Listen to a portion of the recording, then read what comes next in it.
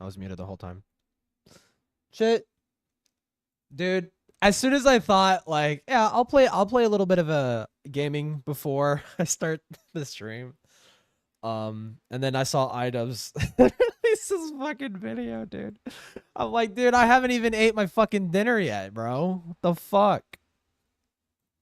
I was like, fuck it. Why not, dude? Why not? I'll make like an actual thumbnail for the stream this time. Fuck it, dude. Fuck it. Now, thankfully for me, I have the majority of this video already recorded. This is just a little addendum. You know, it's unfortunate timing. Unfortunate timing for you, Ian. I hope towards the tail end he addresses the Oh, he doesn't. Oh, fuck. I think an addendum is something that you I think after this video, I do want to look at his subreddit just to see if he put at the end. But this is a predendum. I'm throwing in a little predendum. Something that I've been struggling with for a long time on YouTube is concern trolling. The thing that I really struggle with is not identifying concern trolling. The difficult part of it is when there are people who have authentic concern out there and the concern trolls are concerned over the same thing. So I'm like, oh fuck, I'm giving in to the concern troll. What? Would it? Wait, why the fuck do you care? Why? If some people have genuine concerns and they're showing that for you, who the fuck cares? It's like, oh, the concern trolls are saying the same thing. Like, but what? Trolls by addressing, you know, this segment of the population or this segment of my... Wait, is this just idubbbz complaints? Does he talk about the credit card thing? Is that Dead No Man? Who the fuck is that? Oh, Denims? Oh, thank God Denims makes an appearance. Thank God. Where would I be without having Denims fucking input, dude? Fan base who have genuine concerns. So I don't want to let the trolls inhibit my ability to... Well, how about this, Ian? Here's my concern.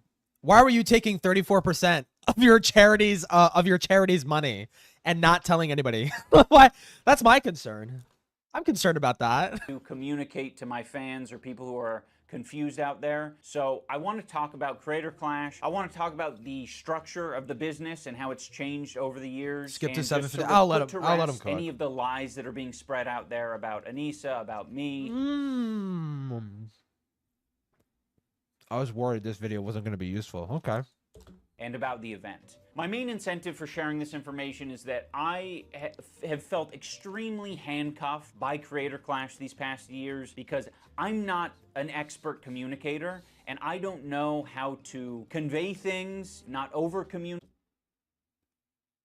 You could try by using your words. That's a good start. You could try by saying, hey guys, for this year's Creator Clash, to avoid the disaster of last year, we're going to be taking 34%. And only 43% of revenue is going to go to actual charities. That's just say that. Just use the words. Not do all these things that potentially put the event at risk and put other people at... What? And I don't know how to convey things, not over-communicate, not do all these things that potentially put the event at risk.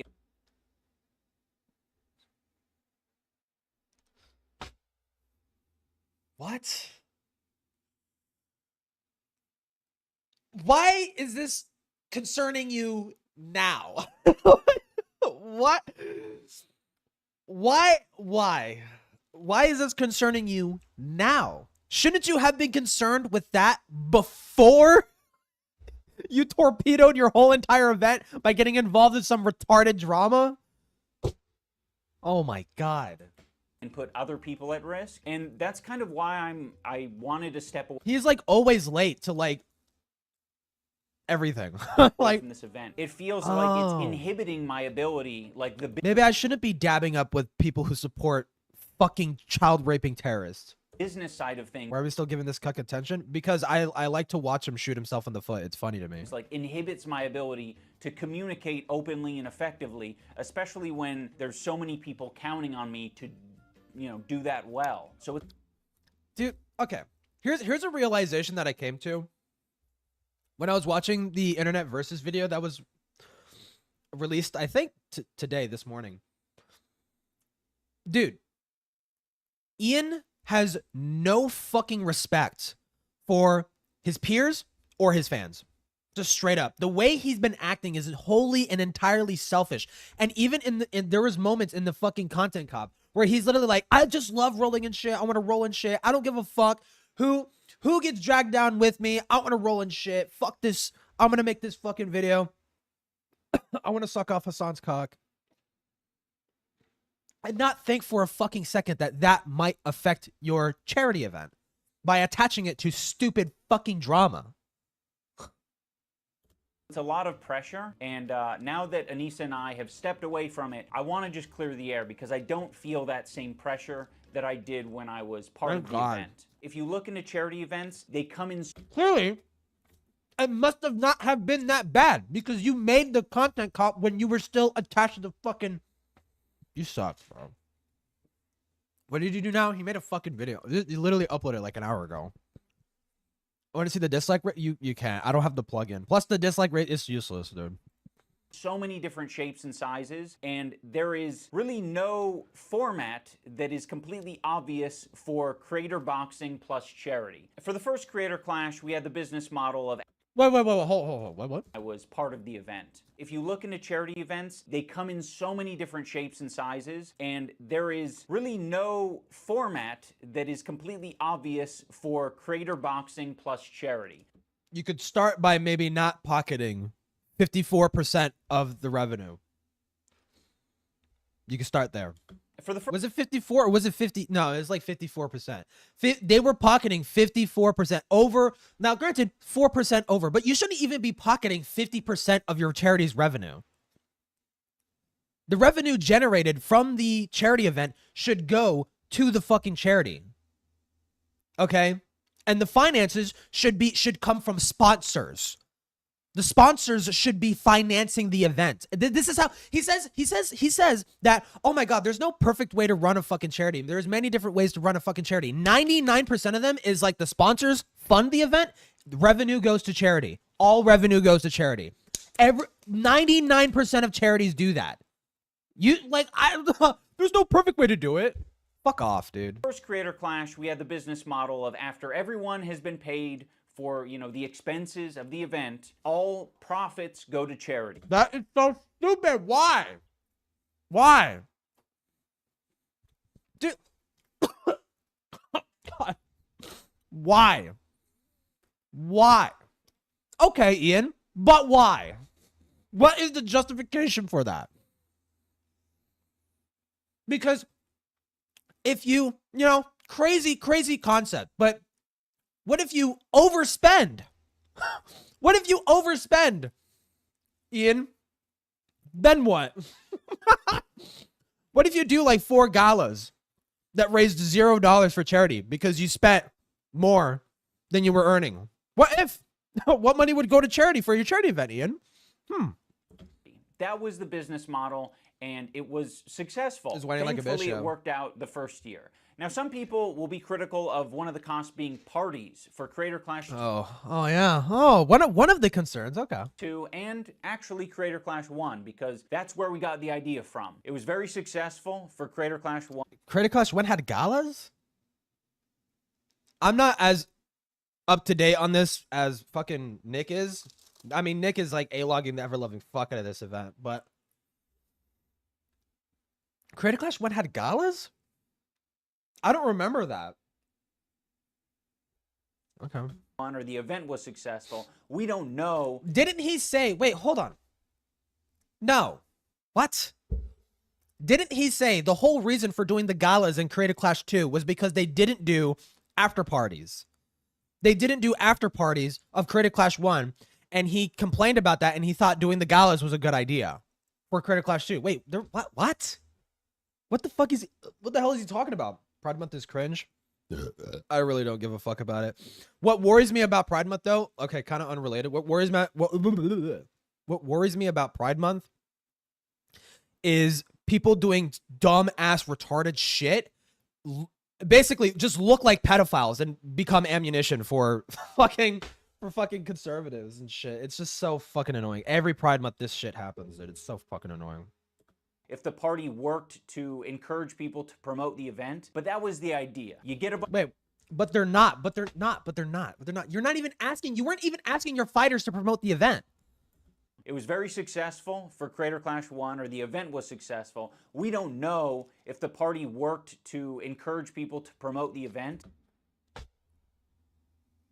Oh my fucking god, dude. I'm gonna lose it. But that was the idea. You get a bunch of creators to show up to a fucking hotel the night before their fight, and they're going to post about it on social media, and the internet will be abuzz. And the event was successful, so we thought that that strategy of having, you know, a little hubbub, a little hullabaloo before the event and after the event was a good idea. So we ran with that strategy.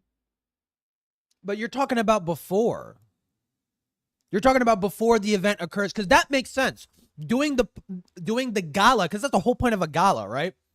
The whole point of a gala is, or gala, however the fuck you say it, is to have an event where a bunch of celebrities and sponsors show up, start mingling with the event coordinators and stuff like that, getting more people to donate, getting more eyes on the event, and then the event occurs usually in the coming weeks, to drum up all the support.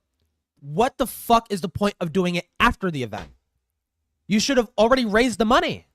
What's the point of doing it after? Because now you're spending that revenue money, apparently according to your fucking current structure, you're spending that money doing fucking useless after parties that is just nothing. It serves no purpose but to just waste more money for no fucking reason. It's stupid. Strategy again, hoping Twitch is so much better. Wait, what? You guys can't make up your own fucking mind, dude. At least it doesn't completely delete messages. We'll just tweak it just a tiny bit. I mean, YouTube, you can at least say retard on YouTube, dude. that creators will post about it and be excited about it, and buzz will be generated. But it didn't happen. Or maybe it did happen, but it just didn't sell tickets. I would cross that off my list. Because it happened after the event, you stupid fuck. Because it happened after. Why would it generate buzz if the event already happened? As a learning experience of... Thank God. I hope those dying children that were supposed to get money can also take it as a learning experience. Well, if you do this strategy, you either gotta force people to post about it, or you have to fucking, I don't know, not do it. You gotta... Amazing intellect. Gotta make sure... Maybe don't overspend, yeah? Good job. That people are slapping each other during the weigh-in. That's probably what I'd change it to. Because it's cheaper, you know? It's a lot cheaper if people slap each other during the weigh-in. I just wasn't about that. I was just like, I don't want this fake drama shit. For the second Creator Clash, we used the same business model. This time we increased the budget, we had more fighters, we had a bigger arena, and more expensive. Wait, I fucking love how he's talking so much about Creator Clash too. It's like, didn't you already... Shouldn't all this clarity have, like, been already addressed in literally this video uploaded, like, last year? Where the fuck is it? Like literally a fucking year ago. should it oh my god, dude, fucking kill me, bro. In general. As a result of that, there were a lot more... Finally, after a year, he has worked up the courage to start being honest. Costs, and our ticket sales did not make up those costs. It seemed very obvious that... Oh, what? Fuck, shit. I just said I don't like naked people in BDSM gear during Pride Month. Yeah. I mean, neither.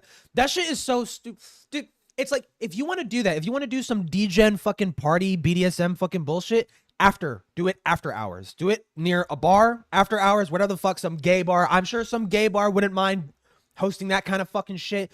Do that there. Why the fuck does it need to be out in the open in broad fucking daylight around fucking kids? That shit makes no... It's so disgusting. It's pedophilic. It's pedophilic. It's pedophilic, dude. You have no fucking reason. You have to know that kids are gonna be there. You showing up dressed like that, you are a fucking pedophile. Just straight up. Like, just that, my mind's immediately gonna jump to that.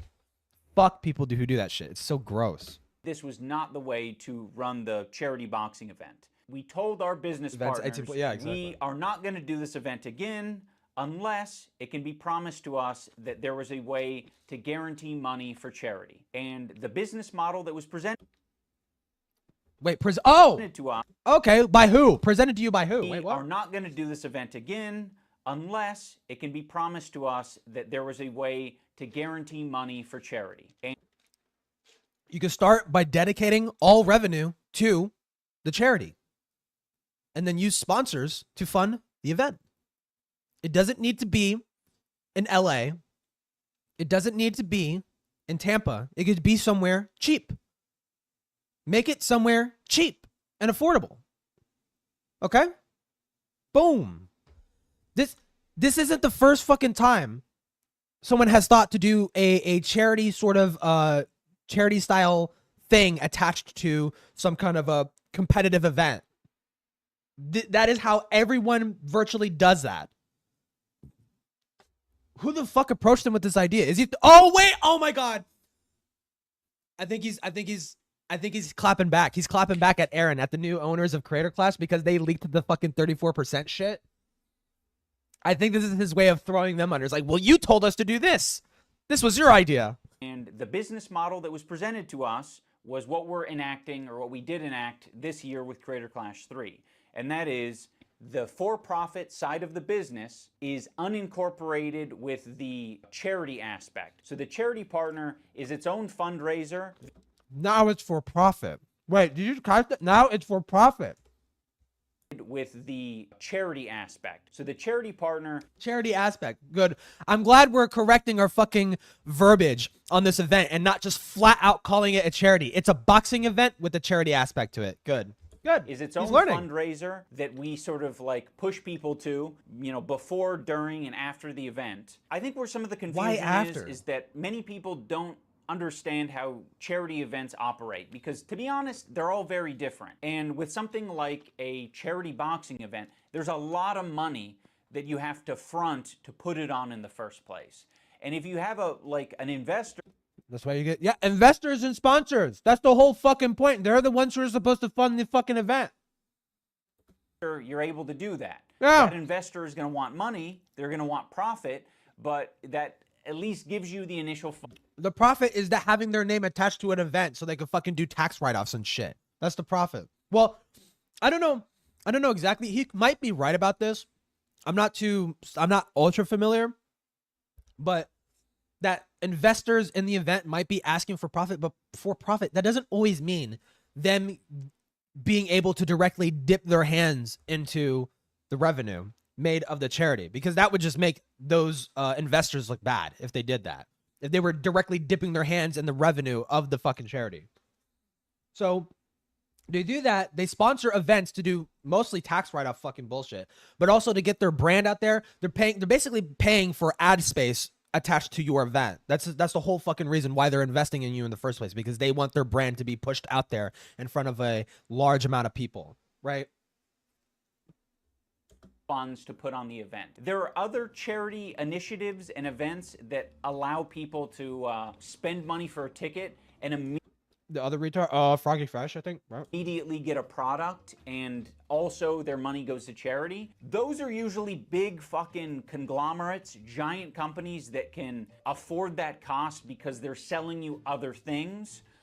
I think that means they can sell shit other than the stuff wait, what? I think that means they can sell shit other than stuff they have that goes to charity. Wait, what? I don't know what you mean.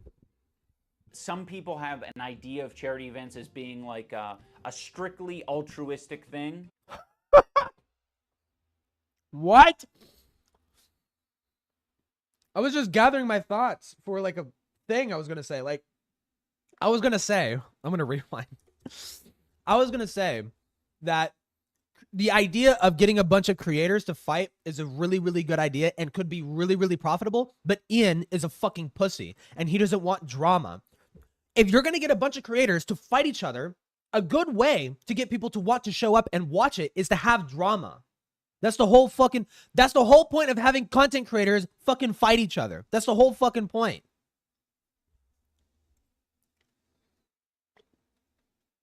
It's for drama or whatever the fuck. Like, that was the whole reason. That was the whole reason for wanting to fight Rice Gum and fucking Jinx. That was the whole fucking it's drama. It drums up attention. A lot of people would want to fucking see it.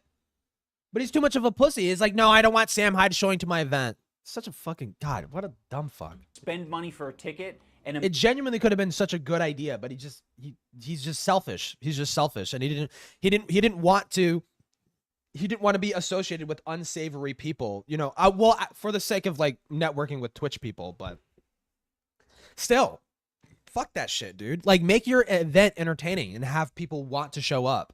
Don't have it be this boring little fucking group masturbatory fucking shit with a bunch of elitist streamers. It's fucking no one wants to see that. No one wants to be a part of that. The Twitch people are just fucking what is it called? They're like ivory tower people. Like, no, it's just so tone deaf, and they're so detached from their fans, and they're so detached from reality.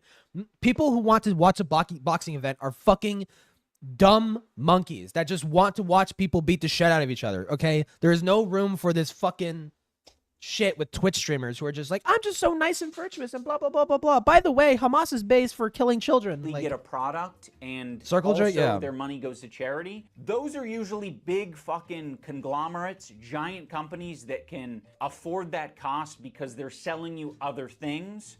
Some people have an idea of charity like an event, like a strictly altruistic thing where everyone is just Some people have this idea of charities being altruistic, strictly altruistic. Sacrificing they are wrong. Their time and energy and money for the charity. To put on a boxing event costs a lot of money. And even in other examples like GDQ, Games Done Quick is a charity event, but they're not like a charity themselves. You know, they run a business and they partner with a charity and they fundraise for the charity. They send people to the charity, and thankfully they have, you know, multiple. Correct me if I'm like fairly certain donos a part of those streams of GDQ go to charity, like straight up. Like, most of it does go to charity, if I recall correctly. I mean, I could look it up right now. I'm actually, you know what? He's bringing it up. I'm actually kind of curious. What percent of revenue of GDQ goes to charity? Is GDQ a for-profit charity? Speedrun a year ago. Is the previous I mean, I could just read this.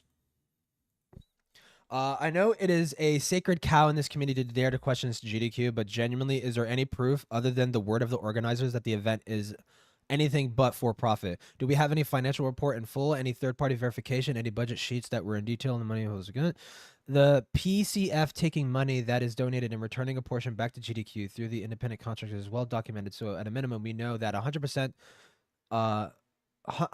to charity line is at best a technicality. This can be found in PFC's 990, which is listed in the PFC website on the page. Compensation in the amount 400,000. I'm just gonna lurk, lol. Yeah. For the record, in 2022. So it does. I mean, this person's like asking questions, so I guess people are suspicious of how much money. Here's a previous start I found from searching whether this come up before. Here's another one. GDQ. Okay. GDQ organizer. Okay, GDQ is not a non-profit, nor do we claim to be. We are a professional fundraiser organization, one of many thousands out there in the world. In order to fund our larger event, the charities pay us a flat fee prior to this event. This money goes to a litany of purposes. So sponsor the charity. Okay, so the sponsors are basically charities. The charities are sponsoring GDQ so they could get their charity in front of people, and a portion of that goes to charity. Staff pay approximately 50 staff members account for approximately 50% of the flat fee. Wait, really? Includes layout design costs. So 50% flat fee.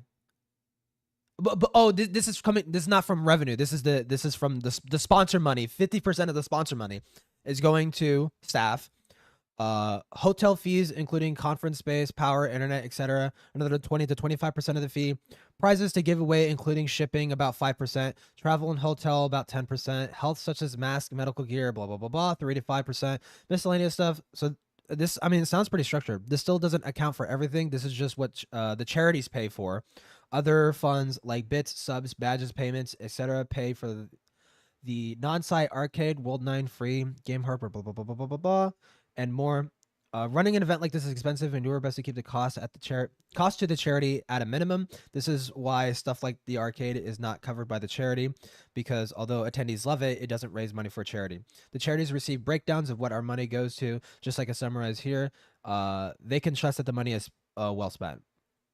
I mean, it sounds like I mean, if we are to trust this, I can't fully express how much I personally appreciate GDQ events and how much they really mean to me. Thanks for all that they do. Isn't counting Twitch subs and bits into the total raised. What kind of, wait, what? Which many past GDQs have done, kind of disingenuous then. We stopped, oh shit. We stopped doing this when we stopped donating those funds. Okay. So at one point, I was right in thinking this. At one point, the revenue that they were making from the streams was going to charity. Now they don't do that anymore, but they're apparently, okay. They're here's the thing. They're transparent about this. They tell their people. And I would assume that this is on the website too. I would hope it is. I mean, it seems like everyone's on the same page. But then again, this is the speedrunning Reddit, so they could be sweeping or biased or whatever. But this seems like way more fucking organized than what whatever the hell Ian is trying to emulate. Ways of being paid and paying the people who are running the show. That might be through payment from the charity. That might be through their own like. Also, I see Ian taking lessons from Bad Empanada, and he's completely changing the definition of charity for his purposes. Yep.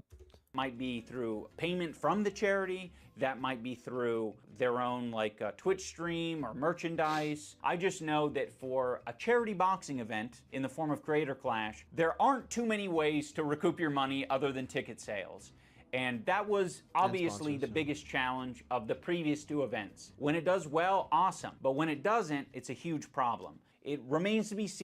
You could have mitigated the loss if you didn't spend so exorbitantly. You should have known after the event, after Creator Clash, after the event concluded, you should have known how much money you had left and not have spent it on the fucking galas.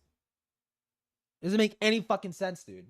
You shouldn't even be you shouldn't even be financing the event through the fucking revenue. You shouldn't even be doing that. That's the whole point of sponsors. That's the whole fucking point of sponsors, is that people will get I will guarantee you give this money to run. I will give you this money to run this event. And that money is going to be used to fund the event. And the revenue, that's where you could split it off. Maybe you could, I'm not entirely against the revenue going to pay the event coordinators like Ian and Anissa. I'm not against that, but that needs to be fucking clear. That needs to be made clear, and it fucking wasn't.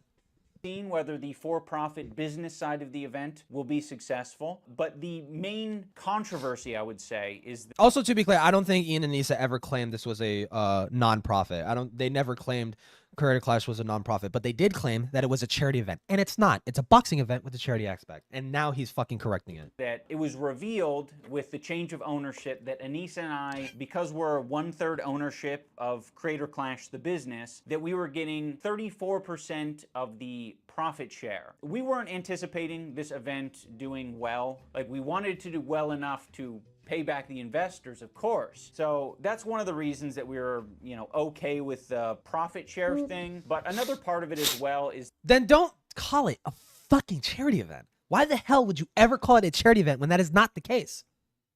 That the contract wasn't structured in a way that the profit share could just directly go to charity. It was told to us, like, you could just donate your portion of the profit share to charity after the event. So we were like, okay, fine. Now, I know some people will find it hard to believe that Anissa and I were just going to give our portion of the profit share to charity. There's nothing I could really say to, I think, convince them otherwise. It was up to our discretion at the end of the day. And if you don't believe us, I can't say anything that'll change your mind. I guess my only appeal is that year one, we made a bunch of money for charity, and I just got the fighters pay like everyone else. In year 2 of the event, we definitely got nothing. So yeah, having said all of this, I know that there's probably a lot of you out there who honestly don't care, and you're just like, you want to see boxing, or you just want to see... I don't know, but to me, that kind of shows that shows how a brand risk Ian has become, that he couldn't get sponsors willing to put their name on this. Well, before he got involved in the fucking Ethan Hassan spat, there could have been some grace given. Like I would say before the content cop, I was definitely thinking like, yeah, Ian's kind of a pussy for not even showing like a ounce of support for Ian. Or Ethan for getting fucking legitimately actually fucking harassed and shit. But I didn't hate him. And some part of me was like, you know, I hear a lot of people talking shit about Creator Clash, and it was set in Tampa. And I was actually legitimately thinking, is like, well, I want to go and see just to see how it plays out. I know that the money probably isn't going to go to fucking charity or whatever the fuck, right? But I'm going to see the event. I'm not going to support charity. I'm not going to that event to support charity. I mean, I do support charities on my fucking off time and shit like that. Like I donate $5 here and there or whatever the fuck. It's not anything huge. But you know, I want to see this event kind of fail more or less. But like I didn't hate him or anything like that. But like seeing everything slowly unravel and then watching this guy torpedo his own event and then simultaneously hold it up as a shield to protect him from fucking criticism and shit like that. It's like Ian can get involved in some retarded internet beef, but you cannot criticize his actions because he's running a charity. Like, fuck off. That's it. That shit was so stupid. And now people are saying, I can't believe Ethan Klein would attack idubbbz and torpedo his event. He took the wheel and drove it off a fucking cliff. He's the one who fucking torched the entire thing. Ethan is literally just responding to what other people are doing about him.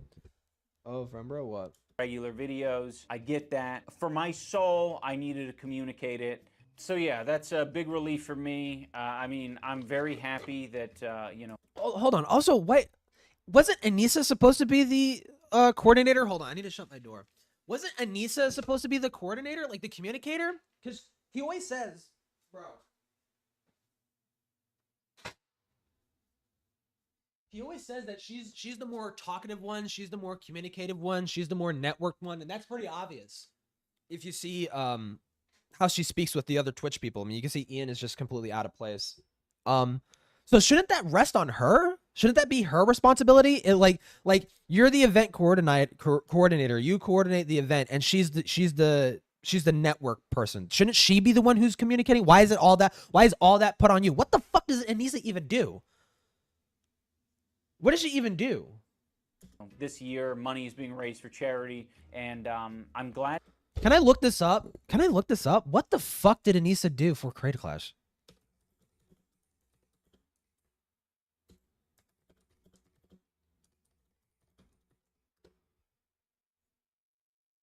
What does she even do?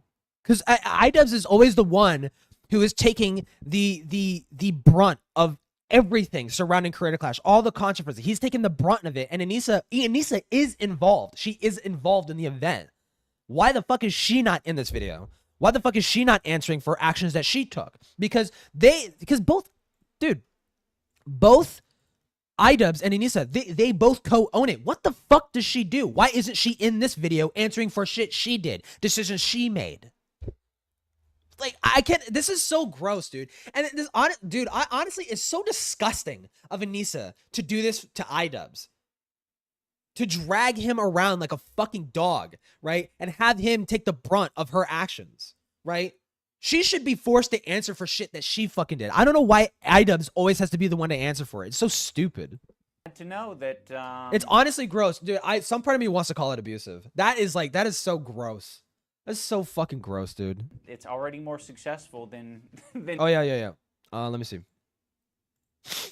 Internet reacts to idubbbz and Anissa part ways. idubbbz, Anissa Creator Clash drama. Oh, this is Tom Dark. What does she even do? I don't even know. Everything is so fucking full of the 34%. Dude, what did she do for the event? What was her job? I don't know. Year 2. Mission accomplished as far as I'm concerned. Which is good. I think, wait, hold on. How do you check this? Wait, mission accomplished.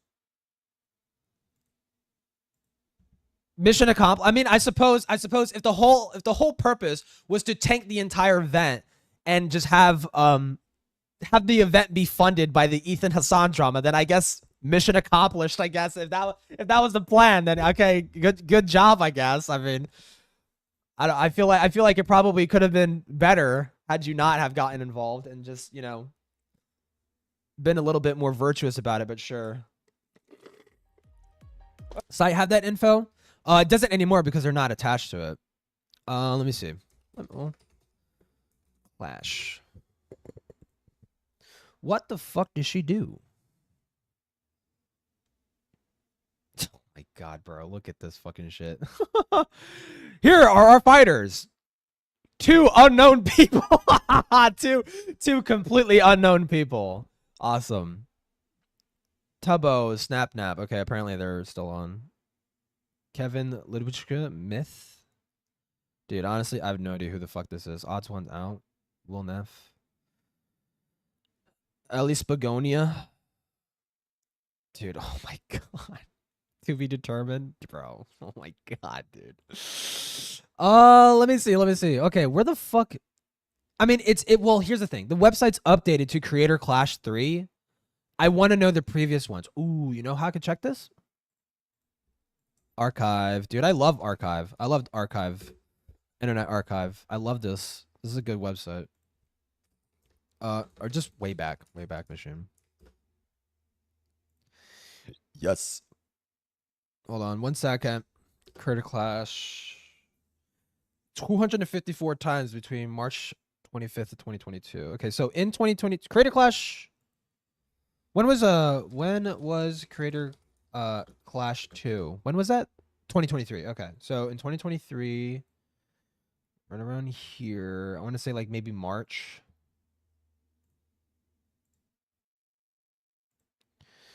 Sponsorship merch FAQ. What does Creator Clash 2 go on sale? Where do I purchase tickets? I'm having trouble purchasing. What events? PV tickets. When will Creator Clash 2 take place? When is Creator Clash 2?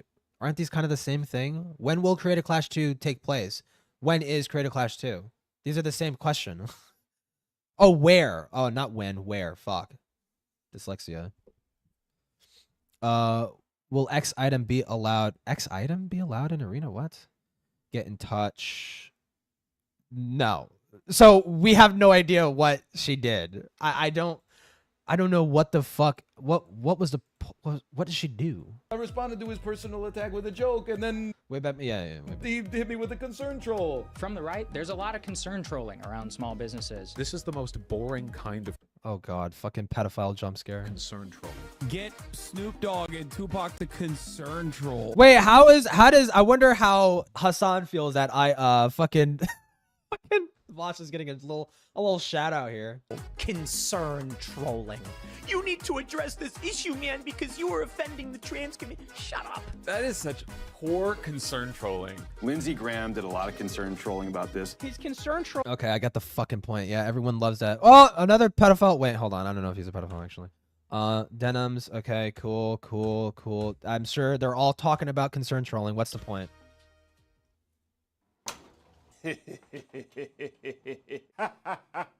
I've been working on my laugh lately. I'm trying to get it to a level where it's contagious.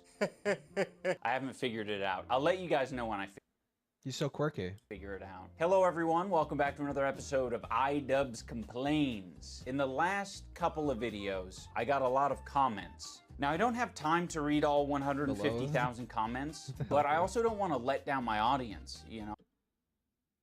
Oh, it's a little late for that. I want them to know that I hear you. I hear your concerns, and I'm listening. Okay, I guess he's being ironic. He actually doesn't give a fuck. Put all 150,000 comments into the AI, and I told it to condense it down into a singular comment that is representative of the whole. My hope is that the one comment will perfectly represent a small fragment of everyone in the audience. Wait, okay. I mean, is this like I guess it's like a funny, it's supposed to be like a funny bit or ironic bit or whatever, but audience, so everyone is equally happy. Okay. Okay, hold on a sec. So I'm kind of lost. Who's Hassan again? But hey, it's cool to see a content cop after all these years. Still, I gotta say, something feels different, man. Did we lose the plot somewhere? I miss the old days, but whatever. Keep doing you, I guess. Anyway, peace out. I'm gonna go rewatch some Filthy Frank now. I'm gonna be honest, I'm a big fan of the one comment because I feel like it perfectly encapsulates a comment from like a normie viewer who maybe watched you 5 years ago, but you know, they don't keep up with the drama or anything. When I first started my research on concern trolling, I was trying to find scholars on the topic. I know it hasn't been. Dude, this is so fucking boring. Oh my fucking god, dude. What is the point? Around for that long, but I'm like, surely there's someone who is well versed in the art of the troll. He's mastered that art of trolling. To my surprise, the scholar on this topic is Anita Sarkeesian. Yeah, Oh god. Oh god. No. She's like Voldemort, dude. She actually is just such a shit human being. Like on both sides. Not even from a right-wing perspective or a left. No, she just sucks. She just sucks, dude. Wait, so but she's the master of concern trolling? I mean, I guess. been almost a decade since like the Gamergate time, and go figure, the white guy 8 years later is like, I think Anita Sarkeesian was kind of onto something. There's a lot of assholes on the internet, and they're kind of misogynistic too, I think. It's crazy. Wait, what? Dude, who the fuck is saying that? CTE. Wait, who the hell is actually saying that? Wow, Anita Sarkeesian is actually right. No, she's a stupid fuck. She's a stupid bimbo complaining about fucking nothing. Or the love of a woman. Like, if Anita Sarkeesian's criticisms was there wasn't enough female representation in the gaming community, that would be true. That's just true. Yeah. The way she said it is just, but that wasn't the point. The point was that there isn't enough female representation because everyone hates women and blah, blah, blah, blah, blah. And I'm sure there was a lot of misogyny. Like I could totally see that. There was a lot of misogyny, but you don't combat the misogyny by acting like a misandrous fucking bitch. Okay. You don't win any favors there when you start acting like that.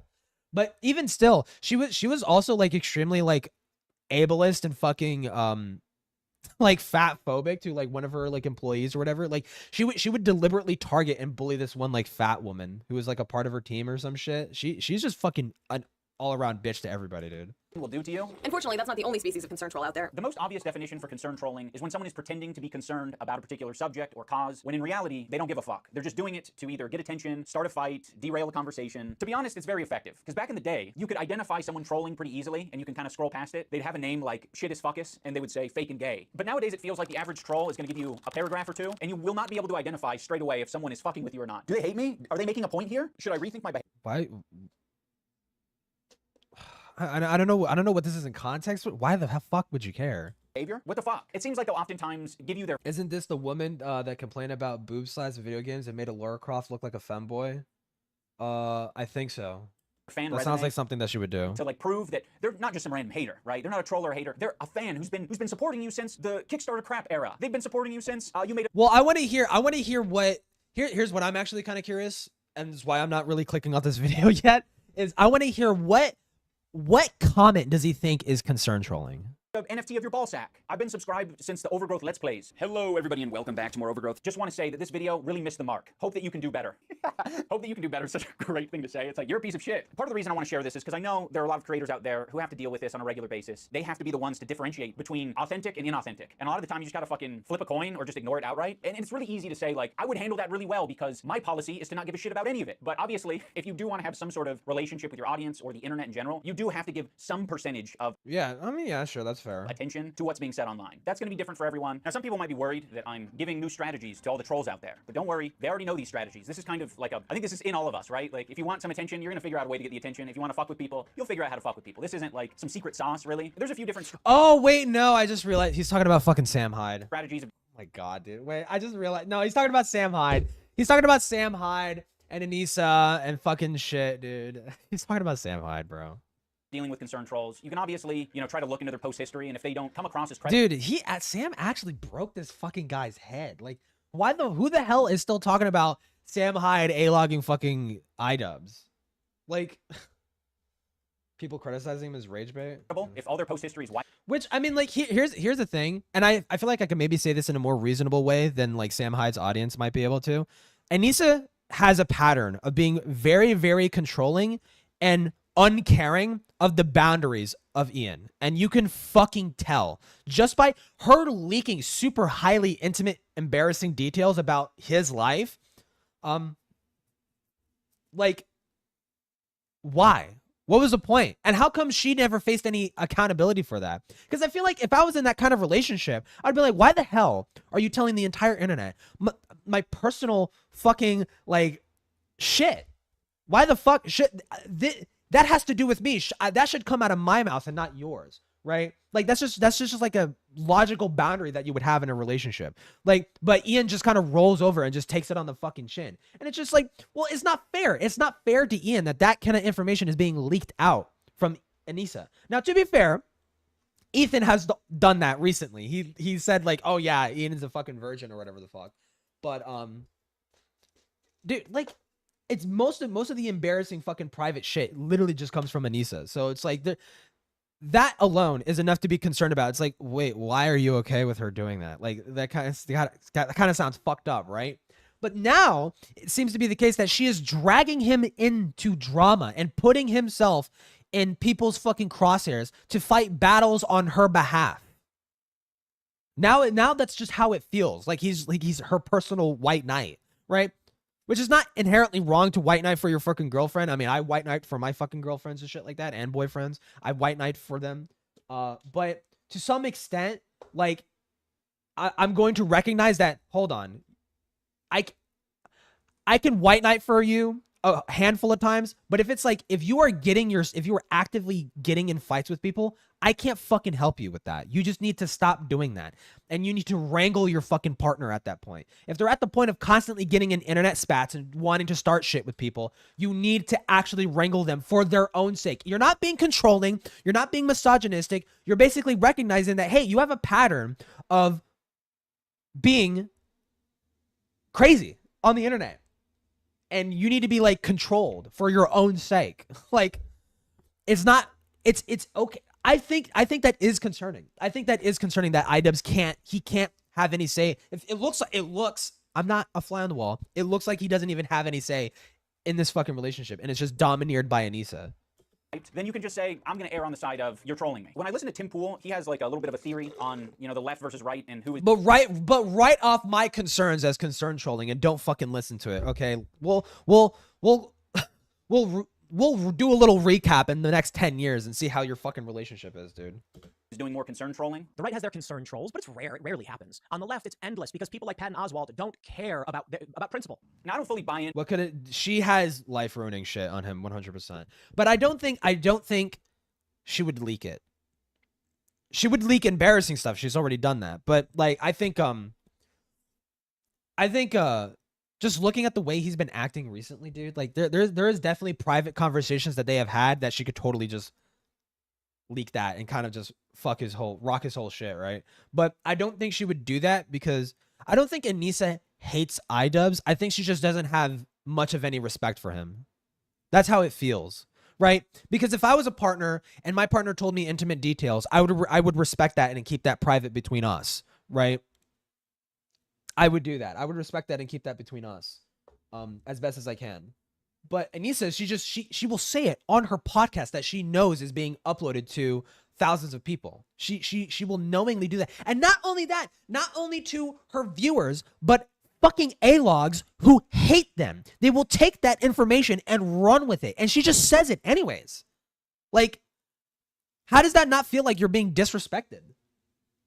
Like your boundaries aren't being appreciated. To what Tim Pool is selling here, you can kind of look at the political spectrum as like a spectrum of concern, and people on the left seem to be generally more concerned than people on the right. You can say that people. Fuck no.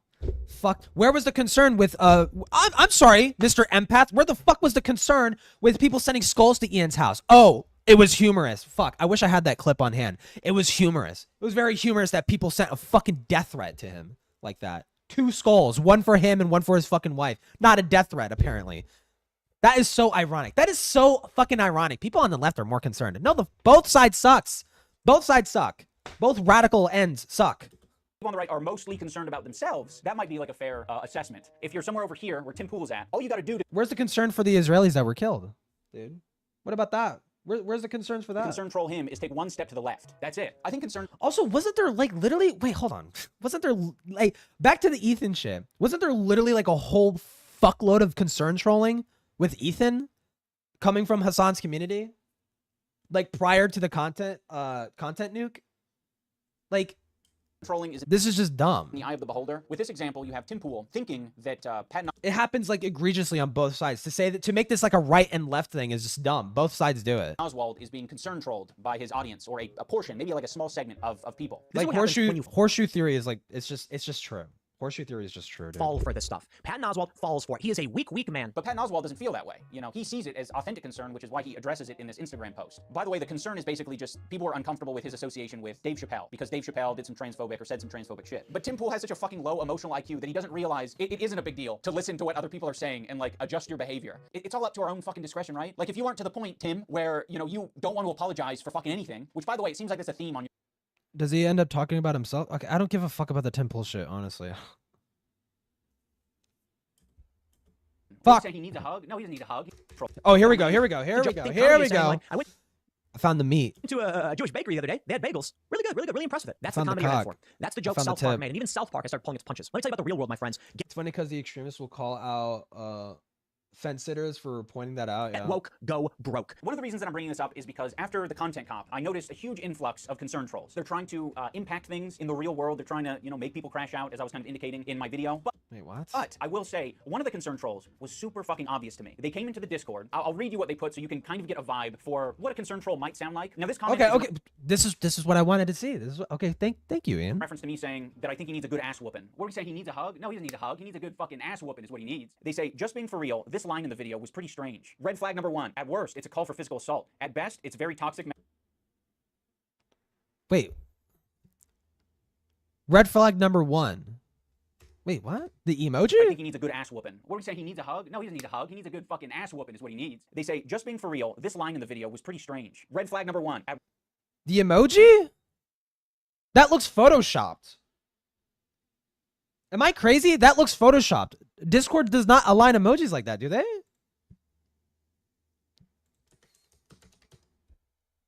Is it really that close? Oh my god, wait, it is. Holy shit, why the fuck is it like that? Okay, I got confused for a second. That looked Photoshop. Okay, no. That is, you know, that's they do, the emoji really is that close to the fucking thing. Wait, what the hell is this? What? This is the end for Essence of Thought. Yeah, I'll watch that. I'll watch that Ethel fucking bullshit. If it's short enough. Despite working harder than ever, we've been living in poverty. Okay, yeah, I'll check this shit out after Ian's video. It's almost over. Ruined e-begging, yeah. Worst, it's a call for physical assault. At best, Okay. So, dude, that looked why the hell does Discord format like that? It's so say, weird. just being for real, this I forgot exactly. Is it indent? It's not indent. What the fuck is it? The space between the words. Why is it so thin? line in the video was pretty strange. Red flag number 1. At worst, it's a call for physical assault. At best, it's very toxic masculinity-esque. Is this actually concerned? I mean, it sounds like it. Versus a call for physical assault. At best, it's very toxic masculinity-esque. It kind of is. No, I kind of see it. Him being, he needs an ass woman. Like, that kind of does come off as like toxic masculinity, yeah.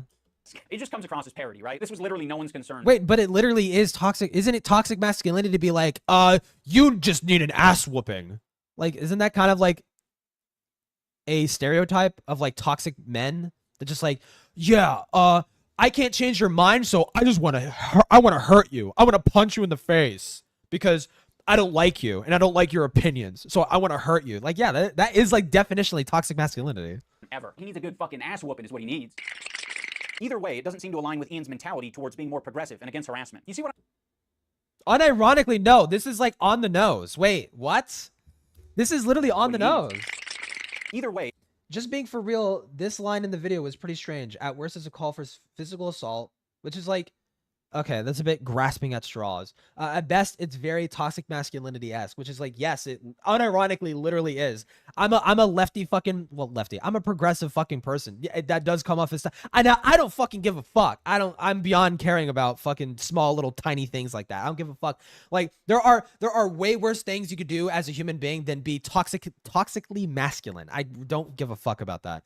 But no, it unironically is. Either way, it doesn't seem to align with Ian's mentality towards being more progressive and against harassment. Yeah, literally. Wait, no, this person is just right. Wait, what? What? He literally complains about people making videos about him, but like he's over here like saying Ethan needs a good ass whooping because he apparently has wrong opinions on a political topic that I know nothing about. It doesn't seem to align with Ian's mentality towards being more progressive and against harassment. You see what I mean? It's trying to like insert like a little seed of doubt. Whoa, you might have been irresponsible here. You might need to take— No, yes, literally. Wait, what the fuck? No, this person is just right, unironically. I'm trying to be as objective as, well, any manipulative person is going to say that, right? But I'm genuinely trying to be like fair. Like, no, that just seems they're just on the money. If that's just toxic behavior in general, I don't understand the masculinity and because it's quote unquote iconic of men to do that because women don't really do that. Women don't say you needed an ass whooping or anything like that. Like men typically, and it's like a masculine thing to get into physical altercations with people. Now I know women do it. I know women can be catty as fuck, right? But it's typical of men to do that, to be, and especially because of testosterone and shit like that. Testosterone does make you more aggressive statistically on average. You know, testosterone is associated with a lot of those things. It's associated with high libido, high sex drive, high levels of aggression and shit like that. So it's only natural that men would tend to do that. So that's why it's called toxic masculinity, right? It's because society, blah, blah, blah. Yeah, society. Wait, what the fuck is this Bluesky shit? I'm actually kind of curious about the Bluesky stuff. Oh, this is Op Block? Wait, what is this about? Ian Bell? Who the fuck is this? Danskin? Oh, Innuendo. Oh, okay. Okay, yeah, I'll check all this shit out in a second. take accountability for what you've put out on the internet. Never mind the point that you were making in the video. I think you need to repent for your call to violence. I don't think any creators— It's a valid criticism. Wait, how is that not a valid criticism? Wait, what? should make that kind of statement unless they have a very good reason to do so, morally speaking. Because you never know what one of your fans might do. It's quite dangerous. This literally, wait. This does sound like something Ian would say about something else. So why is it okay when you do it, Ian? I mean, to someone who hasn't been through the ringer of concern trolling, I'm sure this could like upset or confuse someone, but this is just fucking drivel. I honest to God just think his vid and the whole intention— Wait, what was the rest of the comment? to do so, morally speaking, because you never know what one of your fans might do. It's quite dangerous. So you would have to point me to exactly what Ethan did to warrant a statement that could be perceived as a call to violence. I mean, to someone who hasn't been through the ringer of concern trolling, I'm sure this could like upset or confuse someone. Yeah, you literally unironically said Ethan just needs a good ass whooping. But this is just fucking drivel. I honestly— And this is kind of you more or less doubling down on saying that. Like, first to Creator Clash 3, PR damage control, and now Ian's dog shit response, yeah. God just think his vid and the whole intention would have been better without that in it. I don't see why he said— I mean, I think the vid and the whole intention would have been better without it. Listen, that video really that video needs like a whole fucking different like it needs to be workshopped entirely. that is one of the few things of concern with that video. Of course, this is a new user to our Discord, so no post history. So we got to get creative. You reverse search the username, and you find that they have a Twitter. Their Twitter is suspended. The Bluesky account, though, has tweets like, "So how long until Destiny gets banned from this app? Hashtag DGG. Hashtag Dalaban. Hashtag Destiny. Tankies are already terrified of arriving Dalaban forces. Following back all liberals. Hashtag DGG." Now, the reason that these posts are relevant is because Destiny is quite famous for saying very unhinged, offensive shit, and he doesn't really seem to care that much about it. Don't pretend like you care about mental health or any of that cringe shit. Just be based. Tell people to kill themselves. Make fun of people. Oh my God, he's throwing hands at fucking Destiny. What the fuck? Wait. I was like half paying attention. What the fuck? Now, the reason that these posts are relevant is because Destiny is quite famous for saying very unhinged, offensive shit, and he doesn't really seem to care that much about it. Don't pretend like you care about mental health or any of that cringe shit. Also, that can be applied to Hassan too, but anyways. Just be based. Tell people to kill themselves. Make fun of people who are on SSRIs. Make fun of people who have depression, anxiety, or GD. Just do that. Just embrace the I can't say the words on stream anymore. All the slurs I'm gonna use. Just do that. Go full in on it. Now I'm gonna go out on a limb here and say that I don't think this user is actually worried about the language I'm using. I don't think that they're concerned about me being toxic masculinity-esque. Make fun of people who are on SSRIs. And I Sure. Yeah. No, okay, that kind of does drive the point that it could be concern trolling. kind of don't think that. But still, that doesn't mean that it's like invalid, right? Like this is like invalid. They're making like invalid arguments. Like I'd like to see him actually address the comment instead of just writing it off simply just because it's concern trolling. They're worried about a cult of violence. I actually think that Because concern trolling ultimately is just criticism disguised as concern, right? So at the very least, you should be able to contend with what they're saying, right? wouldn't mind me doing a cult of violence. Tell people to kill themselves. They actually might even be encouraged by a cult of violence, if I had to guess. You know, I can only speculate based on hashtag Daliban, which is just some racist Twitter group. Ultimately, what? Wait, what? He doesn't know about the Dajahudeen. I don't know how to leave Twitter groups. I'm a part of the Dajahudeen, and I just like fucking. I don't block the accounts, but I say don't recommend me this fucking account or whatever the fuck. I mean the Dajahudeen thing is fucking dead as fuck, but like that was back when I used to like Destiny, and now I don't anymore. concern trolling is just saying something.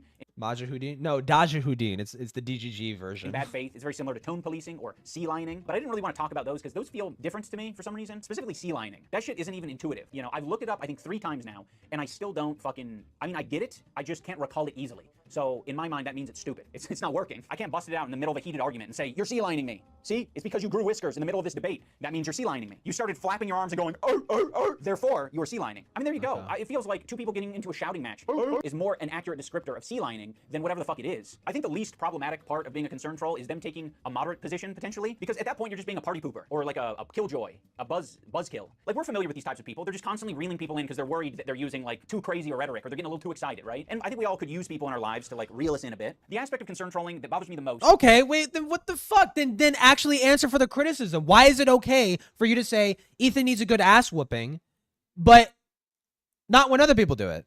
Is the role-playing aspect. There isn't really a lot of incentive to not be anonymous online. Well, I mean, to be fair, I don't think he's ever argued that. There are some people out there who've made the unconscious choice to be like, my online profile is just an extension of who I am in the real world. And then there are all the people who consciously decide to stay anonymous. Now, for some of these people, it's just like, I want to be safe and I really don't want to take that plunge. Fair enough. But then there are the people who are like, not only am I not going to be myself, I'm going to be someone else. You know, I'm going to be someone else so that I can fuck with this community of people. Now, every time I see these characters, the image that pops in my mind is not like, oh, like you're a clever, smart guy who has infiltrated the opposing faction. You're like the spy in Team Fortress 2. It's like, no, that is a fantasy. What you actually are is you're like Steven Crowder in a wig at a women's only event, thinking that they're making some kind of grand point. Hi, I'm Stephanie with all the frequencies of a feminism, and I am here at the Women's March in Austin. We quickly found out that nobody questions, criticizes, nor runs security background checks on trannies.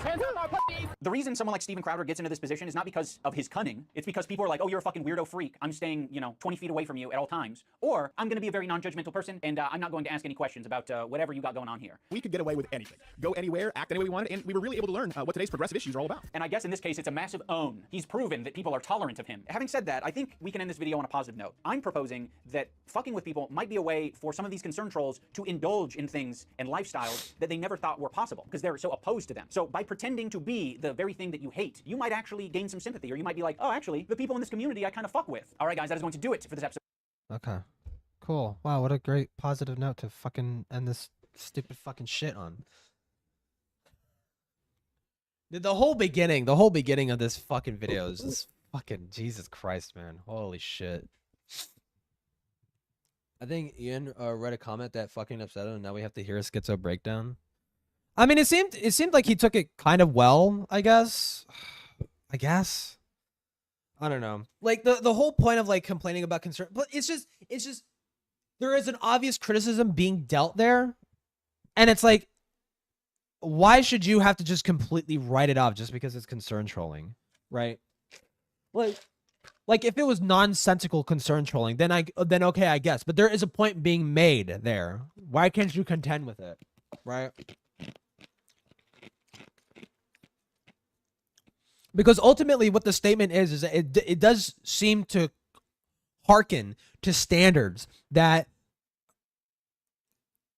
progressive communities like espouse, right? But seemingly he's being given a pass. Seemingly Ian's given a fucking pass just because, I don't know, I guess he's slapping asses with Hassan or some shit. It's fucking dumb. The double standard, there is absolutely double standard in that full fucking community. I'm actually kind of curious what the comments are. I think you forgot to add the subway surface at the bottom of the video. Does Ian really not see the irony? Does Ian not see the irony of this? Wasn't H3 content cop a concern trolling? Oh, wait, no. Yes, unironically. No, this person is 100% right. What the fuck? Yeah, no, that literally was the content cop.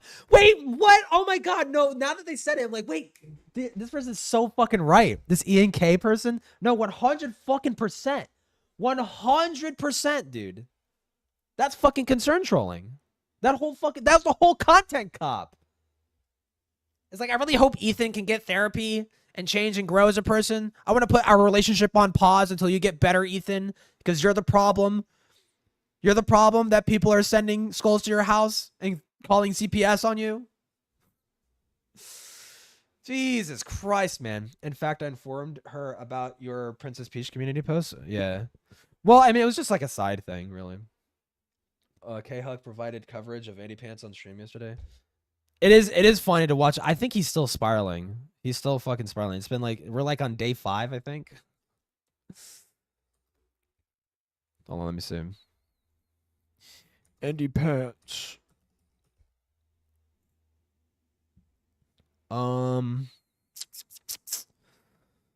So far, it looks like he's successfully moved on. Oh, wait, no. Fuck. The pedophilia flag. I mean, it's just rage bait. Shit like this, dude, it's so lazy. I would never support any organization that raised the pedophile flag. Like, okay, dude, yeah, you're fucking epic. You're awesome. I'm sorry. Wait, hold on.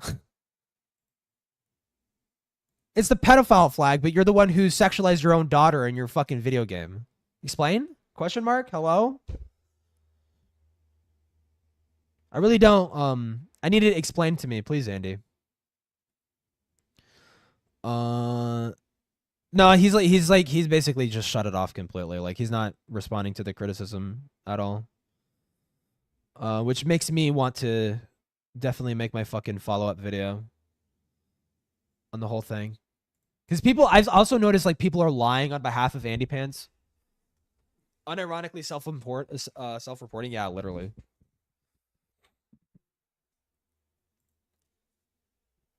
But yeah, dude, that fucking comment. This comment is just so fucking true, dude. Can I get a truth nuke? Truth bomb? What are the replies? No, that was empathy. Yeah, he's empathy trolling. It's not concern trolling, it's empathy trolling. It was 32% empathy, okay? Not full. Yeah. I was born with a rare medical condition that replaces my empathy meter with a trolling meter. There's still time to take this video down. Do hair cake again. I have osteoporosis. Yeah, okay. I hope Anissa's husband gets the help he needs. Heart emoji. Yeah. Okay, I guess the comments are more or less like that. What was the other thing? Oh my god, literally fucking Gunt tubers? What the fuck is this? Oh, gun tuber. I was like, what the fuck is a gunt tuber? What the fuck is that? No, okay, a gun tuber. Internet versus idubbbz, Anissa, and gun tubers. We'll check that out. I mean, we're still watching the idubbbz shit. Dude, okay. I need to fucking react to this real quick. I already watched it. Dude, I need to react to this. Over the weekend, the entirety of Creator Clash... Fucking Heisenberg jump scare. Over the weekend, the entirety of Creator Clash 3 crashed and burned when the company put out a statement saying that the event is now delayed until October. However, this didn't come smoothly, as nothing with Creator Clash has recently, when the fighters that are still on the card were the first people to announce this major change, leaving the public to be confused as they could still buy tickets on the website. Another huge controversy also... He does kind of look like Heisenberg. He has the mustache. Broke out when the new company managing CC3 revealed that Ian and Anissa were actually taking home 34% of all the profit. Bro, like this video, like watching the reaction, Like watching all this shit, dude. The 34% Asmid Gold response, and then Ian's response, dude. He just has no fucking respect at all for his peers and his fans. He has no respect at all for them. Like it feels just so like it feels like such a slap in the face. This fucking response, the event dude. made, leading to a still ongoing massive debate about how it starts when Yeet tweets out this clip with the caption: Will and F confirms that CC3 has been postponed to a date, quote, far in the future. But creator Confirmed delay. I already know about that. I don't really got much to say about that. Dwarfy posts in the R livestream fail subreddit. Creator Clash still selling tickets for postponed event, still refusing refunds. Attaching this clip. Like refusing refunds, that sounded like a crazy fucking thing. I still haven't seen evidence of them refusing refunds. I've just heard testimony. Like H3 drops that information in his fucking video or his live stream, his podcast or whatever, that they were refusing, but I haven't seen any evidence that they were refusing refunds.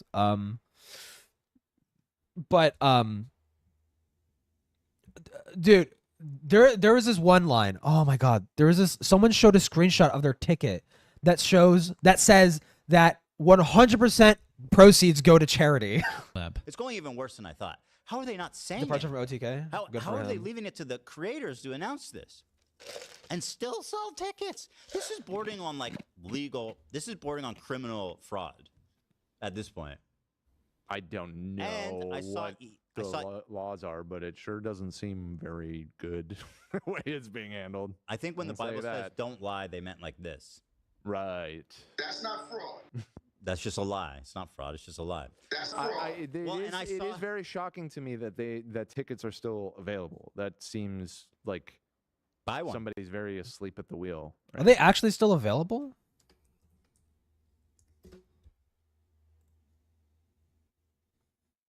PPV tickets? Okay, no, they're still saying for Los Angeles. No. Should I buy one? Oh, yeah, try Bombshell soon. Good. The cheapest seat. How much is the cheapest seat? All right. By the way, I saw somebody. They showed a screenshot of them talking to the support, and they said they're not offering refunds. I haven't seen that screenshot personally. Maybe it's just not yet. What are they waiting for?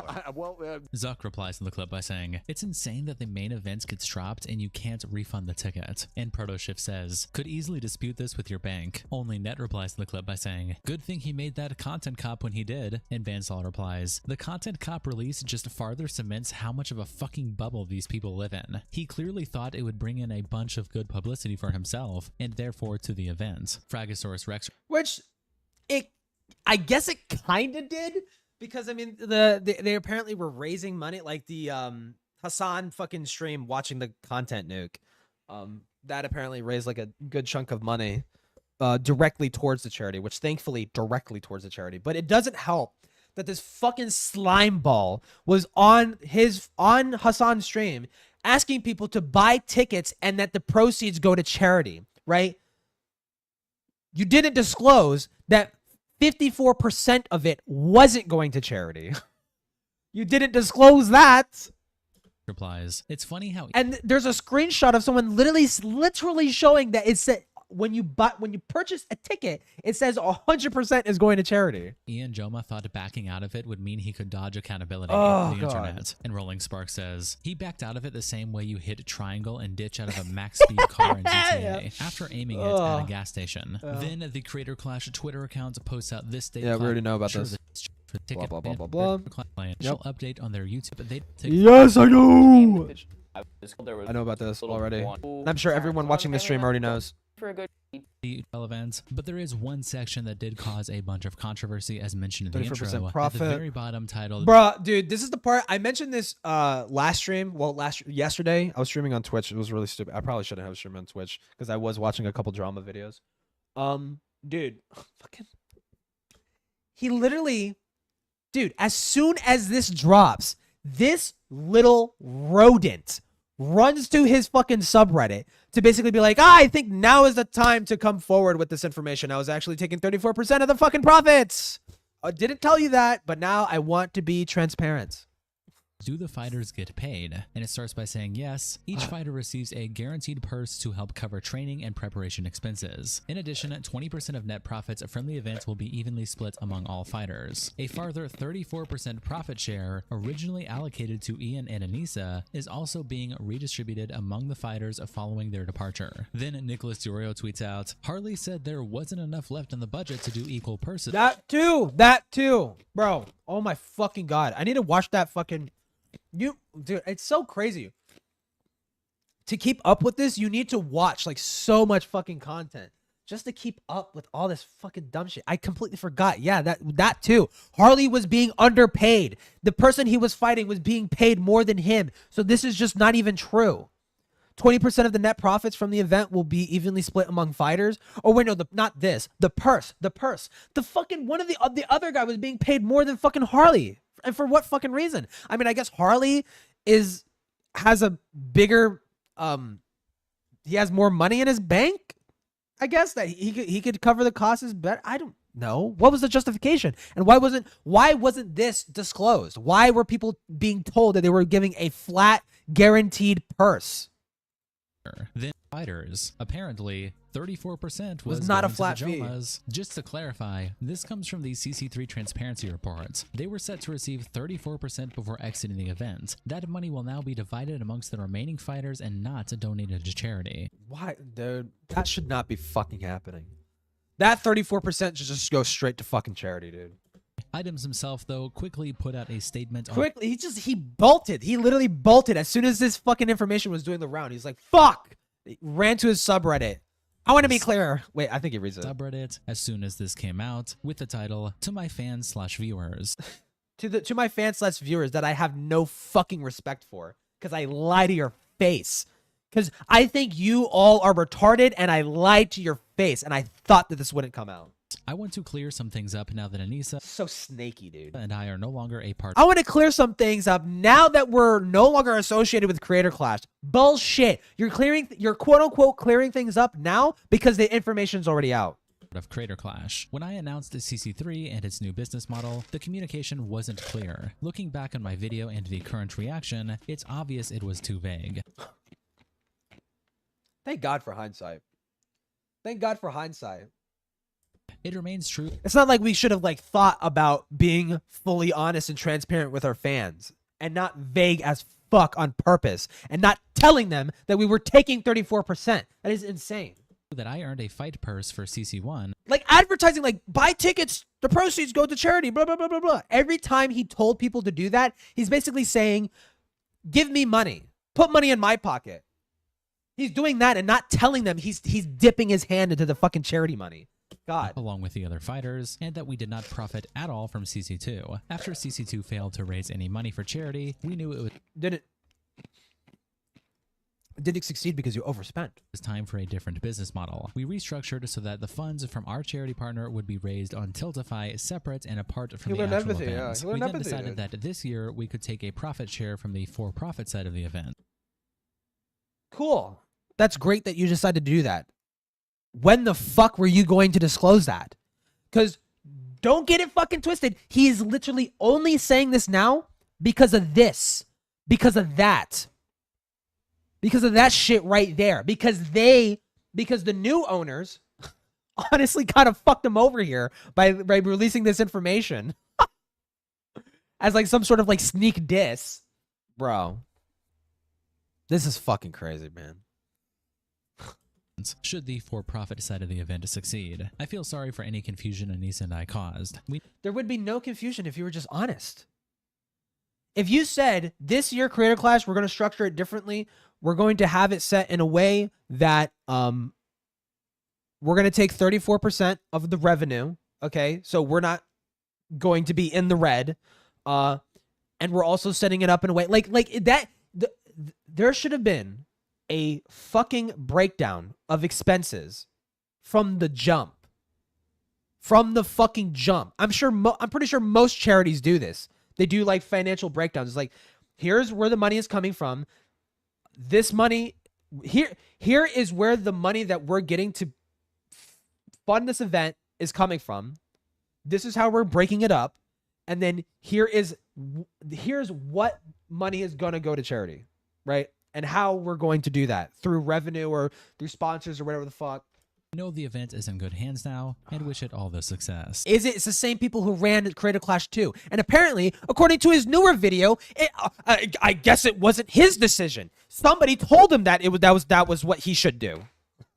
Some random fucking person told him he should do it that way. Mr. Max replies, what does that even mean? Raised separate and apart from the actual event makes it sound like none of the money from ticket sales were going to the charity. And Warehouse Mike replies, they weren't. You had to donate separately for anything to go to charity. I don't know if that's entirely true. That does not seem to be entirely true. At the very least, what is it, 46%?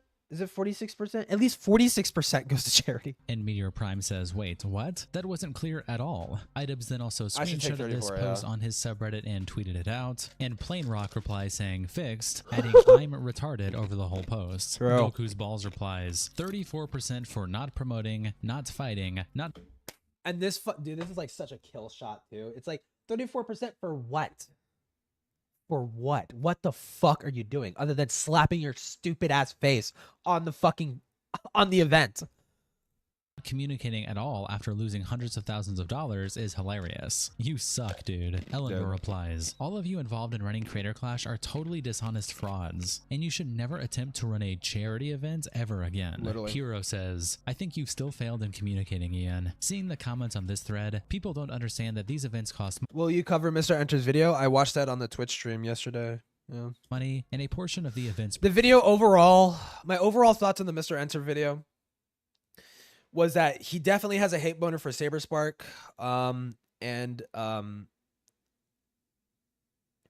It felt weirdly tangential in certain areas that had nothing to do with Saberspark. And it's like, I suppose like to be skeptical of the Black Griffin stuff is fair enough.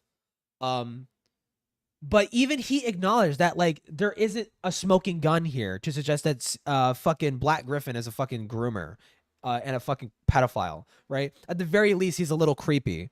And Mr. Enter says that, but then he chastises Saberspark for literally saying the same fucking thing. Like, what the fuck? Yeah, the video was really stupid, in my opinion. Profits going to you and Anissa looks back. It just kind of, it was unnecessary. It did not need to be made. However, I understand what you would likely be using those funds for. Mr. B replies to Ian by saying, wild you guys shit on capitalism all day long while you collect 34% of profit from a supposed charity event. Mm-hmm. That's what they've been calling it. And now, apparently in Ian's new video, it has a charity aspect. It's a boxing event with a charity aspect. Wow. Taking money directly out of the fighters' pockets. You're speedrunning your own demise. I hope it was all worth it. Enjoy the cuck chair over at Hassan's place. Ethan Klein also screenshots this. I just love this fucking profile picture so much. It's like every time it's like it's always like smug. It's like a smug response. Like puts it on his Instagram story when he says, my, communism with charity look at the aspects, scumbags scuttle. It's always been a ruse to make money. They lied to us. They lied to you. This event was always meant to line their pockets. They're really trying to line their pockets with charity money from kids with cancer. You can't make this up, folks. Owner replies to a screenshot posted and says, he really went from saying the N-word at TanaCon to being the second TanaCon. It's worse than TanaCon. TanaCon failed because they underestimated how many people would actually show up, which kind of suggests that it could have been more successful had they prepared properly. That's why TanaCon sucked. This fucking shit just like it is like the Holocaust in comparison. Like, holy fuck, it's like the Holocaust of charities. Holy shit, dude. He tweets out this clip with the caption, Asmongold reacts to the profit-sharing controversy surrounding Creator. It's just like, I can't, every time I think, no, surely this is it. Surely it will not get worse. And it just does, like every time, dude. Clash thinks the customers were misled when buying tickets. And this is how The customers were misled. Is that when a person spends money on it? TanaCon put people's lives in danger though? Yeah, because of hyperthermia, right? Like, yeah. They should have prepared better for like a larger amount of people to show up. But dude, fans were burning their skins off to in the sun. Well, they should have brought sunscreen, to be fair. Well, actually, no. It was like an indoor thing. I guess people were right to kind of assume that I would be indoors and out stuck outside for hours. They had to be hospitalized. Yeah, I guess so. When you say it, it's like that, in a sense, is worse. It makes it worse. I would say this: TanaCon was a disaster because of that reason. This is just like a charity that basically scammed people. An event that that is advertised as it being for charity, they would assume that at least a good portion of that money would go towards the charity.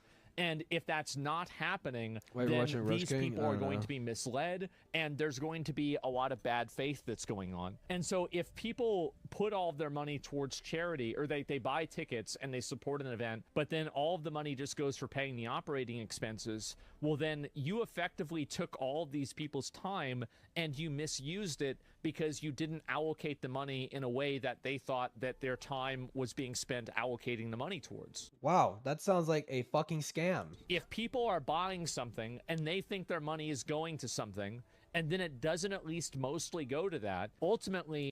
Sounds like a scam. You have a situation where people are spending money on something, and their money isn't going where they think that it's going. If they...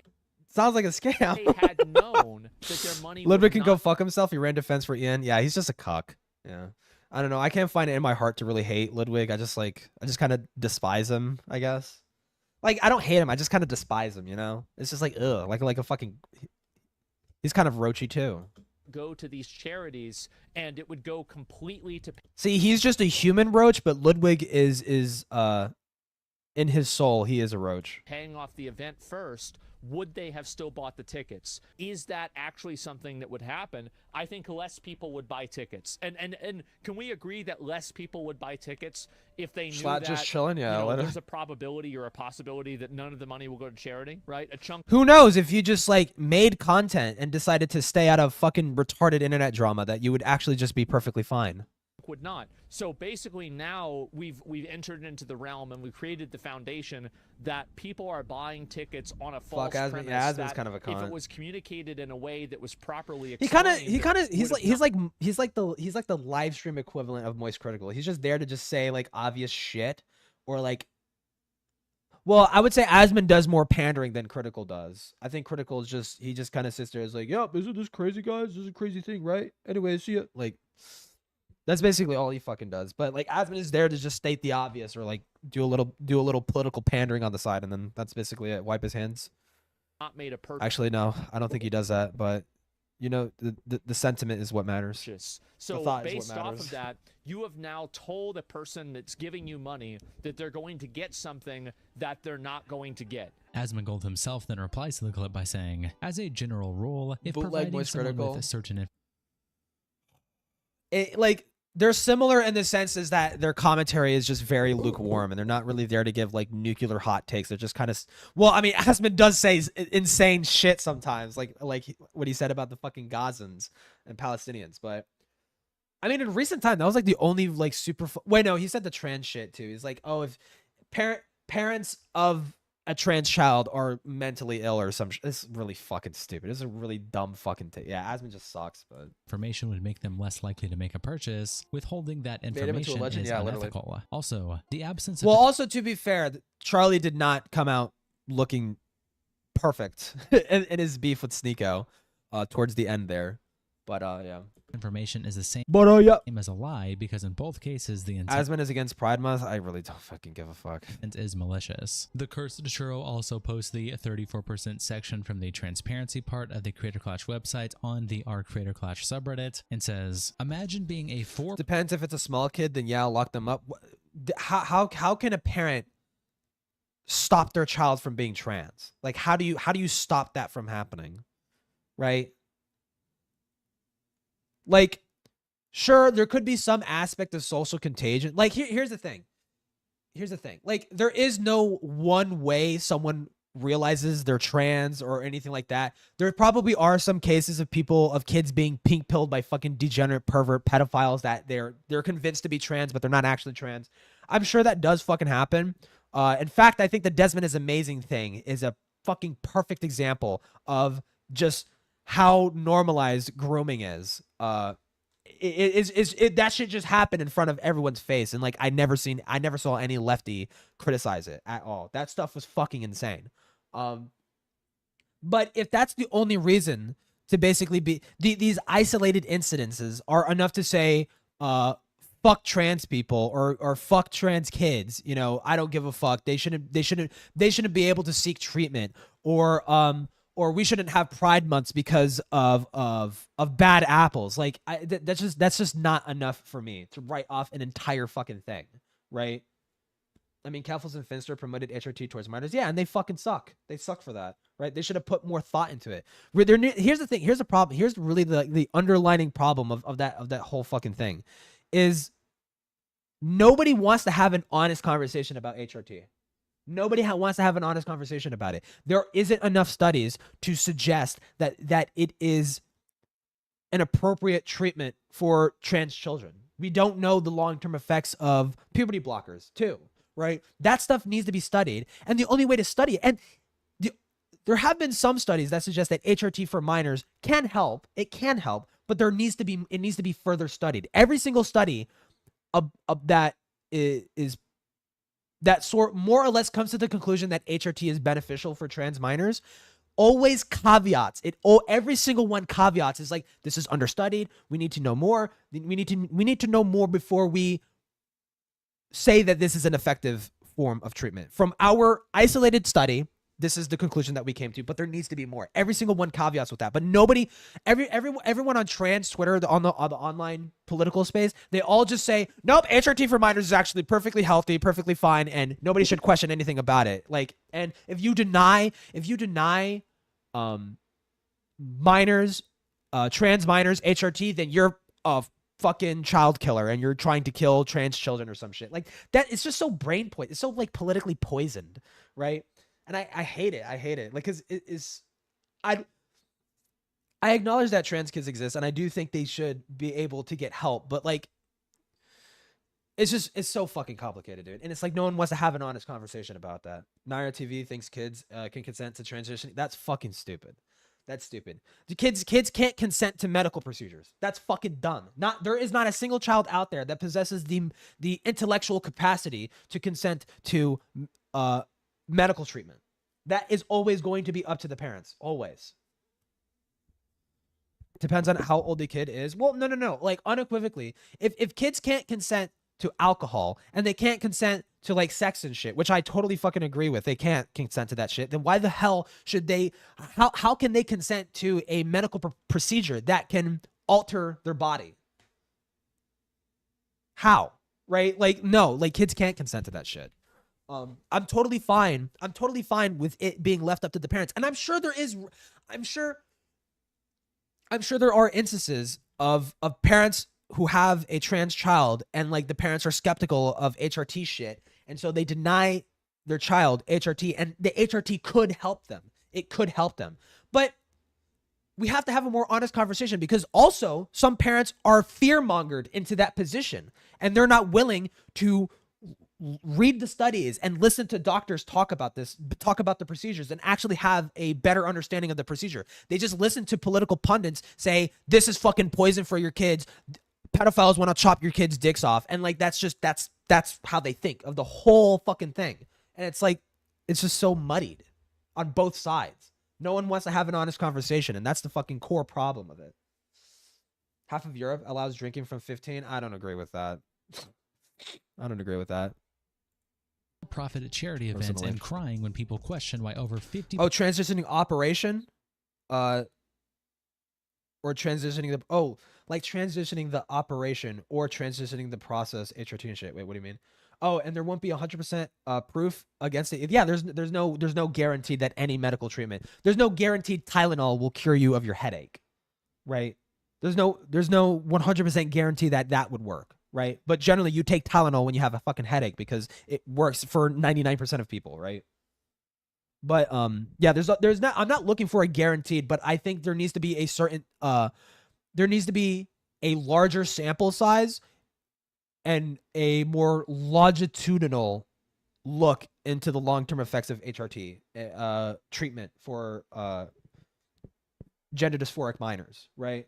We need that for me to be confident and basically being like, yes, this is something that needs to happen in order for gender dysphoric minors to get help, right? Because it's not like depression where there are many different forms of depression that can work and really you just need a workshop around. Like, can you manage your depression through cognitive behavioral therapy, or do you need medication to manage your depression? Because there's varying levels to it and shit like that. And I'm sure the same thing applies to gender dysphoria. There are varying levels to gender dysphoria. Some trans people don't feel the need to go through surgery and they're perfectly fucking fine. Some trans people don't even need to go through HRT. Some of them don't even need to go through HRT, and they're happy with the body that they're in. They're happy. They look feminine enough, or they look masculine enough. That's not a fucking problem for them. They don't need to take HRT and stuff like that. They're just happy to be the way that they are without any HRT or shit like that. And they're happy people. They're happy, perfectly fine fucking people. It really is a case by case basis at the end of the day. But I do think the HRT stuff should be made available with high levels of discretion. It's experimental and we need to look into it more. But the only way we're gonna know if it works or not is if people take it. If people allow their children to go through that process, so we could see it sounds fucking fucked up, but like that's ultimately how you determine if a form of treatment works for children, right? Because how do we know chemotherapy sometimes works for children? Right? Because children had to go through it in order for us to know it's like that is a procedure that you can go through. It's risky as fuck, but that's a procedure you could go through if you want to, rid yourself of cancer, right? Needs to be able to consent to HRT, so 15 to 16. They were either super twinks or gene freaks. Yeah, I guess so. I don't know. % of their money is not going to charities. Gauss replies, actually, HRT. I don't think HRT is. No. Is HRT reversible? I would say past a certain extent it is, but like obviously if you take if you take HRT for like I don't know 6 months, like it's reversible. Partially irreversible, or partially, yeah, it's partially reversible, yeah. But in the long term, because the longer you take it, the more your body changes and adapts to the estrogen or the testosterone. So at past a certain point, it's irreversible. But there are some cases where you could probably identify, like, yes, this minor has gender dysphoria. We know that they have gender dysphoria. We know they're not pretending. We know they're not acting, and we have a high degree of confidence that they're not going to regret taking HRT, so we're going to put them through that process or whatever the fuck. Like, we can find that out, but it needs to be studied, right? Fucking psychotic and diabolical behavior that they were constantly using the charity as a shield from criticism while they were set to take this much off of the profit. Like, if the event actually went along and had the best outcome that they were envisioning, they could have easily walked away with $500K or more. Katie with a C replies, looked up my CC2 receipt and it stated in— Dude, this fucking part blew my mind. Bold, quote, with all net profits going to charity. And Nasrat replies, that's— Looked up my Creator Clash 2 receipt and it stated Creator Clash 2 receipt. Oh, I thought it was for 3. And it stated in bold, all net profits are going to charity. And it's just, yeah, a lie. Fraud. They then attach this picture of an email they got when they bought this CC2 ticket with this bit at the end saying, with all net profits going to charity. Life study. So fuck. This is a bunch of liars. Also posts in the H3 production subreddit. And the same people behind Creator Clash 2 are the same people going behind Creator Clash 3. So it's like, how we're supposed to believe, according to Ian and Anissa, that Creator Clash 3 is in good hands. How? Because even in Ian's new video, he says it wasn't his idea to do the whole fucking financial breakdown like that. Creator Clash was claiming on Reddit that all profit would go to charity, showing a post on the r Creator Clash subreddit from 3 months ago by a mod that said, ticket sales will cover expenses. If there's revenue generated, the money will go to charity. The Tillified link is to provide money for charity regardless of the event's success. And they continue their post. This was the comments by the mod when someone asked about charity money. The mod clearly didn't know, but this feels very dodgy. Yeah. Nicholas Duriel also makes this post attaching another Reddit post in the Creator Clash subreddit that says, Anissa stated they took no salary for Creator Clash. Then what the fuck is the 34% allocation to Ian and Anissa? No, I have enough money to realize no one needs more. That's an interesting comment to be making in 2022. I mean, I suppose they could be in the red now since 2022. Showing We didn't take a salary on our year-long charity project. I assume this is 2022, so they're talking about Creator Clash 1. But here's the thing. To be fair, with Nick, hold on. This isn't like entirely. Hold on. There is some criticism here. Okay, so this is. We don't know how Creator Clash 1 was structured. We have no idea how financially that was structured. It should have been obvious. It should have been clear from the jump. So now someone has to state, either Anissa or fucking Ian or whoever the fuck was also on the organization for the first Creator Clash. Someone needs to say, how did you financially do this? Where the fuck was the money going? Where was the flow of this, right?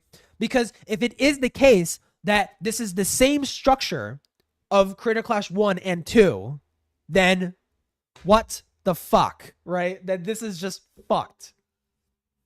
I've always found the HRT discourse to be slippery slope. One side is disingenuous with fear-mongering tactics, and the other, who are trans, think children should be allowed to consent.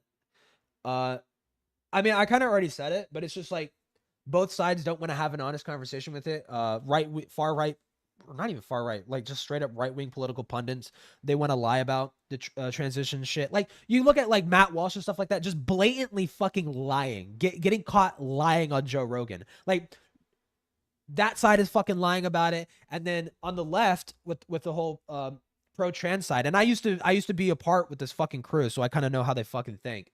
And I used to be of this mindset until I decided to put more thought into it and develop a unique opinion on it by informing myself on it. But like people want to say that, oh, the HRT is good for minors based on this tiny little handful of studies. And when you go and read those studies, it literally says it needs to be further studied. We need to further study this. We need to further study this. We need to further study this. And it's like, how come nobody was pointing that out on the left, right? They're obviously, we need to have an honest conversation, and that's just not happening on both sides. We're just fucked. We're just fucked. When it comes to trans discourse, it's just fucked on both sides. No one wants to have an honest conversation about it, so it's just gonna go nowhere. A tweet from Ian from November 2022 saying, like my stance personally is that I think HRT for minors of gender dysphoria, I think that should be made available. I don't think that should be made illegal. But it should be given with the utmost discretion. Like parents should be told that, hey, this is extremely experimental. We don't know the long-term effects, just discretion, give discretion, right? Give discretion to the parents, and have the parents make the decision. Okay. Because at the end of the day, if the parents are okay with it, the doctor approves of it, and the trans kid wants to go through with it, who the fuck is the government to insert themselves into that equation and say, actually, no, you shouldn't be able to do that. That's dumb. My stance is that it should be made available for people. You should be able to make that choice as a parent for your child. You should be able to make that choice. And if your choice is no, I don't want to do that, then it's no. Flat out no. There shouldn't be any underground HRT shit being sold to minors behind their fucking parents' back. That shit is fucking retarded as fuck and stupid and dangerous. Obviously condemn that. But I feel like it should be made an option with discretion, right? That's my stance on it.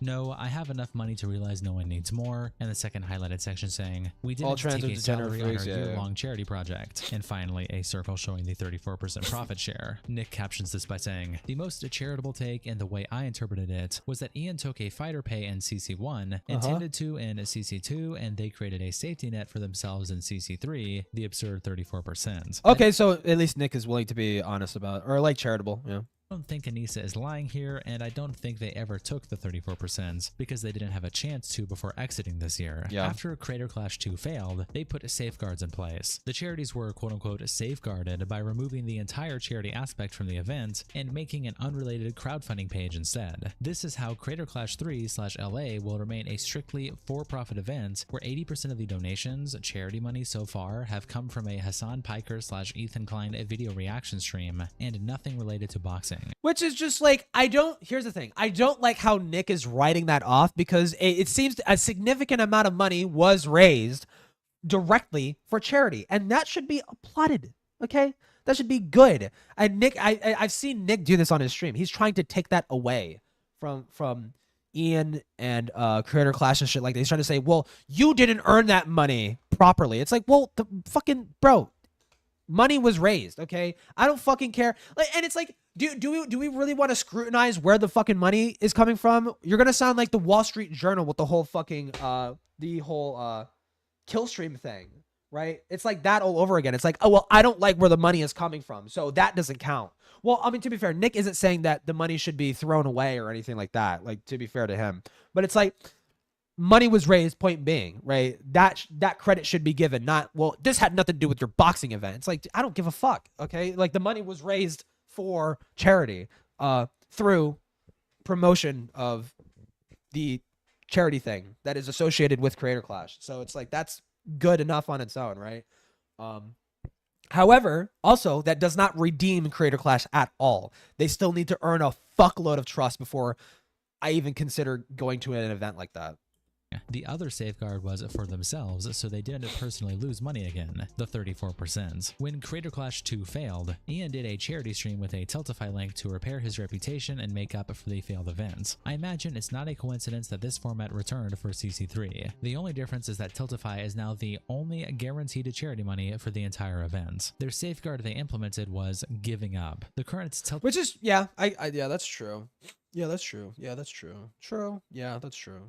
Like it's not guaranteeing money, which is so dumb to begin with. I cannot believe whose idea was it? And I don't like how Ian is like skirting around the line. Whose idea was it to not guarantee money for charity? Who the fuck's idea was that? How stupid. How fucking stupid do you have to be? It's dumb, dude. Tiltify money that's been raised by a Hassan Piker drama stream is not money raised by CC3, just like the Ian punishment stream last year wasn't money raised for CC2. Drama Alert tweets out this clip with the caption, former Creator Clash commentator. I've already seen, yeah, this clip is fucking worthless. Because it's just he's just speculating. Over on the Leftovers H3 subreddit, KK Targaryen posts Creator Clash update, attaching the statement from them that we read earlier. Dad Babydo replies, I truly hope this crash out is over by then. I am so tired. Holy fuck, listen to this cope. Listen to this fucking stupid cope, dude. It's a KK Targaryen post Creator Clash update, attaching the statement from them that we read earlier. Dad Babydo replies, I truly hope this crash out is over by then. I am so tired. I'm a huge Will and F fan, and I want to see him fight because I know it would be an awesome one. I really don't want them to cancel because people are being fucking freaks. And Charm Wonder replies, watching his dedication to his training and diet has been so impressive. Watching him cut down to 178. Would love to listen see to his this hard next work thing come to fruition again in October. Hawkelt replies to Opie by saying, good move to state that they are prioritizing the safety and comfort of the fighters and fans IMO. Cope harder. You deserve to get scammed. Fuck this retard, dude. You are so fucking stupid. Good move to state that they're prioritizing the safety and comfort of the fighters and the fans. What about the money to dying children? Okay, shouldn't that be a fucking priority too? Shouldn't that be of a concern? Why is it that now we have this fucking safety net that's guaranteeing money to charity, which is good. That's a good thing. I like that. Okay? I like that there is at least some guarantee. However, it is still structurally the same, right? Like, what is, it's the same as the last event. Like, what? So they have it guaranteed now, right? I don't understand why Ian and Anissa have to take 34% when they do nothing. They did nothing. Why? Right? The truth of the matter is that Ethan Klein and his slop finally enable VODs on Twitch. Okay, good. It's showing up now. The co-conspirators are deliberately targeting a charity event in order to sow as much discord and misery as they can. They are fighters and fans. Just so fucking stupid. You leave a snail's trail of your own fucking drool everywhere you go. This person is just so stupid. IMO. The truth of the matter is that Ethan Klein and his SlopTube co-conspirators are deliberately targeting a charity event in order to sow as much discord and misery as they can. It's so fucking dumb. That's not what happened. It's so stupid, bro. I can't believe H3 is targeting this fucking event. Maybe idubbbz should stop pulling it up like a fucking shield every time he does stupid shit. Every time Ian wants to make a fucking say every time. When Ian makes this fucking content cop and all these fucking follow-up videos showing up on live streams saying it's funny that human skulls got sent to fucking Ethan's house, but don't criticize him because you're attacking my charity event. Don't criticize and scrutinize me and my fucking past with my past events and shit like that. Don't bring that up. Don't scrutinize me. Don't attack my event. Don't attack my event. It's so stupid. Dude, you don't give a fuck about this charity. You don't give a shit. And neither does Ian and Anissa. They don't give a fuck, dude. They are happy to degrade and immiserate any and all participants, including their own employees, to further this goal. So switch on YouTube. It's in the description. Fuck the haters. I'll be watching in October. Nicholas Durio then tweets out, "You deserve to get scammed, you fucking retard." This screenshot showing Ginger Pale versus TBD, captioning it saying, Freddie Wong dropped. Willie Mackshaw replies, this might as well be a completely different event at this It's like the Dash Con of fucking boxing. point. And Nick says, Creator Clash There is a Mini. description. Well, some people do. If I say like, oh yeah, I'm gonna do gaming shit on my fucking Twitch, like, which I made a community post saying like, yeah, if we're more chill gaming related streams, I do on Twitch. Yeah. Buckley replies to Nick by saying, a lot of them probably now have scheduling conflicts. They knew they were going to be all right for doing this thing in June or whatever. Like, I got a follower Now off they've been told stream. a new date, and they're probably like, no, I got other things going on. I'm booked. And Nick replies, One crazy person- part well, I is don't really they're care. probably just out the money for training unless they got paid in advance. Then the second headline fighter, LA Beast, makes his own post where he says, due to a laundry list of reasons that will be revealed to you shortly, I unfortunately will no longer be boxing in the Creator Clash event. It is the best decision for me and my team at this time. I already seen this. From their main event. Fans who bought plane tickets and hotel rooms in Tampa are now screwed, and they take zero responsibility because they bailed after ruining the event. And the fucking gloating at knowing that you're pocketing 34%, having done nothing for your event other than drive it into a fucking lake. Oh my god. But hey, at least Anissa seems happy, attaching this picture of an old Anissa tweet where she replied to Ethan Klein saying, hey baby girl, I know you're so desperate for any crumbs from me, so here's a really big piece of fuck Other socials into the outros? Yeah, for the videos, yeah, sure. I'll plug my Twitch in the outros. you. We are not financially Actually, I'm pretty sure I did in my latest video. I plugged the Twitch. Yeah. tied to this event, and even when we were, we had it structured to protect us and the charity. You have no power over us. You're just an asshole. Ethan Klein also then screenshots the LA Beast post and puts it on his Instagram story with a caption, it's just a shame that they used all of these people for a vanity project that was doomed from the start. Yep. LA Beast seemed to be taking it very seriously. According to Harley, feel bad for Like, dude, the fact that idubbbz did what he did, made the content cop, got involved in this dumb fucking internet drama to defend his wife's relationships with other fucking streamers. That's the best way I can fucking put it. Because Ian sure as fuck is not actually friends with these people. He's more or less tagged on at the end and fucking awkwardly bumbling about, not fitting in at all. Like, dude, the fact that he did everything, he got so involved, all this shit, still having his face attached to Creator Clash. Bro, you just have no respect for your peers. You have no respect for the people that you brought onto your event. And he wants to sit there, he wants to blame Ethan, or he wants to blame Ethan, he wants to blame Drama Slop Tubers for all this shit happening. You are the fucking person that is ultimately responsible for your fucking ship crashing, okay? You are the one who is like, it is always up to the captain of the ship, right? What happens, right? It is his responsibility, and a captain must sink with the ship or whatever the fuck, I don't know, pretentious thing. But to fucking sit there and be like, well, it's this person's fault. It's the iceberg's fault that I crashed into it. Like, fuck off. You're stupid, dude. So dumb. the poor guy. Hopefully they at least pay him Super back Saiyan for of the Cox, training yeah, time dude. and make an apology to him. Ethan also screenshots the LA Beast tweet we looked at It's earlier. like, grr, don't make me sit in my cuck chair. You're gonna regret it. You're gonna regret it when I sit in the cuck chair. Where he talks about his newborn son and captions that Ian and Anissa can never pay back the time he lost with his family. He tweets out My this wife's clip with a relationship with another caption, man. Sean DeBlack calls out Ludwig for not going after Ethan Klein for This is useless. I don't fucking give a fuck about this. This Sean the Black guy needs to be like fucking exiled. like there needs to be like a moratorium on this guy getting fucking mentioned anywhere. like online by like drama people. His name should not come up at all. He's just a fucking leech. An actual fucking leech. What the fuck is this? I got recommended some furry slop video. Like slop music. The fuck? The biggest tragedy is the guys who have been reading chair get called cucks. Yeah, true. Yeah. Reviewing reviving Alcatraz. Yeah, I heard. It's just pretentious. It's like it is. Alcatraz is such a useless thing to revive. Like it does not need to exist anymore. Also, I don't know if I showed this. I drew doodle tones. I'm gonna get on the FCK stuff right now. But I drew doodle tones and I posted it in the Beckett's fucking Discord. Hold on. What the fuck is it? Art.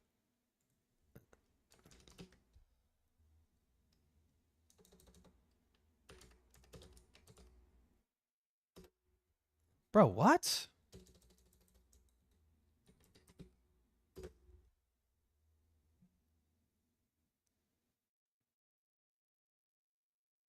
Wait, what is this about? Wait, what?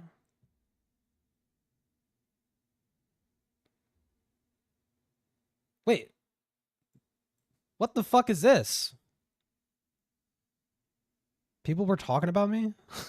What?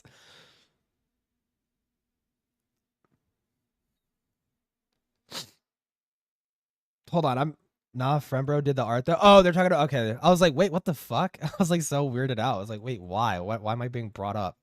Yeah, it's because I drew the fucking art. Fuck, where is it, dude? I can't find it.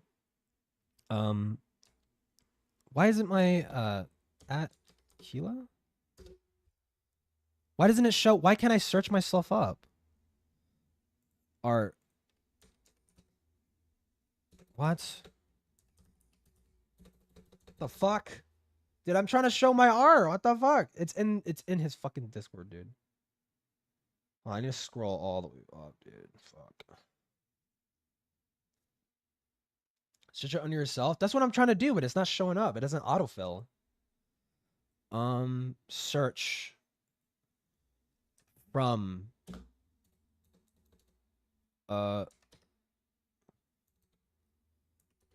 posted. How do you search up specific things? Does it get deleted? No, it doesn't. I was in the fucking Discord last night. I was talking to Gilded Poo about fucking retarded shit with like a bunch of other people. Where the fuck is it, bro? What? I know for a fact it's not deleted because I literally saw it last night. Chroma cucked the past few weeks, yeah. Dude, I'm so proud of it. I'll tell you what it is to like sort of hype it up. I took the picture of Guts from Berserk screaming Griffith, and I sketched over it and did my own like creative additions to it, and I turned it into fucking whatchamacallit, into doodle tones. In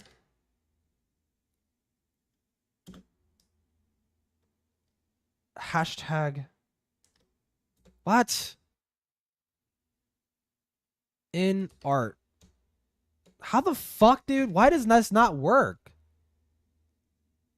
Show members list? Why the fuck, dude? What? Oh wait, I think I'm close. I think I'm close. Hold on, I'm almost there. I know for a fact I'm no, yes, I found it. Okay, I found it. All right. Here, drag. I drew this. This is fucking extortion. Wait, and then there's the line. Hold on. There's the line. This is fucking extortion. Is bro. He's about to come. It's a woman. Wait, actually no, it's a mosquito. It's a mosquito. This is so stupid, dude. It's like, dude, this is Diddle Toads. Hold on, let me. Like, yeah, this is Diddle Toads. I want to make a video on this person so badly. They deleted their channel, unfortunately, dude. And the reason why they deleted their fucking channel, dude. Oh my fucking god. Wait, we could watch. I'm sure Chris was How showing. did everybody let this slide? He allowed it. Where's Doodle's Doodle? a hyperfile. Thematic all the years. Figures only one time. Okay. He talks too much. Where the fuck? I want to hear. Give me a doodle. Give me a doodle line. Give me a Doodle Tones line. Like my group photo and location, bro. Cry about. What the fuck is that? No point in a regular introduction for this one. That doesn't exist. Wait. Oh.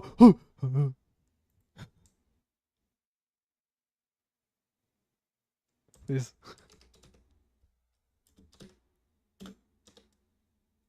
Fuck, it doesn't show up. This is fucking fuck.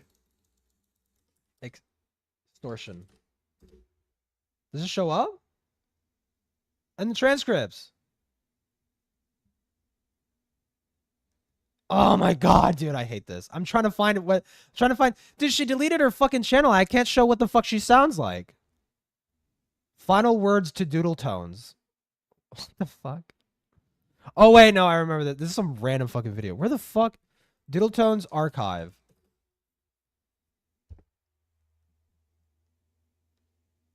Well, she does show up in this. Mr. Mediker. What the fuck? Where's the Doodle Tones video?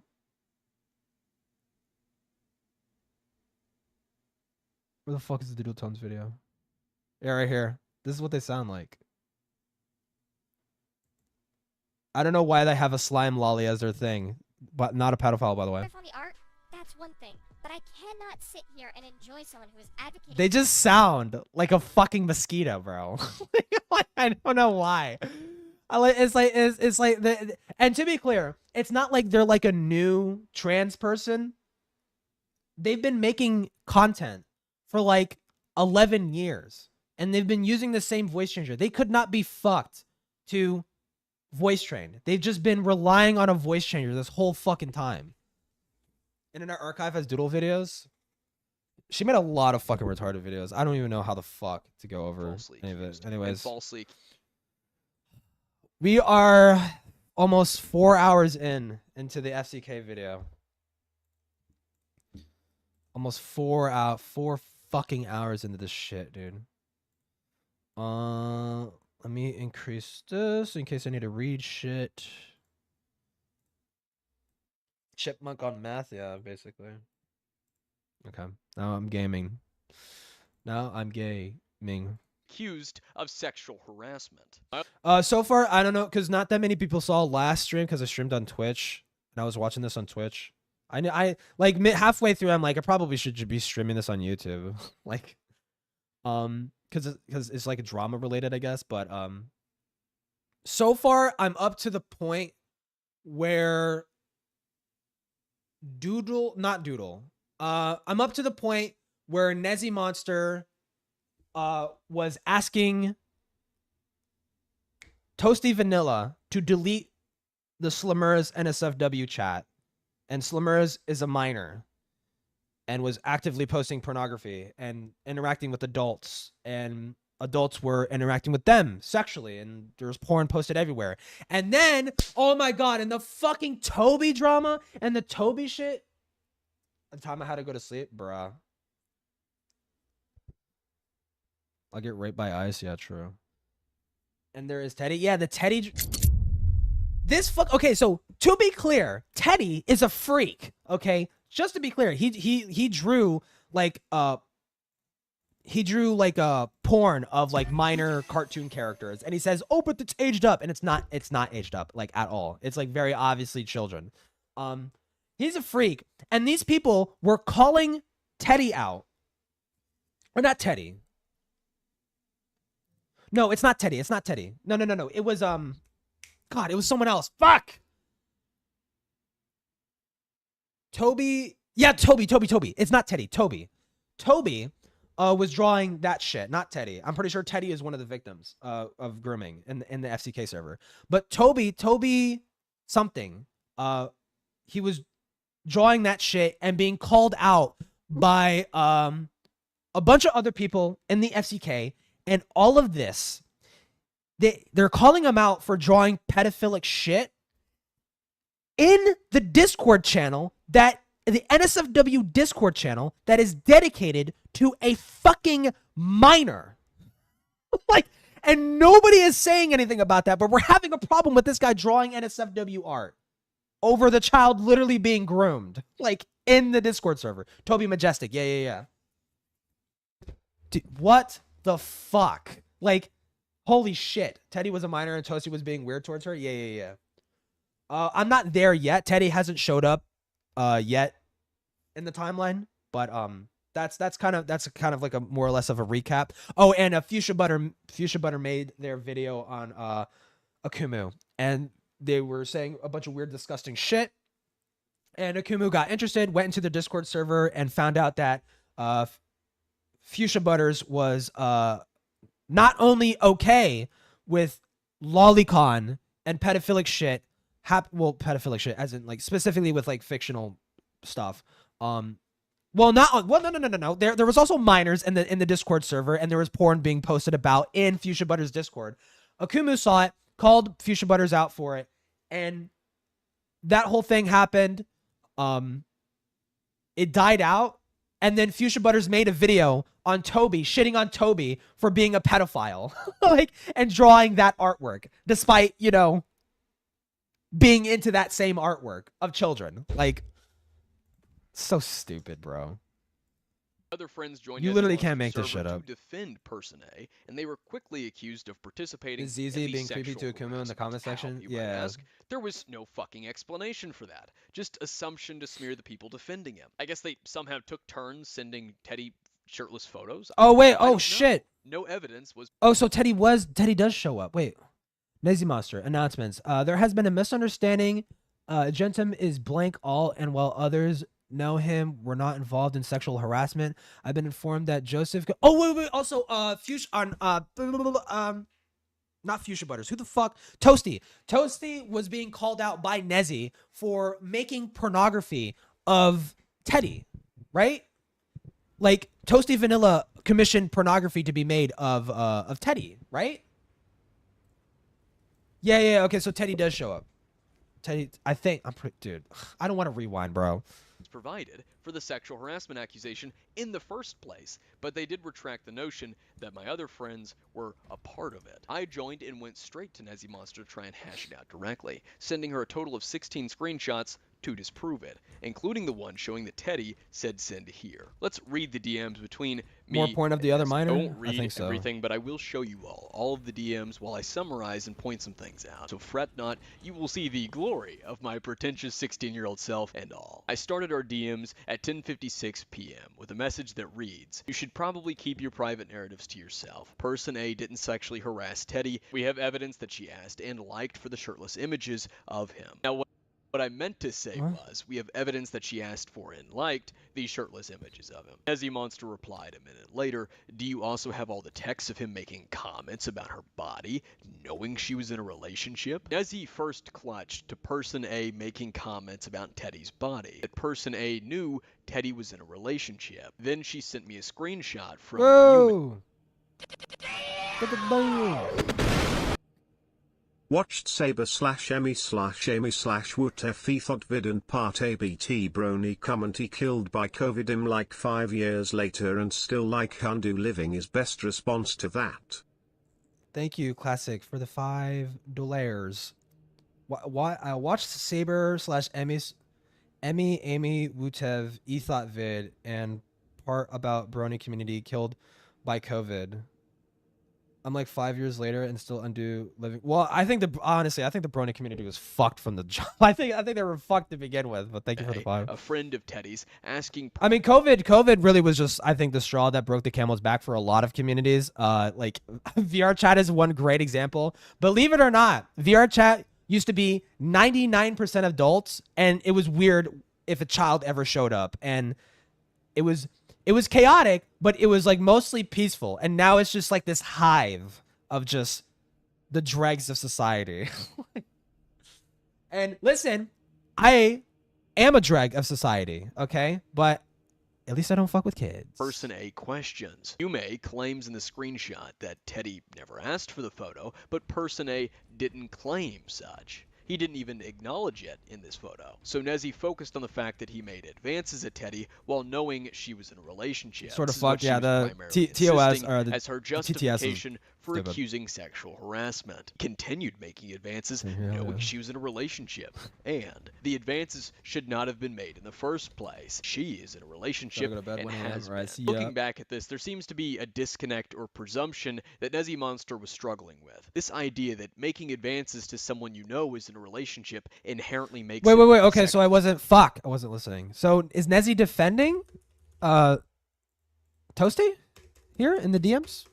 A questions. Yume claimed in a relationship. Nezzy first clutched to person A making comments about Teddy's body. That person A knew Teddy was in a relationship. Then she sent me a screenshot from Yume, a friend of Teddy's, asking person A questions. Yume claims in the screenshot that Teddy never asked for the photo, but person A didn't claim such. He didn't even acknowledge it in this photo. So Nezzy focused on the fact that he made advances at Teddy while knowing she was in a relationship. This is what she was primarily insisting as her justification for accusing sexual harassment. Continued making advances knowing she was in a relationship. What? And the advances should not have been made in the first place. She is in a relationship and has been. Looking back at this, there seems to be a disconnect or presumption that Nezzy Monster was struggling with. This idea that making advances to someone you know is in a relationship inherently makes it sexual harassment, especially considering the fact that Teddy continued to speak with person A despite those advances. No, I'm like undo being alive is still best response to COVID and pandemic 5 years later still. Just no reason to live since, in fact it's just worse. Wait, what do you mean? What? Thank you for the 5. Wait, no, I'm like undo being alive is still best response to COVID and pandemic 5 years later. Wait, for what? Oh, the Brony community, I guess. I mean, it's gonna continue to exist. I mean, as long as My Little Pony shit is being made, it's gonna exist. She continued to share information like about Slide? herself and befriend him later on. Oh, sharing you her mean like Brony Fandom? Yeah, Brony. Oh, Brony Fandom, right?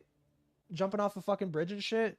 They're always suicide. They were never. They're never gonna fucking kill themselves, dude. NSFWR. It's never gonna happen. And even buying him games at one point. She never expressed to person A that she was uncomfortable. Had he known in that general for everyone and continued to just Nezzy kill Monster ourselves would have a point, but that's not what happened. The accusation of sexual harassment didn't I mean, I wouldn't be that doomer pilled. come up until they were no longer friends, and I'll tell you why later. Returning to the conversation, I then sent Nezzy a total of 16 screenshots. Screenshots showing person A and Teddy were close, on a first-name basis, that Teddy told me that she trusted person A with her life, of Teddy and person A sharing pictures of their faces, and even Teddy spamming person A with his real name. By the way, all of which took place after the shirtless image was sent. The last Who's person screenshot A? I sent Nezzy Monster clearly showing that Teddy told person A to It's gotten bleak, send but Jesus here fucking Christ, when he was yeah. talking about the photo with her. Again, back in June, like I said, going off of a one-sided argument, blaming him for what they both did. Let alone I have more two-faced behavior that I can't mention because it. Because here's the thing, right? I've had moments of my life where things were like really fucking bleak and dire, but like there's always a point at which like you keep living and you see things get better. Life just peaks and troughs. Like it's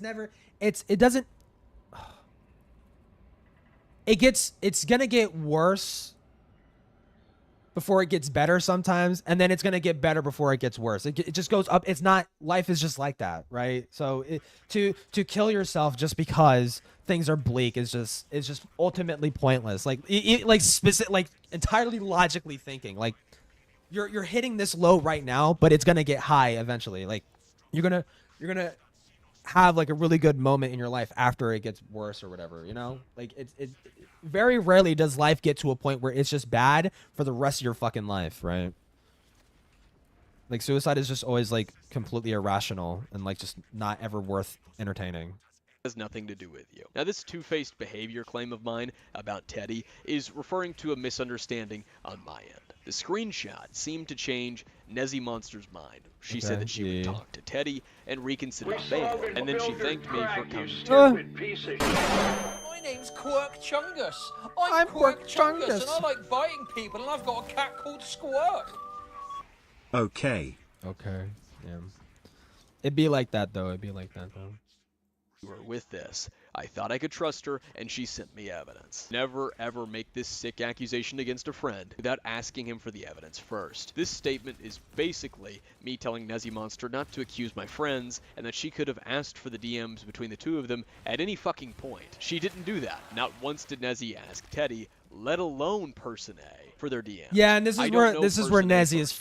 Well, Nezzy's fucked up before, but this is where it gets worse. Knowing she's been a victim beforehand, I thought I could trust her. I'm talking to her now. Send Person A to me. You want to talk to Person A after accusing him publicly? I want to talk to him. I will admit I was rash. As I said, Teddy sent me what she sent me. I wanted to keep her safe. Every argument used by the court of law when they arrest an innocent man. And as the owner of the server, I wanted to keep them safe. Yet again, Nezzy Monster sent the same screenshot with Yume from before and said that I was still ignoring it. That according to it, Teddy didn't ask for the photo. I asked her if she went through the above screenshots and described some of them, and she told me, yes, I have. So if Nezzy Monster did go through the above screenshots that I just sent her, why was she falling back on a screenshot of some third-party person claiming Teddy didn't ask for the image, after I just sent her the screenshot from Person A and Teddy's DMs, showing Teddy said, send here? It's really odd, and that suddenly means you can throw questions and not ask questions. Super ironic. I admit I may have made a mistake. Do you want it fixed, or are you going to revel in it? May. Join my Discord. Person A is in it. What's your numbers for your Discord if not? I honestly have no idea why I asked her for that. I could have just checked her fucking Discord myself. Nezzy Monster 2782. I will talk to both of them. If I have made a mistake, I will fix it. She then asked me if I was a Kumu, and then sent— And then, like, spoiler alert, Nezzy doesn't fucking do anything and continued to sweep for the FCK up until the very fucking end, where it stopped, where her little fucking friendships with her weirdo friends stopped being convenient. Another screenshot from Yume and Person A. This one being Person A's thoughts about Teddy's boyfriend. So Nezzy asked me if Person A was accusing people of being a pedo. Once I told her it was me, she repeated the same lie from Fuchsia Butter, aka Lucy. Didn't you call Lucy a pedo too? Once she knew it was me, Nezzy got defensive. Dog, and really? tried to claim that Did it you was have someone to? else and not Lucy when it came to Lucy liking porn of underage characters. Nezzy said, also, just because the person responded doesn't mean Teddy was comfortable with it. Again, as if she didn't just look at the screenshot of Teddy telling Person A to send the photo, and then later being comfortable enough to spam his first name and share her drawn porn artwork with him. When I started getting into what Lucy admitted to liking and sharing, she resorted to the aged up. I wish he would just, instead of just reading what people are saying, like word for word for word for word for word, like just say, Nezzy Monster says, and then I say, and then it's going to be redundant, but at least it helps make what's being said stand out a little bit more. So I clarified the fact that they were in their high school uniforms, barely an adult, and you can still be an adult wearing it. She likely didn't know how old they were. Still doesn't make her a pedo. So I pointed out it's odd that they'd be adults wearing their high school uniforms, and clarified that I never said Lucy was a pedo, and that Nezzy was trying to rationalize it. When that defense didn't work, she asked me if the minor characters that were in their high school uniforms were doing something sexual, and when I told her yes, she did an appeal to triviality. The server's been deleted, so why is it still a problem if you don't mind? Oh my god. Mind you, the server the server wasn't deleted. Yeah, exactly. The chat was deleted, and as I previously went over, Fuchsia knew I was of the literally just gonna problems say with the Prawn Hub chat, but didn't delete it until he was told by Fox. Well, you also have to ask yourself, okay, sure, yeah, it was deleted. Why was it ever created in the first place? Why was a chat, why was an NSFW chat entirely dedicated to a minor so they could post their pornography and have people post porn made of them in there? Why? Why was that ever made in the first place? that I and another server member would be publicly talking about it in videos. Ezzy Monster then resorted to the classic victim card. And why are you still obsessing over taking me down after all this time? Lying with alt accounts and slinking around. The community you surround yourself with is sickening. Lying. No one's lying. Using other people and accounts. Why all this? And I said, that's my business. Now I have no idea what she meant by using other people, but looking back retrospectively, fret not, you will find out much later. Also, no, I don't condone the imagery. I thought you were simply saying it was a picture of just them in a uniform. Anyone could easily fall for this backpedaling. If it wasn't for the fact that just a few minutes before, when Nezzy first said I was trying to call Lucy a pedo, I clarified MHA porn in my message. She was ignorant to the claim and what I even said about Fuchsia or Lucy in the first place. So she bought into Lucy's self-victimization because Lucy was her friend. Then when her ignorance and semantics failed her in argumentation, she had to walk it back because she looked stupid. Continuing on, no, explain. What is your deal with me? I don't like liars. Why do you keep going after me and my friends after it's been months? And I'm not lying. You can think that, but alright. I don't like those who parade around some moral high ground while at the same time being sick. I don't. I simply know what I know. I already ripped you a new one by confirming the dozens of lies in your video. My God. And you're doing the same thing. Oh Wrong. my God. Sure you did. Whatever helps you sleep at night. Oh my God, I'm so cringe. This is the consequences for pretending to have some grand morals and pointing it around, neutralizing each of you one at a time. I don't. If I need to sleep, melatonin exists. I don't need any wins to sleep. You do. Like I said, dude. I know what I know and do what I can. You and Ponder both. You're the one pretending to be Batman on YouTube of all places. Nope, not Batman. I'm having She would fun go doing on to be this. friends with Okay. Lio. Like I said before, I have no grand morals. I just do what I do, and if I made a mistake, I try to fix it. And yet your own actions show otherwise. You're the one going around punishing people based on nothing. It's pretentious, even funny. Not punishing and not based on nothing. That's how I dealt with Fuchsia, by evidence. Want a VC? I don't mind if you record, it'll make no difference. You just like feeling the superiority or moral high ground that you need to take others down. Wrong. And I can't, I'm outside. Then why do you tote this taking people down bullshit so much? I dislike liars, I dislike dishonesty, and above all, the foundation is corrupt. I'm pulling weeds one at a time. Sure. You're interesting, I'll give you that. You may not believe it, but it makes no difference. I've already got the gears Dude, it's like in motion. Now that I've read at least... He's pretentious, yeah, like Akumu's a pretentious as fuck here, but it's like he is just unfathomably right. Like he's just so on the fucking money though. Like some of my goofy and pretentious messages to Nezzy Monster.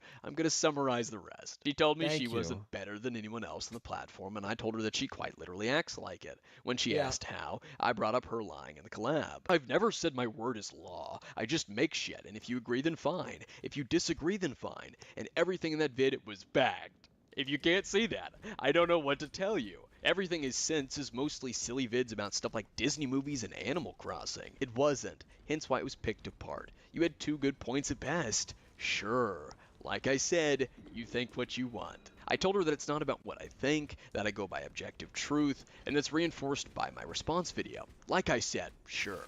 And then I gave her a tip that if she quit pushing a narrative in her big analytical videos, she might actually do well. Still pretentious as always. It's funny, you don't realize how hypocritical you are. I told her that it's logical and plenty of others have explained the biggest issues with the commentary. I've said my piece. I left this a long time ago. The fact you're still mad says a lot. Let's put what she said into perspective. I left this a long time ago, and by a long time ago, I mean just 5 months ago. I lied about you deleting tweets that you never deleted to falsely accuse you of trying to hide evidence against yourself. I falsely claimed you lied by omission and then lied by omission myself. And I falsely accused you of attempting to dox a minor in the same video that got hundreds of thousands of views. And I'm now falsely accusing your friend of sexual harassment. But the fact you're still mad says a lot. I then told her I wasn't mad about her video, but that it was greasy but easy to pull apart. That it would be like getting angry at winning Connect 4. That she was biased and that the people she associated with have skeletons in their closet. I don't know why you're still obsessing over that vid, though. Literally true. I kind of He's just like on the explained fucking money. problems with that vid, but anyways.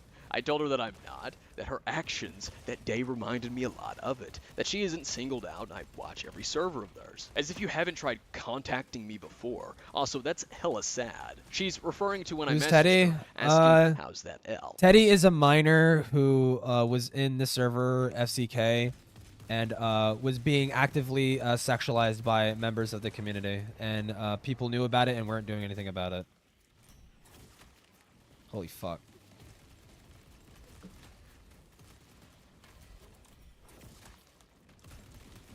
Please get aggro off of me. Thank you. That's hella sad is also pretty interesting, considering that it came from the same person who admitted to watching my Twitter account up until it was suspended back in 2019. She also had someone else watching my Twitter account, and whose group was watching my Twitter account. Mimi Why? Diggs Why would you talked about stand it in in? the It's FCK like the server. easiest fucking thing in to fact, draw. I found out a month after this that Madlibs was lurking on my Twitter all the way back in fucking July of 2020 and taking screenshots at 3 a.m. when I was tweeting and arguing about gender. I then shifted the conversation to their secret little group, as I called it. What group? The FCK or Fruitcake Club? Yeah, we mentioned you because you were bothering one of us again. Wait, I thought you guys weren't talking about me at this point. Which is it? You mean Slimmers? This bothering one of us again was referring to Slimmers, specifically because in July, I retweeted Slimmers' art and made a tweet to her, telling her that I didn't take anything she said personal, that we didn't have real beef, and that my issue was with the people around her. That's what she's talking about. I shit you not. And now you're stalking all of us. I know it all. Stalking? No. Taking each one of you down one by one? Yep. Sure. Skeletons don't always stay in the closet. You really are pretentious, aren't you? Nope, just truthful. My info isn't as limited as you think. No, 16-year-old me, you were definitely very pretentious, very cringy, right for the most part, but still pretentious. I'll still talk to Person A, but you have fun with that. And, in fact, you've taken part in such a toxic group and done nothing. Guess how that's gonna look. Sure, have fun. You did this to yourselves. Kick back and enjoy. Lay in the bed that you made.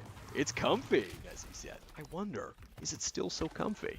Oh, I bet. Underage character I wonder, doxing huh? threats and so much more. Oh, Person who fled from the fucking internet after getting busted. His info, his Discord info. She then messaged me back that she had to get her phone sorted, that these were the last few things she was going to tell me because I'm essentially a brick wall. 1.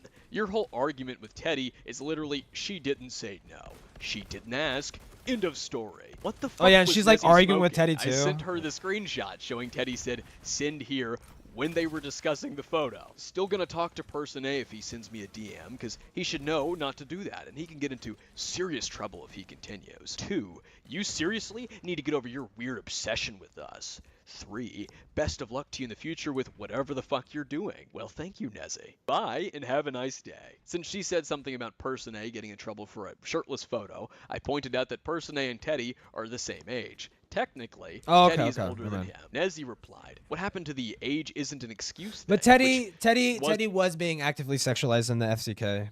Isn't even my point. Again, whatever the fuck she was smoking. 2, you literally just brought up his age. She's older by a year, and you should be telling him not to send those photos to begin with. Oh, is that slut-shaming, Nezzy? So he's in the wrong for sending it, but Teddy isn't for literally saying send here and talking about his body. How buff he was. Is that right? Him Wait, making huh? comments I about thought her Teddy body was. in a Wait, I'm so relationship was fucking bad, confused, dude. But her making comments about his body while in a relationship, you're just gonna ignore that. I brought it up because he can be in danger for sending those pictures. A shirtless picture which she liked. That's not pornographic. She shared porn images to Person A, laughing my fucking ass off. Talking to you is literally like a brick wall. She didn't want it, and it made her uncomfortable. Bye. Her drawings of hentai, and guess what? He didn't ask for them. After that message, Nezzy Monster kicked or banned me from her Discord server, subsequently making it so that I couldn't message her anymore. Looking back at these DMs, my over-the-top, dramatic, and very pretentious replies definitely did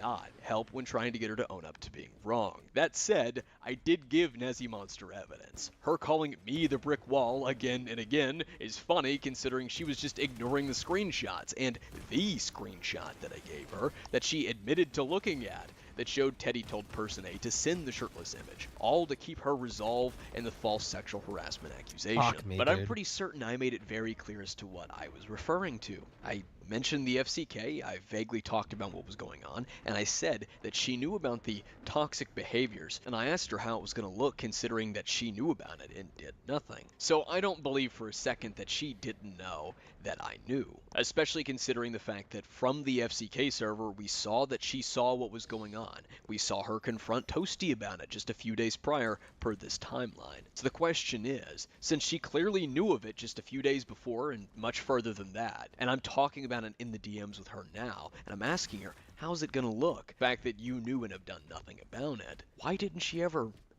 come out about this publicly and say anything about it? In fact, she does the exact opposite of saying nothing. You'll see that later on in this timeline, though. And to be clear, my issue in and of itself isn't that she said nothing. She's not under any obligation to say something. It's the fact that her and people like her and the community that surrounds finger wagging at other people loves to put this obligation of speaking up on anyone else. The entire slideshow community essentially has this belief that you're under some obligation to speak up. And she's applied that obligation to other people before. And yet when she knew about shit, she did the exact opposite of not say anything. She's a fucking liar. And that's the problem I have right there. I would have liked to omit this entire thing involving Person A and Teddy from the video. I understand that both of them have moved on. I know that Teddy's tired of hearing about it, and I'm fairly certain Person A's tired of hearing about it. And we all know Nezzy Monster is definitely tired of hearing about it, because it's her fuck up. Had I omitted this out, there would be a lot of questions left unanswered, because I make tweets later on that are misconstrued, and I made claims later on in this timeline that pertain to this particular event. So leaving this out would have left essentially a gaping hole, which of course the SCC and the ACC would have pointed to and either questioned the validity of the video, proclaimed that I was trying to hide something as they always do, or filled the gap in with whatever they want to invalidate the video. I know how these people are. They've done it numerous times again and again with my previous videos. Bruh. Secondly, leaving this out would do more damage than it would good. And you're probably thinking, well, you just sort of already explained that. And I mean this in the sense that this is a repeated pattern with Nezzy Monster. She will die on the hill of something that she knows is false because it's against someone that she doesn't like. And there are many people like that in the art commentary community, audience, and content creator. But this has to remain in the video to give you the full story. On August 25th of 2020 at 12:23 a.m., I messaged Teddy about Nezzy Monster making the false sexual harassment accusation. Our messages about it would continue throughout the day. At 12:49 a.m., Nezzy Monster put out another announcement in her server regarding this. At everyone, please do not attack Person A, as he is underage. He should not be sending the type of pictures he did, not just for the safety of others, but for his own. Please keep in mind the images were not pornographic, but the nature of the images were inappropriate, and he still made someone feel uncomfortable and was sent without permission regardless. The reason why I'm stating this is because of finding out his age and by the request of the individual that requested the ban. Please stay safe for everyone and have a nice day. I will not be talking about the situation anymore. I want to clarify that he isn't evil, but I will not tolerate his behavior and or actions. Not once in this PR speak announcement did Nezzy Monster retract the accusation of sexual harassment against Person A, let alone admit she was even wrong. She also proceeded to again falsely claim that the photo was sent without permission. Another thing that I'd like to point out is that Nezzy jumped to this the second she found out about it. Person A was publicly accused of sexual harassment for sending a shirtless photo that he was told to send, and Nezzy Monster wouldn't admit to being wrong about it. Yet Toasty Vanilla, who has done far worse, by this point we know Nezzy Monster just a few days before confronted him in the DMs for the various things that he's done. Toasty gets privately accused of sexual harassment. Yet this 16-year-old, who Nezzy Monster has no evidence for the sexual harassment to even begin with,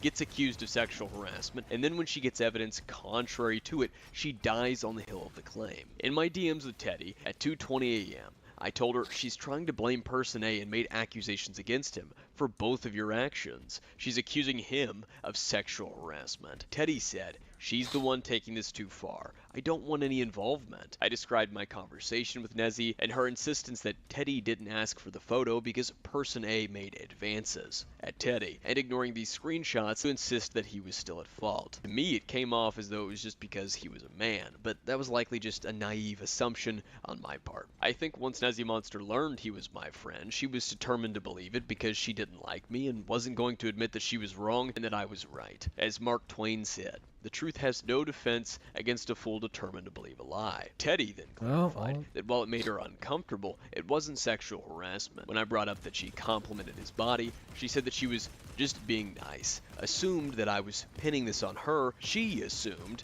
Nezzy Monster would have handled it privately. Teddy, no one is pinning everything on you. This just isn't sexual harassment. I know this. I didn't say it was. I told her it wasn't. It just made me uncomfortable. There was miscommunication. It was a mistake. When I brought up again that Teddy complimented him and that Nezzy Monster told me that she came to her about it, she wanted me to speak to her friend Yume about this, that they would explain it better than her. Explain it? Person A is getting accused of sexual harassment because Nezzy's an absolute chimpanzee. Listen, sexual Okay, please can we harassment fucking would have move not on been the from word this I fucking point? chose. Oh my Please god, talk dude. to Yume. You had Person A banned because of something private, Teddy. That Like, this is what I caused all mean. of this. Like, this fucking video is just excruciating detail of just everything that happened. And sure, a lot of it is useful and it does help paint a very, very clear picture of the people involved in this whole fucking shit. But good fucking lord, at some point, cut it short. Oh my god. I get it. I get it. Can you tell me why? Talk Oh my to god, Yume. bro. I'm done talking. I'm not angry. I'm just defending my friend. I said I was uncomfortable. You didn't tell Person A that. This is the first time we're hearing about this. Do I need to tell someone? Do I? Like, I understand it's a thing, but what he said about it made it worse. When you make it into an issue after, which leads to him getting accusations, yeah. Nezzy's blaming him for an issue equally on you both. What I'm saying here is that it's his fault for sending the photo, but she did say send here and never communicated to him that it made her uncomfortable. That's why it's an issue on both of them. Teddy then sent me the exact same screenshot that Nezzy Monster first did, with Yume in Person A. This is a screenshot of when it was brought up. Leave me alone, please. I wasn't involved in this. Nezzy told me you took it to her, so Nezzy lied. I did. Both Person A and I agreed not to be contacting each other. I was uncomfortable with him around, so I told her and gave her these screenshots. It was taken too far. I apologize, but that wasn't what I thought was going to happen. It should have been handled privately. My point is, Nezzy is asking for war. We do have shit on her, and she's only building it up. Cringe and gay of me. Cringe and gay. Don't. Then tell her to What apologize is this to Person fucking A. She's just retard protective doing? of me. Go I place it told on her an to hold. altar, He's dude. leaving it alone. I can't tell her to do anything. She can make accusations on me all she likes. My friends, nope. And so am I. Let her know she either apologizes or she goes down along with them. Stop it, Akumu. She's just trying to help. She's been with me through a lot. Focus on whoever else it is you were chasing. She is a part of the FCK. Teddy, she made a serious accusation against my friend. She herself, she owes an apology. Yes, but so has many other people. It's mistakes. It was very miscommunicated. Don't make this bigger than it should be, please. Otherwise, I'll be the IRS. Then inform her that we expect an apology. Akumu, please leave it alone. Apology, Teddy. Not from you. From her. Nezzy wants to drop it, so I'm leaving it too. I can't force her. Please just don't do anything. She isn't even in the FCK. She just made a small mistake that was corrected. She admitted it to me. Please don't. You just lied to me, Teddy. I wouldn't know. I don't look in there. Teddy explained that she thought Nezzy Monster left like most people, that the FCK server was dead, and that no one talked in there. I insisted that Nezzy needed to apologize to Person A, that she could unblock me and send it, and block me again, or just send it to him directly. Teddy said that Nezzy Monster was done, that she can't tell her to do anything, and I said an apology is owed. A lot Just of the people owe fucking an apology, despondence, she bro. told me. It's I've like- already tweeted her on Twitter. Tell her to check it. Teddy told me she It's not wasn't my problem. arguing about it anymore, that she didn't want to, and Nezzy wanted to leave it alone. She wasn't going to bother Nezzy about it anymore. From Teddy's perspective, it was a small mistake, a misunderstanding. Now, it's a little odd to go and have someone banned, and then when you're questioned about it because accusations were made, demand people talk to a third party. Point is, Talk to, if you're uncomfortable about something, you should communicate that to the person who's making you uncomfortable. Complimenting These guys are kinda someone retarded, I'm and not proceeding gonna to casually talk to them will keep them from knowing that, especially waiting to bring it up after the fact to someone who's clearly impulsive and irrational like Nezzy Monster. At 3 a.m., Person A told me that he was banned from Miss Easy's Discord server, so I messaged Miss Easy and asked her, did you ban person A? And she replied with a yes and a meme. Why? The accusations are false. I really don't want a bigger issue, but Nezzy owes an apology. Lol. I then explained that Teddy said she was uncomfortable with it, but that she complimented him, proceeded to send him pictures of her face, and even spammed him to VC. That she even said she trusted him with her life. Only to get another lol from ZZ. He will be returning and Nezzy owes him an apology. It just...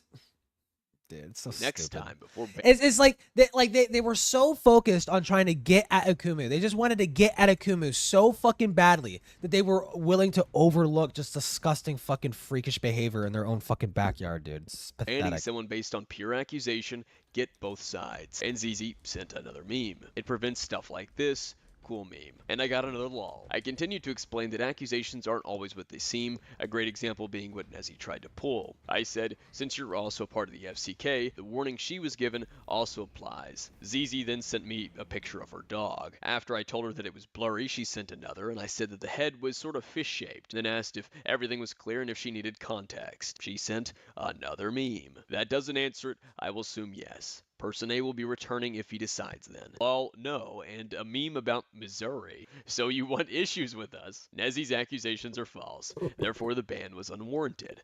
Another meme. Alright, then yes, he can return. Lol, nope. So you have a valid reason for his removal. What rule did he break? Evidence of this as well. Because he's associated with you, and I hate you. Followed by Well, way to meme. say the I fucking said, quiet part "You hate out loud." me." Well, this is what happens when you think you're going to get away with this shit. And ridding me is impossible. This isn't the only account of mine in your server. Lol with what? I know all about the FCK and its issues. You certainly knew of the issues, said nothing. Lol, what issues? What Toxic issues? behavior, blatantly underage character porn, apparently some doxing and threats. Pretty nasty stuff. Lol, that's Kiwi Farms. And yet that shit Dude, isn't- and the fucking lie. God, fuck this ZZ person, dude. What issues? God, these fucking people suck, dude. in the FCK. No, lol boy. One at a time, it's going bye-bye. Oh, that's Pro Kiwi tip, Farms. You're this actually just worse than no Kiwi longer Farms, actually. Your associated community with is worse cringe than and Kiwis. gay. Very cringe and gay of me. Hee. Funny little man thinks he's intimidating. Thanks? No. That's why Toasty is in his frenzy. Toasty's like 17, 19. I'm older than you and him. And baby boy, small child, baby. Everyone in this community has their skeletons in the closet. It's only a matter of time. Lol, alright. Yep. I suggest going to Lol, Tumblr. alright. Don't pretend I to wonder have where some this moral ZZ high person is ground. You'll now. be into some pretty sick shit. Like what? That goes for plenty of you all. What am I into? Getting there. I'm closer to you all than you think, laughing my fucking ass off. It's not hard to pretend to be one of you. I'll give you a freebie. I'm really into thick thighs. Sick shit, I know. As Thuman pointed out in a call, that's an interesting thing for Xena to say, considering she was not only sharing images of her own thighs, but going around and asking other FCK members for images of their thighs. Some of those members being minors, though this wasn't something I knew about back in 2020. Nope, I was mostly What things? I love how the memes Still stop used. when he You starts should thought it was accusing all them bluff, of a being joke. in bed A with month fucking later, the weird Backlash bucks. came around. Oh wow, good thing I'm not into children. You may not be, but those you associate with, oof. Who? Lucy's into underage character porn. Toasty. No, you're not. Holy shit, you are like Someone this. moved us sweeping little for. boy. No, Get over- Ian is whatchamacallit, idubbbz. He's making a video shitting on idubbbz or some shit. Mister, I don't want to do drama anymore. I just want to make my tech videos. Is getting involved, further involved in drama. yourself. You seem so eager on my age. Call it motherly instinct. Oh They did it God! Don't themselves. fucking Even describe it like Noodles that, has dude. a lot of stuff to hide. Foundation is corrupt as hell. By the way, a no screenshot rule in the Discord doesn't stop screenshots. Lol, laughing my fucking ass off. It was at this point that the conversation just turned into her sending Splatoon memes and photos, whilst I made points about her and the group remaining quiet, yet being so vocal about others, especially vocally wrong about others. ZZ then started conversing with herself about Splatoon and its characters, so I started making fun of her for it. It was a really weird and eventually retarded conversation all around, including me. This But I'm is sure- this is how he should be summarizing a lot of these extended conversations, right?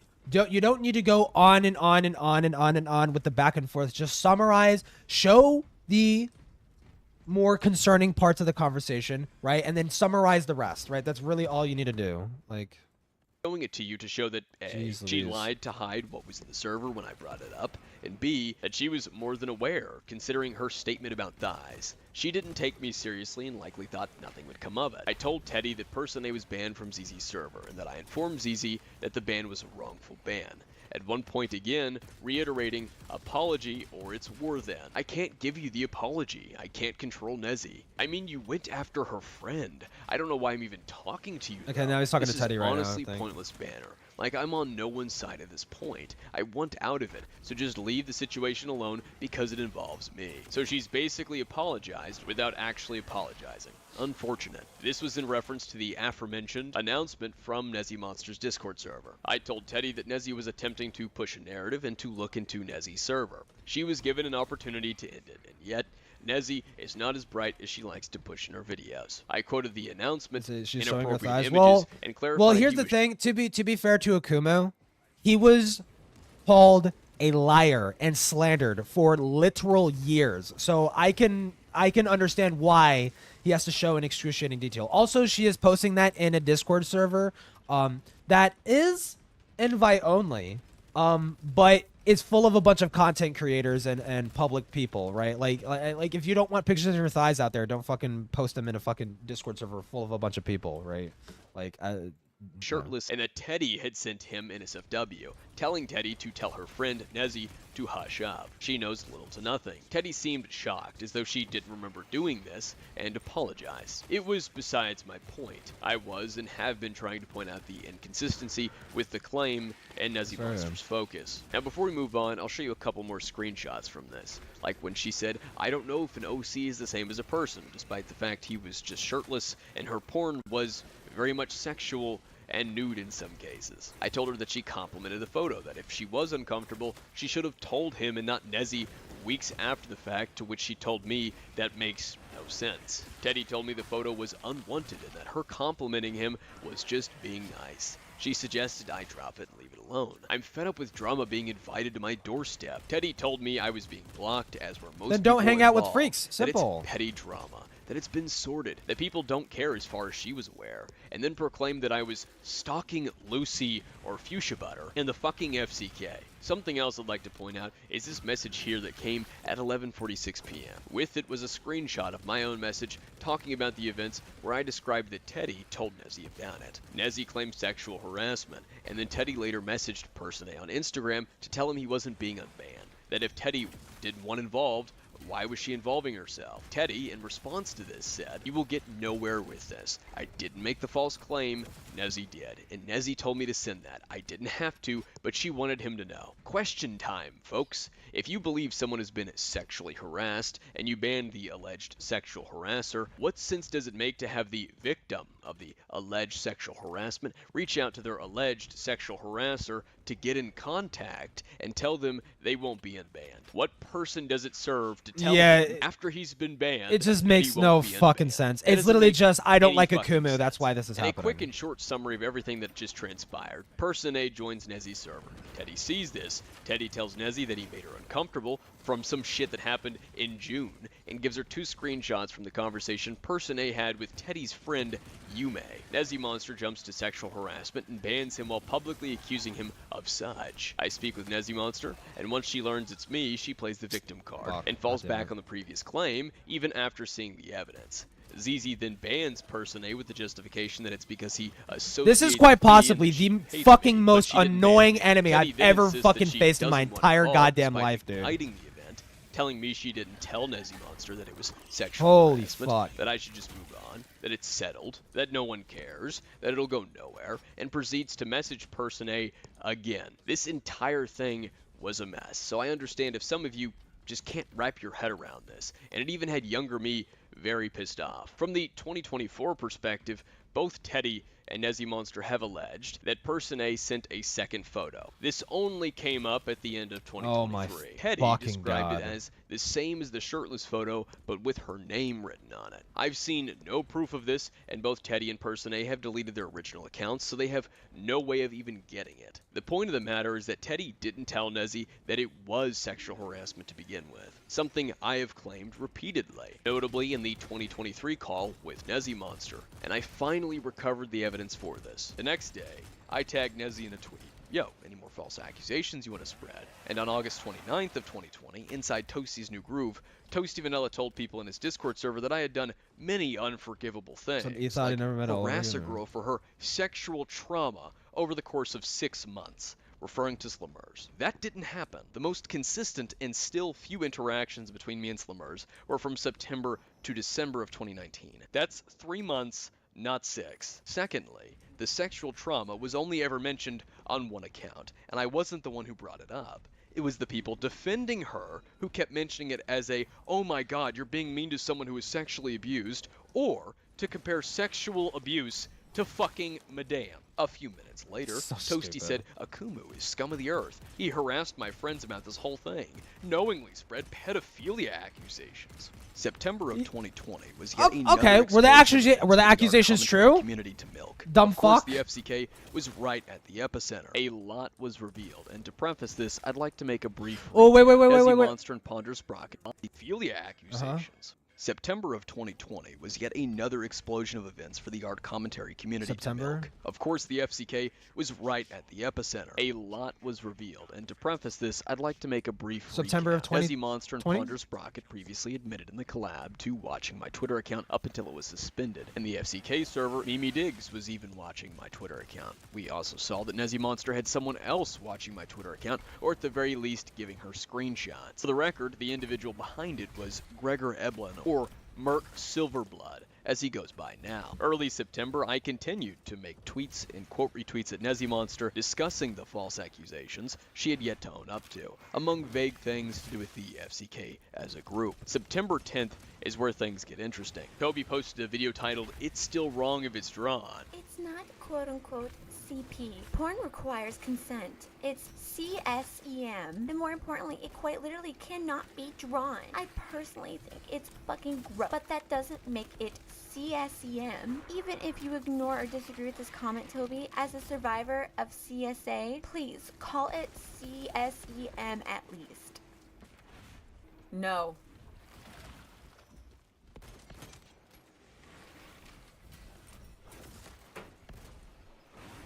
Sup, fuckers? Working. At this point, I'm frustrated. I'm frustrated with the stupid constant thing where people feel really compelled to try to defend these disgusting fucking perverts who drop CP. Let's all call it what it really fucking is. Don't even try to be like, technically. No. It's fucking, I can't even say the word. Child porn. It's chomo porn. Do you know what chomo is? Chomo is an old-fashioned slang term for somebody who likes to diddle kids. That's basically what it is. And honestly, no, I refuse to cater to these stupid dipshits who think that it's okay to draw this shit. She says this in the FCK, hanging around people who that literally were sexualizing real minors. Okay. Just to be clear. I shouldn't have to say that. Really shouldn't have to say that. But I guess I have to. So, here it is. Still in the ACC, yeah. It's not okay. Period. The way she talks makes me want to blow my fucking brains out. If you think that drawing children or children that are drawn in sexual situations is okay, or you do it, or you consume it, or you're like, it's not technically CP, like it's okay because it's like drawn, you're fucking dumb. You are a pedophile. You support pedophiles. You have no empathy and you don't fucking care, or you're fucking stupid. Straight up. What? Try to come at me. You hurt my feelings because you did. Fuck you. No, I'm sorry. I don't give a fuck if you were a goddamn survivor or not. It's all. That does not mean that it is. I understand the frustration, but it's like, it's performative. This person is literally just performative because they're like actively hanging around people that are worse than people that draw fucking lolicon. Like, unironically. It's okay for you to say that this shit, there's nothing fucking wrong with it. You are fucking dumb, and I don't care that I am saying that. I do not care. Oh, there's a dog. You know what that means. Pedophiles having access to content, whether it is drawn or live action or written, I don't give a shit. It's not okay. Then why did you make it? If you consider porn underage characters the same thing, why did you draw it? And why didn't you say anything about your close friends liking that same shit? Why was your tantrum Wait, what did she draw? only focused on Ben the Looney's I can't remember if this was brought up before. Wait, oh my god, she literally draws it. Degeneracy. When your two closest friends liked the same That's shit another on one. September Lol. 13th on an alt account inside of Nessie Monster's This Discord is on the server. inside. I never met. Yeah, thank you. My name's Quirk Chungus. I'm Quirk Chungus, and I like biting people, and I've got a cat called Squirt. Sounds like Saber versus some me thought he never met again. Exactly. True. Thank you Talked for about the the false $2. sexual harassment claim, where she defended me The $2. and wouldn't admit to being wrong. It was that same day that an SCC member by the name of Mr. A and Mario called me a tool in the reply. Also, I've read your comment before. You didn't need to donate, but thank you anyways. Other SCC adjacent individuals. You see, during this month, a lot of bitching about me would occur from the art and slideshow people, all because I was poking fun at their favorites for the shit that they were getting up to and mocking their communities for the dogpiling of me. 2 days later, on the 15th, I quote retweeted Nessie Monster with this. Imagine if you didn't make false accusations against a minor. Imagine not giving your friends a bias for sick shit when you'll happily try and Sorry, get on I didn't hear someone it. else's You're case. fine. Sad face. I also quote retweeted Doodletones, who was bitching about Harry Potter. I believe it was an actor from the films who had the audacity, the gall, to defend the author, J.K. Rowling, that had Susie shitting the diaper. Doodletones went on to say he was going to mute the thread and that I was a little transphobic. And the next day, I quote retweeted Doodletones again, pointing out the common flaw in the typical outcrying of transphobia.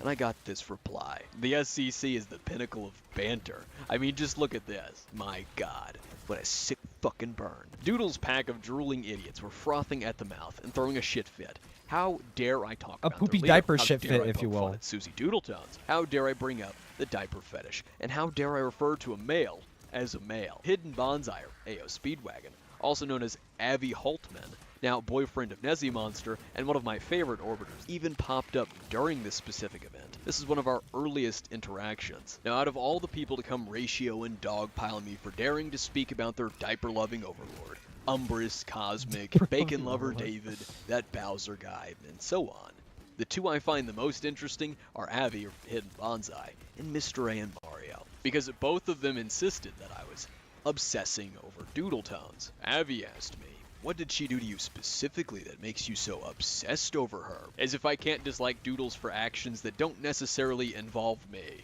And Mr. A and Mario said to me, you're also a blatant transphobe who won't stop obsessing over Doodletones, and then told someone else that I seem to obsess over Doodletones. What I suspect happened is that these people were yipping away in their Discord servers, bitching about my 1000%. tweets about Cloud Doodles. Palace, One that of them happened in Cloud probably said I Palace if was it existed at the obsessing over time. Doodles, and they just sort of picked it up and ran with it so that they could come and say something about it. They gotta, shut that shit down. And I'd like to point out that by this point, I had said very little about Doodletones. The first time I said anything about Doodles was July 16th and 17th of 2020. The next time I said anything about Doodles was September 15th of 2020, which is what caused them to say I was being obsessive over Doodles. I had talked about Doodles 3 times within 2 to 3 months. That was it. So Avi, Mr. A, if that's me being obsessive over my god, Doodletones, my fucking then what does that say frames, about holy the shit. SEC? That community has been running their mouths about me ever since 2019. From Twitter, YouTube, and Discord. I don't want to look at it. Several It's Discord gonna kill my servers, mind you, frames. many of which I have in my Even collection. worse. Hell, just look at Michael, who was siding with you all in this dogpiling. He had said plenty about me for months on end, ever since 2019. It just takes one search on his Twitter account, fuck. much more than Holy 3 shit, things. dude. Oh wait, let's not forget the fact that Michael, by this point, September of 2020, had been He's arguing having a with me stroke, throughout yeah. multiple different YouTube comment sections, or talking about me throughout multiple different YouTube comment sections. And let's not forget Discord either. How about Bacon Lover David, who did the exact same thing by this point? He had been running his mouth across YouTube, Twitter, and Discord about me. Primarily YouTube and Twitter. I can keep going with this and name specific people in your community or around your community that by this point had been talking about me for months on end. I really wish you could have a arguing with me power for fist months as on a end, across multiple different whatchamacallit. platforms. YouTube, Twitter, and Discord. Avi himself certainly went on to say more than 3 things about me. Mr. A That's the class that I'm himself playing. went on to say more than 3 things about me. Your entire community, for months on end, ever since 2019, had been constantly bitching about me. You two idiots calling that obsessive shot your community right in the fucking face, and you didn't even realize that because you were just speaking out your ass like you all usually do. On September 16th, Toby Majestic held a stream on her YouTube channel with Nezzy Monster, considering the false sexual harassment accusation that Nezzy intended to die on the hill of. As of 3 days before, I messaged in the live chat, I commented, and continued to try and confront Nezzy about it. Wow. Someone That's said, sad. wait, your stream. What? What's sad? The fucking like dislike Yeah, ratio. I'm aware. No, it's no allegations. It's just somebody who's trying to currently ruin Nezzy's life by doxing her. So What? ignore him, please, guys. Thank you. Moving on. Pretty much. Yeah. Toby? I'm sorry. I'm currently trying to decide if I want to quickly mod somebody just for shits because your person who that one guy. That is weird. That is so. Wait. So Toby got vindicated? Wait, why is he hanging out with Toby? What? Meatball? My Yeah, stalker? on Twitter. Yeah. Oh no, this is with Mad Libs. I There's guess two he things I'd like to point misspoke. out here. The first is that Nezzy was already pushing this. He's stalking me. He's one of my stalkers by September of 2020. And secondly, Toby's referral to noodle meatball spaghetti.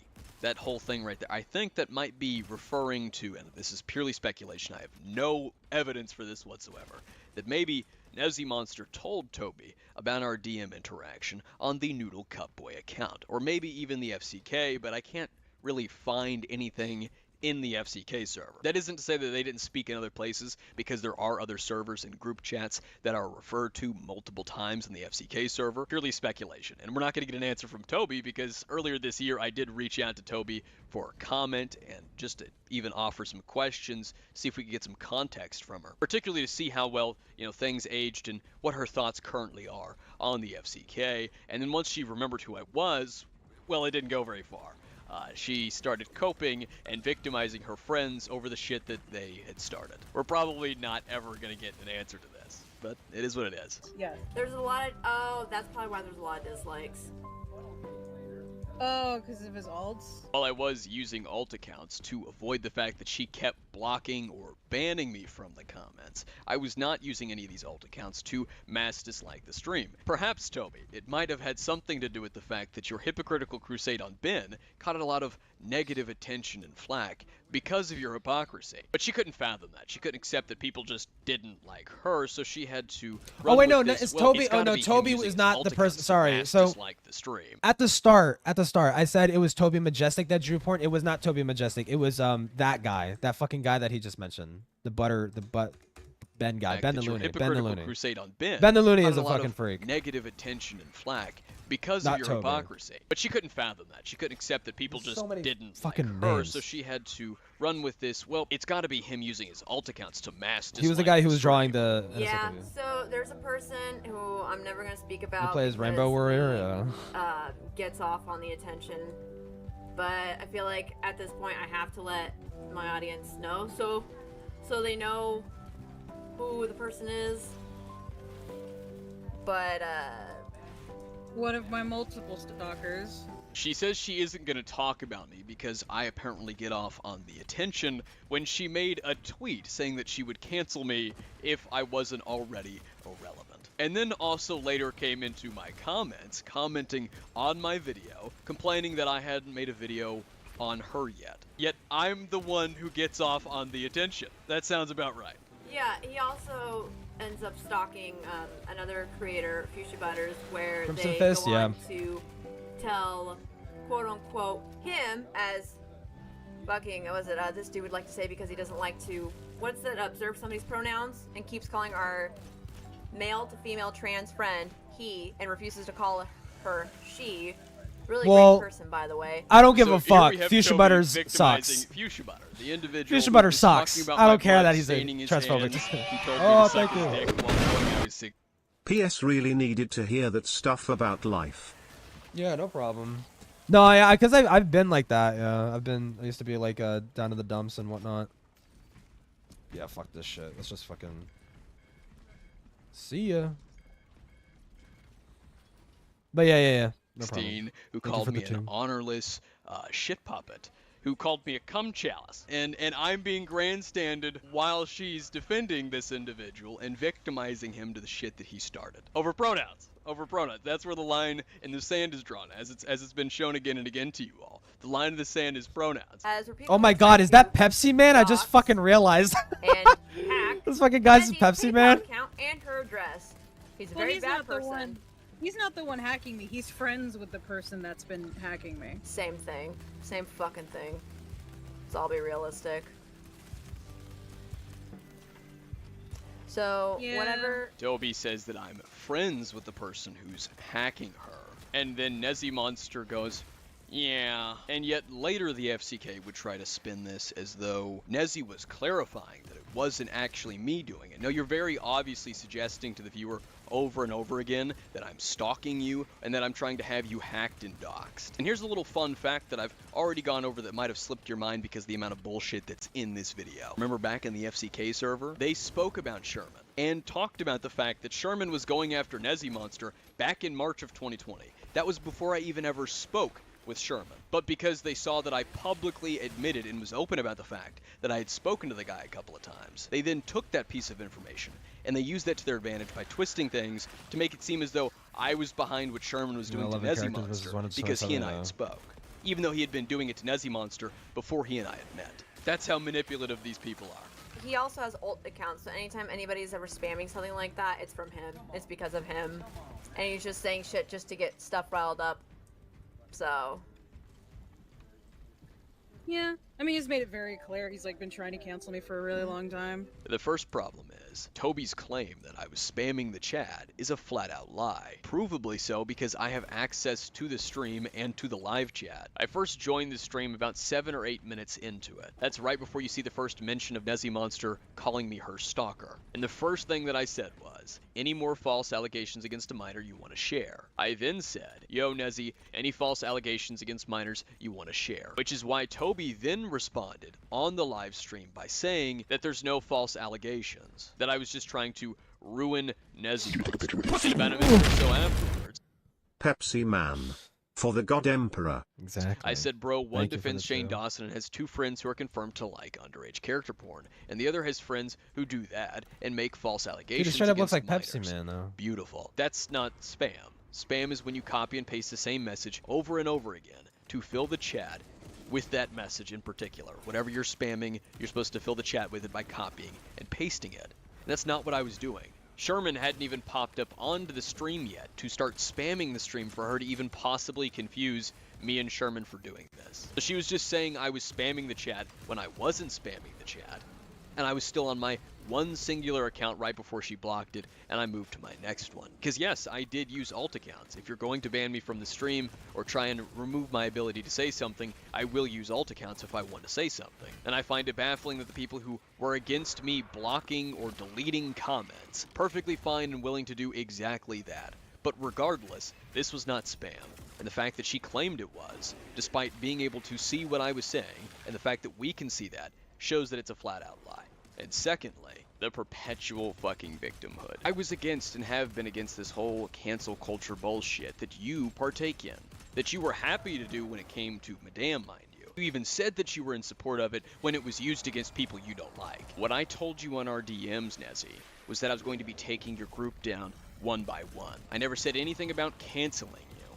I never said anything about, making you people run off. There's no need for any of that. There's no need to just sort of chase you off or get your YouTube channels fucking deleted or your Twitter accounts mass reported. I don't need to use your tactics. You see, that's the beauty in all of this. All it takes is a little truth. He's VCing you right now and he's not dislike bombing? Yeah, okay. That was one of my friends popping into the live chat to clarify that I was not using my accounts to mass dislike the stream, because I was in a voice call as the stream was going on, and I was streaming the stream to them and using my phone to go from alt to alt because she was banning and muting these accounts so that I could communicate in the chat. Now, I know the OBS recording is very jank and low quality. I barely know how to fucking use OBS. I especially didn't know how to use it back then.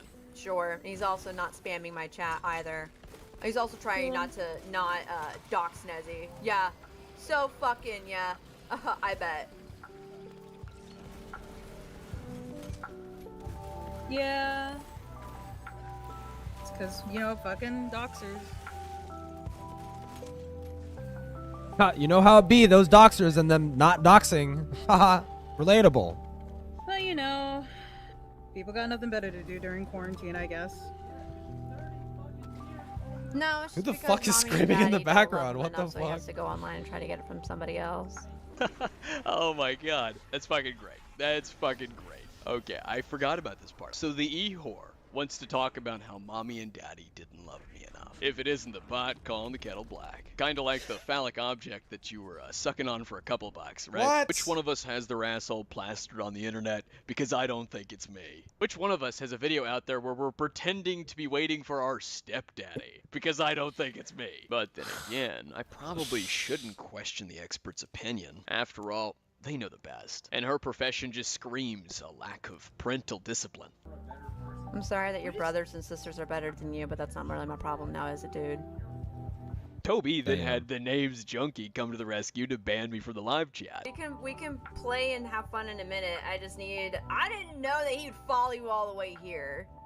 So I'm gonna go find one of our friends to like mod for a second. I wonder if what Junkie's doing. Junkie can probably do it.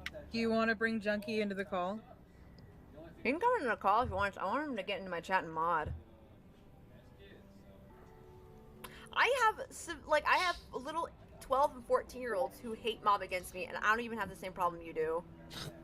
Shit. Okay. 16-year-old boys really like that show. I thought that comment was gonna go somewhere falsely else. accuse and smear him in a video to hundreds of thousands of people. Then you're in a friend group who continuously keeps poking, prodding, making fun of him, using him for views, right along with the hundreds of thousands of people behind those individuals also falsely accusing him and mocking him. And then you go and falsely accuse one of his friends of sexual harassment when the supposed victim of such never even said it was sexual harassment. And then you refuse to admit that you were wrong and apologize to the individual that you made the accusation towards. And you think you can just sort of sweep it under the rug like it didn't happen and move on without saying you were wrong. I could see why he'd want to come on stream and inform people about what you did. But perhaps that's just my bias. No, I just have a fucking doxer and like multiple stalkers. I hope I don't get those. I've already said before, if anyone actually was able to legitimately dox me, that'd be a very big shock. I don't use my real name for anything. Hopefully, Junkie will come in. I sent him a link. Sorry guys, I didn't know that Nezzy would bring over such trouble. Who would think that a fucking YouTuber like Nezzy with no controversies, because she knows how to keep her mouth shut, unlike some people, me, would have such a fucking person to come after her? The fuck? I'm a bigger target. I feel almost slightly insulted. But you said I get off on the attention. I'm the attention whore. Hey, you know what? Another thing is so funny because the person Is that who my was bitching Discord? about numbers all the time, they were never interested in me until I had Shut numbers. up, bitch. Fuck up. I mean, that's Mind you. Exactly. So, sit the fuck up and shut up. There's a couple of problems with this, but for context to preface this, what Toby is referring to is our back and forth, our lengthy argument back on August 12th of 2020, which is where I said a fan, nah, I just love making fun of hypocrites is all. You talk big game, but let's be real, you're nothing. Your size is entirely irrelevant. It's crazy how people said I have an ego. From what I've seen, someone's always on their period, huh? Blush phase. She says, my size is entirely irrelevant, because it was never part of the conversation, lol. You brought it up. I said correct, incorrect. I brought it up for a reason, however. You all genuinely think your size grants you access to treat people however you want. Now she's pretending as though I was the first one to bring up size and that I wasn't interested in her until she had size. She's the one who came to me and put my name in her mouth first. She's the one who quote retweeted Fuchsia Butter, saying that she'd cancel me if I wasn't already irrelevant. Calling me irrelevant is starting the conversation about our size difference. It's pointing out that I'm apparently irrelevant. I don't have the size she does. And then she went on to comment on my video, apparently wanting a video on her. So why she's doing this silly little dance pretending as though I made the conversation about size initially, when no, I brought it up later on August 12th. It's fucking ridiculous. Sit the fuck up. Sit the fuck down. Yeah, this is exactly why I stopped I look streaming epic. on YouTube. Nah, fuck it. I'll just mod. Literally, fuck you, dude. You ain't jack shit. Fucking tongue fuck my asshole. Oh wait, no. He's underage. Go fucking light fire. You know, It's funny you say that. Never mind. I don't want to say that because they're underage. And yet you had nothing to say when Fuchsia Butter said it with their whole ass fucking chest. Said it with their whole ass chest. They said worse. They were threatening, not threatening, but they were talking about wanting to kill Okumu in private, and everyone was cheering that psychotic shit on, dude. Crackers in the street. Or do whatever you want. I instead messaged Nezzy Monster Server on Discord, issues? asking her if she had any more false accusations that she'd like to make. Ironically, right at the point of the stream where Nezzy said I was friends with Sherman and implied that I was working with him or behind whatever he was doing because he was trying to get into her PayPal. Sherman had popped up For the in wrong the reasons. chat What did and it cost began you? spamming it, and another attempt to get some kind Widowy. of Yeah, conversation widowy. going about the false sexual harassment accusation because Nezzy Monster was just too chicken shit to admit she was wrong, something she insists about me, mind you. I then messaged Madlibs about it. Your friends seem to have a real allegation problem. One minute I'm doxing people, the next I'm responsible for someone spamming, while simultaneously I'm just there to call Nezzy out because she runs from confrontation yet can talk shit. That pussy shit we spoke about last. The only reason I even started making fun of Toby in the first place is because she pop-out opened her stream must window thing? and spoke out on something she knew It does nothing of. Might sometimes want to let her with the know video, but I time is don't know how money it and works. she's wasting time. Wait, what do you mean? Oh, I wish YouTube implemented the pop-out stream window thing. Wait, what?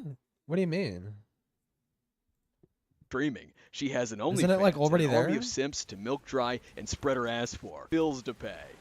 You can remove me, but you can't respond. Don't be a puss. Compared to the other DMs, that was pretty brief. September 17th was one of my favorite events, though. Madlibs not only had her own spy in my Discord server, but was also working with Slumber, the individual I mentioned previously from the slideshow community, to get evidence, because Madlibs was cooking up a hit piece. Slumber was pretending to be casual with me, as though we set our petty but funny spat behind us, and as if we were chill, even allowing me to stay in their Discord server, to which they would ask questions, I would talk, and those screenshots were relayed back to Madlibs, so they could be stripped of context and used to make claims in the hit piece. Gay-opping 101. And this goes into my second point for why I'm telling you this. If it was stalking for me to look at what they were saying on their public fucking Twitter accounts, how dare I use an incognito tab? Why was it not Like how you do- stalking Oh, when they oh, like constantly mobile? looked at mine to get evidence? If it was stalking to join their public Discord servers to gather evidence,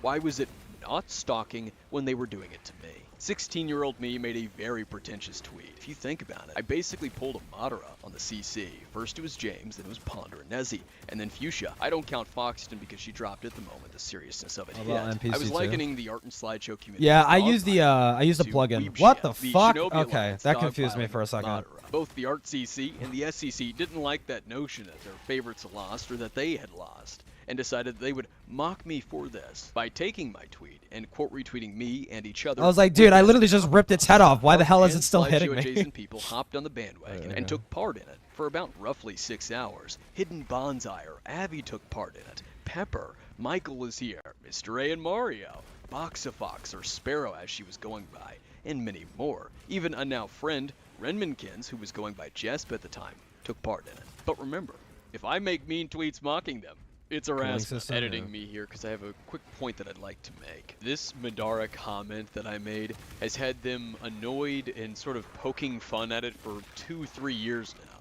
They were still talking about it in 2021 and 2022, so a year or two after I even made this comment, after they did that whole dogpile mockery of it. And yet look at their community now. While I was screenshotting all of this for later use, I suppose that later use being right now, Junkie chimed in. So I replied to him. That turned into a brief spat between the two of us. At one point Small he called quality me life a thing? Oh, okay. lolcow. Yes, the guy who gets off to the idea of maggots crawling around his Oh, fucking please don't. genitals was calling me the lolcow. It doesn't get any better than that. When someone else asked him who I was, he replied by linking Ponder Sprocket and Nezzy Monster's collab, saying, a special kind of guy if you catch my drift. Later on, Oh, that's ironic. I've been really considering breaking my never talking about people rule. This chick is just too good. September 19th, a Twitter user by the name of Diana the Egg Queen tagged Toby, asking about Toby's hypocrisy with a photo of her Todoroki drawing. I've addressed this multiple times.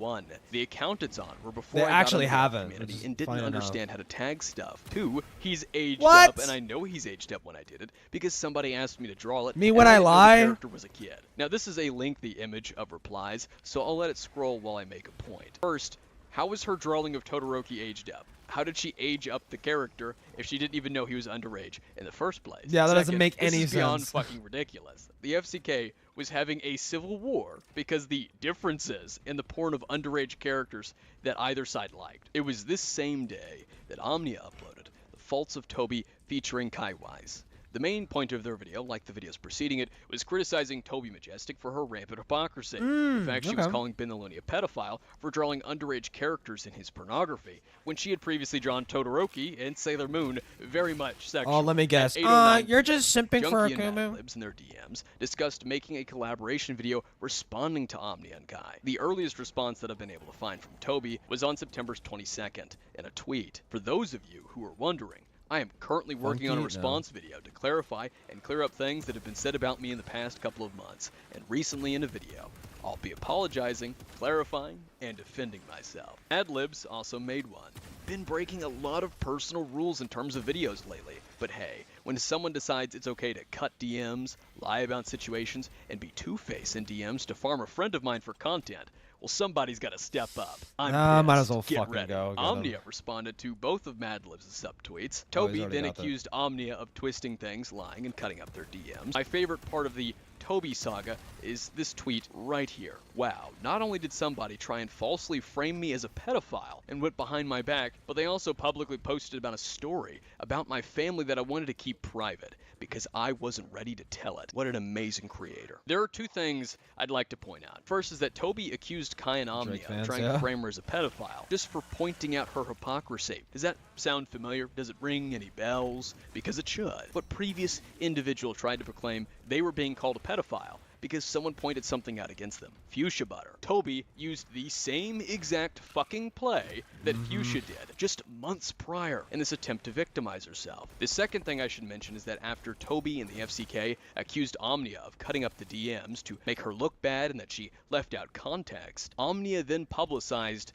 their entire DMs. And then Toby cried wolf that a story about her family was publicized because it was in the DMs. Omnia initially used select excerpts or pieces from their DMs to talk about their conversation because she didn't want to publicize those private details. Toby and the FCK then used the fact that not all the DMs were shown in their complete entirety to proclaim that Omnia was being dishonest. And then when Omnia did what they wanted and publicized the full DMs, they tried to spin it so that Omnia was still in the wrong. Nezzy Monster tried to compare Omnia to fucking Madame because she publicized the full DMs, only after they complained about her not doing so. This is how ridiculous these people are. And this just goes to show that their issue wasn't that the DMs weren't accurately represented, nor cut up to frame anything. It was that the DMs made Toby look like the idiot she was, so they needed something to bitch about to try and save her image, by making it appear to the public that Omnia was being dishonest. You can't win with these people by playing their game to the rules they set,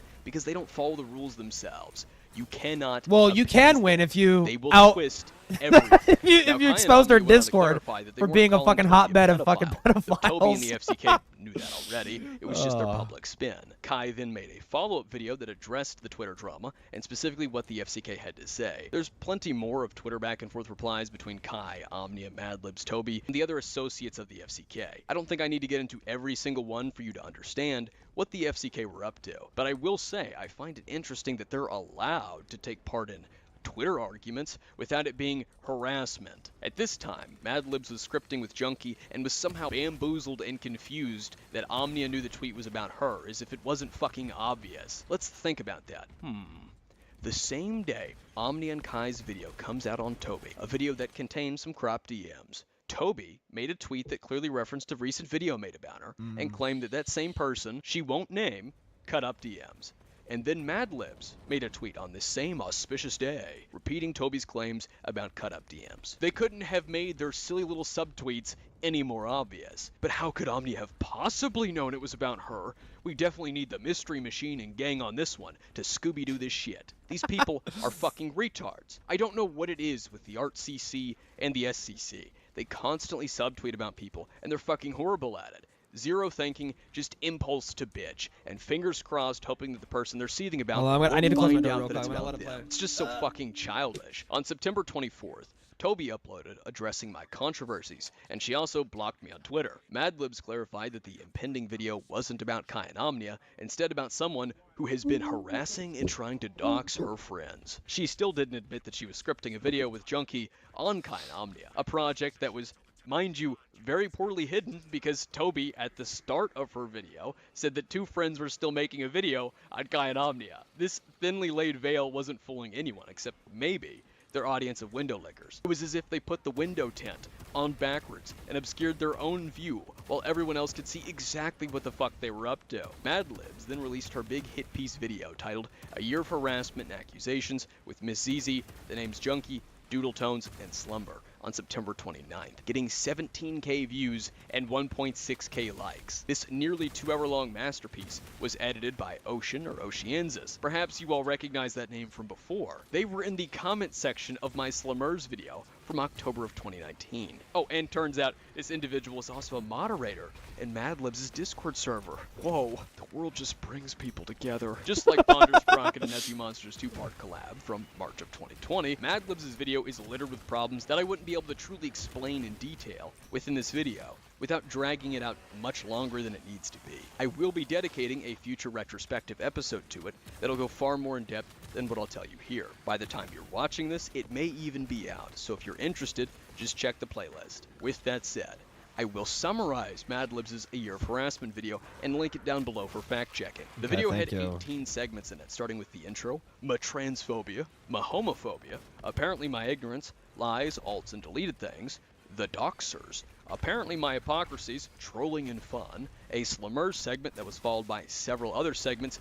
aiming to detail and share their experiences with me, all of which left some things out and or lied. However, I'll go over some of my favorite bits. 22 minutes in, Madlibs tried to backpedal the doxing claim from Twitter, the one that I just showed you all, only to say I heavily associate with doxers and then use guilty by association. Dude, we saved most of the to suggest that Imperial I had Guards. something Let's to do go. with Sherman going after Nessie Monster, whilst admitting he was after Nessie Monster before all of this. Now, this next part is where things start to go from an ignorant teen to harmful to other people, and it's only going to get worse from here. Now, to my knowledge, Akumu himself has never doxed anybody, and I'm not trying to accuse him of doing the doxing. However, he heavily associates himself with multiple doxers who are part of something called the UTTP, a group dedicated to doxing YouTubers. Oh, and these other people. fucking Not those only that, people. But another person from UTTP has told another Oh my YouTuber, God. Slumber, in the DMs that they and Akumu are allies. They also admit to being the ones who doxed Ponder Sprocket on a different account. And I also have DMs of this account talking with Akumu about UTTP in another server.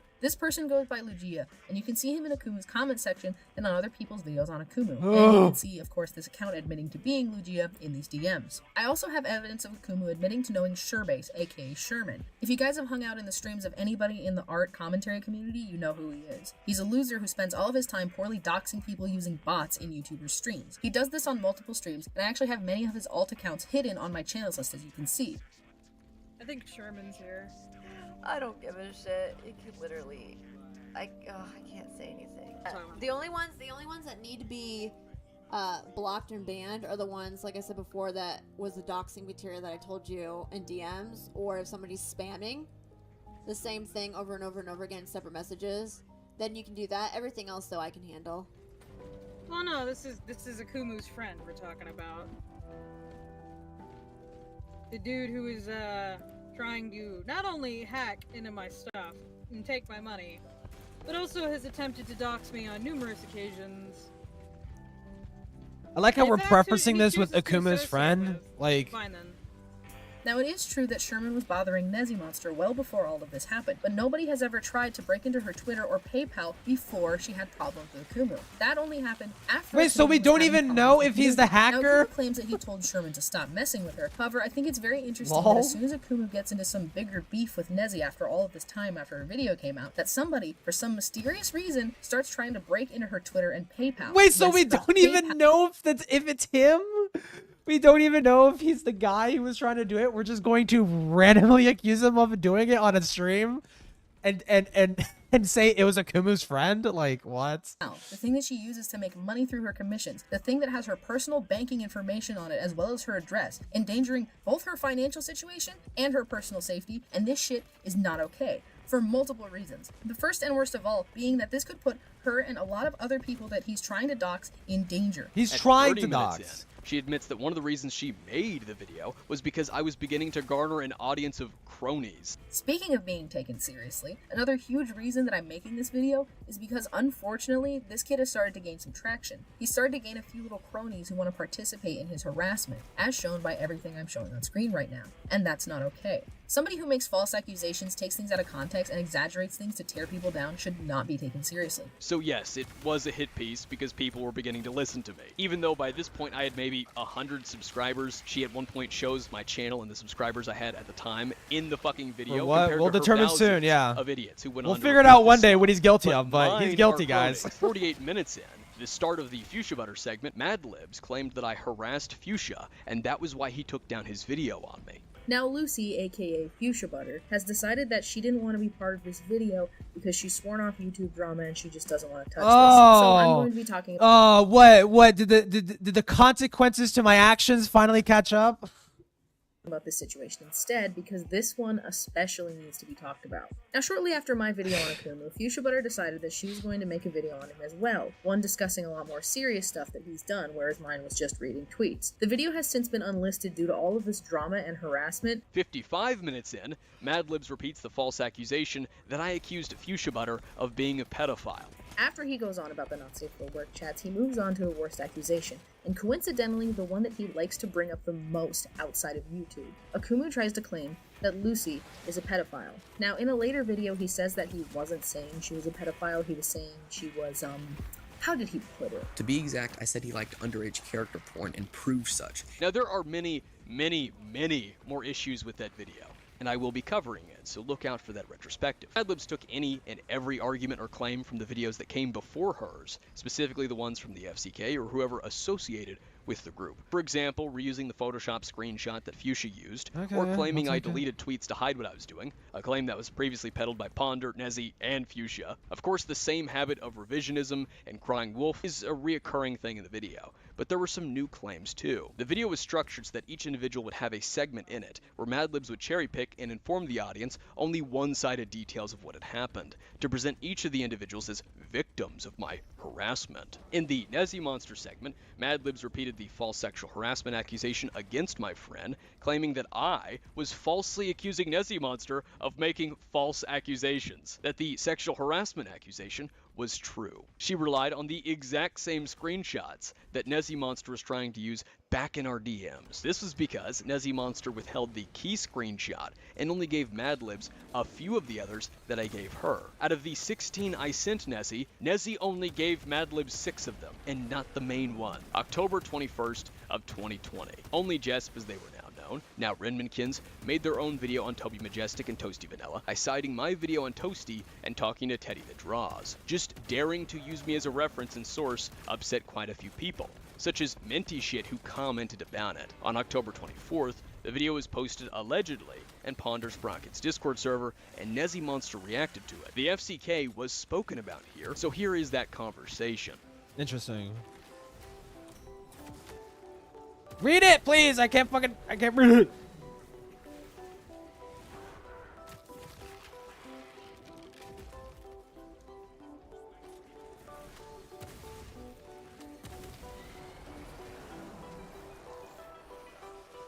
I cannot fucking read it, bro.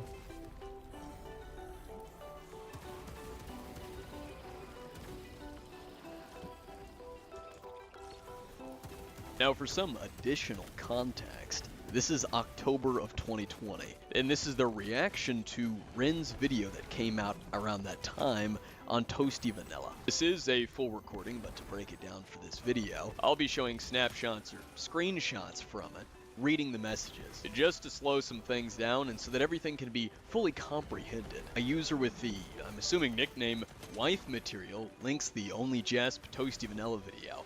Bruh.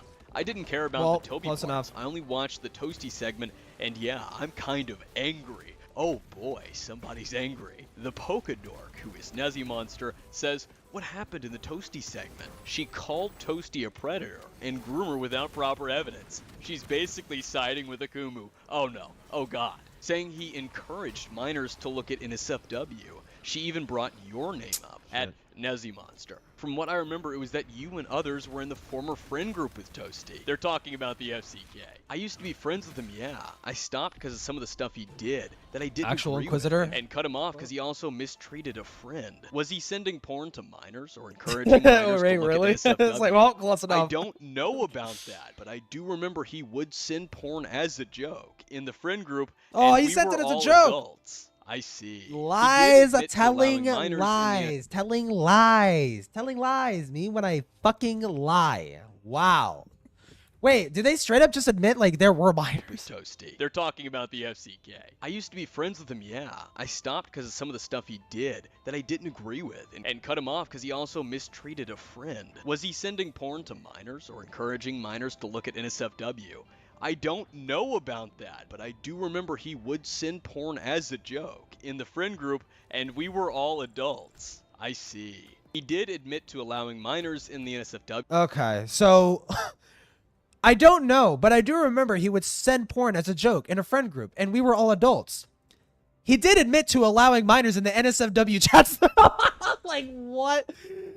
Your brain is broken. Chat, Your brain is broken. Doodle Tones comes in with, well, if it's Akumu's video that Jesp is using as the crux of her argument against Toasty, what evidence does Akumu have? You could use your eyes, Susie. Try it. Try it one day. I even want to look at Akumu's video. I don't know if what evidence does he have? I don't want to look at it though. Okay. And he tried saying Libby allowed it when he modded for her server, not bringing up that he was fired, and that she said explicitly to not do that. When was he a mod, if I can ask? Where the hell And is when that was he ever fired? said? I'm trying to piece together the timeline. A while ago now, but he was fired for spamming and adding everyone. Libby didn't know about the NSFW stuff. Bullshit. Till the vid. Bullshit. Right. Scarlet Otaku comes in with his banger of a take. Susie Akuma again can't be taken defending a seriously without disgusting he goes about pedophile. gathering Good his job. Evidence, as well as his general attitude. I'm frustrated with Jesp's lack of evidence and hateful attitude in the video. She straight calls him a groomer. I don't like the fact Toby is in a video with someone she believes is a groomer because it makes it look like she's involved. She's not friends with him either. Having griped with someone isn't the same as calling someone a predator. She even calls him a gaslighter during the Akumu call when, no, Toasty was asking for clarification to a question. Yeah, that's another thing that irks me. Discord. She's pushed It should be herself into a linked in the situation that description, she knows I think. little to nothing about. Nezzy says Toasty has undeniably done some bad stuff. Oh, okay. But I don't think he's a terrible person. I highly doubt he's a fucking predator of all things. Annoying, sure, but fucking going after minors sexually? Fuck off, Jesp. I remember warning him about sending porn as a joke before I cut him off. There was also the whole Shadman shit. I checked who he's following. Shadman isn't on the list. Not recently, no. Jesp even says at one point he was a fan, meaning he is not a fan anymore, meaning he does not like Shadman's work, meaning Jesp is poisoning the well. They love not knowing how to use logical fallacies. I'm aware he isn't anymore, but he used to defend it. He's just He so doesn't rich. anymore, but yeah. Then again, her whole video is just, the entire water supply is undrinkable, there's too much poison. She's dangling his past mistakes over his head, and it's disgusting. As he says, there's other stuff, but it's not my story to tell. I don't think he's a predator, but there is stuff he needs to fix. This video is not the way. I'm very, very frustrated with her, but I know if I speak to her about it, she's going to have a meltdown and subtweet me. October 27th of 2020, I experienced some technical issues consisting of my entire drive corrupting. So I lost not just the save file of my response to Madlibs, but a lot of my organized evidence, which delayed my response video after Harsh Opinions, Naughty, and several others came to the New rescue Meadows, for Summer, Toby yeah. Majestic. This eventually led to the infamous video from Just a Robot with the FCK. Toby drama, featuring Manga Common and Fuchsia Butter, uploaded on November 3rd. Fuchsia previously claimed to be done with drama in his public statements and the DMs with me, and yet there he was, right back at it. Kind of like when he said he was done with me, only to be in another video about me, like an abandoned dog. These people can't even stick to their own fucking words, their promises to their audience. It's one thing to change your mind, it's another to keep saying you're just done with drama and exhausted by it when it doesn't go your way, and then to put yourself right back in drama when you think you can flip things around. How's it going, guys and gals? It's me, Muda. It's literally Muda, bro. Just a Robot's Toby Majestic Oh my god. was a very biased mess. No thanks to Fuchsia Butter, who was hellbent on defending anything Toby did, along with the fact that the information that Manga Common and Just a Robot used for this video was not only wrong, but was given to them by the name's junkie. At this point in the timeline, September and October of 2020, I think it's more than fair to ask this question. Where the fuck was Ponder Sprocket? Ponder Sprocket commentaries are meant to demonstrate wrongdoings, contradictions, or dispel false narratives. The same person who said smear campaigns and lying about a minor was bad when it was Slimmers, who milked the Madame situation with several videos in 2020, whether it be the video she made by herself in 2019, the 2-part collaboration she did with Nezzy Monster in March of 2020, or how about the 4-part collaboration she did with Darkness Stone on October 6th of 2020. And yes, the same Darkness Stone who was previously reporting my fucking Twitter account. Just another coincidence, I bet. From the events that I have detailed to you so far, does this whole thing not reek of what Ponder normally talks about? But she didn't. My response to Mad Libs didn't come out until November 16th of 2020. A couple of days later, on the 25th, Ms. Easy had a stream titled Playing Mad Father, considering her segment in Mad Libs' video, where she recounted her supposed harassment whilst leaving shit out. I'll get into the specifics of that when I cover that video. I decided to pop into the live chat. At an hour and 22 minutes into the stream, I appear. She says something along the lines of being tired of me and that I was acting like a stalker, repeating what she said in Mad Libs' video. Akumu made another account just to spam. Yeah, I swear to God, like, I'm so tired of him. He's acting like such a fucking stalker at this point. I clarified. Oh, now he's acting like a stalker. Is he stalking or is he acting like see one? her admit her lies, to which she said, lying about what, Akumu? It isn't spam, but we did momentarily, but we'd rather see you admit your lies. Lying about what, Akumu?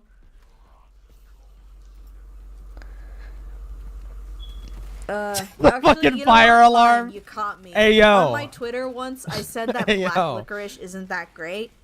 You I didn't know caught she me. was cultured like I that. actually don't really like black licorice that much. What? 2 months Oh, later, why not, she reads huh? another comment of mine where I clarify my issues with her and her group. This is where she starts to spiral. Who lost her eyes.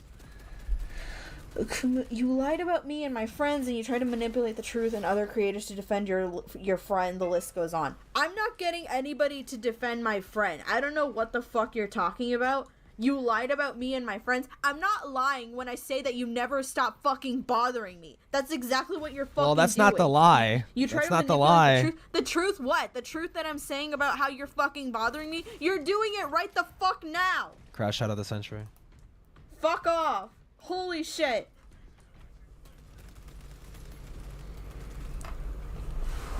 I really fucking love how he does this. Like, oh, you're just lying about me and my friends. I'm not fucking lying when I say that you contact me on multiple fucking accounts. Crash out. Because that's what you're doing Crash right out. the fuck Crash now. out. Crash out. Crash out. Shit. I'm just trying to find a fucking bucket or something to carry water in. I don't need you bothering me right now. Holy shit. Unreasonable crash. Is there a way to ban people on YouTube? Trust me, guys, that is exactly what I'm doing with his alt accounts. And like I said, exactly how I'm describing it to you. He comes back. Well, you know, on multiple. I would definitely say it's obsessive, but at this point, I don't care. Maybe stop lying about him, and then he'll stop obsessively fucking replying to you and demand that you retract your lies. Fucking accounts. Maybe don't lie. To bother me. And yet somehow it's a fucking lie when I say that you never leave me alone.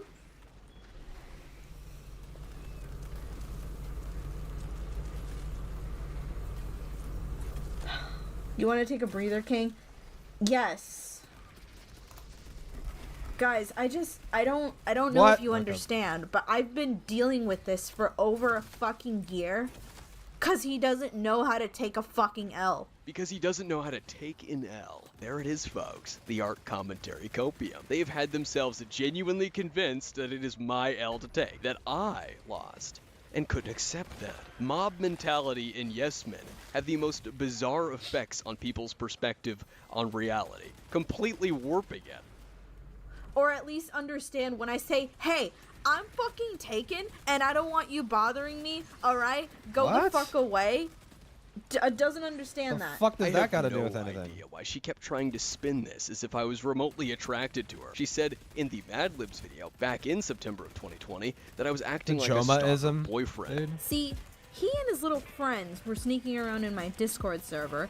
I kicked out one of said friends due to allegations of sexual harassment. And no Spawner's joke, child predator, almost yeah. immediately, Akumu contacted me and tried to explain to me that his friend did nothing wrong. So, here's the thing. I was pretty tired. Dude, there's so many things. So did ZZ prey on a fucking child? I know ZZ definitely did fucking pedo shit, right? They were drawing fucking lolicon and shit, or Shotokan of the fucking My Hero Academia characters, and they had like an NSFW. I think that was ZZ. Dude, it's so hard to follow this shit, dude. I was also doing something else that was pretty important at the moment, so I was not taking him seriously that night. I even got to the point where for 5 straight minutes, I argued with myself over what Splatoon idol is better. Meanwhile, he kept going on his tangent about how awful me and my friends are. I guess he eventually got tired of me ignoring him and began insulting me. Meanwhile, I was still there fangirling over Callie.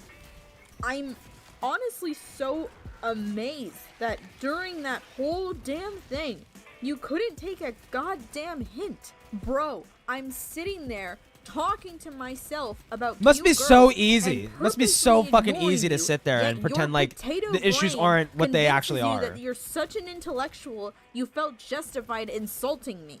Like, seriously? Did it ever just occur to you that maybe, just maybe, I was— This is like such a piss poor attempt at fucking narrative control, because even anybody in her audience that was remotely watching what the fuck was going on, like, that is not the take. Nobody's takeaway was that Akumu had a crush on this fucking dumb fucking bitch, this dumb bimbo, and that's why he's mad, is because she's already taken. Like that is such a stupid attempt at narrative control. It's dumb. messing with you? I swear, never in my life have I encountered someone so dense. It doesn't even stop there. A few days ago, Akumu tried to contact me again. The conversation itself isn't important. What matters is afterwards. That night, I was exhausted, and all I wanted to do was play video games with my friend. I was not going to put up with Akumu. So I just deleted our conversation and I kicked him from my server. And then, like an obsessed boyfriend, he messages me on an alt account saying something like, "You'll never get rid of me." I did the same thing to that account, and then he adds me on Twitter, once again, singing the same tune. Akumu, listen to me. I don't know what your damage is, but I want nothing to do with— Please just let me get away with trying to smear you and your friend as fucking creeps, when in reality, I was the creep. And defending other creeps too.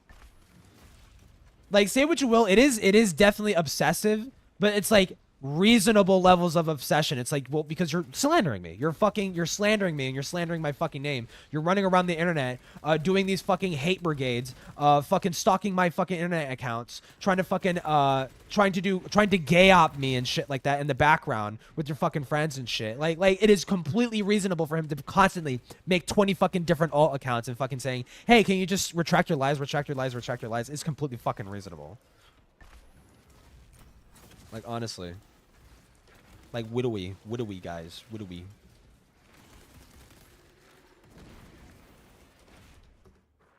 with you.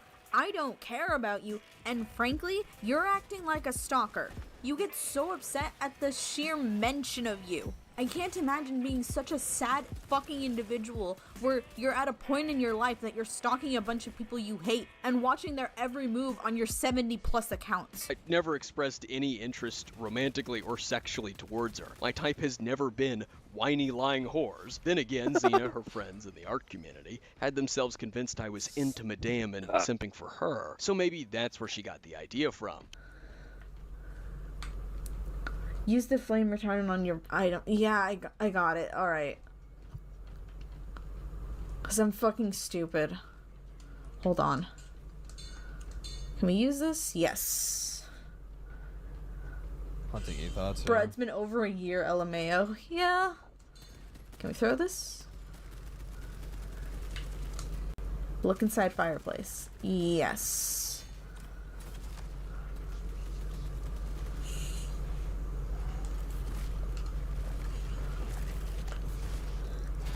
Alright, guess we'll throw those in there.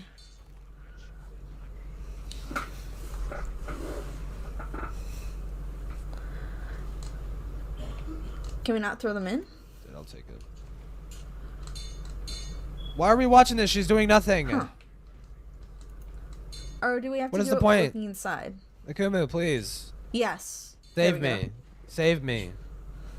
Save me from having to waste more fucking time.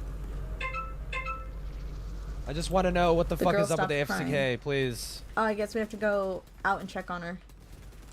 Save this.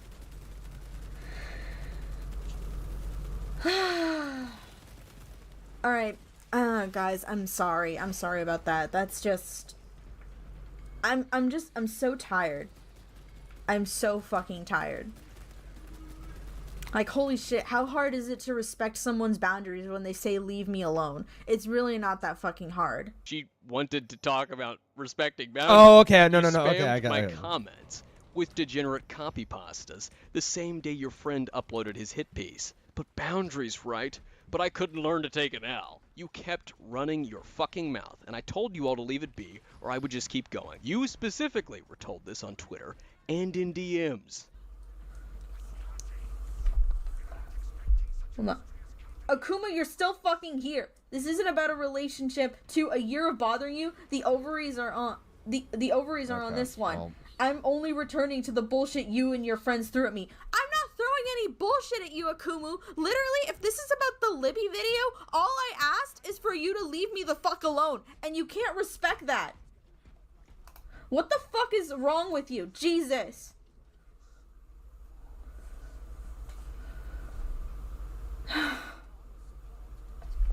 God damn it. She actually I'm so crying. fucking tired.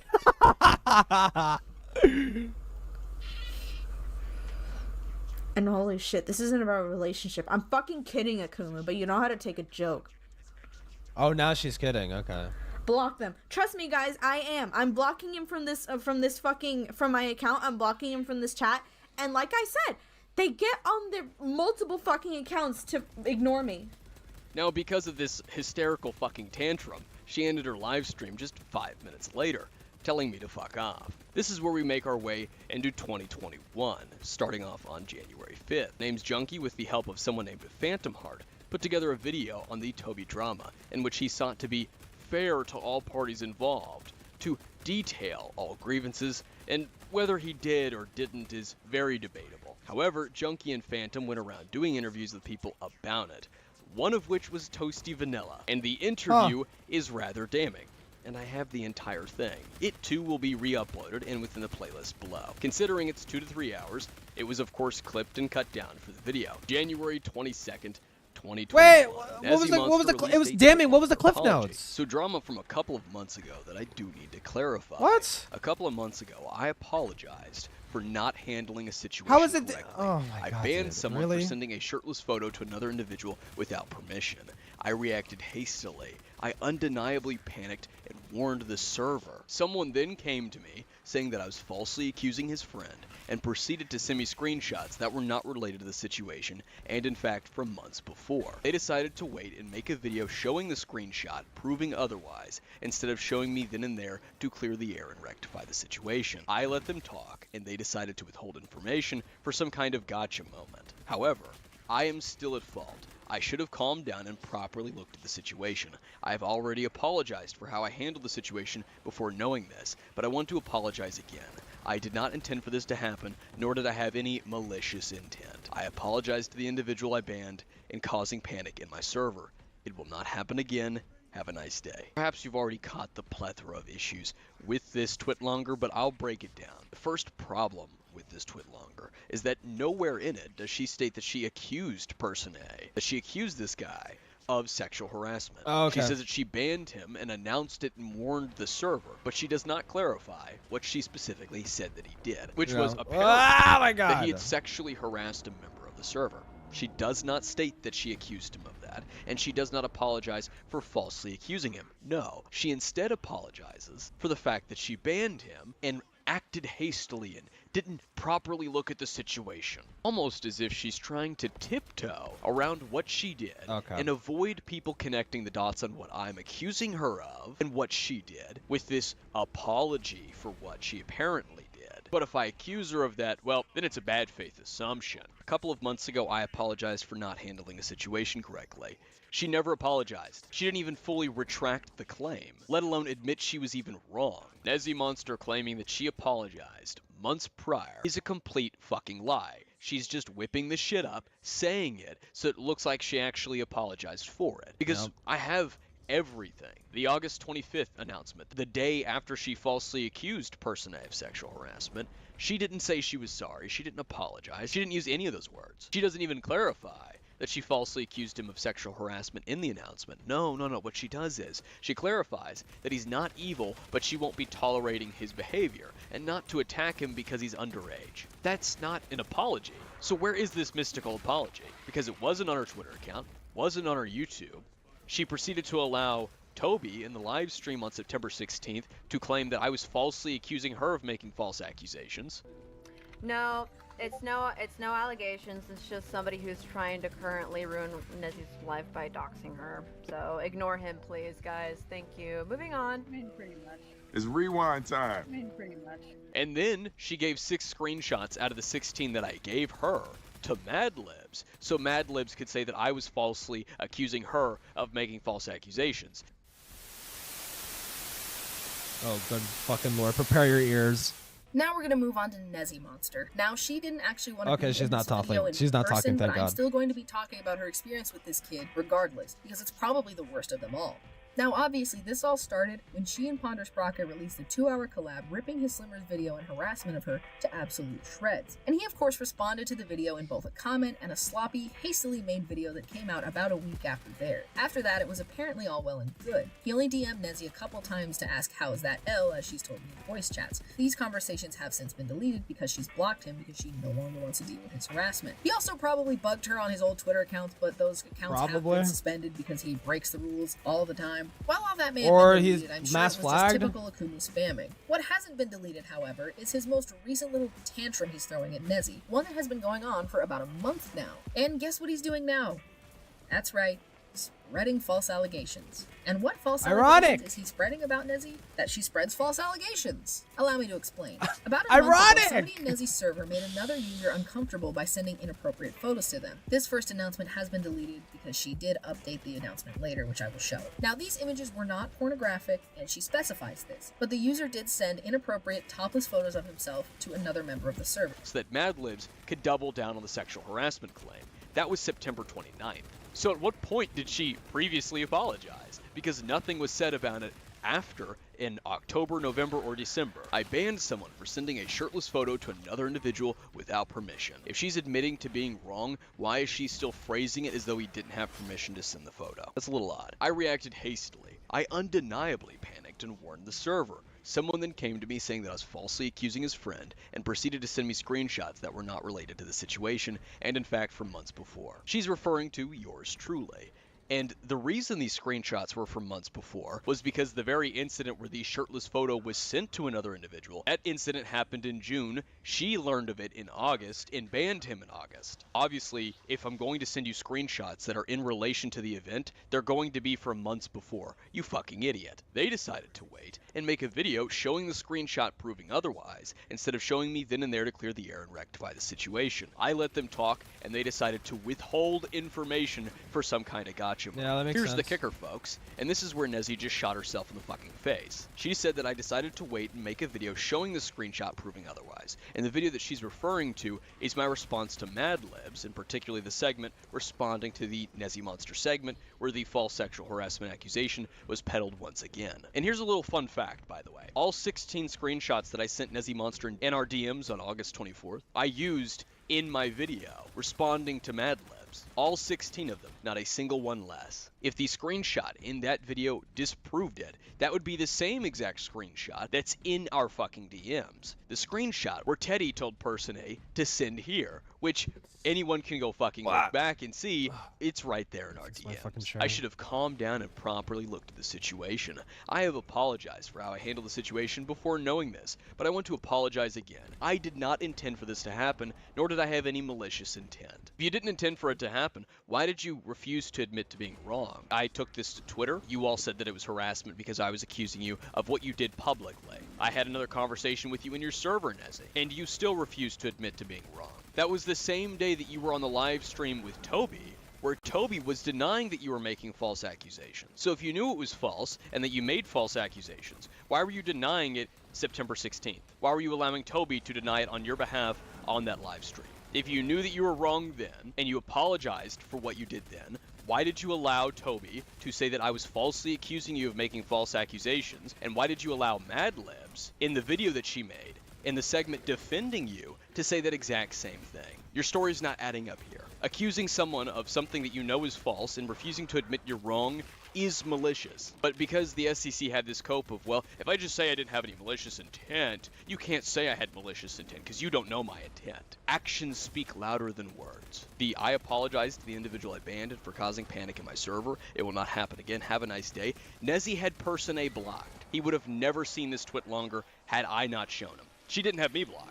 That's the kicker. As mentioned previously, Nezzy Monster sent 6 screenshots to Mad Libs, and 2 of them wound up in Mad Libs' video, but none of them were the screenshot of Teddy telling person A to send the photo, proving that it was Nezzy Monster who withheld the screenshot from Mad Libs, which is just ironic considering Nezzy claimed in that twit longer that I withheld it from her. That's not all, folks, because Omega Slime, who used to be an FCK member, replied to Nezzy Monster with this. But you didn't apologize to him, though. I literally just did. That was the whole What do we? point of What do this. we just I did? did it multiple times. I would have apologized sooner if I didn't have information literally withheld from me. So here she is repeating the same thing that she said in the twit longer. You mean this information you got months ago? You're blatantly just lying at this point. Plus you have person A blocked. If you really wanted to apologize, you would have unblocked him so he would have seen this. And in his Twitter reply, he has a recording that I gave him of me and Nezzy Monster's DMs. So what did Nezzy Monster say in response to a literal top to bottom, or bottom to top technically, recording of our DMs? 1, I have him blocked because he was sent to stalk me, as Akumu literally admitted. 2, I got a cropped screenshot saying send here and that's it. The situation how are we still is done. on this? I fucked up and I admit that. I have apologized publicly. We're done here. At no point did I ever say, claim, or admit that I sent person A to stalk Nezzy Monster. Are you seeing the early reoccurring theme here? It's either I'm stalking Nezzy Monster, or I'm one of her stalkers, or I'm sending people out to stalk her. The perpetual victimhood is never ending. And this was just in 2020 and 2021. And then her claiming that she only got a cropped screenshot that said send here, and that was it. That's When a does the fucking lie. FCK That's a lie get that she can leaked? see in the recording. I want to know the replying to. reaction. Nowhere in that recording do I admit to sending person A to stalk her. Just throwing claims out there with no proof, or contradicting a fucking recording that was just given to. Because like the real interesting part isn't like all this little tiny micro instances of Nezzy Monster and all these fucking people being stupid. It's like when the Discord got leaked and everybody's fucking scrambling and losing their fucking mind, right? It like that is the more interesting part, and just watching them actively try to sweep and cover up a lot of the fucking shit. And Doodle Tones, especially Doodle Tones, pretend like they didn't know what the fuck was going on in that server. Complete bullshit. Just to keep supporting the lie that she's trying to peddle to the public. But if I accuse her of lying, it's a bad faith assumption. Shortly after Nezzy's twit longer, Mad Libs uploaded a mistake in my Akumu video. Considering how short it is, I'll play the whole thing. Hey guys, it's Mad Libs again. I'm really sorry about all the fucking downer uploads lately, but this is something that I feel needs to be addressed. Dude, I got like recently, one more somebody came to fucking me point of with XP left. concerns about a segment in that video I made about Akumu. They sent me a screenshot which proved that I made a huge mistake in the Nezzy Monster segment. There was a screenshot that proved that the person in question, whose name I censored in the video and whose name I'm still not going to say directly, did ask before sending the shirtless photo of himself. Oh, I had okay. never Glad we seen could clear this that up screenshot. No one after ever the sent it to video's me. already out. If I had seen it, I would not have included that segment in the video at all, or I would have heavily rewritten it. The girl who this happened to has been talked to, and she says that she was still made uncomfortable, and I'm not trying to say that her feelings are invalid. If she was uncomfortable, she was uncomfortable. However, since the way that I wrote the segment was heavily reliant on the misinformation that the person did not ask, I feel like it would be wrong I wonder if you're misinformed on other things. to keep it in, because it is spreading misinformation. I was going to wait until my video where I come back to talk about this. I was going to have a segment at the end where I apologize for all mistakes that I've made regarding current and past dramas. But Akumu has been making videos claiming that I'm cut it out because I'm trying to hide it and trying to act like nothing ever happened, completely ignoring the fact that there is a pinned comment on the Akumu video acknowledging and apologizing for my mistake. But I can understand how that can come off as me trying to hide it. So I wanted to say it in a video. I made a huge mistake. I did not look as deeply into the situation as I should have. I acknowledge that mistake, and I apologize. I'm not going to say the person's name because, again, I censored it before and I don't want to put his name out there all of a sudden. But since I'm sure he's going to be watching this, I'm very sorry that I ran with misinformation. And I'm very sorry that I put that out there. And I just... this whole thing's been a mess. Anyway, I felt like it was only appropriate to address this in an actual Understatement of video the century. instead of like a post or something. So, yeah. I get, There was a yes, big mistake game there. I have cut it session out of the video, terminated. not because I'm Cool. trying to hide it, but because I felt like it would be wrong to just keep that in the video when I know that it's wrong, because new people who come to the video aren't going to see the pinned comment all the time. So I just want to put this there, cut it out of the video, and take control of the big misstep that I made. Once again, to the person that I accidentally spread misinformation about. And I'm not saying accidentally because, oh, it was an accident. Don't get mad at me. It was a fucked up mistake that I made. So to that person, I am sorry. Madlibs had then removed the Nezzy Monster segment from her video, and I, at the time, in 2021, believed that Madlibs had knowingly made the false claim and was just trying to hide it or cover it up. So I did accuse her of that in a couple of videos. That accusation was false. Madlibs was just misled by Nezzy Monster. That doesn't vindicate the rest of the other issues with her video from September of 2020, and trust me, I'll be getting into them in a separate video, but it was still misinformation that I put out. My fuck up. Overall, there were quite a few events in 2021 that aligned the stars for what you're watching right now. 2021 was the same year that I kept mentioning the possibility of me making a retrospective series on the FCK and what really took place in 2019 and 2020. Only if the art and slideshow communities, because they're totally so different, and their audience kept pushing the narrative from the FCK and Co. That was the prerequisite for me to make this series. Wait, really? Why not come up with that anyway? Why not come out with it anyways? They left it be. Oh, because wait, he's already been public about it. He just didn't know how bad it actually fucking was because the leaks didn't happen yet. Okay. And actually moved on from the situation like they had constantly told me to. I wouldn't make it. They did not move on, and I'd like to show you just a few examples of that. February of 2021, specifically on the 9th, there was a group chat comprised of several people. The priority names are Communist Creeper, Call Me Nil, Lovely Lena, and Carmen Rider. Now, the earliest mention of me is actually from Carmen Rider, who said, "So, Fry told me that Akumu was giving you problems, ?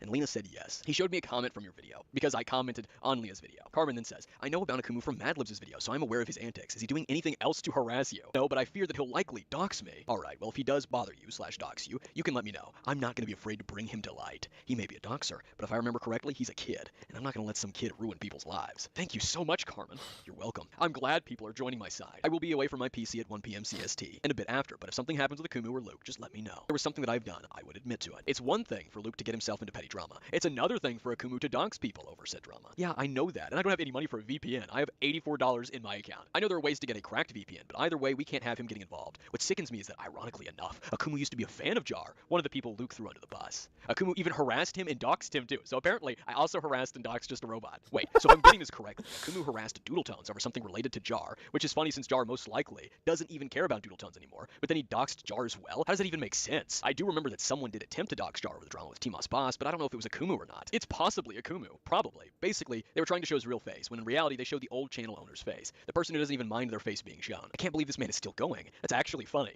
but sad. Oh, and that as well. Part of me wants to laugh at how ironic it is, but another part of me knows how sad and pathetic it is. The conversation continues on a little bit about some shit that I don't care about, nor do I even remember what it was about. Fry then says, if he doxes me, I'm going to beat the shit out of him. And Lena says, if he doxes all of us... Oh, you're so tough, threatening a fucking... I think he's like 17 at this time. Yeah, you're so fucking tough, dude. That I can probably do, but I can't really sue him since lack of funding. Plus, I'm not going to sue him. Either way, if his parents catch on to his doxing and shit, then he's probably not going to see a cell phone until he's 35. Oh my god. I said, guess who we're going to report Akumu to? Well, the authorities, of course. Well, the first person is just a robot. Oh, him too. And then after that, we get him into a Discord call with Akumu and then tell him to call the cops on himself. That way he'll be arrested.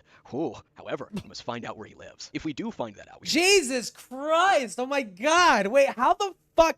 It's so tone deaf, bro.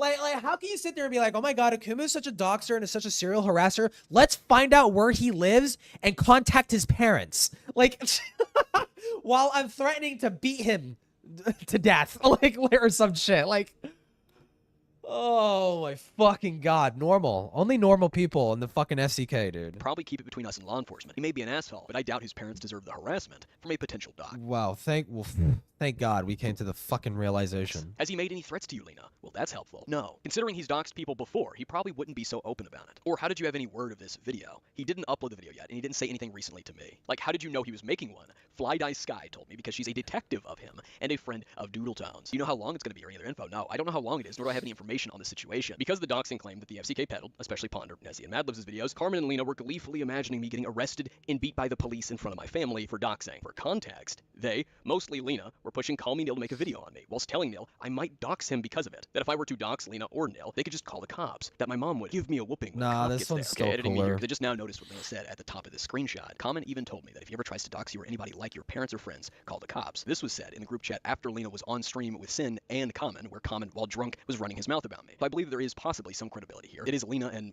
anything she says should be taken with a massive grain of salt. But it was said right after being on a stream with Carmen, where he was running his mouth about me. So it wouldn't shock me if he did say this. Nowadays, nobody really knows the definition of accountability. It's crazy. There it is. The art and slideshow community's favorite fucking word. Or if mom allows this shit, both her and him get an ass whooping from the cops. God, I'm just picturing it in my head, and it's fucking hilarious. Lamau, score one for me.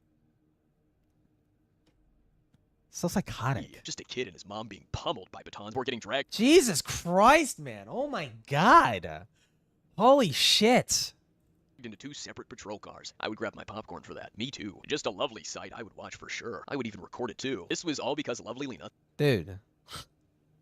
thought I would dox her or Nil because of Ponder the fucking fruitcake cocks. But Akumu, do you have proof of that? You can't blame them without proof. The same day they said this shit about me getting beat by the cops and arrested in this little group chat of theirs, I got into a comment slap fight with lovely Lena, where she specifically brought up Madlibs and Ponder's videos. On the 13th, someone on Twitter told Nil that Akumu has tried to dox a minor before by asking someone to do the doxing for him. And of course, linking part 1 of Ponder Sprocket and Nezzy Monster's fucking collab. February 21st of 2021, Carmen Ryder shared Madlibs' A Year of Harassment and Accusations video and the announcements of his Discord server. So yes, this absolutely was a direct result of the lies and false accusations that Ponder, Nezzy Monster, and Madlibs propagated about me. Some will say, but that's Lena and Carmen Ryder, the community doesn't like them, as a means of avoiding my point, especially when it comes to the delusional sense of internet justice. Lena was all over the place and originally liked by the majority. She was even one of the people who reacted to Nezzy Monster's announcement about Person A. Details matter, folks. Details matter. The point is, Carmen, Lena, and this group chat are just a few examples out of the many from what I've had to deal with as a result of this community smear campaign, from them fear-mongering their own community about some mean 16-year-old. It was February 28th of 2021 that the name's Junkie took to Twitter to complain about Ren, who was going by the name of Jesp at the time. He was accusing Ren of doxing.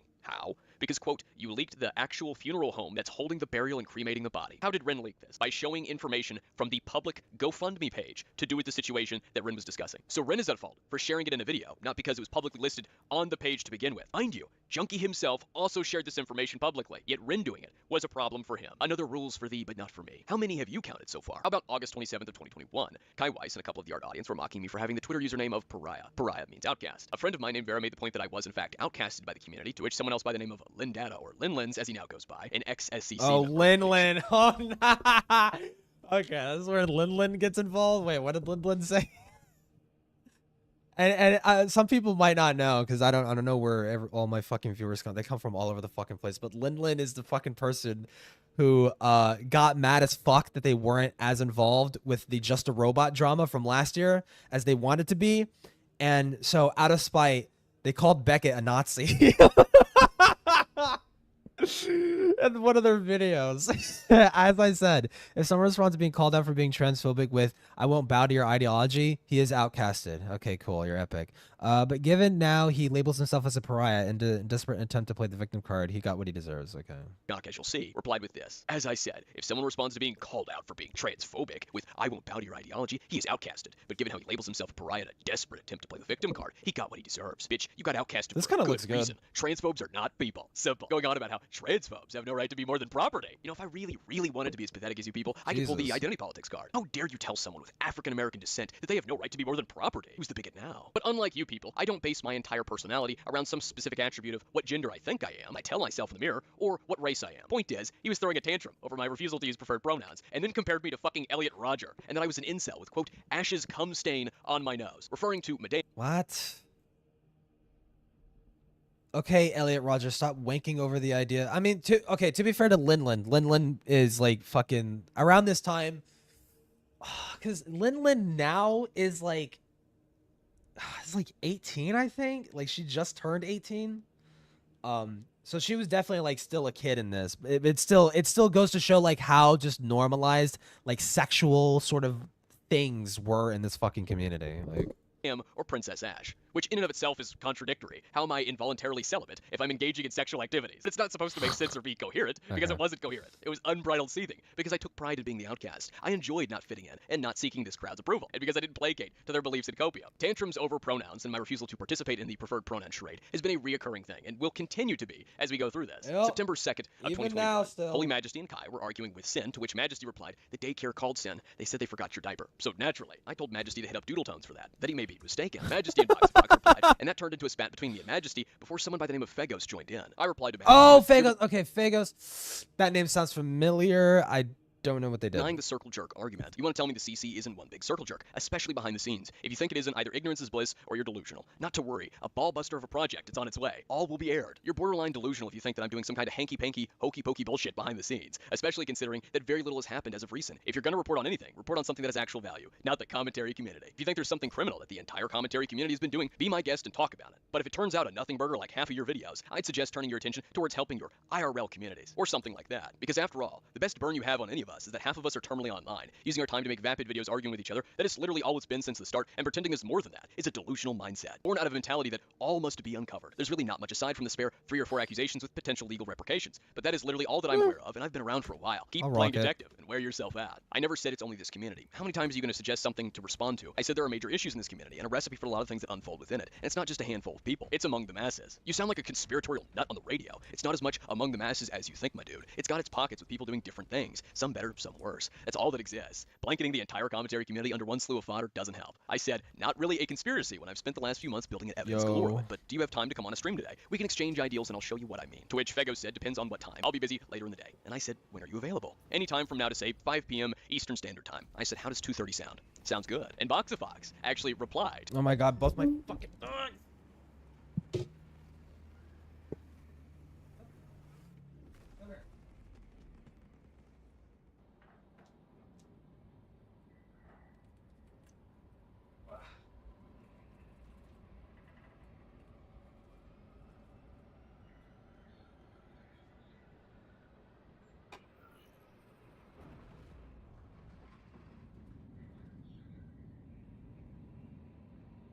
Sorry, my fat ass dog wanted to get on my fucking bed. To Fegos, because they were friends, and said, hey, let me know when the stream happens so I can listen at work. I need a good try not to laugh challenge in my cubicle. I wonder, are you laughing now? And Fegos then replied again, actually, I'd be busy around 6 p.m. Eastern Standard. Okay, so what is Fagos doing? What is this? What is this about? To which Fegos said, depends on what time. I'll be busy later in the day. And I said, when are you available? Any time from now to Like say an 5 interview? p.m. Eastern Standard Time. I said, how does 2:30 sound? Sounds good. And Boxafox actually replied to Fegos, because they were friends, and said, hey, let me know when the stream happens so I can listen at work. I Wait, need a good why the try hell not am to I laugh doing this challenge in my mission cubicle. again? I wonder, are you laughing now? And Fegos then replied again, No, actually, I'd be I busy don't around care, 6 p.m. dude. I Eastern can't- Standard I Time. don't So I wanna play said, so this it's mission 2:30 anymore. p.m. Eastern Standard Time. Good for you. And Fegos then replied, maybe an hour earlier. We then added each other on Discord, and I set up the live stream and the call that I held on StreamYard, where we discussed the same topic we did on Twitter. This community's double standards and its cover-ups for their favorite people. Fegos obviously disagreeing with me. He thought the idea of cover-ups and secret things happening behind the scenes was conspiratorial nonsense, and that it was a Bullshit. very over-exaggerated and ridiculous idea about this community. I apparently deleted the stream, but I have no recollection of ever doing this, nor can I think of a reason as to why I would. Then, on October 15th of 2021, during a debate about gender that I was having with a Twitch streamer named Bunk, a debate that was held because the aforementioned communist creeper kept starting shit with me, and then pulled an Ethan Klein and had someone else argue instead. Someone appeared in the chat. Someone who was grandstanding me about maturity back in March of 2020. Heaton Mitsuru. Oh, a friend of Heaton! Mr. Doodle Tones, an ex-slideshow commentator, because she left as of 2024, and an orbiter of both the art community and Lao Convoy, had popped into the live chat of this debate. And guess what? Heaton immediately brought up the Madame and Slimmer situation in the live chat to then accuse me of attempting to dox a minor. I wonder where she could have gotten that from. On October 22nd at 8 a.m., Fegos tweeted, can't believe I willingly said yes. Dude, and to it's being like, on a it's fucking okay, so debate." this is, oh my god, okay, so this is like part 2. Oh my god, bro. This is, holy shit. I'm starting to see, oh my god, all the pieces are clicking together. Okay. So, this whole fucking smear campaign against Akumu started from the beginning, ever since the whole Slimmers thing from the very start. A bunch of people made a fucking videos. Nezzy Monster, and some other fucking bitch made a fucking video, okay, smearing Akumu as some fucking whatever the hell, okay? That sort of dies down, and people chirp about it a little bit. Fuchsia Butters makes this fucking stupid video, gets called out for being a fucking hypocrite, all that kind of shit. It dies down a little bit, and now we're seeing like it's being revamped back up again. Now they're trying to redo what they tried to do in the past again. They're redoing it. Stream with Akumu. Except this time they're getting Lyle Convoy involved. Wow.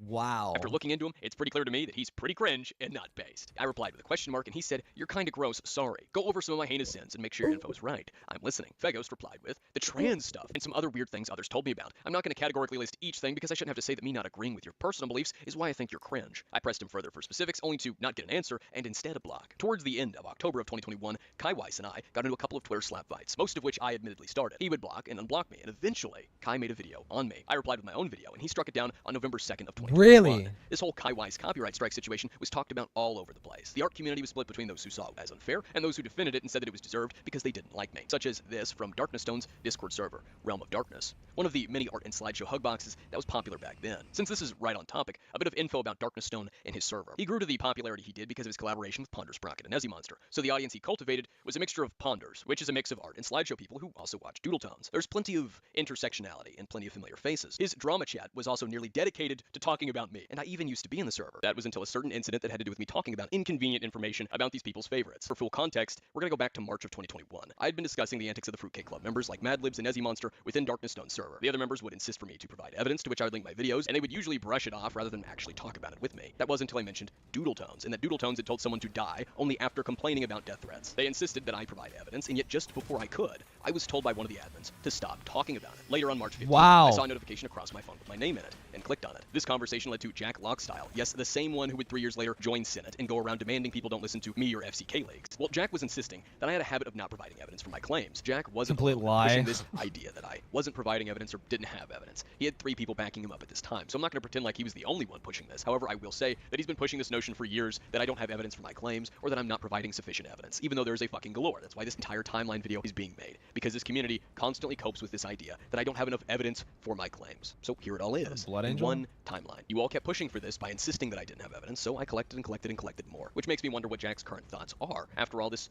aged really fucking horribly. But with that said, I retorted that they should watch my videos, and they shot back that I should provide screenshots in the Drama Time chat, that they shouldn't have to do research for my claim. Eventually, I told them that I would send it, but I told them not to complain, and that I was plugging in my evidence drive. They asked how old this was, and then when I told them that it was 3 to 4 years old by that point, they began complaining. Once I sent the screenshots, they immediately started denying Doodle's hypocrisy, on the basis that it was 4 years old, and that Doodles had apologized for it. As if apologizing for hypocrisy suddenly means the action is no longer hypocrisy. Apologizing doesn't wipe the slate clean, it doesn't mean that your action is suddenly changed. It was copium huffing. The same moderator, from before, came back to do some finger-wagging, and she told me that I was going to be barred from the drama chat because I discussed my goals and brought up what Doodle Tones had done again, to which I was then given a role that prevented me from being in the Drama Time chat. Despite the fact I was not the one who brought that topic back up, Jack did, and I was doing what they kept demanding of me and telling me I needed to do, yet I was punished for sharing information. Dude, it's just so it's like so subtly, like everything is just coordinated. It's like, listen, we'll keep Akumu around just to put a fucking leash on him, right? We'll keep him around just to put a fucking leash on him and make it so it is impossible for him to call our favorite people out on their bullshit and ban him when he's fucking providing evidence. Server. Stone's server members ran to him privately to proclaim that me being in the server made them feel unsafe, so he quietly banned me. If that alone doesn't give you a good idea as the kind of audience these individuals in these communities cultivate, well, they should do the trick. Just as I mentioned before, these people were split in a divide. Those who saw Kai striking my video down as unfair, and those who defended Kai striking my video because they hated me. Hence the messages that were unironically talking about bringing me to justice, even though I'm apparently Light Yagami, and the other loon suggesting I'd be assaulted by some alphabet person. One of Darkness Stone's mods, Flight Eye Sky, you might recognize that name from before, had the audacity to disagree with some of the server members inside the Drama Time chat. Specifically, they dared to point out that my video on Kai was fair use and that Kai's strike was illegitimate, and that he struck my video just to get back at me. On March 1st of 2021, around 3 o'clock, there was some conversation again talking about how, look, I don't like Akumu either, but that's too far. Basically, Akumu made a video on Kai Weiss, Kai reported the video. He's allowed to. I don't know how that's too far. I mean, with the shit Akumu makes, I wouldn't be surprised if it was literally just an attack on Kai Weiss. Isn't he just horribly transphobic as well? He is. Yeah, then I agree with Kai. He can cope, lol. I fucking hate this kid, and he's my age. He seems like such a pretentious prick. Wait, he's 17? I'm 15. Not that much older than me. me. Yeah, oh. He also said there was 2 genders in his Super Straight video to me in the comments. Oh, so this is someone that has argued with me in the comments. Like I said, these people were in the comments. Again, coping and seething because I dare to accept a fact that is a little inconvenient for this crowd. Eat him. The fuck? Even that argument doesn't make sense. Transphobic or not. Yeah, guys, sorry, there's only 2 genders. Half our system just fucking disappears. I guess intersex people don't exist. This is a common argument these people do. They think that intersex somehow contradicts 2 genders. I'm not going to get into it in this video. That's for another video. Akumu is stupid. I just disagree. I just disagree. Only 2 genders. Intersex people just fade away. Joke. Yeah, he's a lackey for Carmen Rider, Lamau. I know there are more, so I am kidding. Okay, so this person's very clearly autistic. Who the fuck is that? You, Carmen Rider. The conversation keeps going. Up until Dice comes in, down here. Dice replies, he's 18. Oh wait, he's my age. Still old enough to face like you can't, okay, I don't want to be sucked into it too fucking much, but you can't, how can you claim there's a binary, right? When we have, like, we have intersex people. Like, how can you sit there and say that when we have intersex people, right? Doesn't that kind of suggest that it's not, that sex actually isn't as black and white as you might think it is, and then actually biologically speaking, if you really dig into it, that it's sure, it's you might have, like, chromosomally, you might be like we have, like, even males have varying levels of testosterone levels, and that does affect the way their bodies develop and how their bodies, some male bodies will develop femininely despite being, you know, XY, despite being like XY chromosomes, right? Like, it seems to suggest even biologically there is a wide variance of phenotypical developments, right? And sure, you might just point to genitalia, but then at the same time, you know, genitalia does develop differently depending on testosterone levels, depending on, you know, what kind of XY chromosomes you got going on and shit like that, right? Like there are many different, like, we don't just have two chromosomes for sex. Like, it's multiple, right? But it's usually like a pattern. It's like XY, XY, XY, XY, XY, or XXXXXX, or whatever the fuck, right? It's usually multiple, right? And even then, you could be subtly, like, intersex and not even fucking know it, right? There's just way too much. There's way too much biological variance to sit there and say it's binary, right? Like, you could say you can categorize it as a binary, but even biologically speaking, it is not binary.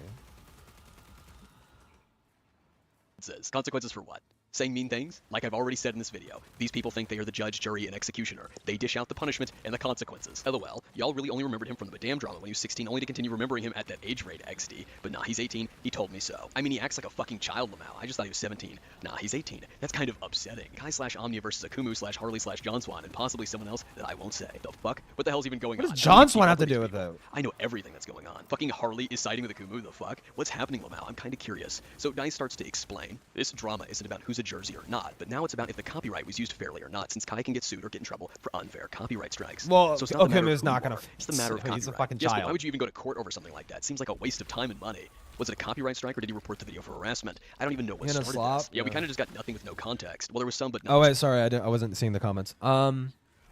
Just watched the new Internet Versus video. Why the fuck is Muda still inserting himself into this Ethan Hassan shit? Because it's an easy dub. Because all the normal people don't like Ian and they don't like Hassan, and he wants to win over the normies. Like he wants like Muda is just so desperate for easy drama dubs because that gives him fucking attention, and that puts his face in the limelight. That's how Muda has networked for the past like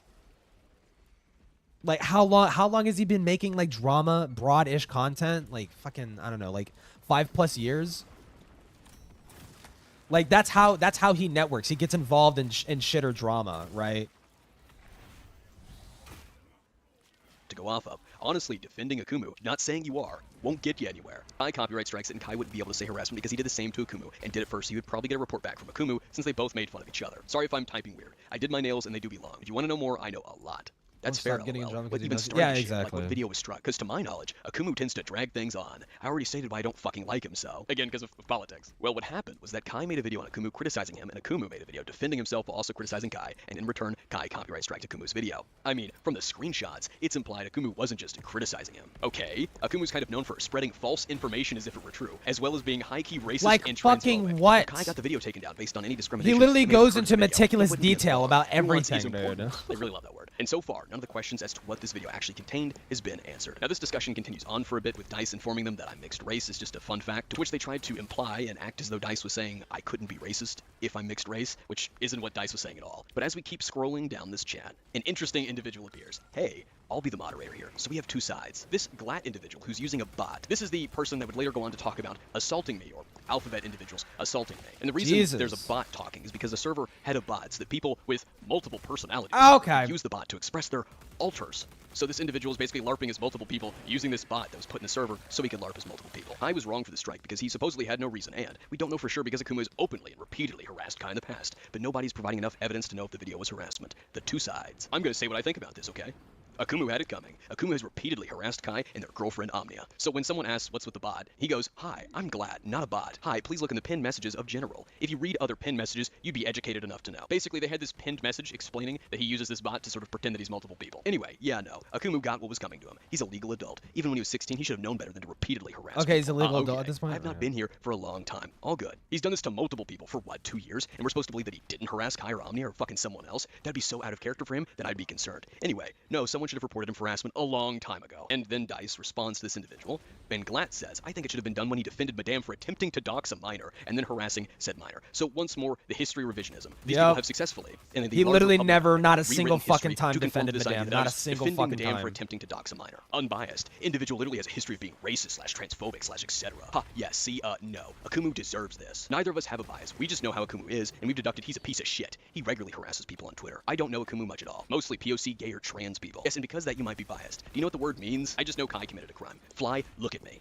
DICE, fucking relax, bud. Yes, but I'm willing to trust that Akumu isn't about to stray from that pattern, so I see a transphobe who openly harasses people on Twitter, I throat punch. Ooh, you feel those chills? I feel those chills. I am relaxed. I didn't say Kai was right. I just said there's probably more going on behind the scenes, and no one is saying what. Kai blatantly admits to false flagging here. Oh, and Glitch, you said you don't know much about Akumu. I can give you a brief rundown. Alright, third time. As a mod, I should mention, I think we should slow down in the fucking chat, because everyone's typing faster than I could fucking read. DICE says. But anyways, let's just wait and watch everything go down on Twitter. See how that goes. I agree with this. When did Kai say it was a false flag in that tweet or confirm it? And this other individual responds to Glad with a link to the tweet. Maybe I'm just an old goat who can't read, but point out the phrasing to me. It's okay. Let's watch Twitter burn of this drama, lol. Point it out, I'm waiting. Me when I lack basic reading comprehension. Hardly pointed it out here. That doesn't tell me shit. That's what the situation feels like. No one knows how to read. God damn it, for the love of fuck. Basically, this already unhinged individual who spends his time LARPing as multiple different alters, all of which have a hate boner for me, was losing his fucking mind and getting aggressive with just about everyone in the chat. As we keep going, DICE just don't say anything. Alright, it's fine. What did you say? DICE no. Stop. DICE chill. This is where this Glatt individual finally drops the alter and starts talking as himself. The Satan 1015 is him. Ugh. Now I see why Glatt is so pissed off. This situation is like throwing gasoline and lighter fluid on a raging garbage fire. Honestly, can't say I feel bad for Akumu. He said, Hold on. I really gotta put a pause on my alter glorbilius. All right. I gotta be real for a second. Man makes J.K. Rowling look like a trans ally. Hey, that situation has long passed. Because he won't say people's fucking pronouns? Because as the host of our system, I feel like J.K. Rowling's way worse than because that. I still face the consequences of whatever Glad does. I'm just letting you know the situation Glad got in was really heated. Now this is where Darkness Stone chimes in with this. I don't like Akumu on a personal level, but it doesn't mean he deserves a false copyright strike, unless he did in fact take enough of their video with no context or commentary that would not allow for it to be fair use. But as Akumu's content quality is getting better with more cuts, I honestly doubt it. I haven't seen a video or anything on it yet, nor have I really looked into the situation. This is just my base level opinion. So that is the general gist. Well, on November 3rd of 2021, Stone's server members couldn't accept this disagreement and ran to Darkness Stone's DMs, telling him that Fly Die Sky defending me made them feel unsafe. I do agree about Bruh, oh my god, that's just God, it's like you start to see their little way, their little it's like a strategy. It's like a fucking strategy. It's like, oh, here we go. Here's someone that's being way too fucking fair to Akumu. Let's accuse him of wholly and entirely simping and defending for him, and get this guy banned and removed from our fucking community because we don't feel safe around him.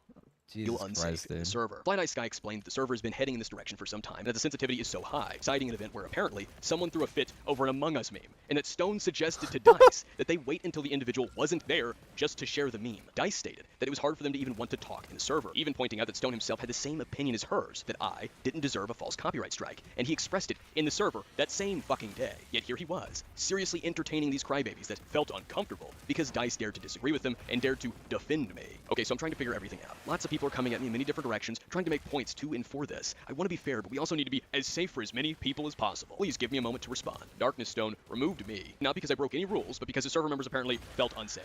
He demoted his fucking admin and seemingly a friend of his because his server members got offended that they disagreed and somehow dude, it's so felt unsafe by that. Mr. Lawyer Larper didn't question the sheer ridiculously of this. No, he took it seriously. He did all of this under the guise of the server being safe for as many as possible. Safe from what exactly? Opinions they don't like? Facts that they don't like? It literally just opinions. About someone expressing the fact that my video was unfairly striked. I take that Stone himself said in the server, yet he remained the owner. He remained in the server. He wasn't punished or stripped of his position. This thin masking of keeping the server safe for everyone was and is nothing but safe space bullshit. All to justify punishing and removing people for dissenting opinions. It's not that he's catering to everyone. It's that he's catering to the worst crowd imaginable. The kind of people who believe their feelings are inherently indicative of reality. That believe that everyone needs to know how they feel, and everything around them must work to accommodate those precious feelings. If not, it's a problem. If they're offended by something, that something is a problem that needs to be changed, regardless of what they're offended over and the logistics of the situation. So it's no shock. I'm gonna wait until the next has been mostly about my refusal to entertain the pronoun charade over my fucking politics. About the same person who was talking about me being assaulted had a mental break. Or not the next cap. I'll say after this mission, and then I'll stop the video there and continue it. I might stream tomorrow. I don't know. It really depends. But yeah. Down after looking at my Twitter feed where I defended Kyle Rittenhouse and admitted to this in the fucking vent channel. This individual also had a bot so that they could LARP as multiple people, all of which these supposed multiple identities just seethed and bitched about me. The point is, this reflects these communities and the people they attract, because many of the people in Stone server were also in the comment sections and in several other Discord servers, like Ponders, several of whom went on to join Senate. This also reflects on Darkness Stone. He's a giant fucking coward who couldn't put his foot down, so his server turned into a constant bitch fest, full to the brim with sensitive wine bags that screeched to the hilltops over the slightest fucking thing. Stone thinks that I don't like him because he's one of the people who called me out. His words, not mine. And we'll talk about his videos with Ponder from October of 2020 separately. That's for another time, because there's much to be said about it. But in actuality, I don't like him because he's a man-child, a pushover with no semblance of a spine, who made a giant baby crib that pampered and catered to every fucking wine from the other titty babies and man-children he accumulated. Titty babies? Full of control freaks who hide their controlling efforts behind how they feel. Oh, you dared to prove something that they denied? You're barred from the chat and later quietly banned from the server because they felt unsafe. They don't even have the testicular fortitude to tell you you're being banned. Oh, you said something they don't like? Defended someone they don't like? You lose your admin privileges and potentially get removed because they felt unsafe.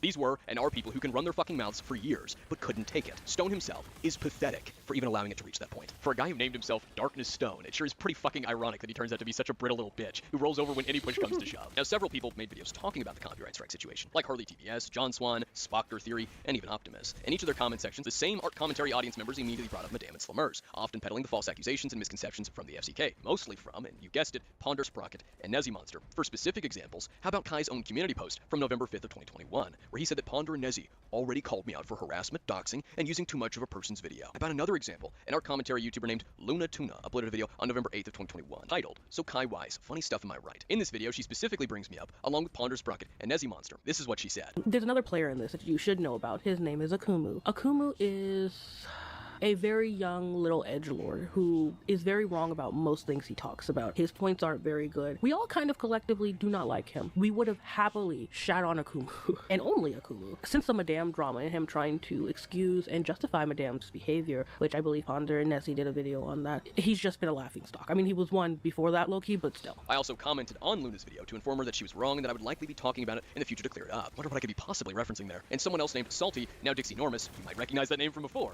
replied to warn Luna of taking me at my word and telling her to watch Ponder Sprocket and Nezzy Monster's videos. But wait, there's more. A couple of days later, on November 14th of 2021, Highwise accused me of attempting to dox a minor, referring to Slammers on Twitter. He has apologized for this, so the only reason I'm even including it is to show you that the art and slideshow crowds cling to misinformation and false accusations just to jingle them around like keys, as a gotcha to be held over their opposition's head, no matter the validity. It was this situation and me seeing all of this that made me realize the art community and the slideshow crowd were never going to move on and let it go, like they kept telling me to do. I realized that they weren't telling me to move on and that it was old drama, because they too wanted to move on. They were telling me to move on just so I would shut up about what their favorites did, and how they lied and backed them for it, so that my side of the story wouldn't get out there. It would get drowned out, and theirs would permeate. Any mention of my name, and these people took it as an opportunity to spread their narrative about me. They couldn't run me off, so they opted to try and hold it over my head. And I was damned if I was going to do nothing and just let that happen, especially from the same community that pretends to be these moral arbiters that constantly claims to care about the truth, all while they blindly bought into he would tell you that himself. He would tell you that himself.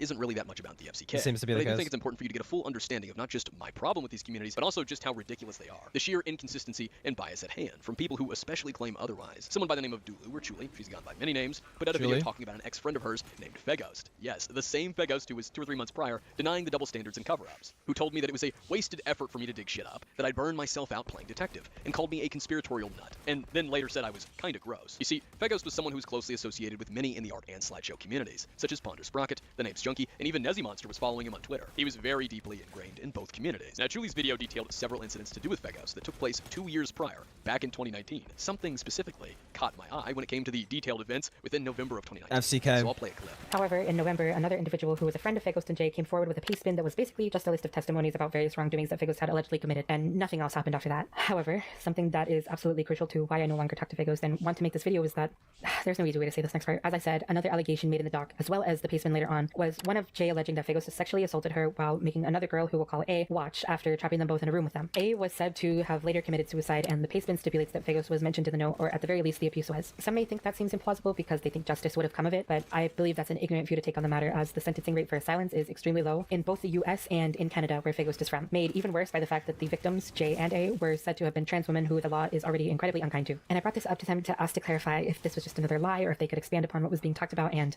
I'll never forget how they responded in the call, because to this day it sends such a chill up my spine. Feghost said, "I was hoping you guys wouldn't ask about that," and admitted to being drunk and not only locking both girls in the room with them and groping Jay, who was drunk and couldn't consent, while the other girl was sober and had to sit and watch, but they also admitted to keeping both girls silent on the matter. Feghost also admitted the acts at a later date when the other individual came forward with the situation in the form of the paste bin. The assault happened in 2015, which, mind you, is when Feghost became a legal adult. Both the Google Doc and the paste bin contained half-truths, like mentioning that Jay killed herself but not mentioning that she was in jail at the time with no contact to anyone, and the doc, as far as I'm aware, does straight up lie with fabricated evidence of a fake offense regarding sending illicit photos to a child. But the fact of the matter is that Feghost admitted to the assault and trying to keep both girls quiet about what they did. They're a sex offender who clearly permanently altered these girls' lives for the worst. So in this group chat with Ponder Sprocket and Chuli, Feghost confessed to the two of them that he apparently locked 2 people in a room and allegedly sexually assaulted both of them. Ponder even summarized some of their conversation with Feghost right here in this group chat. Looking back to my first ever interaction with Feghost in September of 2021, I was speaking to Majesty Kai and somewhat of Boxafox about this community's tendency to hide things or cover shit up. Feghost wasn't even in the conversation until he chose to involve himself by responding to me, in denial about these secrets and cover-ups. That makes me think, maybe, he felt personally attacked or threatened by me digging into this community and suggesting to the public that there's more than meets the eye. Then again, I'm a joke they don't take seriously. It's a wasted effort, and my videos are nothing burgers. I'm more curious about Ponder's lack of talking about it. If she has, it's usually vague. After all, she is the person with the bigger platform. I think I know why she didn't, so just hear me out. This is an assumption, but I think it's a fair one. Ponder didn't make a video about it, and she didn't even share Julie's video on her community tab, let alone her Twitter account. I've checked. Unless it was deleted afterwards, I don't think she shared it. Most likely because it would raise questions. Questions like this. Ponder knew about Feghost as nearly as November of 2019. She and Nezimonster had started scripting the collab on me a month prior, October of 2019. That's why the video is Halloween themed. Why did Ponder prioritize some random 16-year-old who made a bad video over the alleged sex offender who was not just in her friend group? Oh, okay. So Ponder comes up later, and during the FCK, Ponder wasn't active in the server at all. So they were one of the people that was willing to help like minors come out and stuff like that, and they were also there to help Chuli when she was experiencing something bad with one of the guys of the FCK. But it's just, wow. Okay, so the silence. Okay, so like, because it sounded like people were talking very highly, or not very highly, but at least they were kind when and understanding when talking about Ponder. But then I also see people like Gilded Poo like, nah, fuck Ponder Sprocket. I'm like, okay, where is this coming from? Like, what exactly did Ponder do? Okay, now I'm starting to see this because you were fucking quiet. You were quiet about real fucking disgusting, nasty fucking behavior as far as back as 2019, and you were prioritizing making videos trying to shit on some fucking 16-year-old rather than calling out a literal fucking sex offender, an admitted sex offender. An individual that apparently confessed to her to supposedly Wow. locking 2 people in a room Okay. and sexually assaulting them. This wasn't degenerate shit on the internet. This was apparently something that happened in real life, though Feghost did end up admitting that he made all this shit up about himself, that it was one big Then he says, "Oh, I made it all up." Yeah. Okay, so I was gonna pause and be like, I didn't want to say it on the off chance it doesn't get brought up in this video, but I was thinking like someone was saying that this was just completely made the fuck up, like, and it's just very weird.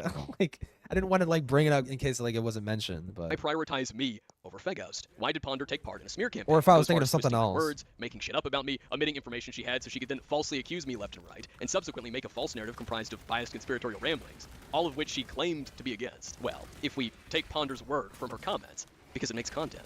Content is content, and me apparently being stupid does good for her content. Nothing came out about Feghost until the end of 2021, and the person to make the video about it was the person who was the same age as me when it happened. Julie was 16 years old when it took place in 2019. Ponder was 27 years old, and yet saw some random 16-year-old who made a video with only 3K views as the bigger problem, a more important thing to discuss than the supposed sex offender. Amazing. So priority. I crazy. am in no way saying or arguing or implying that Ponder, let alone Julie, were under some moral obligation to talk about Feghost, that they had to talk about Feghost. They needed to warn everybody. The fact that they didn't, how dare they? What I am trying to point out is that the communities who do believe in this call to action, you better speak up about it if you know about it and call it out, otherwise you're enabling it. The very same communities who spout that bullshit, the ARP community and the slideshow community, worship the ground Ponder walks on. They refer to her as Octomama, Queen Ponder. They glaze and dick ride anything she does and overinflate what she's capable of, let alone what she's done. The collab on me is a perfect example of that. And I find it fascinating that the two communities who have shown to apply that to everyone else have not applied it to Ponder. They don't talk about this. Me talking about it right now is no doubt pissing them off. It's a sort of taboo. And if you do bring it up, you're usually met with the same exact excuses that Ponder likes to vaguely refer to in Cat's Lair. The facts are this. Ponder, at 27 years old, who made a career in YouTube channel off of lecturing others about what they should have done,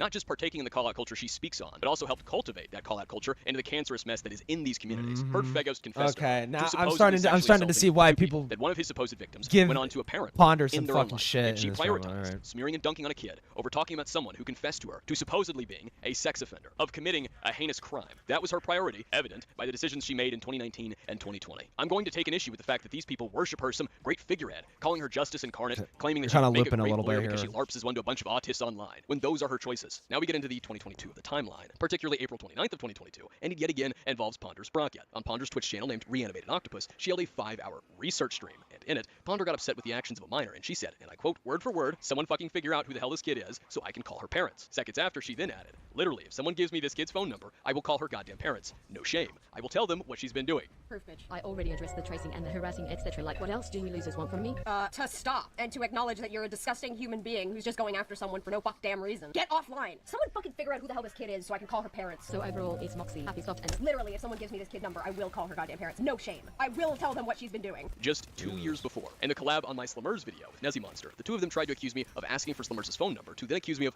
asking for the private information of a minor on a public forum. So, you didn't technically attempt to dox anybody. You were just asking if there was somebody out there who could dox So somebody. rich. And the contradiction will come up a little bit later, but it has to do with him making note that someone out there should be able to answer his question and provide Slummers' private information to him. Which is basically him not committing the crime, but asking someone to do it for him. Which doesn't That make means it innocent. Ponder's no my guy. longer Also, relevant. I'm not surprised these people thought that. You don't ask for someone's personal information. She kinda on a public is, I fucking mean, forum. That's what we call somewhat- being suspicious. Why are all of these dumbass retards being mean to me? They're attacking me for no reason. Oh yeah, by the way, if anyone has the personal info of that minor who was being harassed by a larger YouTuber, hit me up. Which is hilarious considering his bias against Slummers is very apparent from him openly harassing her and asking other people to send him her private information. For another, not only does this ignore the context of the tweet where you were apparently, according to you, directly asking people to send you Slummers' dox information, or at the very least, information so personal that you could have used it to dox her. So why in 2022 was Ponder asking her audience for a minor's phone number on her fucking Twitch stream? Twitch, a public forum. One of the very things she and Nezzy Monster claimed I did to heavily push the accusation of me attempting to dox Slummers. An accusation I've never heard the end of. I've been accused of it 8 times in 2024 alone. But no one said a fucking thing when Ponder did this. As of 2024,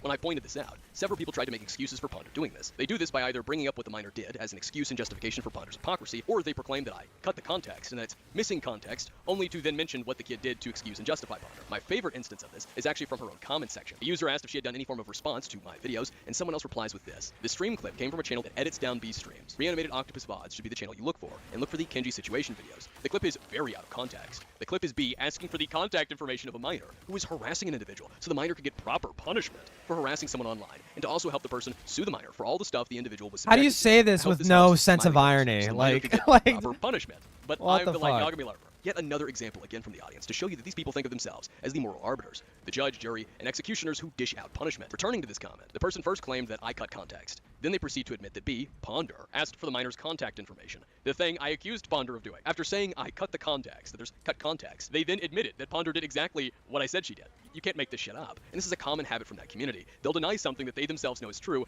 just because it's inconvenient. Another common excuse from Ponder is that she had good intentions when asking for the minor's information. But her having good intentions is not an excuse for a 30-year-old to be asking her rabid, drama-hungry audience to get the private information of a minor. Her reputation in some autistic online community does not mean she has the authority to do so. Delusional e-celebrity worship. Her good intentions out of her justice larp is not an excuse to do the very thing she falsely accused me of doing. The intent with the action does not change the action, and to think it does is nothing but cope to desperately avoid the reality. Ponder falsely accused me of asking for Slimmers' phone number, of asking for a minor's private information on a public forum, as the basis to then accuse me of attempting to dox Slimmers. Now, we apply this consistently because no one is above their own standards. 2 years afterwards, Ponder went and asked for a minor's phone number for their private information on a public forum, and yet she catches no flack for it. I don't see any YouTube comments, any YouTube videos, aside from my own, and any tweets aside from my own talking about this. And it just goes to show these communities, they don't actually care about the standards that they apply against whoever it is they're bitching about at that particular moment. Had they actually cared consistently about this, they would have said something when Ponder did it on her live stream, let alone when it was re-uploaded to YouTube. But they didn't because Self-aware of their own actions. Because of her yeah. reputation, they give her special treatment, and that's exactly why we're here right now. Turning to April It's not 30th even, honestly, it's not even that, like, oh, they failed to be self-aware. It's like,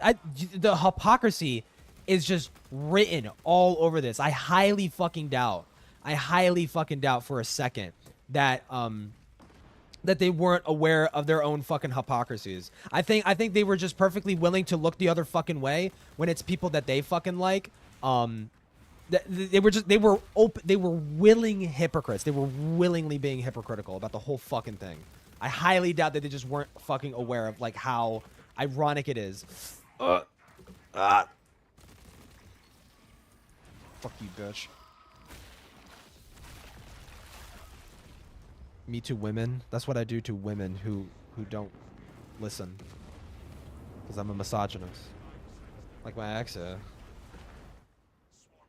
Another event took place. It's almost on topic. An art commentary individual and orbiter of the SCC named Mushroom Girl got into a spat with a friend of mine named Kumo and decided to randomly mention me and the fact that he and I are friends to take pod shots. Oh God, Kumo! Video from 2019. Hey Kumo, I noticed that you took the Nekokoda's channel link out of your final chapter video description. What are we? It was because she was sending you fans to harass you or something, which what are I'm we? sure isn't true. But freaking, I'm before? freaky serious. You are friends with the person who made this trash-ass video, so what can I fucking expect from you? What's next? You're gonna call Nekokoda unprofessional and then attempt to dox her phone number? On May 1st of 2022, I uploaded a very short video titled, It's Gonna Be Biblical. This clip was from the movie Law Abiding Citizen, where the main character talked about pulling down a disease-corrupt temple, referring to the justice system.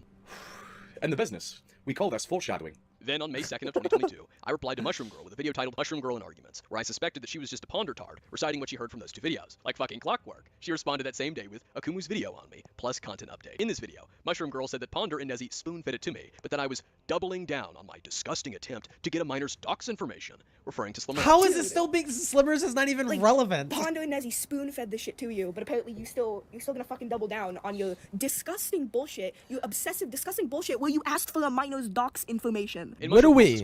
She linked What do Ponder we and ask? This was fuel to fire. Further motivation for me to make that retrospective series. Camera that I kept Riders is promising. Mushroom You see, Girl, ever since you given 2020, there was an idea that kept popping up in the back of my head each time this would happen. Each time one of these idiots came swinging at me and trying to use that narrative. That idea was... Wait, hold on. I wasn't paying attention. Fuck! Shit.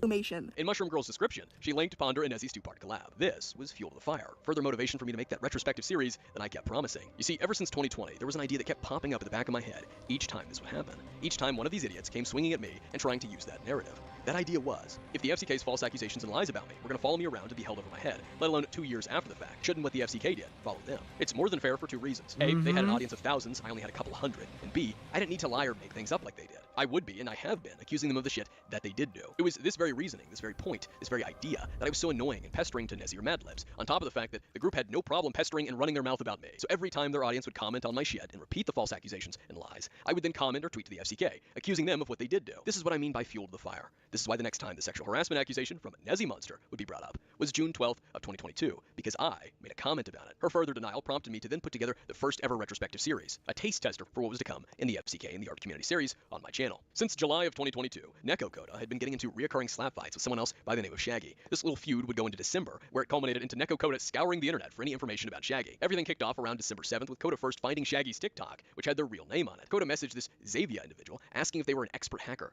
No, I'm good at doxing people. Oh damn. Was hoping you were legit. When Shaggy tweeted about the TikTok finding, Koda quoted with, Lamau, you're really bad at covering your paper trail. There was some silly back and forth about dead naming with the name Jay, but the overall point is that Koda was hunting down information on Shaggy. When questioned on why, Koda pushed for a Discord call, telling Shaggy that his patience was running thin, that it was in Shaggy's best interest to talk on Discord, or one of my favorites, watch your tone with me, boy. I know more than you think. In what appears to be a group chat, Koda told Shaggy that there were a lot more malicious people on the internet than him, and then not even a minute later said I could shut off your internet myself if I wanted. Koda decided to list their home and IP address, but was sure to clarify that he didn't intend on leaking get. You obsessive, disgusting bullshit where you asked for the minor's docs information. Basically, What Coda are was we? blackmailing Shaggy with, you either call me on Discord or I contact your parents. And that's one of the reasons I'm telling you about this. Shaggy was 17 and Coda was 20-something. Coda, an adult, searched for the private information of the minor and was blackmailing said minor under the threat of calling their parents over fucking internet drama. Specifically because Shaggy made fun of Mushroom Girl and was in a Discord server of people that didn't like Mushroom Girl. That's what all of this was over. And I'm telling you about this because of the fact that Mushroom Girl, who previously accused me of trying to ask for a minor's docs information, went on to Wait, what the fuck is this, Mushroom Girl? If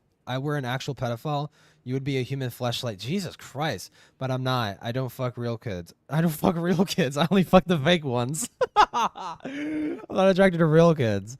And I never will be attracted to real kids. Dude, I don't think they're a pedophile. I think they beat the allegations. defend Neko Coda. It was wrong of me to do, despite the fact I didn't even do it. But when Coda does exactly that, she defends it. This is the epitome of the sanctimonious hypocrisy I've been talking about. A perfect representation, but fret not, we'll have plenty more. On December 15th, I uploaded the first ever episode in my series on the art community in the FCK, focusing on Nezzy Monster while setting up the future episodes. Later, I decided to mention the false sexual harassment accusation again in early January of 2023. I made a video about that, so I'm just gonna clip that too. Accountability is only relevant when you're the one trying to hold someone else accountable. Does it ever get tiring pretending to be something you aren't? The facade and coping to keep said facade up. On the 5th of Sounds January, for a she responded lolicon, with, yeah. "Bro, I took accountability 3 years ago. Get over it. I'm saying this 100% serious." Dude, it's literally the fucking meme of the fucking like, I love lolicon, but I would never rape a child ever, I promise. Like, or some shit. It's the fucking I meme. hope you get therapy and heal from whatever the hell you're going through. This isn't healthy, and you deserve better than this. I decided that this would serve as an additional reminder or updater, posting it on my community tab and tagging her with my thoughts, and she commented on it. "Whatever helps you sleep at night, man. I genuinely wish the best for you. This will be my final message to you. Best of luck to you, man." And she linked a tweet. People legit obsessed, and it's sad. Like, genuinely sad. The apology is still up to this day. I have hidden nothing. I've just moved on with my life. Literally, everyone involved with that has moved on. It has been 3 years. Get therapy, and I mean that genuinely. Decided to update it real quick. I genuinely hope you get better, man. I used to be angry, but after therapy and meds, I just feel bad for you. Later, quote retweeted this with, "If you want context, because they say I'm lying when I say I took accountability. Yes, I fucked up. I have said it many times. I like to think I've changed since. And I shit you not, the dumb bitch links the same tweet toward Twitlonger from 2021. The same one discussed in my previous video on her. You know, the one where she lied numerous times. Oh wait, I claiming said I was had gonna no end. evidence. She goes Fuck. on to say, Shit. apparently they plan to make a big whatever. expose on me, I guess.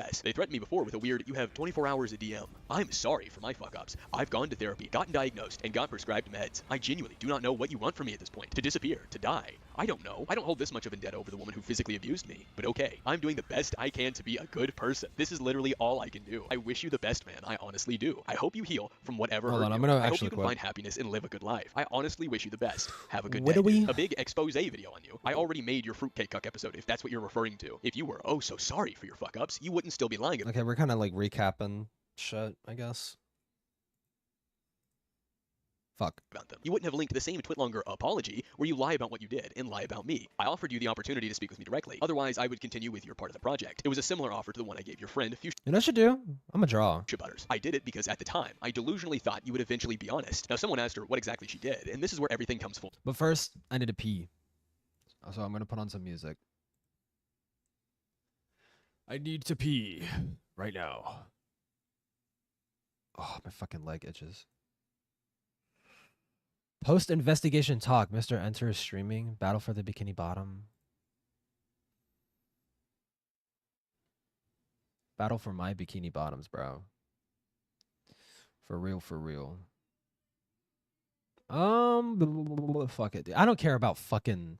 Oh, copyright. You're gonna get copyright claimed. Okay, fine.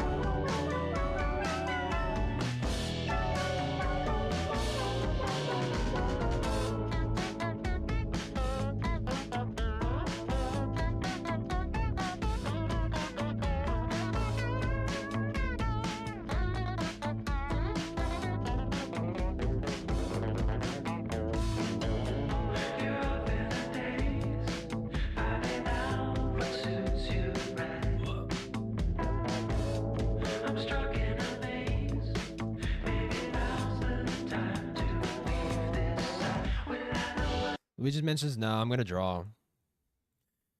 It's so good to get down in the circle where her whole "I'm sorry for my fuck ups" falls apart. What the hell did you do? Because right now, Noah's fucking Discord shit is dead, dude. No one's in fucking VC, bro. What the fuck?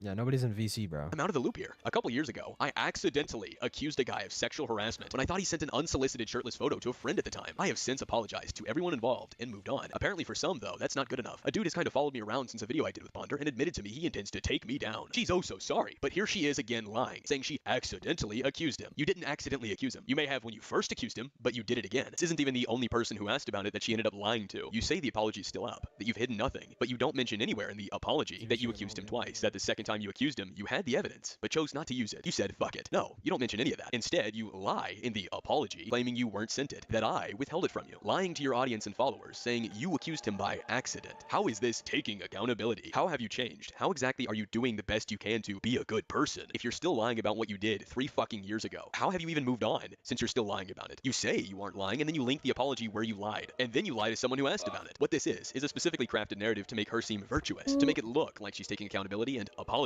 for a mistake of hers, while conveniently leaving out details and lying to make me look bad and her look more favorable. She's doing this by dishonestly framing her mistake as accidental, essentially trying to make it let. And I also think after I'm done watching this, there are a few calls that I want to watch, because after this video dropped, a lot of interesting shit.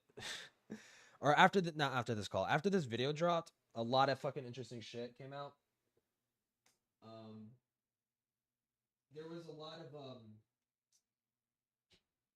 there was quite a bit of confrontation calls. There was quite a bit of private confrontation calls. Why isn't my thing working? Okay, there we go. There's a lot of confrontation calls in the background, especially as leaks were happening of the FCK. So yeah, probably gonna go over that.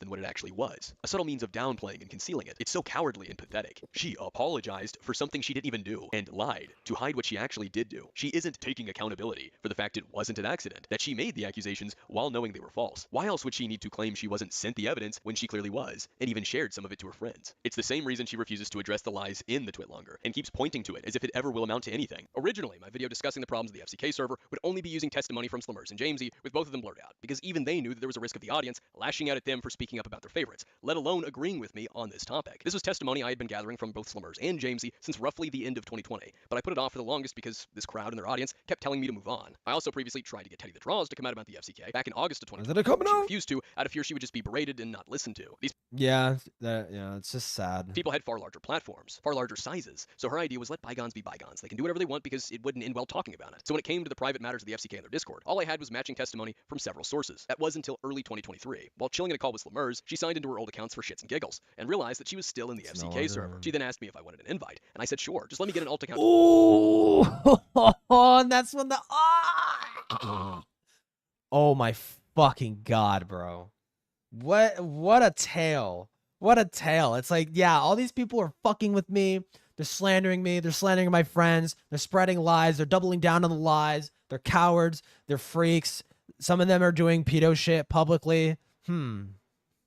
Yeah, invite me to this private Discord server. I wonder what kind of things I would see. Throw in there. Upon me joining the FCK server, the first thing that I did was archive every chat that I could with a Discord exporter. Then I remained quiet for a few months while I took screenshots and organized them. April 1st of 2023, Nezzy Monster made a vague subtweet about someone else who apparently brought up the sexual harassment accusation. Dude.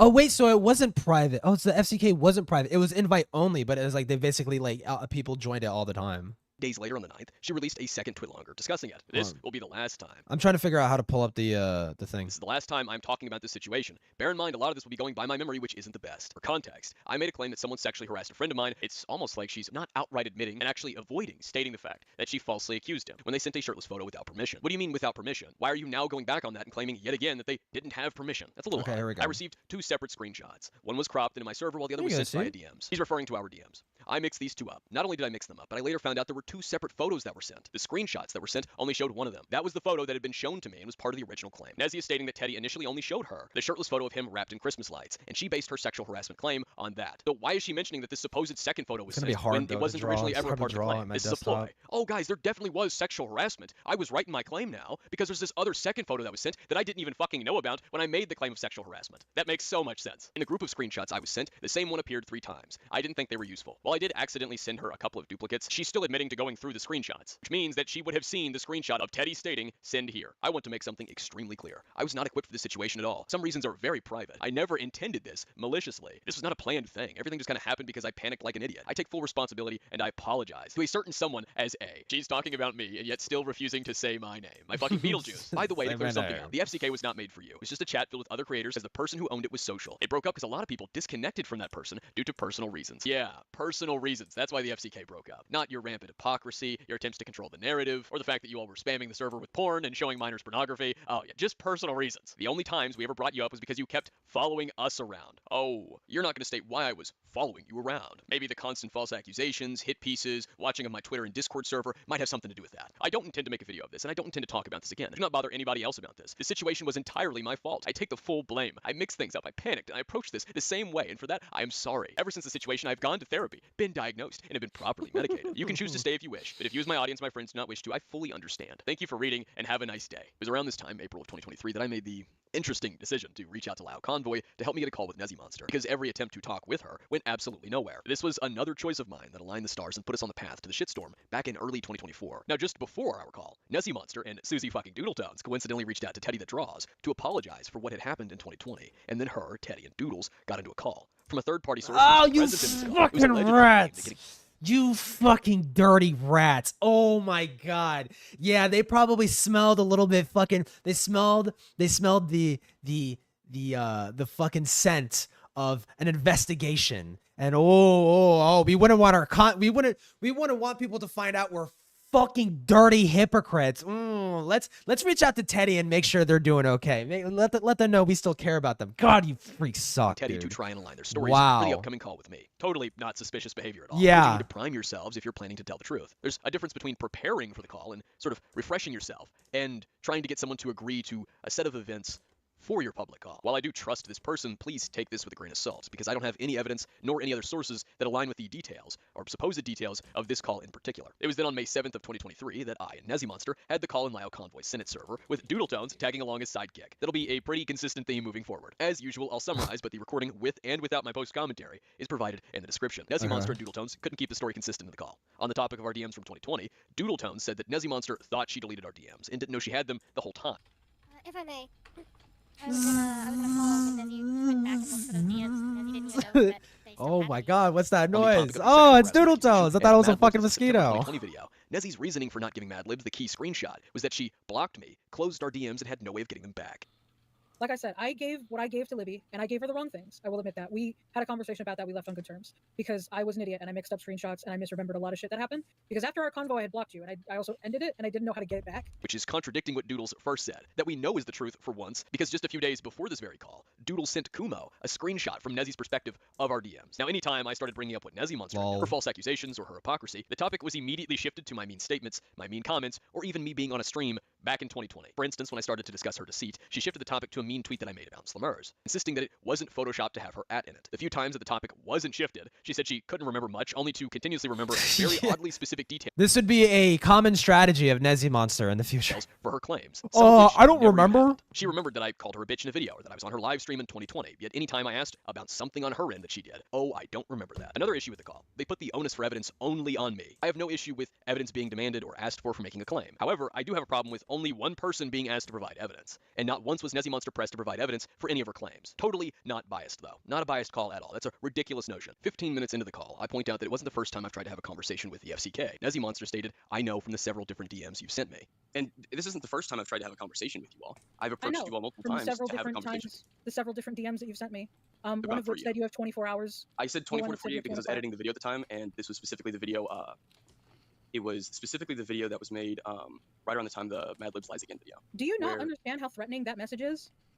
You had been ignoring me the entire time beforehand. If I joined your... What did you think he was gonna send a bomb to you all the way in Japan? You fucking dumbass! Took Like, what do you 24 mean? hours for the truth to come out with like, and not only that, but this was from an alt account that you didn't state your name. I didn't know No, who the you alt were. had my name in it. All of my No, alts it have my did name not. in it. Keep this in mind. It'll be real important in just a bit. At 18 minutes in, we Well, talked about except me for Pariah. messaging her on alts after the Mad Libs video from September of 2020. I As guess specifically Discord claimed, alts, I did so maybe. 3 times and stated that she didn't know why I was trying to reach out to her when she actively didn't want to talk to me. I told her that it was because she kept lying about me. It was to about the which she Teddy, said, that and the Teddy shit too. I think. The only right? account that I used to reach out to you last year was the Fuck, dude, I can't get this. You have angle. come to me with 3 different accounts. yeah, 3 different. I don't remember any of them.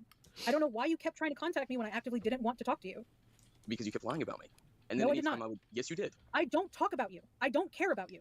Part of this is a lie, one of which I've already shown. In Nezzy's tweet longer from January of 2021, she claimed that I withheld the evidence from her. That was a lie, a flat-out lie, a projection even, because she withheld those screenshots from Mad Libs. She only gave Mad Libs 6 out of the 16 that I gave her. Then there's her tweets in 2022 and 2023 discussing the accusation, where she insisted and claimed that it was an accident. It is not an accident to continue pushing a claim that you're aware is false, that you were given evidence and initially admitted that you were wrong, then walked it back, refused to admit that you were wrong in what you did, allowed your friends like Toby and Mad Libs to deny your actions for you, and then lie about the person who gave you the evidence so you could blame them instead. That is in no way an accident or a mistake. Those are repeated conscious decisions. Continuing on though, note that Nezzy agreed just 3 minutes prior that she knew I wanted to talk because I DM'd her multiple times. And here she said it was 3 times. Yeah. Please keep this in mind moving forward. Okay. Yeah, I will acknowledge that you have tried to reach out to me on multiple accounts, but I don't know. I don't know what accounts those were. I didn't even know if it was you. Like, okay. After the video was done, I was done with everything. You can respond, and if you're telling the truth, then there is your truth. But after that, I don't fucking talk about you unless you come to me. This is false. The January 2021 tweet longer alone is proof of that. If she was oh so done talking about it after Mad Libs' video in 2020, she wouldn't have made a false claim about it in 2021. Then there's Nezzy saying, if you're telling the truth, then there is your truth. There is no such thing as your truth or my truth. There is your claims of what happened, my claims of what happened, Exactly. and the truth. Whoever's claims mirror the truth the most, and hopefully accurately, is the one who's being truthful. It's relativism, and in this case, the truth is relative. Like, it sounds like he's being technical, but it's like, it's literally true, because she's saying that. She's saying, you'll tell your truth and I'll tell my truth and we could let bygones be bygones. It's like, no. It's not you tell your truth. It's I tell the truth of what happened and you correct yourself for your fucking lies. Okay? That's how this works. Right? If Akumu is telling his truth and then he's providing evidence and he's showing that you are lying about him, then you need to correct that. That's how that works. Subjective, and then it varies from person to person. This is used to imply that all viewpoints are valid regardless of evidence and reasoning by pretending there's no such thing as objective truth. People like Nezzy are incapable of separating or setting their feelings aside. To them, whatever they feel is how it is. They conflate their feelings with the truth. Yet she's also revered as an unbiased source of information. Once more, the best jokes write themselves, especially with people like this. Seeing as many from the SCC were listening in on this call, a community that loves to talk about logical fallacies, loves them so much that they impulsively invoke them all the time and often incorrectly, they still have yet to grasp what an ad hominem is, something that's been explained to them multiple times over the last nearly 10 fucking years. They think that simply hearing or seeing an insult makes an ad hominem. Point is, why was nothing said about Nezzy's logical fallacy? At 19 minutes in, Nezzy said that she's tired of me constantly coming to her DMs and coming to her streams with my friends. Dude, honestly, the way Okumu acted with some of these people is exactly how I acted with fucking people on the politics of me now.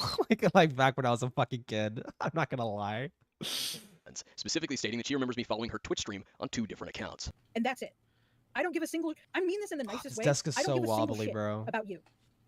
I just want to move on, and I'm tired of you constantly coming to my DMs, coming to my streams with your friends, I haven't. Hold and on. coming into Coming my to your chat. streams. Hold on. What? You followed me on one of the streams. I came to one stream, which was yours and Toby's. That was One it. of that. You came to 2. No. No, there was yours and Toby's, and then I showed up in one with Mad Libs, which wasn't even about you. That was me fucking with Lucy. No, you showed up in the stream with Toby, and then you showed up on one of my Pokemon streams. I remember because you followed it with 2 different accounts, which was Kumu and Nightmare. Hold on. Or Villain Lord or some shit. On your Twitch stream. Every time Doodle talks, I just This hear is a lot Flight of of the specific details Bumblebee. and memories for someone who can't remember much. All of what she talked about there happened in 2020, yet she acted as if it was recent. Dude, if I do make the Doodle Tones video, oh my god, that would be such a great... that would be such a great song to use for the intro. It's Flight of the Bumblebee. I falsely accused you and your friends to hundreds of thousands of people, but how dare you show up in my stream making fun of me for it and informing my blissfully unaware audience of people who normally grandstand others over lies and deceit. Now, I haven't touched a single stream of hers in 4 years. I also only have 1 Twitch account under this name. My other one I haven't touched in years before all of this. What I have done is bring it up on Twitter or YouTube so people would know about what she did and what she was lying about. Then at 24 minutes in, Nezzy Monster mentioned stuff between Toasty and Teddy, Toasty and herself, and Toasty and Mad Libs, or Libby, that it wasn't Bingo her from story to Bluey. tell. There was a lot of stuff that happened that you don't know about. Well, okay, fair enough. A few of the things, there was a lot of shit going on between Toasty and Teddy. It's not my place to say that. Between me and Toasty, there was a lot of uncomfortable stuff. He did uncomfortable stuff. there's a lot of things going on between Toasty and Teddy. Not my place to speak on it. Why is that? Why is that? Libby, not my story to tell, but they did a lot of shit in the server. Well, that was in regard, clearly, Nezzy was remembering something. Oh, yeah. We discussed the Oh, 4-year-old spontaneous collab memory. Ponder, and specifically that her audience keeps bringing up the false claims from the collab. Nezzy Monster did not apologize for her false claims. She instead told me that if I was that convinced in my own point, to just tell the people to fuck off. No, it's like this was 3 years ago, and I don't remember this. I don't keep track of everything. I don't take screenshots of every DM I've ever had. I don't remember every video I've ever made, because once the thing is done, it's done for me. Well, the only reason I am so adamant about it and have the details is specifically because people keep bringing it up. Then tell them to fuck off. Situation, it was brought up fucking last year. It was brought up I think a month and a half ago. It was brought up again. So it's not like something where I can just pack up and walk away like you guys did, because the claims that I tried to dox people, that I sent doxers after people, all of that stuff was purported by you all, and you guys just walked away. At least most of you did. There's Lucy, just took the video down. And then the Madlib said that I bullied Lucy into taking the video down, despite the fact that Lucy willingly took the video down. We had a whole DM discussion where it was like, I think you should leave the video up. No, I feel like taking it down. But regardless, it was claimed that I bullied Lucy into taking it down. The best advice I can give you to all the people, if what you're saying is the truth, and you have shown people this. If what you're saying is just contend with what he... Okay. Fuck off. I don't know why you gotta drag me into this. Who keeps bringing this stuff to you, Akumo? Just various people all over. Then tell them to fuck off. Well, they're using. Tell them to fuck off. They're talking about him though. Ponder's videos or the Madlib's video, even though the Madlib's video was taken down, they're using the archive of it. And if your evidence is enough, if your evidence is enough, it would. I guarantee you, to your audience, it's not. I could. That is so retarded. That is so fucking stupid.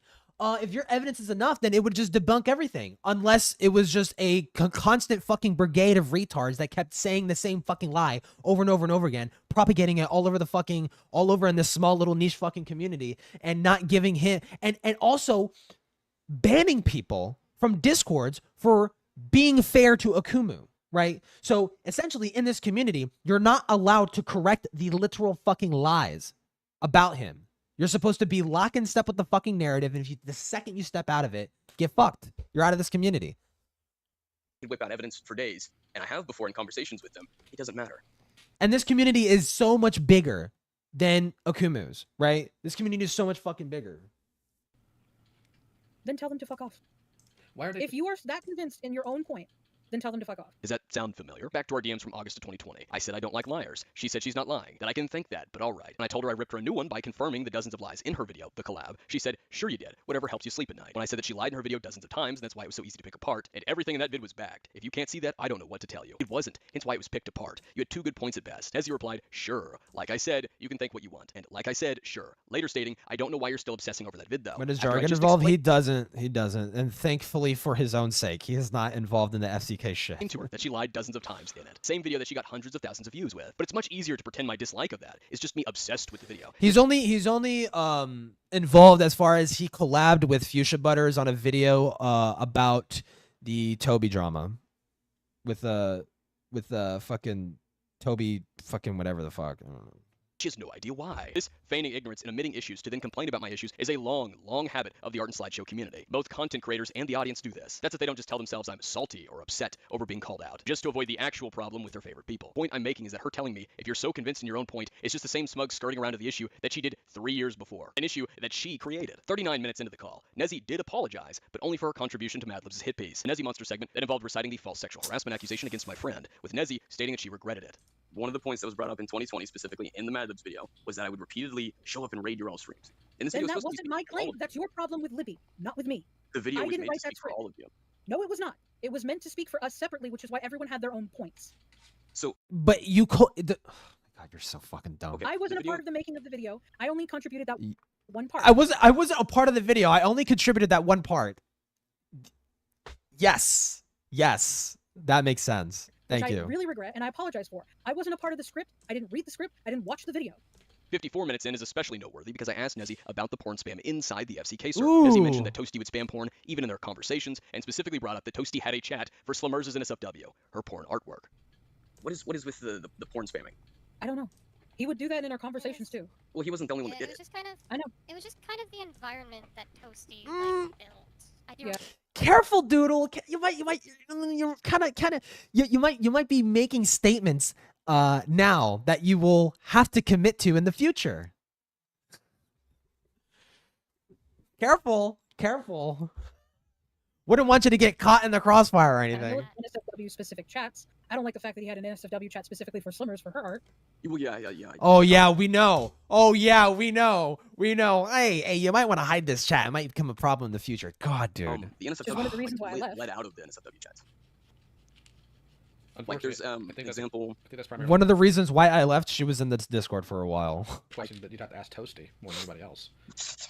He recently answered a question I had, but he's not a very he doesn't have a very good track record, being honest. No. Yeah, I don't trust Toasty either because I found out later on that he faked screenshots between Peaches and Toby to get them to fight for whatever fucking Public reason. speeches I get don't- involved. She's already involved. Already at the beginning, because she made a video talking about the Okumu Slimmers thing, and also in the Discord servers she is oh god, I missed these.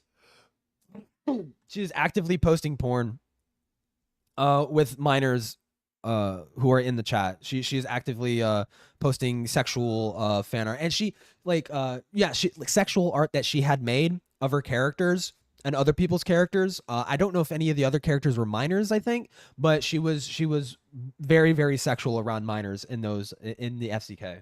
So that's how much Peaches is involved. Know why? I don't know what his deal was. He did this with me and Teddy. But I think at this point in 2024, Peaches is already fucking gone, right? Because if anybody remembers, at the beginning of 2020, I think at the beginning of 2024, was also the Lio convoy drama, and that caused Peaches to do a fucking legger and run. Well, that caused her to be like silent a little bit. Wait, no. No. Okay, no. I got confused. So the Lio drama happened, and I need to revisit that, honestly. The Lio drama, and Lio did a lot of retarded shit, but not with the FCK. He had his own fucking thing. Lio was not in the FCK. That happened. Peaches had came out against Lio and was joining the dog pile. Then the FCK leaks happened, and people saw she was actively being sexual around minors and shit like that. And that's when she did the fucking legger. That's okay. That's the timeline. He did it with Toby and Peaches. He did it with almost all of us. Did he do it with the Ben situation, or was that just a Toby thing? I wouldn't know because I don't remember much that happened between Ben and Toby. If I recall that conversation correctly, I think it was just a Ben thing. I don't think Toasty really got involved too much with that. He Wait, mostly tried to get it to keep whoa. quiet. Sorry, what did the mosquito say?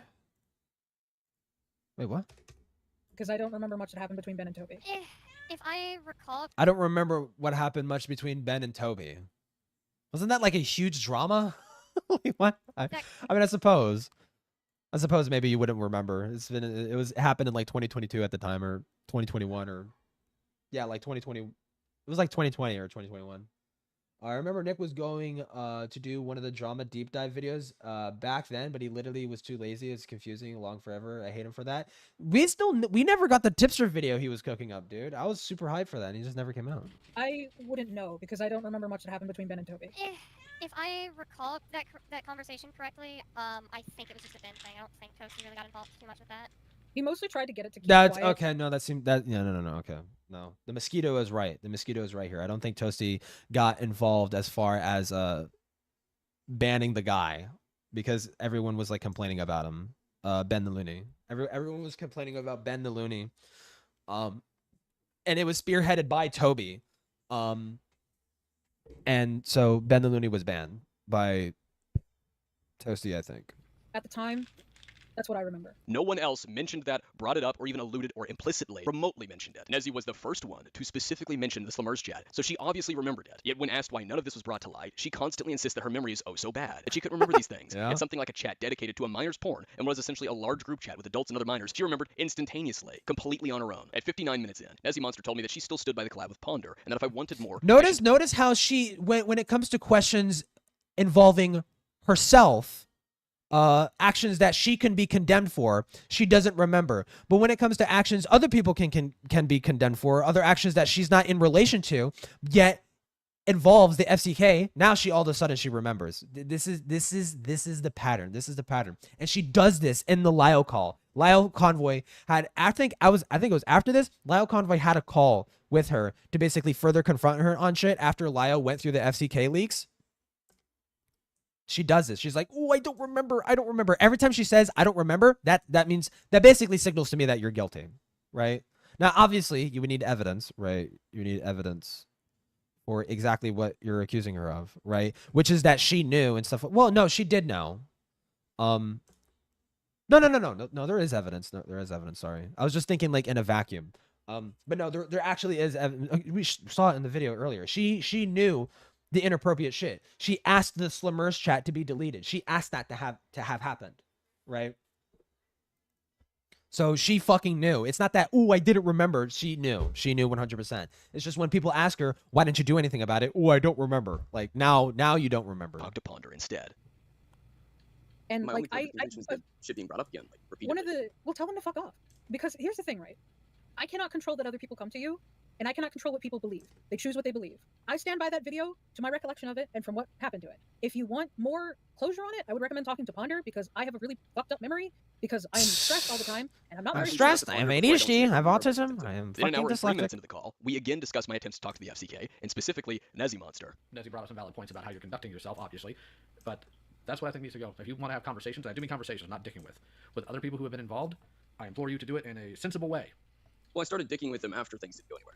Well, you should have been dicking with me to begin with. You shouldn't have been dicking with me to begin with. It's fucking hilarious coming from her. Nezzy and nearly her Literally. entire friend group was dicking with me all throughout 2020. Literally, Don't forget the two literally. communities What do were we- Bergs what do we- right behind them, what do which we- I've shown you a sampling, a taste of what I dealt with. But apparently the line in the sand is drawn at her See, part of being the made hope fun is of for what she without did ever making and part one, accused of the basically, things that she dude. did. Now here's Wow. one of my favorite parts. Akumu, I've dealt If with you want it to be communicative, like I said before, you have a history of dicking around with people. How do I, when you, I think at one point you even called yourself a troll, Dude, it looks how am cute. I supposed to know when to take you seriously and when not to?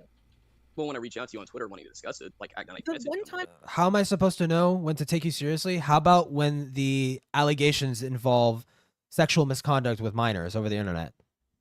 That's probably when you take it seriously, right? I remember you coming out to me was, how is that L? And that's it. Nezzy claimed that she only remembers one time that I approached her to talk, which was me asking, how is that L? While this is partially true, I was petty enough to message and ask her that. That is not the only time I've messaged her, and she knows Yep. this because she said so previously in this very call. Remember, at 15 minutes in, Nezzy said I DM'd her multiple times. And this isn't the first time I've tried to have a conversation with you all. I've I approached know. you all multiple From times several to have a different conversation. times. Several different DMs that you times. sent me. 3 minutes after that, she said I did so 3 times. You have come to me with 3 different accounts. Yet later on, when I state that I was trying to reach out to talk, putting the onus on her for dodging that, she changes her story to claim she only remembers me DMing her with that one question. How is that L? Such a She previously liar. agreed that I DM'd her multiple times so she could complain and victimize herself to that with, well, why were you trying to reach out to me when I actively didn't want to talk to you? Then when I state that I've been trying to talk to her to clear all of this up, she switched up, claiming to only remember one time I tried to. So she can then It's like, God, it's the defense mechanism. It's like, oh, I don't remember shit.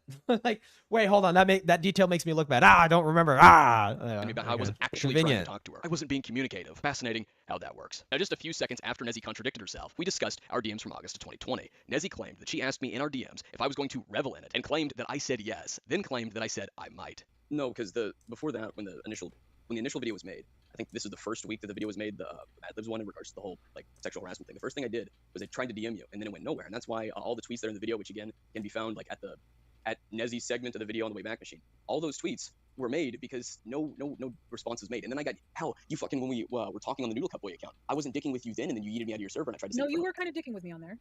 you brought up this shit with Lucy, and so I responded in kind. And when I asked you whether or not to get this situation sorted, are you going to revel in it? And you said yes.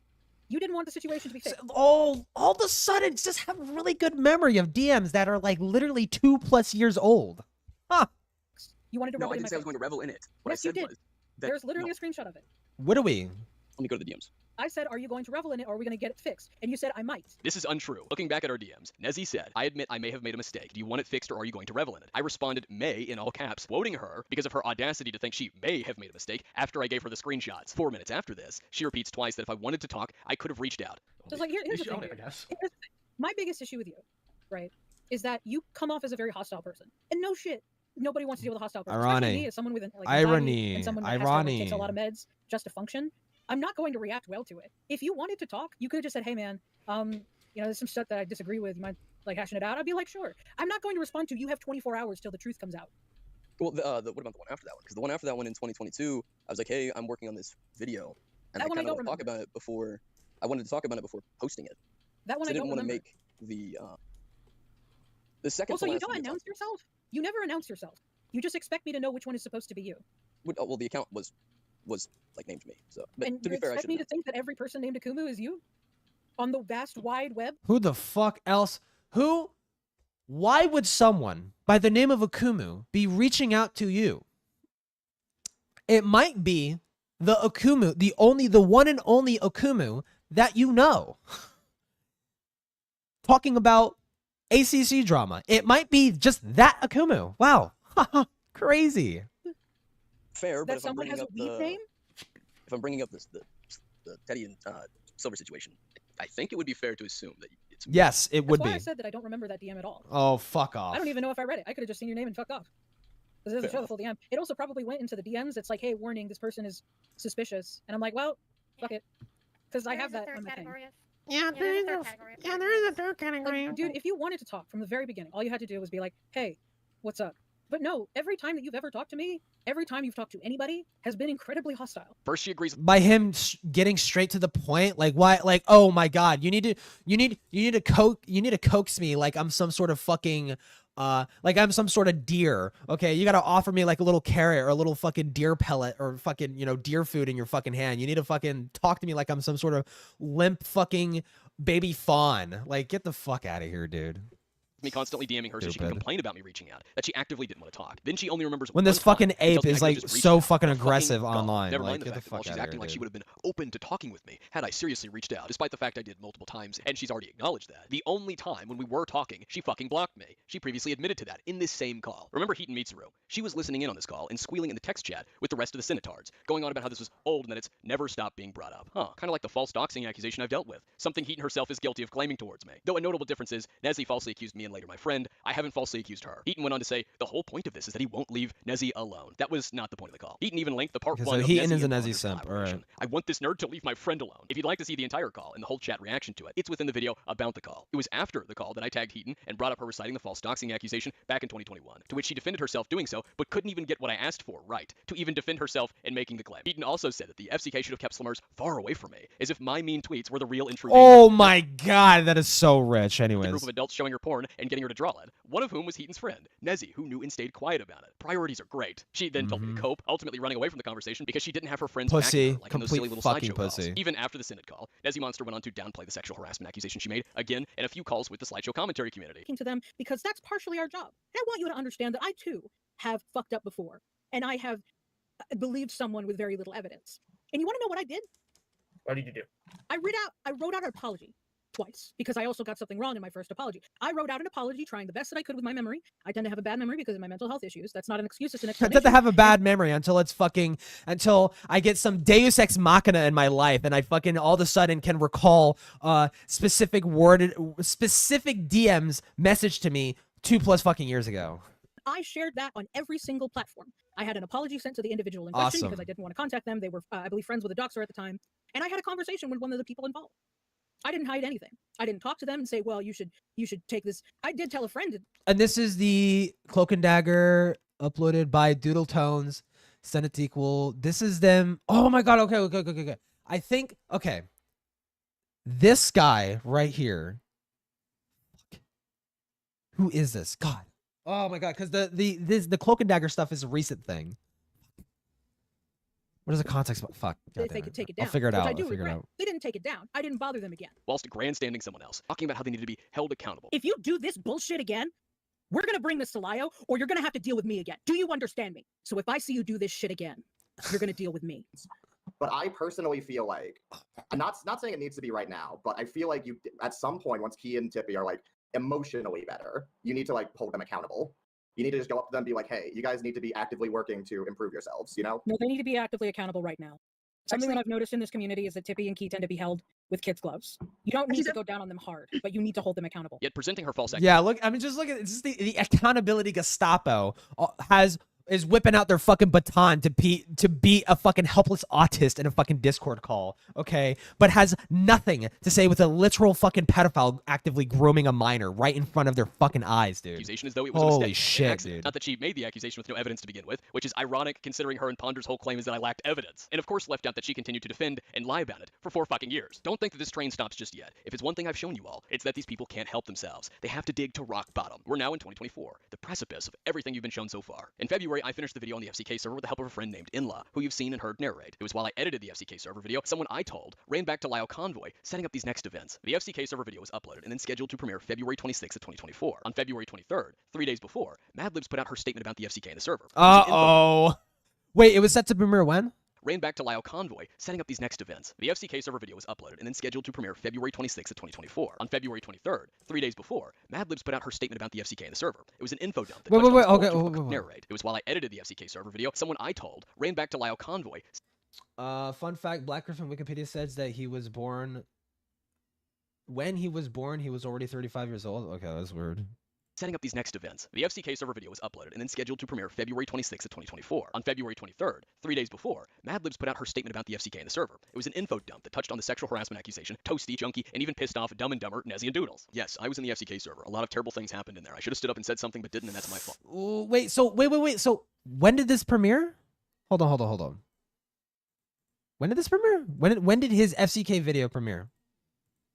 Accident. Not that she made the accusation with no evidence, and of course left out that she continued to if it's one thing I've shown you all, it's that these people can't help themselves. Thing you've been shown so far. In February, I finished the video on the FCK server with the help of a friend named Inla, who you've seen and heard narrate. It was while I edited the FCK server video, someone I told ran back to Lyle Convoy while he was editing, setting up these next events. The FCK server video was uploaded and then scheduled to premiere February 26th, 2024. On February 23rd, 3 days before, Madlibs put out her statement. What?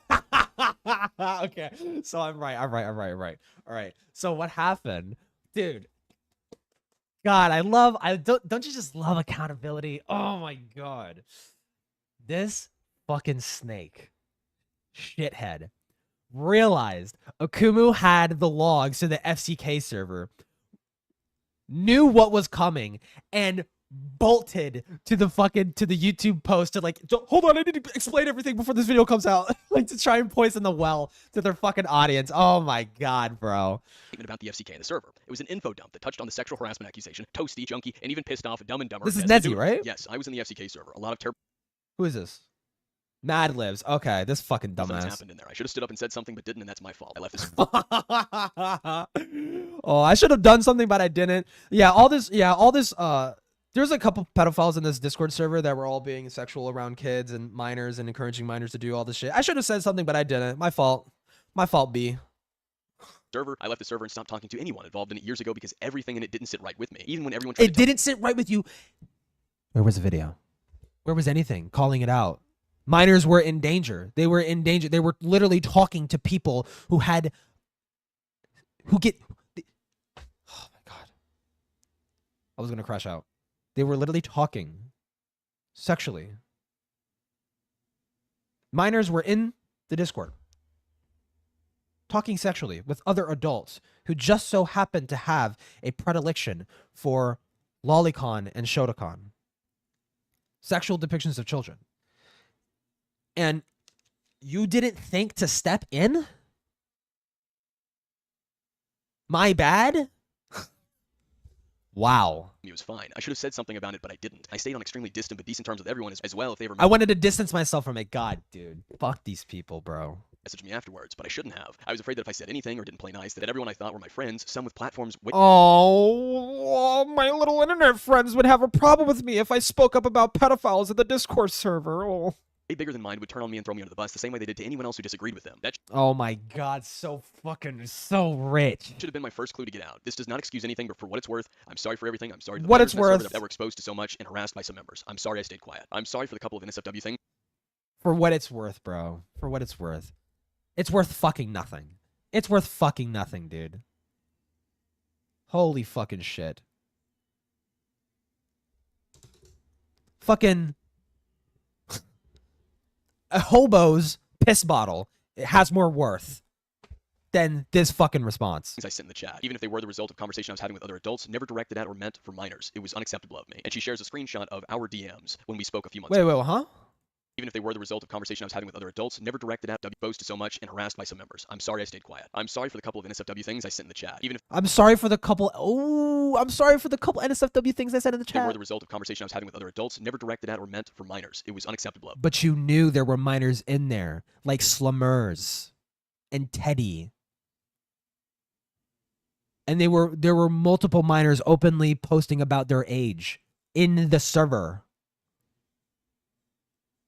What the fuck are you talking about? And she shares a screenshot of our DMs when we spoke a few months back, and I reached out to her for the project. If it's any consolation at all, don't ever plan on returning to my platform on any social media, so I don't care. Oh my god. If it's worth any consolidation, I'm going to jet before the consequences of my actions catch up to me. I'd rather not see what happens to my fucking YouTube channel after I get exposed for dapping up with a bunch of fucking pedo freaks. If any of my former friends want to call me a backstabber / bad friend for saying this, that server was wrong, and not even half of what happened should have slid by. I'm done with all of you, and I have been for a long time. I don't have a platform to risk our so-called friends from the art commentary community to lose anymore. Oh, that's so convenient. Literally days before Akumu's video about the server that you're talking about is supposed to come out. Wow. So, fuck you, Toasty Vanilla. I should have dropped you when you got people on my server to draw porn of me and held it over my head, begging to show it to other creators even after I told you it made me uncomfortable. And here are the 2 DMs that she shares. There's Toasty sending the image. She says, hey man, can you not encourage this anymore? I'm like legit starting to get uncomfortable. I was gonna say choke slap me with your thighs. And I'm pretty sure, wait, how old is Madlibs? But then I remember last time. I'm pretty sure that they're an adult, right? I said something like that. I almost made things really awkward. It wasn't what you said. It was the literal. Dude, it's so hard to keep track of all these fucking names, dude. Porn bounty you put on my head. I remember Madlibs being talked about a couple times before, doing a bunch of dumb shit, though. Nope, never thought I'd say that sentence. Well, now everyone in the group has trap porn made of them. It had to be done. This is what porn rot does. For admitting you let minors into the NSFW chats when you were a mod because it didn't matter. Glad I banned you after that shit. Screenshot chat it on my phone. Wait, what? Uncomfortable. I was gonna say choke slap me with your thighs, but then I remember last time I said something like that. I almost made things really awkward. It wasn't what you said. It was the literal porn bounty you put on my head. Well, never thought I'd say that sentence. Well, now everyone. Just look at just how flippant, just how like yeah, but you still stayed around these people. And the group has trap porn made of them. It had to be done. This is what porn rot does. For admitting you let minors. Okay, no, yeah, okay, he's reading the thing. Into the NSFW chats when you were a mod because it didn't matter. Glad I banned you after that shit. Screenshot from my mod chat. And having the gall to have an interview with Junkie telling him that people stepped over your boundaries. Here's the message. Please don't accept it. I know him, he's drama hungry. Plus, I recently blocked him, so he's probably mad about that. Obviously, if you want to accept it, I can't stop you and it's your decision, but I've been through this shit with him before. He just wants to stir shit up. And look at that, dude. To save your own fucking skin, you're gonna throw these fucking people under the bus, right? Now, granted, I don't give a fuck they're getting thrown on the bus. They're fucking freaks. But dude, it's just so pathetic. It's so pathetic to watch the crabs pull themselves back down into the fucking bucket they found themselves in. Holy shit, dude. Wow. Where was any of this? Where was any of these fucking screenshots before, dude? Your drama. I'm actually fucking pissed at him right now. That Akumu guy made a vid on him, and apparently Toasty told him we let minors into the NSFW chat because we don't care. That's too hard to monitor, which is not fucking true at all. That's how he runs his bullshit. That's literally...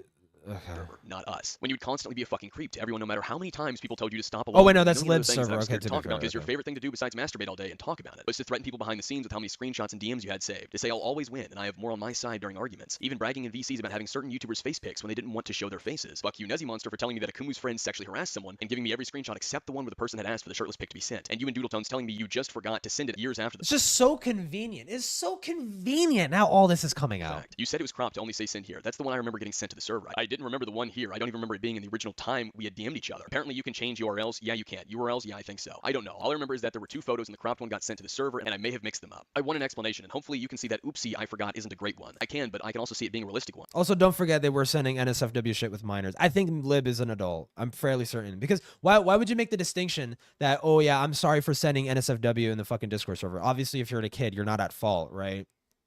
Saving only a few screenshots, closing the DMs, then So not I'm pretty sure they're an Didn't adult. remember they had those. That's fucking convenient, isn't it? If someone had closed their DMs, I wouldn't pretend like it's only to save their own hide. Like I get you're angry, but seriously, don't really have much reason to accuse Nezzy of doing this for any ulterior motive, except for the fact that Nezzy Monster never closed the DMs. You all admitted this and couldn't keep consistent to that story in the Senate call that releases today. Fuck you, the name's Junkie, for coming to me to make a video against Omnia and Kai. Then turn to accuse Nezzy of doing this for any like fucking convenient, isn't it? If someone had closed their DMs, I wouldn't pretend like it's only to save their own hide. Like I get you're angry, but seriously, don't really have much reason to accuse Nezzy of doing this for any ulterior motive, except for the fact that Nezzy Monster never closed the DMs. You all admitted this and couldn't keep consistent to that story in the Senate call that releases today. Fuck you, the name's Junkie, for coming to me to make a video against Omnia and Kai, then turning around and telling everyone that I wanted to make it, and that I had terrible critiques based on nothing, and you never understood my admittedly bad criticisms on Omnia's video. You want to collab on this? Like how? Like a collab response vid. Like how most commentary videos do it. No, I mean, what part would I do? What? Oh no, we'd set up a script and edit together like how Ponder does her stuff. Or we would both go over the whole thing together. We'd both go over it. When we watched it together, you agreed with my points until your editor came along, and suddenly you were just a poor innocent man who was helping a mean friend with her video and saying you didn't even know what happened on Twitter. In an interview you did with Minty shit. Not sure how she knows about it. Never told anyone other than Toby that this vid is about her. Interesting XD. And then they are sharing screenshots. And may I add, I expressed doubt about the video and you encouraged me to keep going. The whole thing was bad and I don't agree with anything from the Toby drama, but how dare you act like I was the instigator? Like I was the one pushing you when I was the one to drop the collab. We know what we're doing. I've never gotten it before and it's like, hell, I even asked around for similar thoughts on this and a lot of people that are critical of me agree that this video needs to be made. My worst fear regarding this platform. Okay, Libby, it's gonna be okay. Sorry, I know you're better at dealing with this. It's just worrying all the people that believe her because they don't know the full context. Again, trust me on this. We're fine. Many of my friends have been noticing how egocentric Omnia has been getting. Oh yeah, we have to to include that, by the way, all the shit she's been saying. Yeah, I'm gonna slam her for that, because 43 minutes in so far. Hey man, you're going to be upset at this, and I understand that, but I can't do this collab. I know you're gonna be disappointed, but I physically can't do this. With all the shit and blank being a concern right now, I'm really close to a breakdown. I'll make my own video, or we can pick this back up in time. Right now I can't. That's why it kept taking me so long to get you the audio, because I didn't want to do it. I'm really sorry. You reserve the right to be mad and not talk to me, but I can't. Well, do you want me to continue working on the video, or do you want me to push it aside for now? Push it aside if that's okay. You were the one who brought Harsh opinions up to me to further encourage her to make videos on Kai Weiss. Ayo, Harsh said hi, and she might tackle Kai's garbage 10-minute video. Oh my fucking god, please. Also, what's her Discord? I'll say hi back. Yeah, 1 second. Harsh opinions numbers. There you go. You still there. Fuck you, Doodletones, for telling me you just had some diaper fetish stuff from 2014 when you liked to sexually roleplay as a fucking 8-year-old in the past. Granted, I should have done my research. Granted, I should have done my research. Yeah. If only there was a guy. If only there was some, you know, okay. If only there's some admittedly autistic fucking 16-year-old kid who was screaming this at the top of the fucking lungs, actually right in your face that this was the case. If only some guy by the name of Akumu was literally doing this. One's on me too. But most of all, fuck me for defending, abiding, and standing idly by all of you fucking assholes because I stupidly wanted to be a part of your community, to be accepted by people that I now realize have nothing in their Don't life. fucking play the victim. Don't play the fucking victim. Get the fuck out of here, dude. It's so Be on disgusting. their 100K YouTube channels. I'm glad I left, and I'm glad this is all finally out, so I can say all of this without worrying about a platform or a cult-like group of assholes that don't even matter in the real world. Fuck you all, goodbye. She also went on to quote retweet herself, even more about Toasty. Oh, and another two things actually. Let's not forget about one of Toasty's favorite hilarious stories about how he was masturbating alone in one of the FCK voice chats, and Hopeless Peaches came in and he told her to get out because he was busy. Never could verify it before, but in the video below he talks about it and mentions how he loves chicks with dicks, as he puts it, which puts the porn of me with a dick, and how he brought up he still had it on his computer while in VCs with other people and wanted the same for his friends in a more disgusting light. God, I hate how long it took me to realize the way he acted wasn't okay. I hate that. I told him everything was fine when it wasn't, because he insisted everything was just a joke, and he learned people's boundaries by overstepping them. That's everything so far. I don't know if she's going to say anything else, but Doodletones did respond to that part about them. It is far too early to deal with this, and I am so unbelievably tired of addressing this particular one time and time again. I'm so freaking... Oh, I gotta do it in the fucking Miskino voice. I am so freaking tired of having to address this. It's not sexual, okay? It was only sexual that one other time, and that other time, and that other time, but it's not a fetish. It's a coping mechanism, blah, blah, blah, blah, blah, blah, blah. Yeah. My next video will be doing. Now, something I'd like to point out that I pointed out in my tweets, if you go to that post, there's about 2 to 3 different attempts at roleplays. Each time, Doodles describes the character as being physically underage. The worst... Yeah, nice, cool. Wait, let's read it. Let's read it. Because this is the thing that really helps put into perspective when you're reading these fucking messages. Tweets. If you go to that, because this is what led me to see that one message that Kreese wrote towards Zombie Doll, and like, oh, he's like alluding to fucking her. That's pretty bad. Post. There's about 2 to 3. Game Girl RP closed by Doodletones. I stare at the girl, gently picking her up. Doodletones. The girl can't be physically older than 8. What? Different attempts at roleplays. Each... I do not have a name, she says. I was designed to be a female compared to whoever played the game, she says. Time, Doodles describes the character as being physically underage. The worst... Yeah, that seems to be the case. I see how that works. Well, let me down.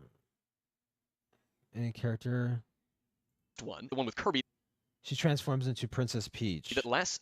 I'm not joking, a month. Now I can only show you a little burst one. The one with Kirby that lasts, I'm not joking, a month. Now I can only show you a little bit here and there without getting banned, but I think I can link it down below. Doodles has... You need much health space in here. I take her into the It's also lounge. claimed that this role... She looks down at you. I can change to any video game female character, blah, blah, blah. Play in particular made them uncomfortable. If you're... The context of that screenshot is misplaced that the particular RP contains character without a human age. You described... Without a human age, but you describe them phenotypically as they can't be any older than 8. Morally gray? Yeah, it's morally gray. It's morally gray, yeah? Oh. There's a certain VTuber who said a similar thing about fucking Lolicon, huh? I have had RPs that have...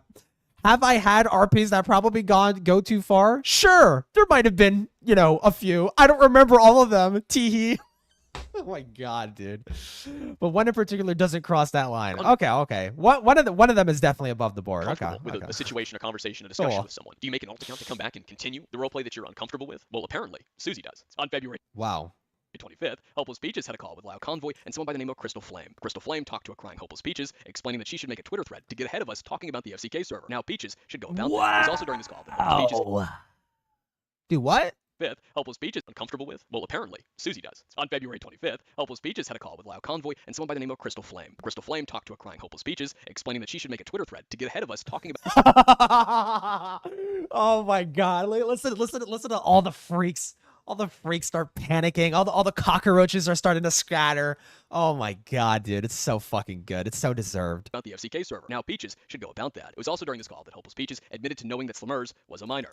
On Saturday, February 25th, Crystal Flame asked Akumu for the logs of the FCK. Since he did not provide them at the time, I offered my copy to Crystal. While I had the logs for a few months, I couldn't pour through all of them at once. Asuka, someone on my staff, was the one with the logs. They're massive, and we only now had a full team to dig through them. Originally, when I got the logs, the purpose was to look through them because I heard through a third-party source that Akumu was going to use them against Peaches to make accusations, along with the fact that he mentioned several people were scheming to harass him at the time in 2020. Helping with the drama dispute, despite the fact that these people should not have targeted a kid in general, or the prevention of false accusations being brought about, really isn't on the level of predation, which is why the logs weren't immediately come through in their entirety. Whilst we did find Peaches' messages, I didn't consider them to be a massive issue worth addressing immediately. While that was my opinion at the time, it obviously needs to be looked into more, which is what's being done now that Crystal brought them to my attention again. Crystal poured through them and found some things that concerned them. So we got in call and started talking about it. This is the first time Peaches heard about this.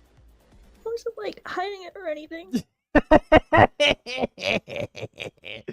Listen to this fucking bitch cry after making videos upon videos. And to be fair, a lot of her videos were rightfully calling out a lot of fucking creepy people, but I find it very, very ironic. I find it very, very ironic that her whole... is her channel still up? I'm actually really fucking curious. She made so many videos, and I liked some of her videos. I'm not gonna lie. I liked some of her videos. But this fucking cunt loves... Oh my god, wait, her channel's fucking gone. There is no way. Surely her channel is still alive. No. No. No, it's gone. It's deleted. When did this happen? I completely forgot. She straight up deleted her shit. Okay. But yeah, she would make so many call-out videos on people acting creepy and weird and predatory towards fucking kids, and was in a server, like, just sitting on a fucking landmine of evidence against certain individuals. But because they were the funny little gay people that lived in my computer, I did nothing about it. Cool. Because Akumu started asking me about, like, FCK stuff. I didn't even remember what that even meant. I don't even remember the server existed. And then, like, when I did finally remember, I only remembered a couple of people who were in there. Also, she's a bitch too because of what she did to Lio. She completely threw Lio under the bus to save her own fucking ass. And Lio did fuck up 100%, but I don't think he deserved to get thrown under the bus, especially from Peaches, considering how hypocritical she was. I remember distinctly, I remember my feelings about the drama, but I don't remember the exact details. I remember thinking Peaches was a complete fucking hypocrite and a piece of shit for throwing Lio under to save her own ass when she fucking had her own fair share of misconduct in relation to the Lio convoy drama too. Funnily enough, Crystal made it clear that what we found of Peaches conducting herself inappropriately around minors was nothing too bad, just something that would give Omnia and Akumu more ammo. And it wasn't something they were too concerned about, and Crystal had the full logs. And Crystal did voice that to Peaches as well as soon as they joined the call. No, I'm stressed out because I don't remember. Oh no! Just hearing your voice. What did I do? Listen, Peaches. Listen, if you're not some fucking disgusting freak, then you shouldn't have anything to worry about, right? Simple. I generally believe that you don't remember these screenshots. You don't remember these chats taking place because, you know...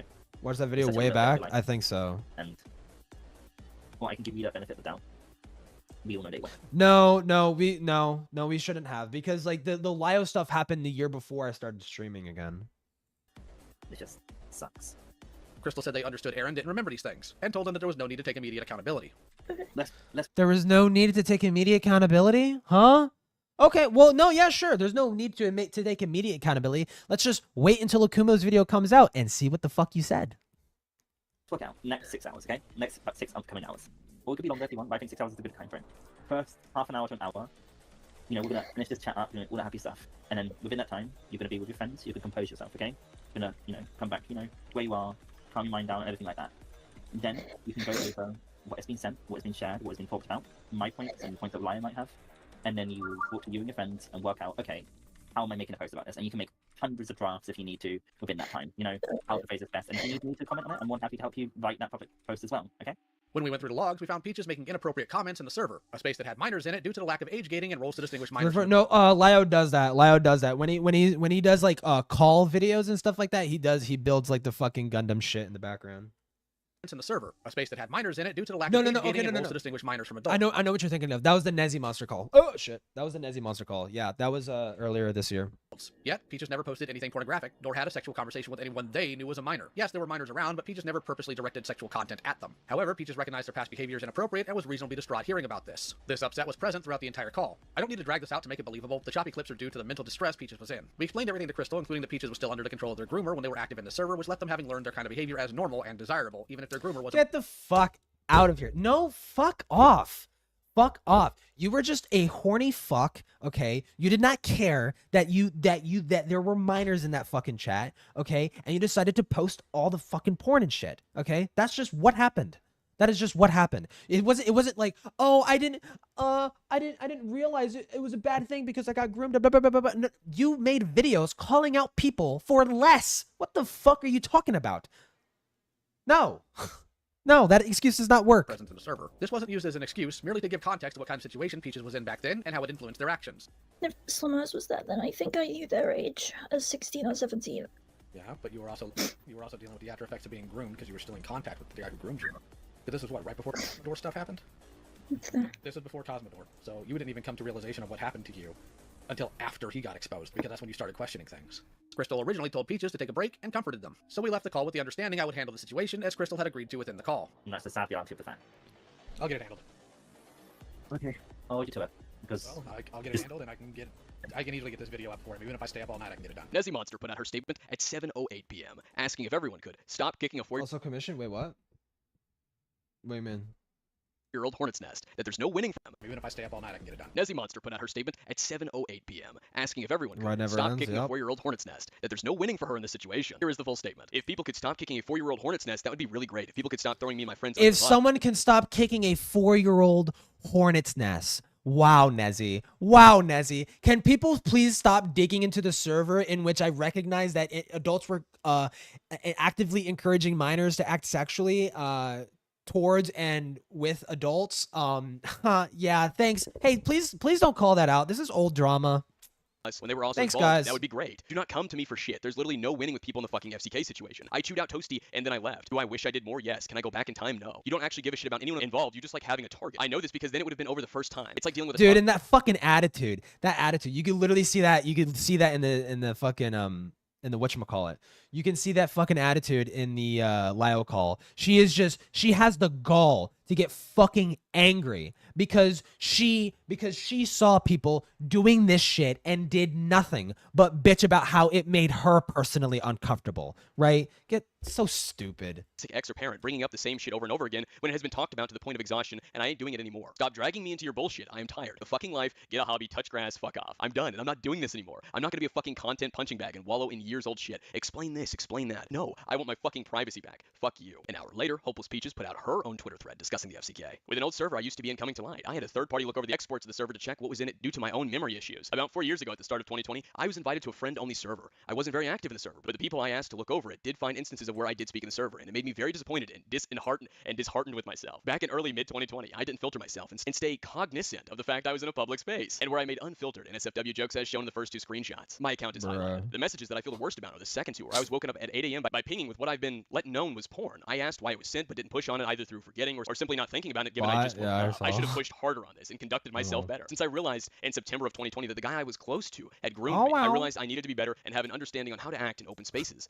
I realized, you know, in that moment, maybe I shouldn't post pornography in a chat full of minors. Doesn't excuse it though. In the 4 years since then, I've changed as a person. However, despite the fact that looking back at these messages doesn't trigger any memories, I am still holding myself accountable for my actions in that server. For my past actions, I'm deeply sorry. Strangely, Peaches left out the fact that she knew Slimmerge was a minor, something she just admitted before making the thread in the call with Lio and a Crystal Flame. On the 26th, coincidentally just a few hours before my FCK server premiere, Lio premiered his conundrum video. Towards the end of the video was a rushed last segment addressing me and a couple of friends of mine, with mostly guilty by association. Lio said he drew the line at lying, that I was going to make false claims about Peaches by misrepresenting the FCK logs, and that he doubted Peaches knew there were minors in the FCK. And hanging out in Kumo's server with in-law is the Oh my god, and fucking Lio lied for her? Jesus Christ, latest false bro. accusation supreme himself, Akumu. We'll get into him later. You know who else is in in-law's server? Conundrum. Nice company he keeps. What, did you think we wouldn't know? One of the longtime members of that server came to us the moment these freaks started joining to tell us what's going on. These people care And so to be little- fair to Lio, still at this time of recording, and this is fucking stupid of him to do, by the way, but to be fair to him, he didn't know how bad the FCK shit was, okay?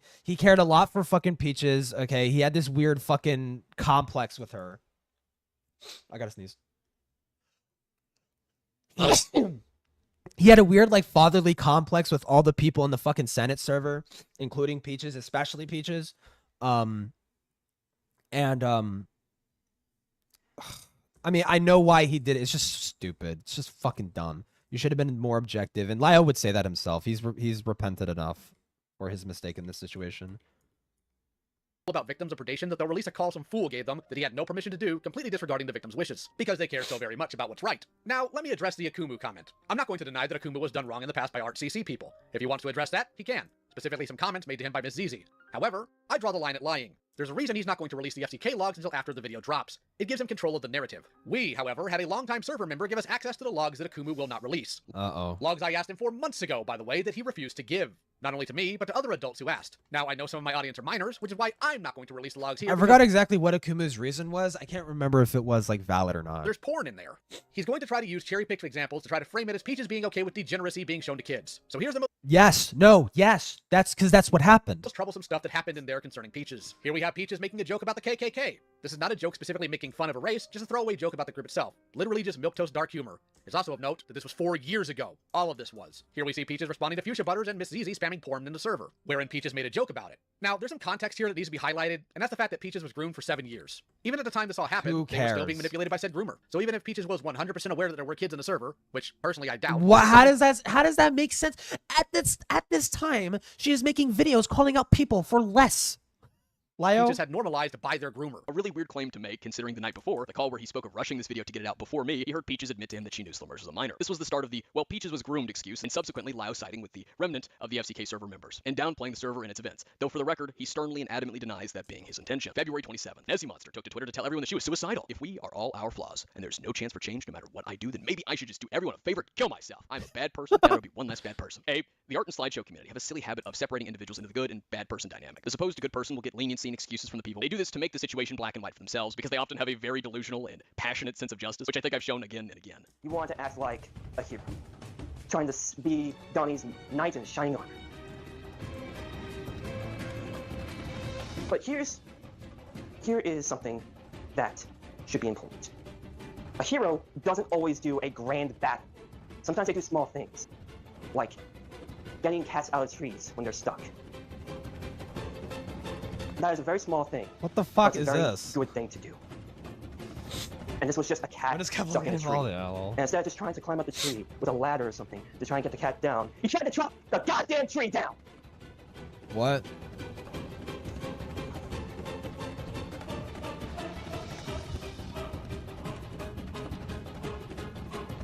Oh, is he done? No. No. All right, then let me be very clear. Be more concise. Oh, is it done? I know you haven't learned anything. Because this call made me realize that you haven't learned anything for years. So, I want you to He's got to power know up, dude. this. If a situation can be solved with a simple relay of, hey, he's doing this because of his mental health or physical Dude, health, I'm trying so hard to get the nothing do perfect with, curve. like hating you or anything like that, relay that fucking message. Don't turn it into a goddamn anime fight. Because whenever you do something like that, you cause people to be hurt. Because That's ironic. you hurt Donnie in that situation. The person you were trying to help. And you hurt a lot of other people too. And they wield it around the internet and take it very fucking seriously. These people Yeah, love to point the mob at anyone else to Gackers condemn their also target, perfect. regardless of whether they're right or wrong. But the second people are upset at them for what they have provably done, their life is apparently ruined. In a reply, Nezzy said, "No, he fucking doesn't. If that were the case, it would have been over by now years ago. I literally got in call with him. I've talked about it myself. There's fucking nothing I can do, so I might as well fucking go." She's conflating our conversation about the false sexual harassment accusation as the same as the FCK server. It's not the same thing we discussed. Based off of her statement, Aura she probably farming, told herself yeah. that I wouldn't talk about it Yeah. publicly after our call. It's a weird cope to take, but alright. When this user directly messaged Nezzy Monster on Twitter, she replied, "No, I've had enough. I've done done this for years. He literally told me himself he wants to take me and the community down. There's nothing I can fucking do. This isn't over criticism. It's over the stalking and constant at my back, breathing down my neck. I also have a life outside of this with shit going on, so don't you dare say it's just about this. I fucking had it. Perpetual victimhood aside, another claim of stalking. It's quite the spectacle. Watching someone who loved partaking in the accountability culture, who believed in the we need to hold you accountable slop, suddenly drop it all because they didn't expect it to ever be applied back to them. Especially when you take into consideration the several subtweets she's made over the years, such as these from 2022, where she talked about how she won't pity others who have fucked everyone else over, that she wasn't letting them step all over her. She was putting her foot down, that these were the consequences of their bullshit, that they need to sit there and stew in the cell that they got themselves into. People will repeat vile actions when you show that there will be little to no consequences. It's time to make someone into an example. The mask is coming off more and more. The excuses are running out. These switch-ups are my favorite highlights of this lengthy feud between the two of us. Someone else needed to sit and stew in the cell they got themselves. They were receiving the consequences. But Nezzy doesn't apply to her apparently. Returning to the timeline, there was yet another FCK member to release a Twitter thread addressing their involvement in the FCK server. That was Ellie Momelli. Dude, it's all these people coming out, bro. At 5:30 p.m. I've been made aware about my involvement in the FCK. I would like to make note that I did not send porn in that server. I did send some memes that were not appropriate for minors to see. For that, I am guilty of. I'm not here to say excuses. I'm here It was to say like what racist happened. memes or I had whatever. very little involvement in that server. I left that server not long after I joined that I couldn't even recall me being in there until today. I had no idea about half of the things that happened in the server. I sent memes at the NSFW subject matter that kids shouldn't see. That was irresponsible, and I am very sorry. I have not since repeated and will not repeat that behavior again. That is a promise I can make with certainty. I hope that I can continue to prove to you all that I'm better and I am still very sorry for what I did contribute to. On February 28th at 4:30 p.m., Miss Easy put out her statement on the FCK. Statement on the FCK server. Not sure how long this will be. I joined the Fruitcake Club server thinking it was a space for YouTubers, editors, and anyone else involved at YouTube. I was first invited by a user named Toasty Vanilla. I was connected to them because of the Madame/Lemurs issue that happened about 4 years ago. That's about as much detail I can give for what happened before joining. The server had some YouTubers I respected, but the editors and personal friends of Toasty I was unfamiliar with. As for what happened in there, most of it is a blur. I have vague memories of things like what possibly broke the server and details of relationships that aren't any of my business to talk about. In terms of my own actions, yes, I saw the screenshots. I couldn't possibly explain what I was thinking at the time, but looking at them now, I am disgusted. What did they say? Who is this? Miss Zizi? Oh fuck! What did Zizi do? Zizi, weren't they talking? No, okay. Zizi was drawing Shotokan and Lolicon, I think, right, or some shit. And they were also, they were talking to a minor on their NSFW account or some shit. With myself. I think talking the way I did wasn't okay. It's so and hard I wish to I could take it control, back. Nothing I said was okay. There were sexual conversations in the presence of minors that I partook in, and everything was mismanaged. I'm not sure how I didn't see anything wrong with what happened, and I can't make any excuse for it. The main issue was with one user who at the time was 17. Things were strange between us. I will admit it. They admitted to having a crush on me. I remember not returning the sentiment, but in the server convos, I was still sometimes sexual towards them. I should have backed. Okay, yeah, I do remember that. I do recall that correctly. Earlier, and maybe I thought I did. I should have tried harder to leave it alone. The server kind of imploded on itself. At least a few bigger roles than it did anyways. I did eventually leave, either cutting ties or losing contact with lots in there. I didn't get to talk to everyone, and I haven't thought of that server since I left. In the span of 4 years, I haven't given the server another thought. In fact, I forgot about it. In that time, I'd like to believe I changed as a person, being more careful with those I talk to, but overall, lessening my contact with those in the creator space. To make things clear and be completely honest, I never talked to most outside that server. Toasty and I have cut communication. I didn't pursue anyone after leaving and became more reserved. I want to take back the things I've said, things I did, and change how I treated people in the past, but I cannot. I'm aware of how predictable or corny this sounds. I can only say I'm sorry. I apologize to those I've hurt. I fucked up really badly. Nothing I can do or say can realistically make what I've done right again. I'm sure I've also lost the respect of those in my audience who enjoy my content. I'm sorry to you too. No shit. I wish I had more to say, but I don't. You don't have to accept my apology, and I don't expect to be treated nicely. Whether you do or don't, thank you for reading. What a statement there. I couldn't help but notice that there are a couple of things left out, such as the fact that she knowingly spammed the comment section of a child with copy pastas about boy pussy. And she also flaunted that she did this in the server while she was in VC. Hey, look at me. Look at what I did. See, I'm cool. I'm cool like you guys. Yeah. So that happened. And the other thing that she left out, which is probably the more damning thing, in my opinion, I think there's a reason it's not mentioned here. The thigh pictures. The fact that they were sharing thigh pictures in there and asking for people's thigh pictures. Then she participated in that. Why was that left out, Zena? It's a little odd. During the back and forth with Lio and Doodle Tones, some key events did take place that I will mention. On March 22nd, Fuchsia Butter put out a statement on the FCK server which consisted of multiple screenshots of text to get around Twitter's word limit. I have a TISM report going over the entirety and the problems with it, but I will summarize. In this essay, Fuchsia apologized to me for the video he made back in March of 2020. Aww. Only to what? He then blamed Toasty Vanilla for why he made the video. That's a rat. All these people are rats, dude. In the first place, as typical with the FCK members, point the fingers elsewhere, and because Toasty is one of, if not the worst degenerate sex pests that were in the FCK, why not just pin all the blame on him, even though Toasty had nothing to do with the video on me? This not only contradicts what Fuchsia told me in our DMs from August of 2020, but also what we can see inside the FCK server. As Madlibs and Nezzymonster both have told me, Fuchsia took interest in me and wanted to make the video after the collab with Nezzymonster and Ponder. He approached Madlibs. What a dumbass. Nezzymonster for info about me and evidence on. What a complete dumbass. Why would you make this? Okay, well, hold on. No, actually, no, I get it. They're making this tweet for their audience. and because they probably are crossing their fingers and hoping to God their audience doesn't watch the video and see what the fuck they were saying about Akumu, right? Toasty Vanilla had no hand in Fuchsia's video. Now, Fuchsia then got into a long, detailed life story about what he went through and his abuse, because people like this have no concept of keeping to the fucking topic. They need to give you an autobiography to justify what they've done. Around March 24th to 25th of 2024, it was late at night. Early March 25th, Ellie Momelli had taken to Twitter to tell everyone two various threads. The first one she ended up deleting, that she was being messaged on Instagram and Twitter by these alt accounts that had been recently made, or mostly recently made, calling her a pedo and saying all these various horrible things to her. I'll put them up on screen. I'm not going to read them. I've already read them in a TISM report, but you can read them yourself if you want to pause. But these are the messages that she received. She then went on to make this Twitter thread stating this. I deleted the post. I did mess up. I messed up when I posted memes that minors should not have seen in the FCK server. I've since apologized for it. I do not wish to run away from that. I have taken accountability. There it is. And I've not repeated that offense, nor will I ever. Thread. That, however, does not mean people should get on throwaway accounts to get to DM me calling me a pedo and make threats on my life and loved ones. I have gotten harassment on both Twitter and Instagram. Outside of what I have admitted to doing, I have done nothing wrong. Nothing to deserve what I've been dealing with. I know this isn't going to stop cowards from talking behind a screen pretending it's not another human being they're saying wretched things to, but I'll do what I can. I don't wish this treatment on my worst enemy. I'm not a danger to children. I was negligent. I own that. I'm not trying to silence what I did, but I am not a predator. I've never predated on children, and I never will. As corny as it sounds, I'm going to try and stay strong. I'm going to try and be a better person every day, not just for myself, but for those who care. I'm safe. Don't worry.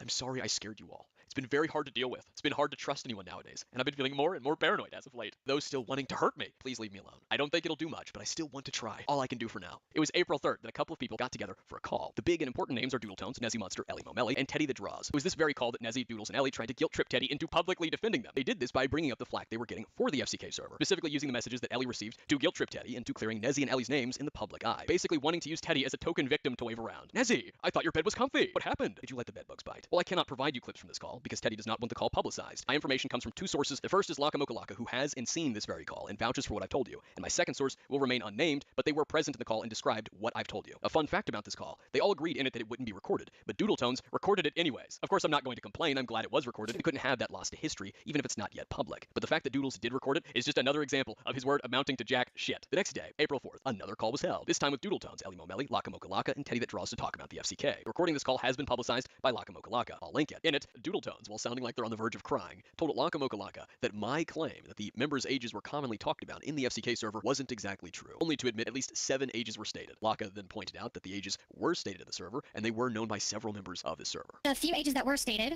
in there, because Akumu I know has... The sweeping.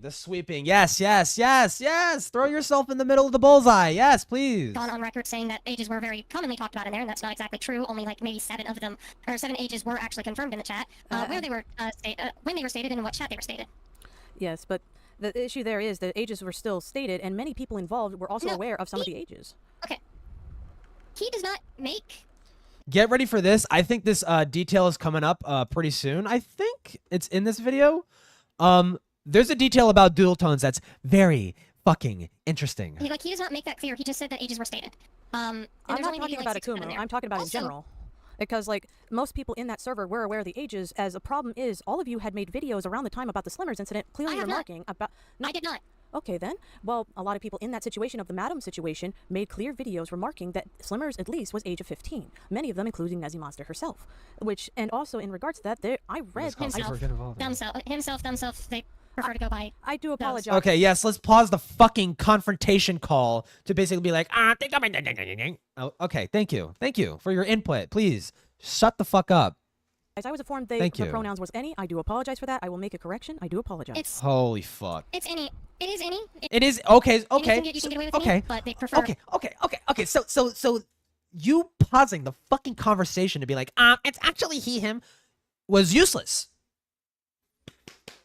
Thank you, Doodletones. Or either they or he. They don't like just defaulting to she. You can get away with any, as if you need fucking permission. These people. Yes, let's halt our discussion over a server where minors were shown porn and groomed to try and correct someone over pronouns, and not even be correct, and it ultimately means nothing because the person uses any. Wonderful focus and wonderful concern. A little fun fact, Doodle's interjection stating that they didn't make a video on Slimmers in Medam is true. However, Doodletones did watch several videos that state that piece of information, whether it be Ponder's video or the collab with Nezzy and Ponder, which ended up on the best of the year list Doodles has been making for years, especially considering the fact that Doodles is on record stating that the prerequisite to be be on his list is him watching the video. He has to watch your video for it to be on the list. So I don't buy this notion Doodles didn't know Slummers' age. The art and slideshow community put heavy emphasis on it everywhere. Laka then proceeds to get into specific details about the FCK server and what was said about the ages, and this was Doodles' reaction. There is issues, as I read through on the live stream the first half of the server, like a little bit of it, and the ages of some of the minors, one of them reiterated they were 17 right off the bat, and another one, like Slummers, also reiterated they were 15. And I've looked through multiple points of the server where they've reiterated their ages. Even there was jokes made about those ages, about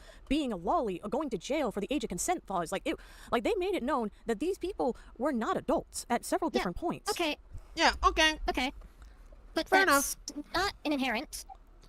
I want to What the put that fuck? out there. It's not an inherent. That's What does that mean? It's not an inherent. After trying to vaguely push that ages weren't discussed that much in the server, then being given examples from someone else who has seen it, that's not an inherent. Doodles then clarified that he didn't know the context. It's not inherent. They're stating their age.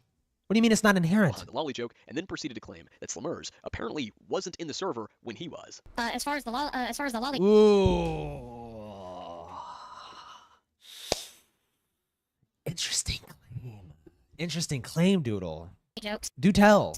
I did not actually realize that that was the reason those lolly jokes were being made in there, was because one of the members was 13. Mind you, I didn't see it at the time that I was in there. Actually, during the time that I was in the FCK, I don't think. Careful. Careful. I think Slummers was there. Uh-oh. They were, because Uh-oh. I just read through the chat. We're gonna catch him in a real fucking crazy lie real soon, I think. And their reply was just a few things below yours. Like, Well, I've never met Slummers. I never talked to Slummers. I never was in call with Slummers. Maybe not. You did interact with them in the Discord server though, in a different way. I did not know Slummers. And again, for a little while, I don't even think they were in the chat, because I distinctly remember a conversation between Toasty and I where Toasty had said something along the lines of Slummers no longer being in the chat. I'm willing to believe that Slummers did leave the FCK server at some point, solely because of the fact that her initial join date and then her account join date is different, which is January 2nd of 2020. So Slummers did leave and then came back on January 2nd of 2020, and she's been in the FCK server ever since. Doodletones was invited into the FCK server March of 2020. So not only was Slummers still in the server, but we also later discovered that Doodles messaged inside the Slummers NSFW chat. Uh-oh. Uh-oh. They did what? I'm sorry, what did Kumu? Hold on, we need to reiterate that. FCK server, March of 2020. So not only was Slummers still in the server, but we also later discovered that Doodles messaged inside the Slummers NSFW chat. Not only did Doodles know about Slummers, but also knew of the chat dedicated to her NSFW artwork. Uh-oh. What does it say? Slummers Art Shack Archive. On the note of Pride Pics. Oh. Okay. Oh, okay. Interesting. Now, I already know a certain group of people are going to play semantics in order to defend their favorite people, so I have to make these clarifications. And in this case, they're going to do that with the title of the chat. As you can see, the chat that Susie Doodle messaged in is titled Slummers Art Shack Archived. But why is that? The FCK server originally had two chats for Slummers. Slummers Art Shack Safe for Work, which is still there, and a Slummers Art Shack non-safe. I'm watching Akumu's 9-hour fucking video, and I'm so close to the fucking end of it. But I wasn't. It was very hard when I would watch like Beckett streams and shit, talking about FCK stuff and Nezzy Monster. These names, I was so vaguely familiar with them, and I wanted to like I want to know who the fuck these people are, because I'm kind of interested in making a fucking video about Doodletone specifically.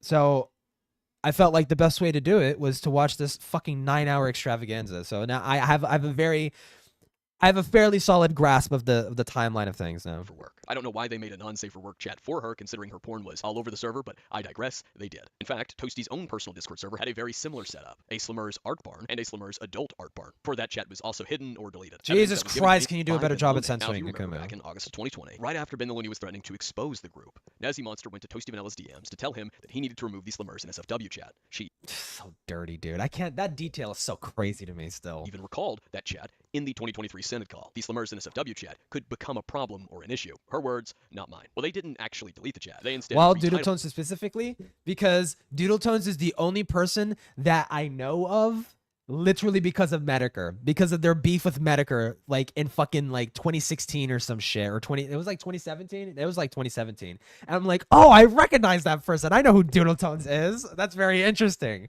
And also, the more and more you learn about Doodletones, the more you see like how ratty they were during this whole fucking thing. And they are, I would say, they're one of the worst of the FCK. not because of necessarily anything that they said, and not even necessarily because of their inaction, but there were other instances of Doodle Tones, like defending predators multiple fucking times and trying to bring them back into the fucking community.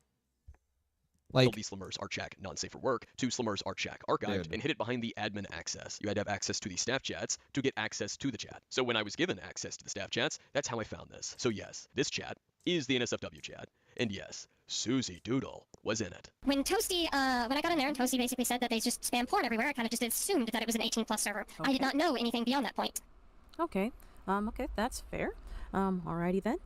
Thank you. I just wanted to make sure of your awareness of the situation because I just want to verify things first. So you were aware that they were a sex pest. Yes. Beyond what happened, like, was there anything else you were aware of their behavior at the time? Like, were you aware of what was going on their channels, or no? Okay. No. Sonic Show level of censoring? Yeah, I I figured out remember. that they were kind of being excessively weird around children. Well, I think it was around the time in like May when I figured out that they were kind of being Wait, what? Or no? Okay. No. I had dipped in like May when I figured out that they were kind of being excessively weird around children.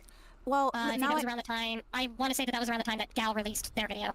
Okay, so you dipped around that. When was this? Do you know the date? I think. I stopped posting in there May 23rd, 2020. So somewhere around there. Now, I have to ask a follow-up question because you just said, like, you were aware of the posting, like you just said that. Why? I think that was the reason I did. But yes. Oh, okay. If you think that was the Didn't know reason, that. I have to ask, like, why was no further things done afterwards? If that was the reasoning, because this is a question I do want to ask Nezzy as well. If you're aware of the children being harmed in that, like, being affected in that way. Nezzy? Like, Let no. me finish. Oh, I know, but I'm asking, like, after you guys left, why wasn't anything further done? Because you guys are aware that this stuff can have effects on children. I'm wondering Well, because why the stuff that I heard about that Toasty was doing was in an entirely different chat. Well, fair and enough. It wasn't in that chat. Doodles claim to have left the FCK server once they learned of the degenerate behavior being excessively weird around children. And then Locke asked the question we're all thinking. If you knew of that, why was nothing said? To which Doodles claims Nezzy Monster did something, of course referring to the DMs I've shown, because that was totally doing something. I want to focus on that last bit though, that the weird behavior was happening in another chat they didn't have access to. You had access to the main chat gamer zone, which I've shown is bad enough, but you were also in the NSFW Slimmers chat. You clearly had access to plenty. Additionally, you still knew of it and left, by your own admission. Whether you had access or not doesn't change your admission to finding out, but fret not. Doodles of course backpedaled on it when he realized Laka wasn't dumb enough to not think of the implications. However, throughout this call, he stays firm in that he at some point found out about the problems with Toasty and the server, yet still didn't talk about Didn't it. do anything. Yeah. It's like I guess if you were asking, if you're trying to ask me like why I didn't do like this large scale investigation on Toasty, yeah, I wouldn't have known what to do at the time. Like this was. You have the capacity to make long form expose videos on creeps and weirdos and sit in Senate calls and investigate people and interrogate people on grooming children and fucking inappropriate actions on Discord, but you didn't know what to do in this situation? It's not like you're a part. Like, listen, I shit on the Senate. The Senate's fucking retarded as fuck. But that was a group of people who were willing to coordinate together to catch and expose degenerates who were hurting kids.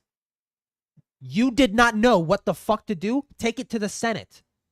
Okay? Now you should. Now, when it comes to stuff like this, it's like, is it illegal? If it's illegal, why don't you go to the fucking police? Dude, it's like in a situation like the police are just not gonna get involved in something like it's just it doesn't matter. It literally just doesn't fucking matter. Like it's just it needs to be exposed and these people need to be fucking outed. Like that's just the best thing you could do in this situation, in my opinion. But for her to sit there and pretend like she didn't know what the fuck to do is complete bullshit. This was like 4 years ago, and I definitely didn't have any like bullshit. I guess experience in situations like this. Bullshit. What? I would have known what to do. Obviously I had dipped. A handful of other people had dipped. We were all kind of like very against Toasty just collectively. I didn't know anyone who kept in contact with them after this point. So okay. I don't just really know what more there was. Because I know Nezzy was 19. How old were you at the time? I was 23. So I definitely, like, if I had gotten involved in the stuff in that server, I would absolutely be a problem. But I didn't. There's, like, maybe one conversation that we had about some people drawing porn of YouTubers in there. That conversation was already happening by the time I entered. And So just a again, I robot? also didn't know the ages of anyone, so Okay. again, I don't know what you. I think the best know here what for to do with that. How about this? It's clear that you didn't know how to handle stuff like that because you never dealt with it at the time. I will say there is. I don't think you're a horrible person or anything. Wait. No cutting off. Remember, let people finish. You're not a horrible person. You're not someone that was egregious, that was actively trying to do all that stuff. At the time, you were 23, and you weren't dealing with that stuff before. There is the raise of the eyebrow over time when you realize stuff like that wouldn't be appropriate, and more if you've seen because you've been around this stuff like that. We're not saying that you're. I'm not saying that you're a horrible. Not saying that you're a horrible person or anything like that. I'm still going. I mean, let me clarify, please. Okay. Okay. So yeah, it was a situation of I didn't know what to do. Yes.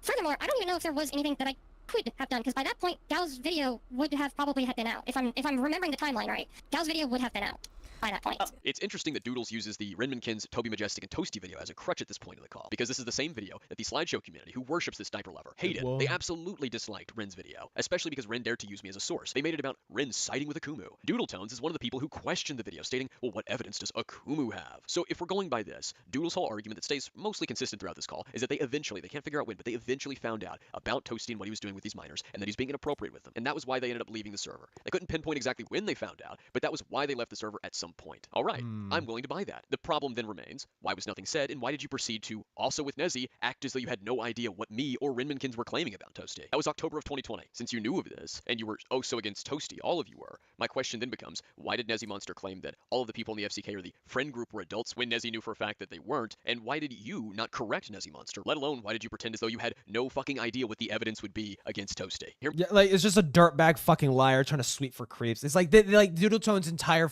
they just have, and it's not just with the FCK. It's like with so many other fucking people, just defending really weird and creepy people. The George not found. There's like a guy who's in this other server called the Cloud Palace that was ran by Doodletones, I think. And one of the people in there was named George. And George was someone who was originally canceled for inappropriate actions with minors. Doodletones tried to uncancel them in a video, basically. Dude, we just need to watch that video just to soak in how retarded it is. Because in that video, Doodle literally shows and admits that George is a fucking creep around kids, but that it wasn't that bad and it was just a little weird and a little creepy, but let him back in the community. And guess what he did when he was let back in the community? He went back to talking to fucking minors. And that is the precipice to this most recent call that happened with fucking Lio. And this is the call. And this happened a couple weeks ago. So this is still recent shit, and it's involving all these FCK people. It's still going on. It's still active.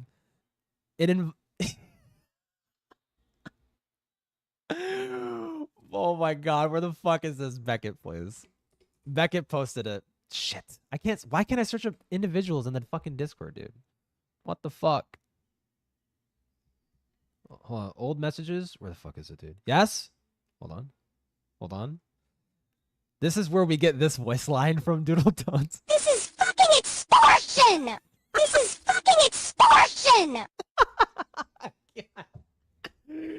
Oh, I cannot fucking wait, dude. Almost like you and Nezzy Monster and just about anyone else. Cannot fucking wait. Oh, that reminds me of the time that my ex-boyfriend has been doing age regression role. Jesus Christ. Holy fuck. Okay, that's really fucked. Toasty in the FCK server were trying to bury it. Later, when Laka mentions the Senate call that me and Nezzy Monster had, Doodletones claimed that the call was held because, quote, Akumu kept harassing Nezzy for 4 years. The call... I'm sorry about that. Go ahead. The call between Akumu and Nezzy was to try to work out things between them because Akumu had been harassing Nezzy for 4 years. Okay. First, that's not why me and Nezzy Monster had that call. The call between me and Nezzy Monster was done because I reached out to Lyle Convoy because he had connections with the Art and Slideshow community, and I asked if he could set up a call. Why did I ask Lyle to set up a call? As I've already shown you, Nezzy Monster kept lying and being dishonest about the false sexual harassment accusation. So I thought a call talking about that and the various things that have happened between us and the group and then would also be the productive. FCK stuff, and right? It was productive, just not in the way that they hoped it would be. These two hoped that having the call would make all of this blow over over and I wouldn't talk about it publicly, that it would just be over and done with, as if I wasn't going to clean the fucking closet out. However, their claim that this call was held because I wouldn't stop harassing Nezzy for 4 years is another example of how they revise events and how they retell the story, along with, of course, shoehorning in the constant victimization. And the second thing is, another SCC member, and I believe an admin of Senate at the time, Heaton Mitsuru, said this exact same thing during the call with me and Nezzy Monster. But the call totally wasn't biased. But back to the call. At 58 minutes in, Locke mentioned for the second time that I brought up the porn spam in the FCK server to both Doodles and Nezzy in the Senate call, to which Doodles said, because we knew. Well, but that section of the call is what I'm trying to talk about. Like the rest of that section, Akumu's battle and Nezzy's, that is not what I'm talking about. What I'm talking about is the section of the call where like there was a direct addressment. Listen to this fucking rat try to manhandle the fucking conversation to talk about something completely different. God.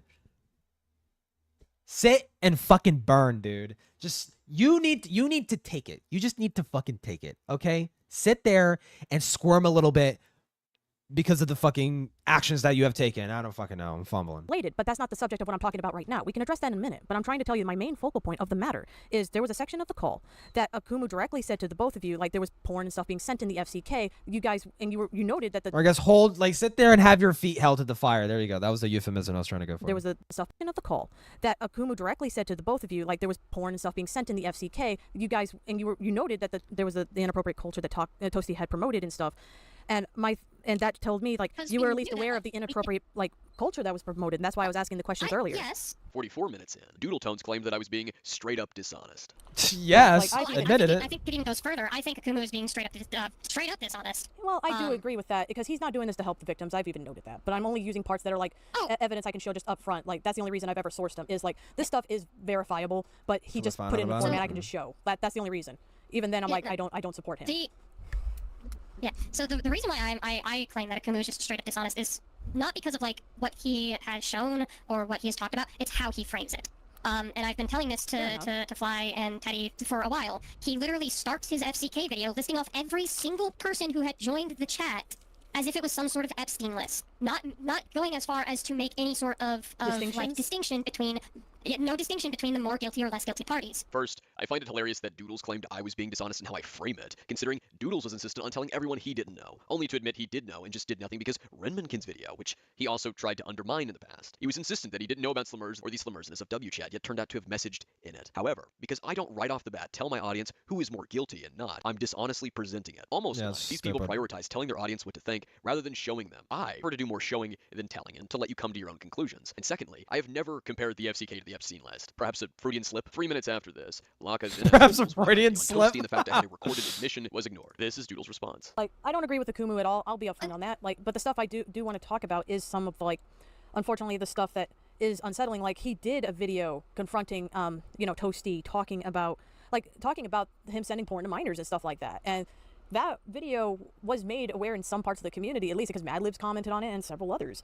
And it's a question that becomes like, it doesn't look good, and I'm just trying to find out, like, why was this not really taken seriously? Like, because, like, regardless of how you feel about the guy, like, I don't like him. But the fact that he had Toasty's admission in a video of that is the thing that disturbed me, and people looked at that and went, nah, ignore it. And it's a little disturbing. I didn't look at that not until I've had to look into everything about Akumu. But yeah, I do know what you're talking about. Yeah, that's my perspective. The thing with Akumu, on that though, well, on that note, it's also, given the whole Madame situation, people were already kind of looking at him as rather disingenuous. Holy fuck, oh my god. Yeah, if you looked into that too, you'd realize he wasn't trying to fucking dox Slumers, and he was giving very, very fucking valid criticism for Slumers in that whole fucking situation. Jesus Christ, dude. You know, that... By that point, like... But by regardless that point, of how... kind of looking... Go ahead, sorry. People were already looking at him as like, this lying, like, kid who, like, was going to bat for Madame for ultimately white knighty reasons, and maybe that's not correct. I don't know. This point is just so pointless because we're already at the point where we know that he's telling the fucking truth. Okay, like it honestly doesn't matter if you did or didn't believe Akumu. You got caught red fucking handed, knowing that this shit was happening before the leaks even fucking came out. So why the hell wasn't anything done? It was never really my perspective of the guy, but that is how people were writing him off. Yeah, and that's kind My of the problem I perspective on have, it. because like this wasn't just him claiming that in the video. He interviewed him in a call and had an admission, with Toasty outright verbally saying that. That's the issue I'm having here. There was verbal admission from Toasty, regardless of how people felt about Akumu. I'm wondering why the community didn't take that seriously, since there was an admission. Oh, the narrative Doodle's friends helped peddle around me in my very name contributed to this being ignored? Well, who would have thought? At 56 minutes in, Laka asked Ellie why she blocked them, to which Ellie claimed she saw Laka in DMs with me, that I had been harassing and stalking her friends for literal years. Can I ask a question then? Then why was I blocked? Because I saw you in DMs with Akumu. And here's the thing. I'll put that on myself, that I probably should have asked, hey, why are you in DMs with Akumu and all that. But Akumu has harassed and been stalking my friends for literal years. I'm their fucking boogeyman. This has been a long-standing problem within the art and slideshow community, especially. It's just lies. They're just fucking liars, dude. And it's like they're digging up their old cards to play, right? To try and discredit Akumu to get themselves out of this situation. God, these people suck. Actually, the latter, but because the kind of audience they both attract consists of people who think that being easily gullible. Like, I don't. There's no other better word to just use other than like you just suck. You just suck. You're a shit person. Man children who fall for any claimed victimhood or pathos appeal thrown their way means they're more mature people. They hardly ever question it. Heaton Mitsuru has accused Chuli of stalking because Chuli was continuing to see what Heaton was publicly Oh, the Heaton and posting on her Chuli Twitter, stuff. despite her block.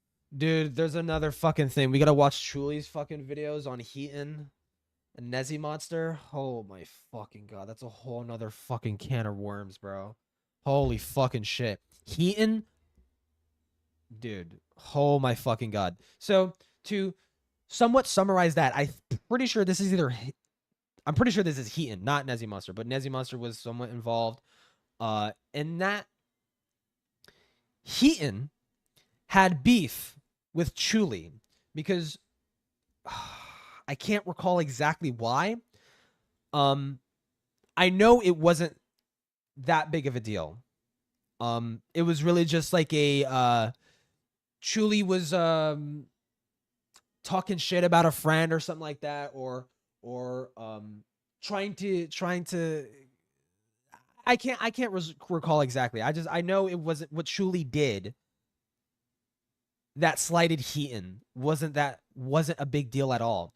So for Heaton to get back at Chuli, and Chuli is a minor, for Heaton to get back at Chuli was to bring back their groomer into the community and try to guilt Chuli into feeling bad for coming out against their fucking groomer and convince her that she had led a girl into killing herself because she came out against her groomer.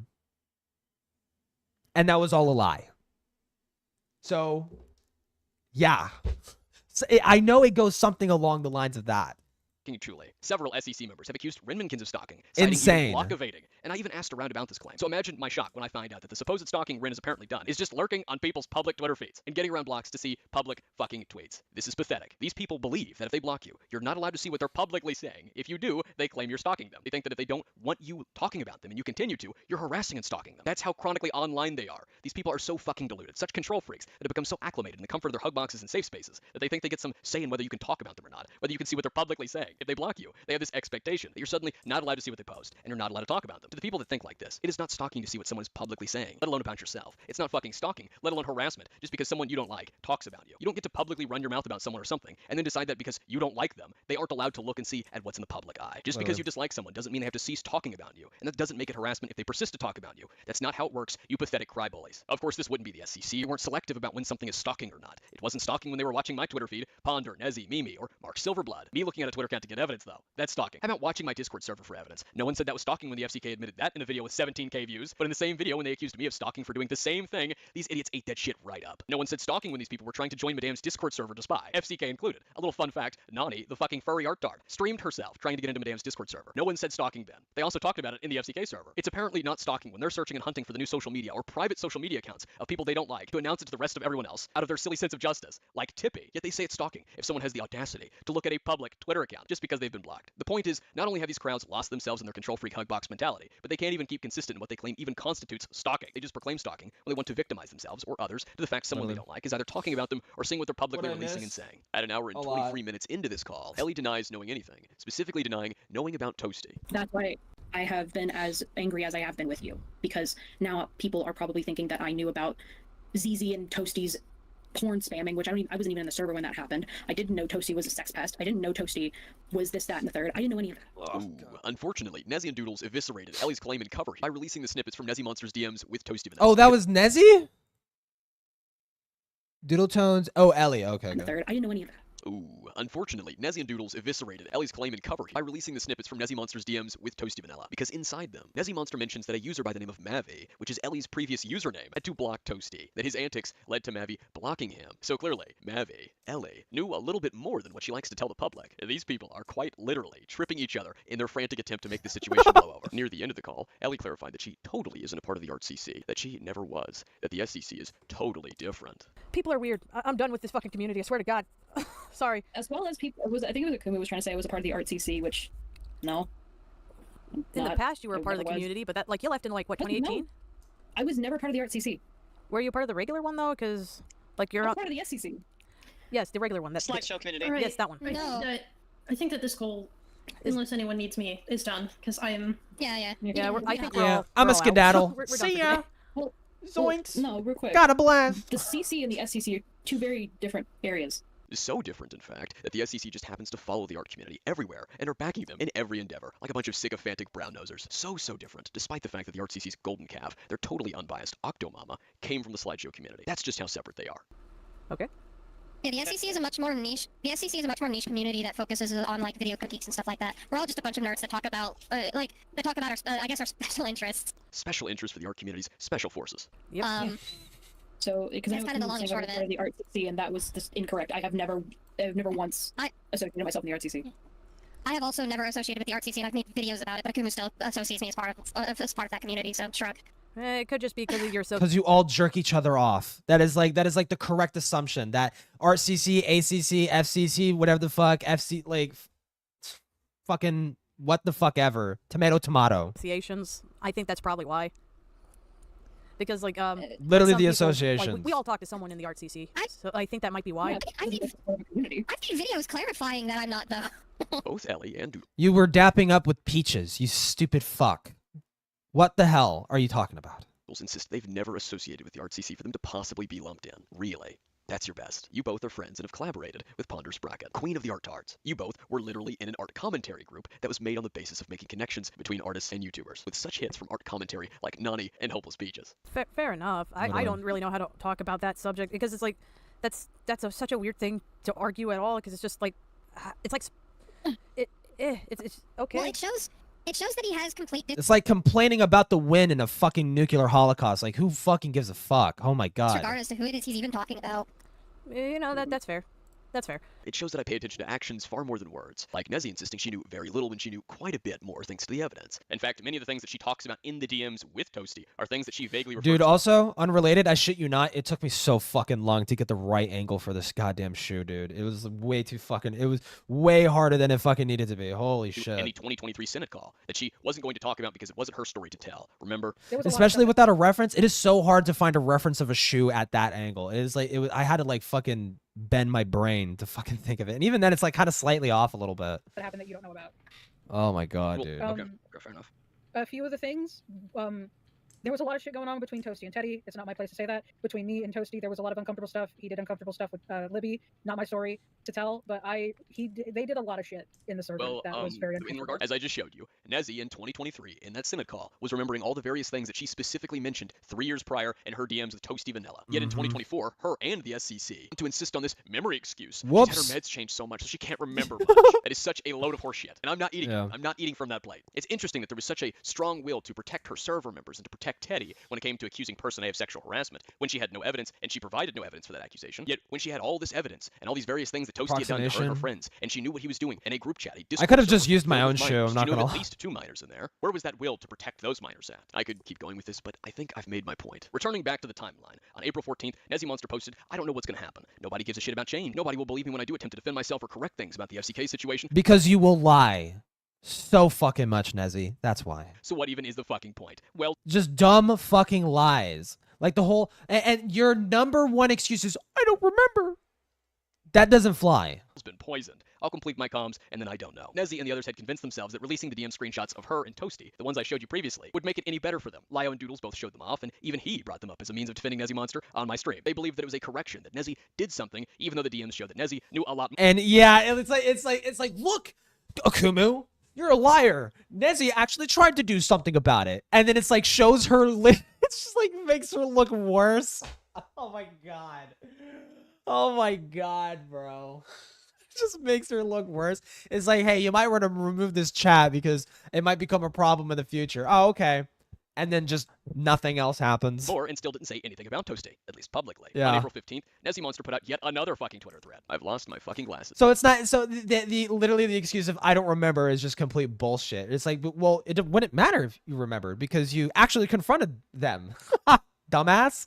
My med dosage changed, I had a spiral, and I've been bed rotting. But therapy is tomorrow, so there's that. There's more to the FCK situation than people think because a lot of stuff didn't happen in there. It happened in private. It's complicated, but will be explained. I've also been talking to my therapist about this because the situation is a lot more complicated. Don't get me wrong, I shouldn't have posted what I did. I was 19 and all I thought was, oh, these people are around my age. So that's why as I got older, I locked all my stuff as being for adults. My Twitter, my server, my streams. I'm more careful because I'm older and I have an audience now. I want to keep them safe. There it is, and I don't want to disappoint people. Call me selfish, but I don't like letting people down. Makes me feel like shit. Then on June 4th, she made a tweet about how it was Gay Month and you weren't allowed to be mean to her. Some people, myself included, thought she was trying to use that as an excuse for the FCK shit. So others continued to question her. Her reply said, "Get off the internet, you scumbag." And she countered with, "Make me bitch. I ain't leaving because I was a dumbass when I was 19. This eventually led to Nezzy Monster addressing the backlash that she was getting, or as the SCC and ArtCC would inconsistently call it, the harassment she was getting. If you for real thought this post was shielding myself from criticism, you are a fucking idiot. I have apologized numerous times. That shit also not only happened 4 years ago, but when I was 19. Of course I think differently now, you dipshits. Touch grass." Person who just said she was bed rotting is telling people to touch grass. Whatever. If it isn't obvious from the last 3 times she's put an emphasis on her being at 19 at the time, particularly her, "I was a dumb 19-year-old, so I didn't know any better." Nezzy is hitching her wagon to the "I was young, dumb, and naive" excuse, which is very interesting considering she did know better at 19. So let me give you some examples. In March of 2020, the collab with Ponder, Nezzy was 19 when she made it and released it. She was talking about protecting young artists in that collab, that being one of her reasons as to why she was in support of cancel culture. Previously, we went over how she condoned cancel culture. Anyone who condones it, why? First off, that's my question. Why would you condone it at all? I condone it in instances where people are scamming their audience out of money by claiming that they're suing the YouTube community punching bag, and when that's brought to light from a single artist speaking up and shining a light on a past of problematic behavior. I condone it when this person has a history of being shitty towards. This community is literally just a bunch of Mudahars. It's just a bunch of, well, hold on, to be fair, Mudahar, well, I mean, no, he kind of did defend a little pedo shit here and there with Nox. Despite his public disavowal of Lolicon. But no, it's literally just a bunch of Mudahars. It's like, oh, I'm going to publicly try to reap as much clout and social credit from calling certain already unfavorable people out online, but the millisecond people start putting a magnifying glass to my shit, I start fucking squealing and crying and fucking going into my little hidey hole. There's multiple artists because I want to protect other artists who can't resist her 2-for-1 exposure deal. Plus, you know, cancel Onision. Oh yeah, cancel Onision. She turned 20 on June 12th, as her DeviantArt account lists her birthday as June 12th of 2000. So since Nezzy puts emphasis on her being 19, what about when she was 20? In August of 2020, she was 20 years old, and that was when she accused Toasty Vanilla of sexual harassment in their DMs, where she cited him showing minors porn, having porn made of his friends, sharing it, spamming it, where she brought up V Omega showing minors porn, citing it as a bad thing. Yeah, I don't want you know, this is really starting to shape up like a V Omega situation, like comparing him to a literal fucking pedophile who was spamming porn to minors to try and groom them. Like, Jesus fucking Christ, man. Come on. A few days later, she publicly falsely accused a 16-year-old of sexual harassment under the sentiment of protecting her server and protecting Teddy. Her first instinct upon finding out about the supposed sexual harassment with Teddy was to call it out. Why not with Toasty then? If Nezzy Monster truly literally didn't know at 19, did she learn the day she turned 20? If she didn't know any better at 20, why did she publicly accuse Person A of sexual harassment? Nezzy has insisted that she had no malicious intent with accusing Person A, that she genuinely believed he sexually harassed Teddy. If we're to believe that, it means— Isn't it so fantastic how literally all of this wraps back around to Akumu? Like it's literally, it's like God giving Akumu like the fucking holy grail that he has been working for this whole fucking time. All these people that fucked with him in the past are now getting their just desserts. Like and it has to do with how they were treating Akumu. Like it wraps back around to that. Like it's just like, oh, if you were just 19 and you didn't know any better, then how come these actions that you made against Akumu, how come you knew to call that out but not this fucking shit, right? Like Her Oh my first God, instinct it's was to so call it rich. out. It If is Nezzy so. wasn't being Oh malicious my and God, truly the wanted to irony. protect people from sexual harassers, and that's why she It's publicly God's accused chosen, Person yeah. A. Why didn't she publicly accuse Toasty? Nezzy very clearly knew better, because she used the justification of calling out sexual harassers, of protecting her server and protecting Teddy as the reasoning for falsely accusing Person A. But for some reason, that didn't apply to Toasty. How about the fact that Nezzy knew that lying was bad at 19, considering she got onto Madame for lying when she was 19, yet lied about me when she was 19. In October of 2020, when Nezzy was 20 years old, she lied in Ponder server, covering for Toasty, because Renmankins accused him of the same shit we're talking about now. In the Twitlonger in January of 2021, she lied about me claiming I withheld the evidence from her. So on top of Nezzy being shown to know better by her words and actions when she's claiming that she didn't know better, she is wanting charity and leniency for being 19 at the time, something she herself didn't want to give to anyone else. Whether it be Chuli for how Chuli reacted and talked about Feghost when Chuli was 16 and 17. Chuli was completely justified, but because Feghost was liked by these people, how dare she talk about him? It was too mean. Never mind the fact Feghost had Chuli believing that he sexually assaulted two people and wanted her to stay quiet about it. That is That I think Feghost was the guy who groomed her. But at the time when Akumu made this video, this information wasn't out yet. Chuli's video didn't come out yet. some demented shit. But how dare Chuli be mean to the degenerate? Lastly, how about me? On the surface level, it looks like Nezzy and Ponder were lenient with me because I was 16, especially from the constant grandstanding and belittling with my age. Many in her audience loved to claim they gave me the benefit of the doubt, except for the fact they falsely accused me of attempted doxing, lied by omission after falsely accusing me of doing that, withheld inconvenient information from their audience so that they could falsely accuse me, twisted my words into something entirely different multiple fucking times. There's plenty more, but all of that done with hundreds of thousands watching those very videos. So Chuli and me at 16 were not given any charity or leniency, but she wants that because she was 19 for part of the time. Fascinating how that works. 3 days later, an artist on Twitter publicized a Google document that contains screenshots of their conversation with Nezzymonster talking about the FCK server. I already went in depth on this document in a TISM report, so I'll link it below if you'd like to see it in full or fact check me, because I'll be summarizing it here. The artist asked Nezzymonster for an explanation. Why didn't Nezzy see the Slimmer's porn chat as a problem? Specifically, why she worded it as could become a problem. And Nezzy told them that she couldn't remember her mentality at the time. I couldn't remember. Yeah. She understood the accusation, but denied knowing about the fucking grooming. Then mentioned Thuman's video, and that it will explain more because she's interviewed by Thuman. In another reply, she said that nobody gives a shit that the victims themselves. Isn't it funny? Like, this is like the #1 go-to fucking excuse for all these shitty fucking people, dude. They get caught up. They get literally caught in the fucking act. It's like, it has to do specifically with actions taken in the past. Like, you see Creasman Pasta doing this too. It's like he says, "Oh, I have no idea who these people are. I don't remember these people." Ha la ha tee hee la la la la la la. But then it's like you dig further. It's like, well, you met up with them in real life several times. You collaborated on multiple fucking projects with them.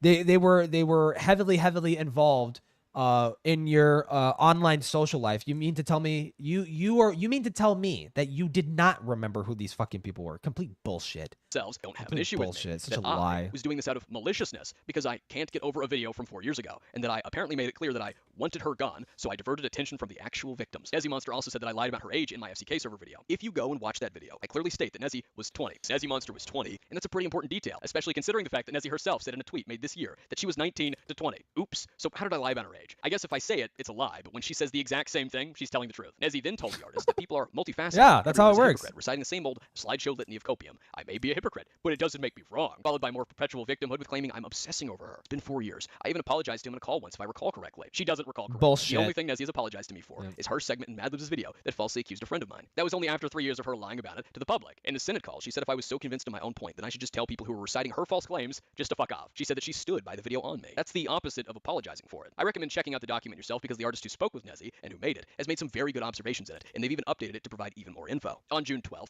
Nezzy quote retweeted someone who shared a screenshot from her DMs with Toasty that contradicted Nezzy's own claim, and they accused her of lying. First off, didn't lie. Second, I'm aware his stuff is still up. I said it can't be seen as because I wasn't 100% sure if it was because of their ages and because it was a word of mouth. I also had no evidence, and Teddy has been known to lie to me and others. There are a couple of problems. No First, evidence. This doesn't actually explain anything because Toasty admitted in their DMs that he was sharing porn with Teddy. He had a confession from him, and Nezzy knew he was doing it in the FCK server. Yes. Second, Nezzy didn't need evidence to accuse my friend of sexual harassment, and according to Teddy, Teddy didn't even say it was sexual harassment, just that she was uncomfortable looking back. So why did Toasty back in 2020 get such leniency when there's not only a fucking confession, but also what Nezzymonster watched him do in the FCK server? Again, my friend was publicly accused of sexual harassment a couple of days after she privately accused Toasty of that. Third, a known liar is accusing someone else of being a known liar. Pot meat kettle. In 2020, Nezzy accused me of lying. In 2021, she lied about me withholding the evidence from her when she withheld the evidence. Just a few minutes ago, I went over that she lied to the artist, telling them that I lied about her age. Now in this tweet, she's saying Teddy is a liar. Do you see the pattern here? Fourth, while I won't dispute or defend Teddy, I have a question. Nezzymonster called Teddy a known liar right here in June of 2024, but previously in April, Calling the victims liars. God. Oh my God.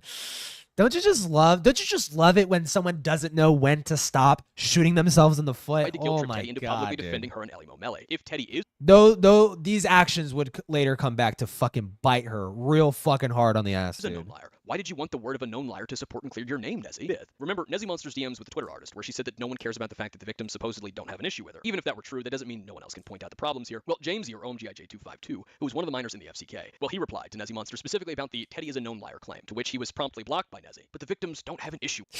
God, dude. Oh, everything's starting to click together. I'm remembering the Lio call. Yeah, I'm getting so fucking like antsy because it's like I'm remembering the attitude, the fucking attitude in the Lio call. Oh my god, dude. It's so palpable. It's so like you could just she just sucks. With her, though. The excuse that was later given was that Abby, AO Speedwagon, Nezzy's boyfriend, was blocking people. June 13th, Nezzy tweeted, I'm not talking about the FCK anymore. I am 24 and I was 19. It has been practically 5 years. I am done. I am not that person anymore. As much as I wish I could change things, I cannot. I am moving forward with my life. Isn't it so funny that people are taking things from the past and holding you account to it? Isn't that so brutally ironic? Because they did the same. They are continuing to do the same fucking shit with Akumu, and those are complete lies. Those are complete lies and heavy exaggerations, right? And Akumu's proven. He's literally proven it. He's literally proven it. So isn't that fucking ironic that she's complaining about having her feet held to the fire for stuff that she did in the fucking past, when she literally did the same thing to Akumu, except those were fucking lies. Then on July 25th, she put out another Twitter thread about it. I thought Nezzy was done talking about the FCK.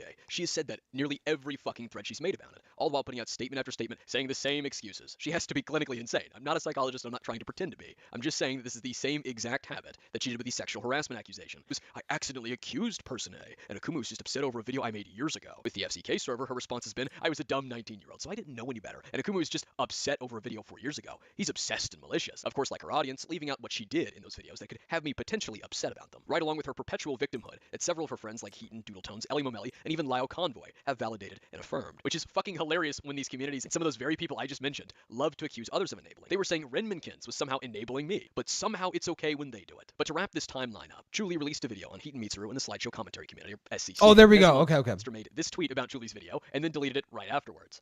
Nezzy Monster made this tweet about Julie. Calling me a groomer enabler while ignoring the multiple times I called them out and cut them off is fucking wild. Go fuck yourself. Take your AI bullshit and go away. Stay mad. Fucking everything and everyone. Stay mad. He chose me over you. Live your life as a vindictive person. Bye. Bye. She is talking about her groomer. I think, am I misremembering this? I think she's talking about her groomer. She is dating her groomer. Video and then deleted it right afterwards. A little odd considering deleting tweets is bad and it means you're trying to hide something per her own standard. Oh, ponder. Are we going to talk about that contradiction? Is anyone in the SEC going to speak up and accuse and condemn Nezzy like you all did me? Of course not. Nezzy Monster then privated her Twitter account because Elon changed the block feature so that it no longer hides your tweets from the people you've blocked. Shortly after that change, Nezzy nuked her account to run to Bluesky with another public account under the exact same name. She's made various posts complaining about the flack that she's gotten, one of which is defending herself or just in general defending the act of deleting comments. You know, something else she and Ponder also got onto me for, but hey, it's okay for her to do that. 16 when all this first happened, yeah. Where is the art and slideshow community's moral arbiter? Apparently the Judge Judy of the art community, or Justice Incarnate, the big bad Ponder Sprocket. They've insisted that she completely and thoroughly debunked me, proved me wrong, who apparently disproved me, slaughtered me, tore me apart, tore my video to shreds, who burned me, who shit-rocked me, who would tear me apart if she responded to me in just a robot. This is one of my favorites from a longtime Ponder fan, Izaki-chan. Yes, it's him. You know someone is fucked up when they don't change after being called the fuck up and roasted by Ponder. So where's your god now? Where's your Queen Octomama? She sees you're begging, you're pleased for her to do something about me. She watches from the sidelines and has only said one thing, that she's avoiding talking about me or responding because I'm going about this in a destructive way. I've been transparent to a fault, many of my faults. I've been correcting myself the times I've been wrong, whether in the past or present. If such transparency is destructive ways, what does that imply? The truth only ever harms deceit, deception, and misinformation. Ponder Sprocket commentaries are apparently made to showcase and criticize wrongdoings and contradictions, to dispel false narratives. Her audience sure loves to claim that she does a great job bringing light to the facts and dispelling misinformation for good resolution. So why in the 4 years this has gone on has she said nothing about any of what I've gone over? I don't mean just the FCK server either. There's plenty that I've gone over in this very ridiculously... All this shit happened because of dumbass misunderstanding over fan art. A little bit more than that.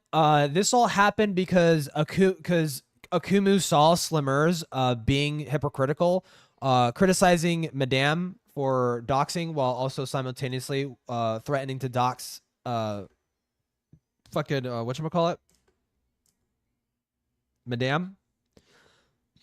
and also lying and heavily exaggerating the situation at certain points. Like basically saying like, hey, hold on, let's be a little bit more critical here. About this whole Slimmers situation, and this entire fucking community just pounced on this one fucking 16-year-old, and like and it's just, oh my god, it's just so brutally ironic.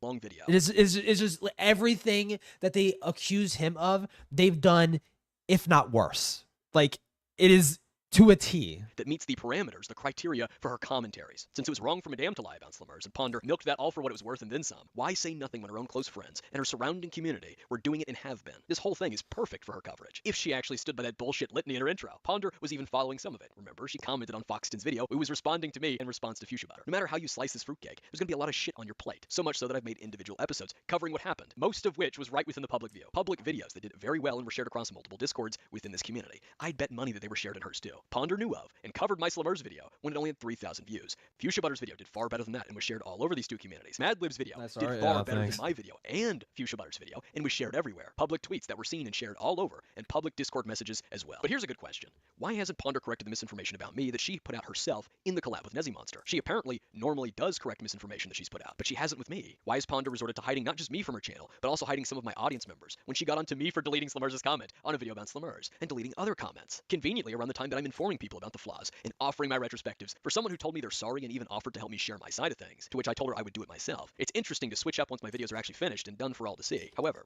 if I say it's damage control and trying to mitigate people finding out, her audience and defenders will say it's a bad faith assumption. I want consistency, real transparency, and acknowledgement of what really happened, because they keep avoiding acknowledging or acting like I'm the problem for talking about it. I don't have the size Ponder does, nor what the FCK had, and that audience will keep denying it and keep blaming me unless Ponder says it so. We saw that with Heaton and Chuli. The second Heaton found out Ponder disapproved of her antics with Chuli, she changed song and tune and apologized to Chuli, because these people don't stand on or buy anything that they claim to, what they tell you, the public. So what do you, the people who want Ponder to respond and come swinging at me, what do you expect Ponder to do? To tell you what you want to hear, just to give you the comfort and hope that she's tore me apart. You already glaze everything she does, but you want her to further contradict her public image that she's built, the litany intro that she's got, and die on this hill with the others. There's nothing to gain and plenty to lose in her doing so. What baffles me as I look back on all of this, as I've been looking back and editing this for you all, for communities hellbent on insisting I was the immature party, on insisting I'm so immature, it sure is odd that I, the 16-year-old, was the one who was direct, open, and more than willing to discuss it directly with you all. It was you all and your favorites who banned me at every turn and ignored everything I talked about. I was direct with the FCK in an attempt at conversation. I tried several times throughout 2020 so that things could be cleared up. They didn't care and they didn't want to. Despite how pretentious or mean I was the one who tried to talk it out directly and even privately before they made a giant fucking mess of their false claims. A mess that inevitably I would have to clean up, which is another reason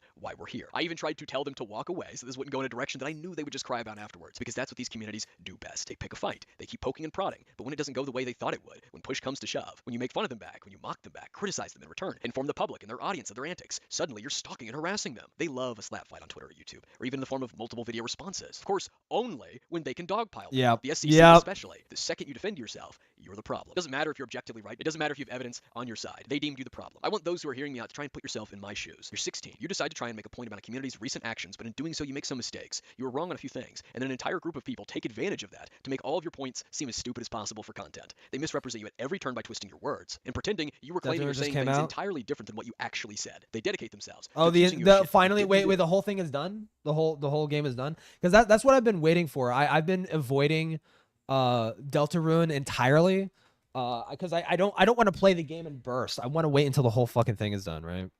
Falsely accusing you of deleting tweets to hide shit or deleting videos to hide them, of attempted doxing, or that you're working with doxers to dox people. They doctor screenshots. I still need to beat Undertale. Lie about Google documents you made to try and victimize complete fucking nut jobs. Their audience gives a massive outcry over what these people claim you did. Some of the things that they accused you of doing, they did themselves right afterwards. And that same audience didn't say a fucking thing. For example, deleting comments. Everyone holds that against you even after you stopped doing it. Yet no one talked about it when they did it. Fuchsia Butter, Ponder Sprocket, and recently Nezimonster who switched up on that. They said that you deleted your video when you didn't, but didn't say a fucking thing when the FCK members deleted theirs. They said you deleted tweets and comments to hide evidence against yourself, which is assuming your intent is something they claim they don't like. But when they delete their own tweets, their own comments from others, or just evidence against themselves, nothing is said from those same people who tried to hold those claims over your head. While these people are smearing you, they're doing shit in their private little hug box that's far worse than what they accused you of doing to begin with. All the while, they're making fun of you and using you for views. The collective audience of thousands. So an entire community then also make fun of you and repeat the same false accusations. Anytime you try to talk to these people directly or even advise them to walk away, it's thrown right back in your face. They tell themselves you're bluffing and that they don't take you seriously, but then when it doesn't play out like they wanted it to, they pretend to be a victim of your supposed harassment because of mean tweets and comments. You accuse them of what they did, and they misconstrue that so that people don't get a clear view.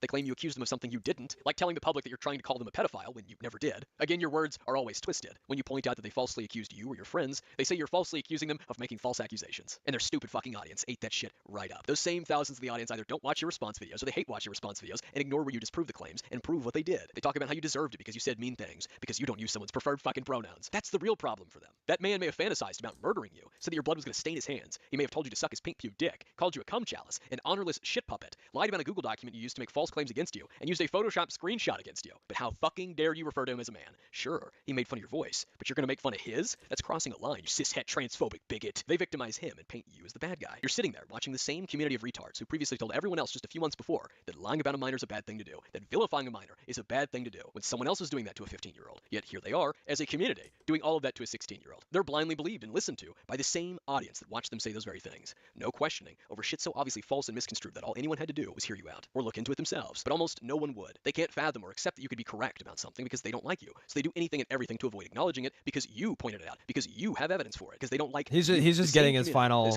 is like this. Both sides should be heard out. It's important to listen to both sides. Ignored yours. The few that didn't outright ignore it would rather ignore your points and issues to complain about your language and your insults. These people could insult you all day, and they loved it. You knew no one was going to come play Captain Kirk to defend you or protect you like they claim to do with other Oh my god, how the fuck? We still oh, no. We still got 30 minutes. I thought he was capping off the fucking video, dude. We still got 30 minutes left. No one else is going to dispel this false Oh my no god. Wonder Sprocket to swoop down from the art-tard heavens and lay down some accountability. No, she partook in it. You are going to have to dispel this narrative yourself. Anytime you try to get your side out, you're told by their audience that you have an ego, that you need to realize and see where you were wrong. You're a narcissist, that it's pointless to respond, that no one will ever listen to you, that you might as well delete your channel, 7 that you chapters? have no credibility. Okay. The same people who insisted mean YouTube comments and mean tweets classify as harassment. And as of recording this video, I just received some screenshots of him saying in a server that he hasn't harassed anybody for months and that that's a false claim against him. The best part is, I didn't harass anyone. I had 3, technically now 4, interactions with Slimmers. There is no history of harassment. Well, if that is true, which I'm sure that it is, there should be no problem with me putting a bunch of tweets directed at certain people on the screen right now. If you're not watching this video but you're listening to it, I really encourage you to switch back over here right now for just a moment and take a look. Are you here now? Okay, good. Now, I don't want you to look at the actual tweets. I'll still be going over them later. You can still read them if you want. But what's important for this is I want you to look at the people who are tagged and the dates of the tweets. You'll notice something very interesting. That being that these tweets directed at specific people with no provocation or actual conversation being had are over a period of months. Huh. If only there was a word for going out of your way to bother and harass people for months on end. Or maybe a term. I wonder what it would be called. Another huge reason that I'm making this video is because, unfortunately, this kid has started to gain some traction. He started to gain a few little cronies who want to participate in his harassment, as shown by everything I'm showing on screen right now. And that's not okay. I believe it is trying to say that the consequences of the phone number being released isn't real. I don't see how. It was a number that you could contact Slimmers at. It just happened to be a number she could disconnect very quickly when that harassment started. And that number being fake hasn't stopped people from harassing her. As you can see on screenshots on top of screenshots we have of you, Akumu, sending hate towards Slimmers, saying you were going to punish her.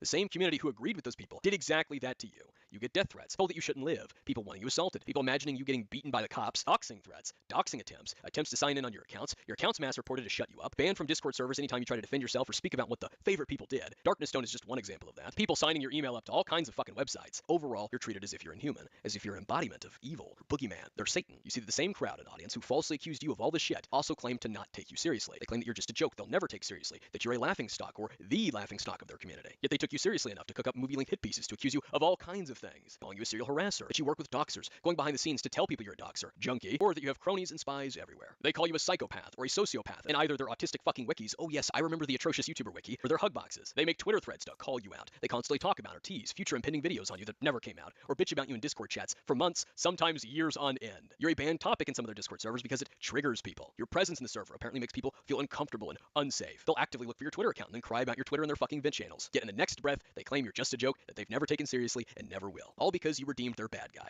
They could do whatever they want to you and against you, regardless of the fact it contradicted their previous moral standards that they claim to have. If you make comments and tweets, it's harassment. When their favorites or their audience did it, it wasn't. It was calling you out and holding you accountable. They can make fun of you, but if you do it back, it's harassment because you're the bad guy. They can tweet about you and comment on your videos, but if you tweet about them or comment on their videos, you're harassing them. They can falsely accuse you of shit. Them the shoe looks slightly off. But if you point out how it's false, prove that they've done the same thing they falsely accused you of that caused so much outcry from their audience, or that they did something far worse. Zero outcry from that same audience. Your discrepancies such as deceit, false accusations, accusations and misinformation are ignored. Anything and everything to downplay and not acknowledge it. Instead of acknowledging that they as a community enabled, validated, and partook in a smear campaign, false accusations which have followed you for years, they omit that and say that you're just petty or obsessive because you're talking about it. They say you're the liar. If not a liar, you're obsessed, malicious, bad faith, dishonestly framing, upset that they rightfully called you out, salty, coping, seething, or malding. They dodge acknowledging it, just like Ponder is doing. Now tell me how you would go about handling that. Because the art commentary community and the slideshow community think I was just supposed to sit there and take it. Any response I gave was twisted and cried about. How dare I make fun of them back? How dare I make mean tweets? Anything and everything I did in response was called harassment, doubling down, and refusing to accept where I was wrong. I couldn't take criticism and admit to my faults, all because I refused to placate and kowtow to their false claims. Because I didn't pretend and go along with what they said I did. Them and their favorites enjoyed lying about and making fun of me, but if I enjoy telling truths about them or making fun of them,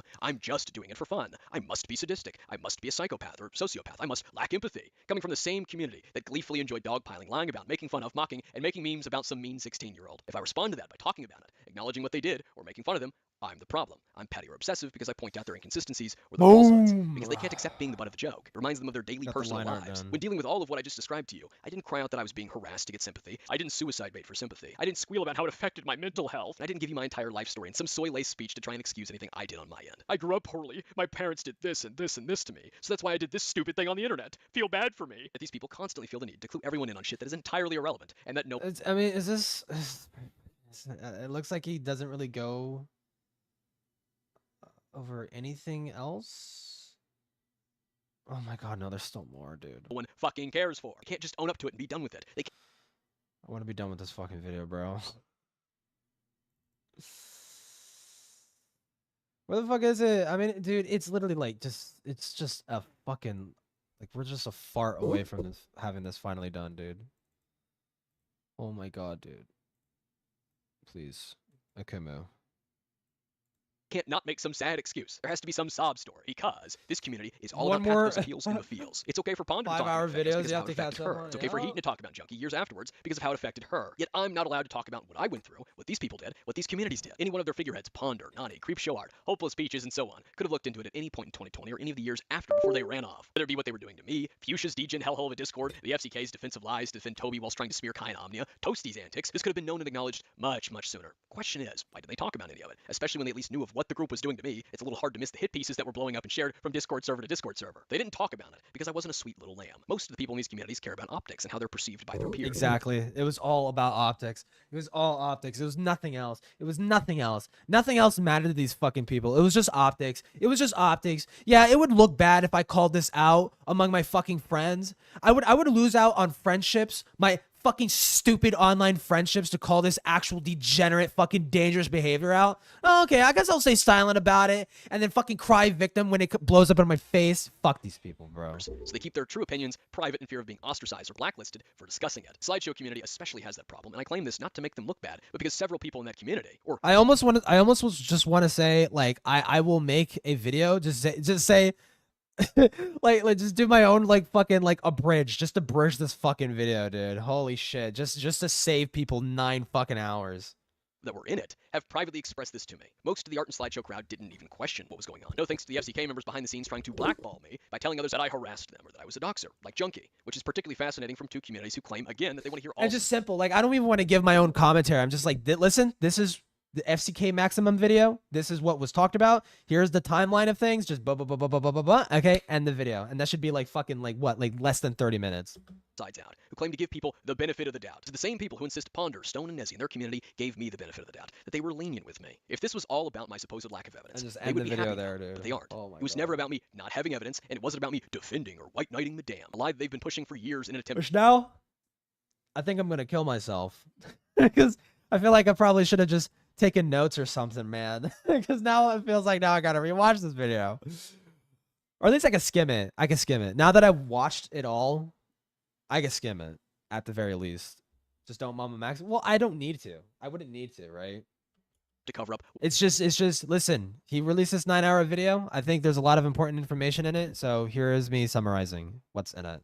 what really happened in 2019 and 2020. This is about me having the gall to question their Yeah, thank fucking God there's no need for it. consensus and make fun of their community, to not take their crusade seriously, because I didn't participate in the politics they deem the proper politics. Hence the ad nauseum bitching and squealing about my transphobia that you've had to deal with throughout this entire video. I said mean things in my videos. I made mean comments and tweets. So they thought a community-wide mockery of me, dogpile and smear campaign of false accusations would teach me a lesson and shut me up. That's also why they call I know, I get it. Okay, I'm skipping ahead, dude. I have to skip ahead, dude. more of a laughing stock with only a few equally childish and idiotic supporters. When someone accused me of using alts to dislike the collab. Oh my God. Is this just a conclusion? Please tell me this is just a fucking conclusion, bro. Like okay. What is this about? In their collab. These people have been doing that for years, and C, downplay what they actually did in the collab and act as though I'm the problem for acknowledging and talking about it by claiming I'm salty over it. However, in this case, it's that I'm malding or seething over it. It's more convenient for the narrative if they present it as though I'm in the wrong for speaking about what Ponder and Nezzy did, rather than acknowledge what Ponder and Nezzy. To be fair, Akuma is still ass mad over Ponder and Nezzy calling him out being entire Slimmer situation from little eons ago. Okay, and retard. We could toss him into the ocean and he'd still be saltier than the ocean. Wow, good one. And Tyler won. Well, good one.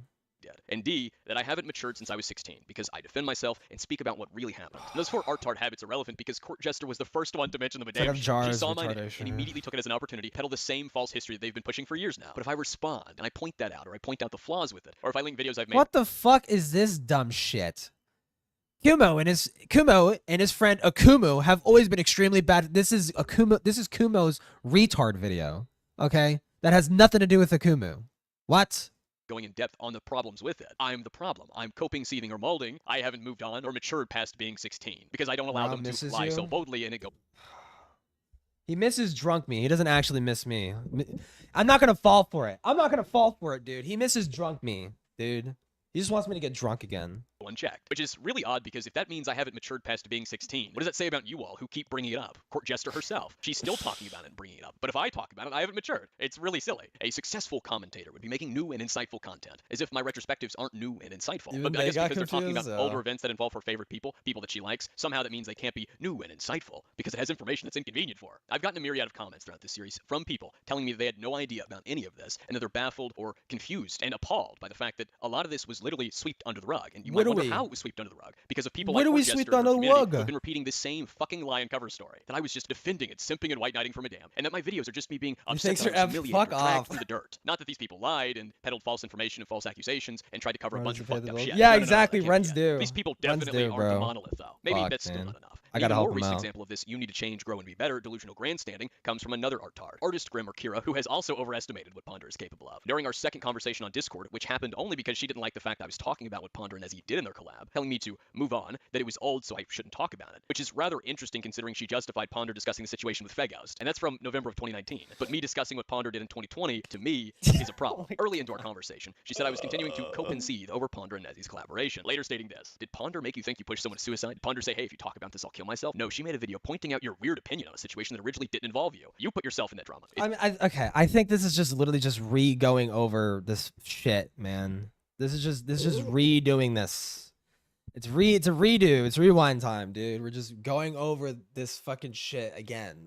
Like, it's interesting that Kira puts emphasis on the fact that I wasn't originally involved in it, but I put myself in it. Because Ponder also wasn't originally involved in the Slimmers and Madame situation. She put herself in it and went as far as smearing me so that she could ride the coattails of it. But I guess that's okay. Ponder didn't get that option. Instead of holding on to it, grow, change, and become better, prove her wrong by acting better, not spamming hate everywhere she's mentioned. Yes, because informing people what she did, what she and Nezzy did, is spamming hate. Like I just showed earlier, over-dramatization and exaggeration for victim points, while belittling and downplaying what they did to make me look ridiculous or in the wrong for talking about it. But again, they're definitely not a monolith. Gotta get that runtime. To be fair, I don't think he's shooting for runtime.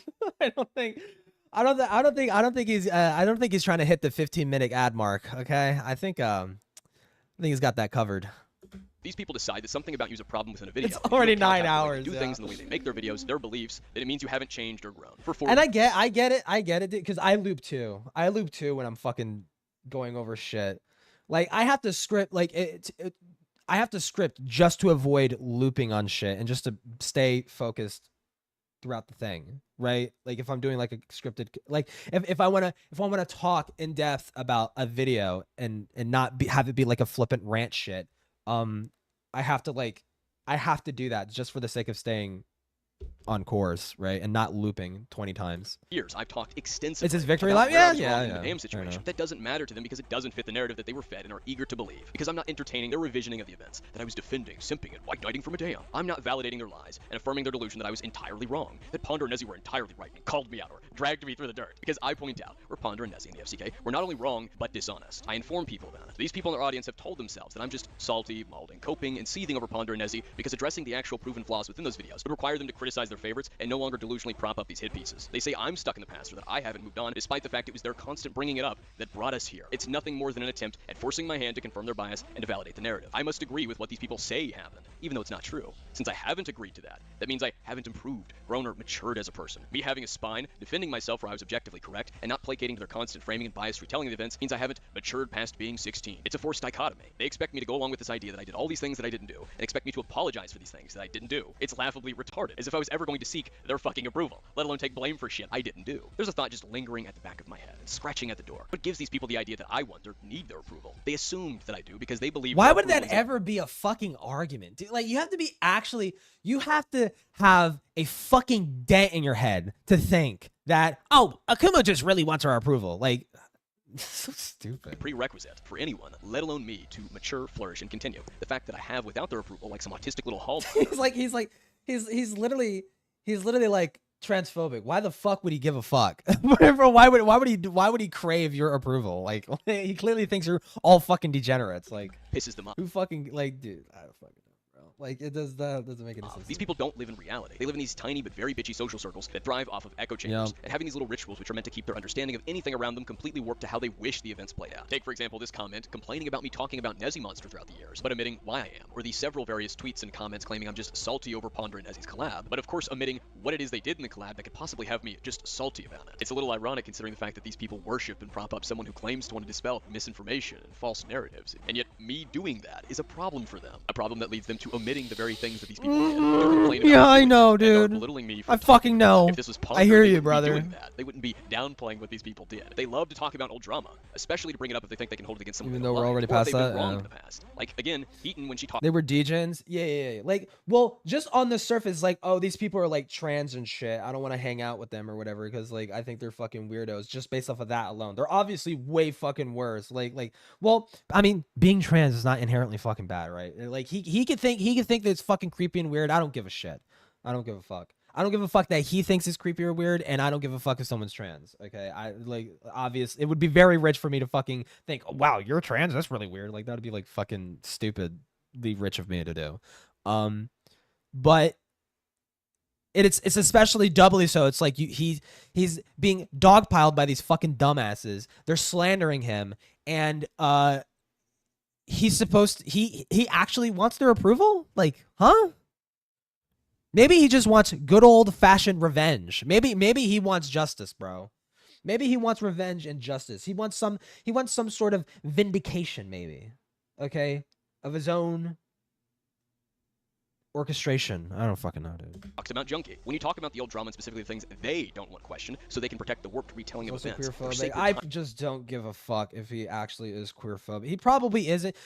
He's so, I mean, so far he hasn't been like incessantly like he's transphobic because he's like deliberately not using the fucking person's pronouns and shit like that, which is just yeah, if you're going out of your way to do that, it is transphobic. Okay, you are being transphobic to like refuse to do that and fucking, you know, being adamant at disrespecting the person based on their status as a trans person. Like, it literally is just based off of their status as a trans person. Like, you don't want to respect their fucking pronouns and shit, right? You would respect the guy's pronoun if I, a male, I'm male and I identify as a man. If I were to go up to fucking Akuma and be like, hey, can you use he, him pronouns? He would respect it, right? He's disrespecting it because he is transphobic, but I don't fucking care.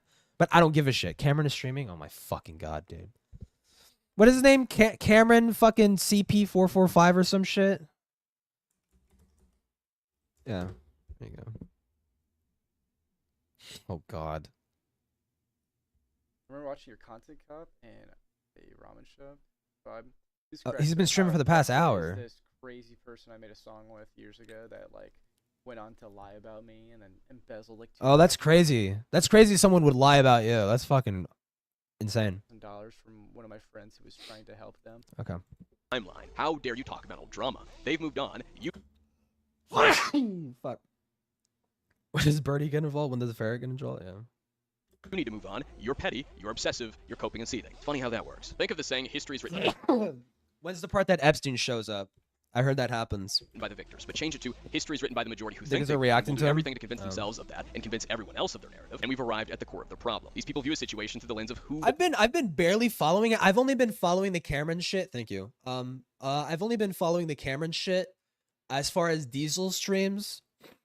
Because I mean, him being personally involved, like I would be interested to hear from him. I don't really want to. I mean, it sounds interesting, but I don't know, dude. Well, I mean, didn't Cameron got I know Cameron got confronted by Dickers and shit like that, and Aiden, and I saw that, but I mean, is it really that? I mean, Cameron's a fucking lying piece of shit, and you know, just by his own actions, it did kind of it looks like he kind of maybe sexually assaulted that girl at the very least. Like it does appear to be the case that might have happened, considering how much he's been lying and being deceptive about the whole fucking shit. But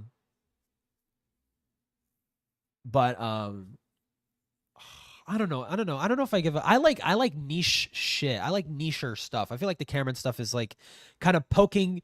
I mean, well, I say niche and I fucking the thumbnail is about the fucking idubbbz shit, right? But it's like, I don't know.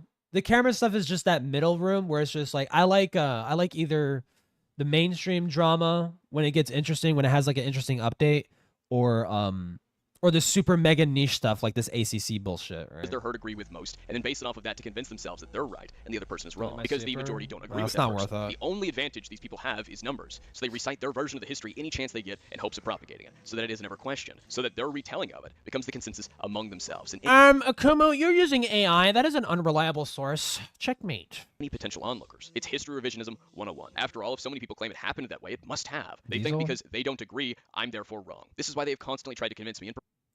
Cameron is using clips of me as a vouch. To be clear, I hate him, and neither do I want clips of me to be his support. He's a liar. If Cameron told me he was not the second shooter on the grass knoll, I start singing from the rooftop that we got the wrong guy who killed JFK.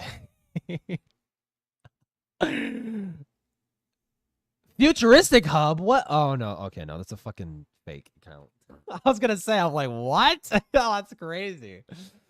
So I guess he's probably using old clips when him and Diesel were a lot more cordial, I guess. Proclaim that I lost, that I need to take the L. Because deep down, Has dried up. It's more Ethan glazing. Well, I like the Ethan.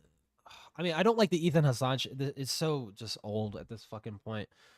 But I like watching idubbbz continually spiral out and fucking make mistake after mistake after mistake and fucking shoot his credibility, like beat his credibility to fucking find paste. Like, they know that's not the case. They just mask the reality to convince others of it. Now, this last bit is specifically to and for the art community, the Thank slideshow community, fuck. their audience, and even the FCK members. 2020, I told you people that I'd burn your community as a hobby. I told you this wouldn't end the way you wanted it to. In 2021 and 2022, I told you to leave it be or we'd reach this very point. I mean, this is like a super mega justified like victory lap. Like this is a victory marathon, dude. I was gathering a glory and cooking up something real special. You didn't take it seriously. After all, why would you? I was just some pretentious 16-year-old that you gay-opped, lied about, and smeared for a year with several hit pieces. And you defended the people who lied Not and even made about such hit Israel pieces, and Palestine. It was continued to never penalize about false Israel accusations years after Palestine. That's fact. the funny What could part. possibly come of that? You should be happy, because this is what you wanted. Why else would you continue to poke and prod if not because you sought the series I offered? You told yourselves that my promises, which you called threats, were empty, that I was bluffing, that it was adorable that I thought I was a threat, that it was cute that I thought I was intimidating. You people in your favorites extortion! openly admitted to using me for views and for content. Oh yeah, Mr. Gamer, did you see my fucking thing? Did you see my drawing? I drew this. Wait, hold on. It's gonna fucking fuck it up. There you go. I drew that. I'm very proud of it. It's very good. But then you say my series is just me content farming and cloud chasing. You threw Glory tantrums kill over mean words and compilation? fucking Yeah, literally. pronouns, but not the deceit and falsehoods from your favorite people that were about a 16-year-old, which is only noteworthy because you're the same crowd who said lying about a minor was bad. How dare Madame do that? Only to turn around and collectively do it on a scale Yeah, even so, greater than yeah. Madame did. You are constantly making excuses for your fuck-ups and the fuck-ups of your favorite content Fucking creators. awesome. That's even if you acknowledge what they did. You are perpetual victims, actively looking for any means of professing yourselves or others as victims of X, Y, and Z. And your favorite thing that you love to play victim to is harassment. Anything and everything you don't like is harassment. I make tweets, it's harassment. I make YouTube comments, it's harassment. harassment. You think mean tweets and comments are harassment until you all are doing it, and you'll gang up on one. Okay, this is we're beyond the point of redundancy. Okay, I got it. I understand. I understand, Akomo. Okay. Komomo guy. I got it, dude. Some members badges, emotes. Wow, thank you, Beckett. I didn't realize Beckett was so gay. That's cool. I'm probably gonna end stream, and I might come back. Obviously drunk. We shall see. Anyways, bye.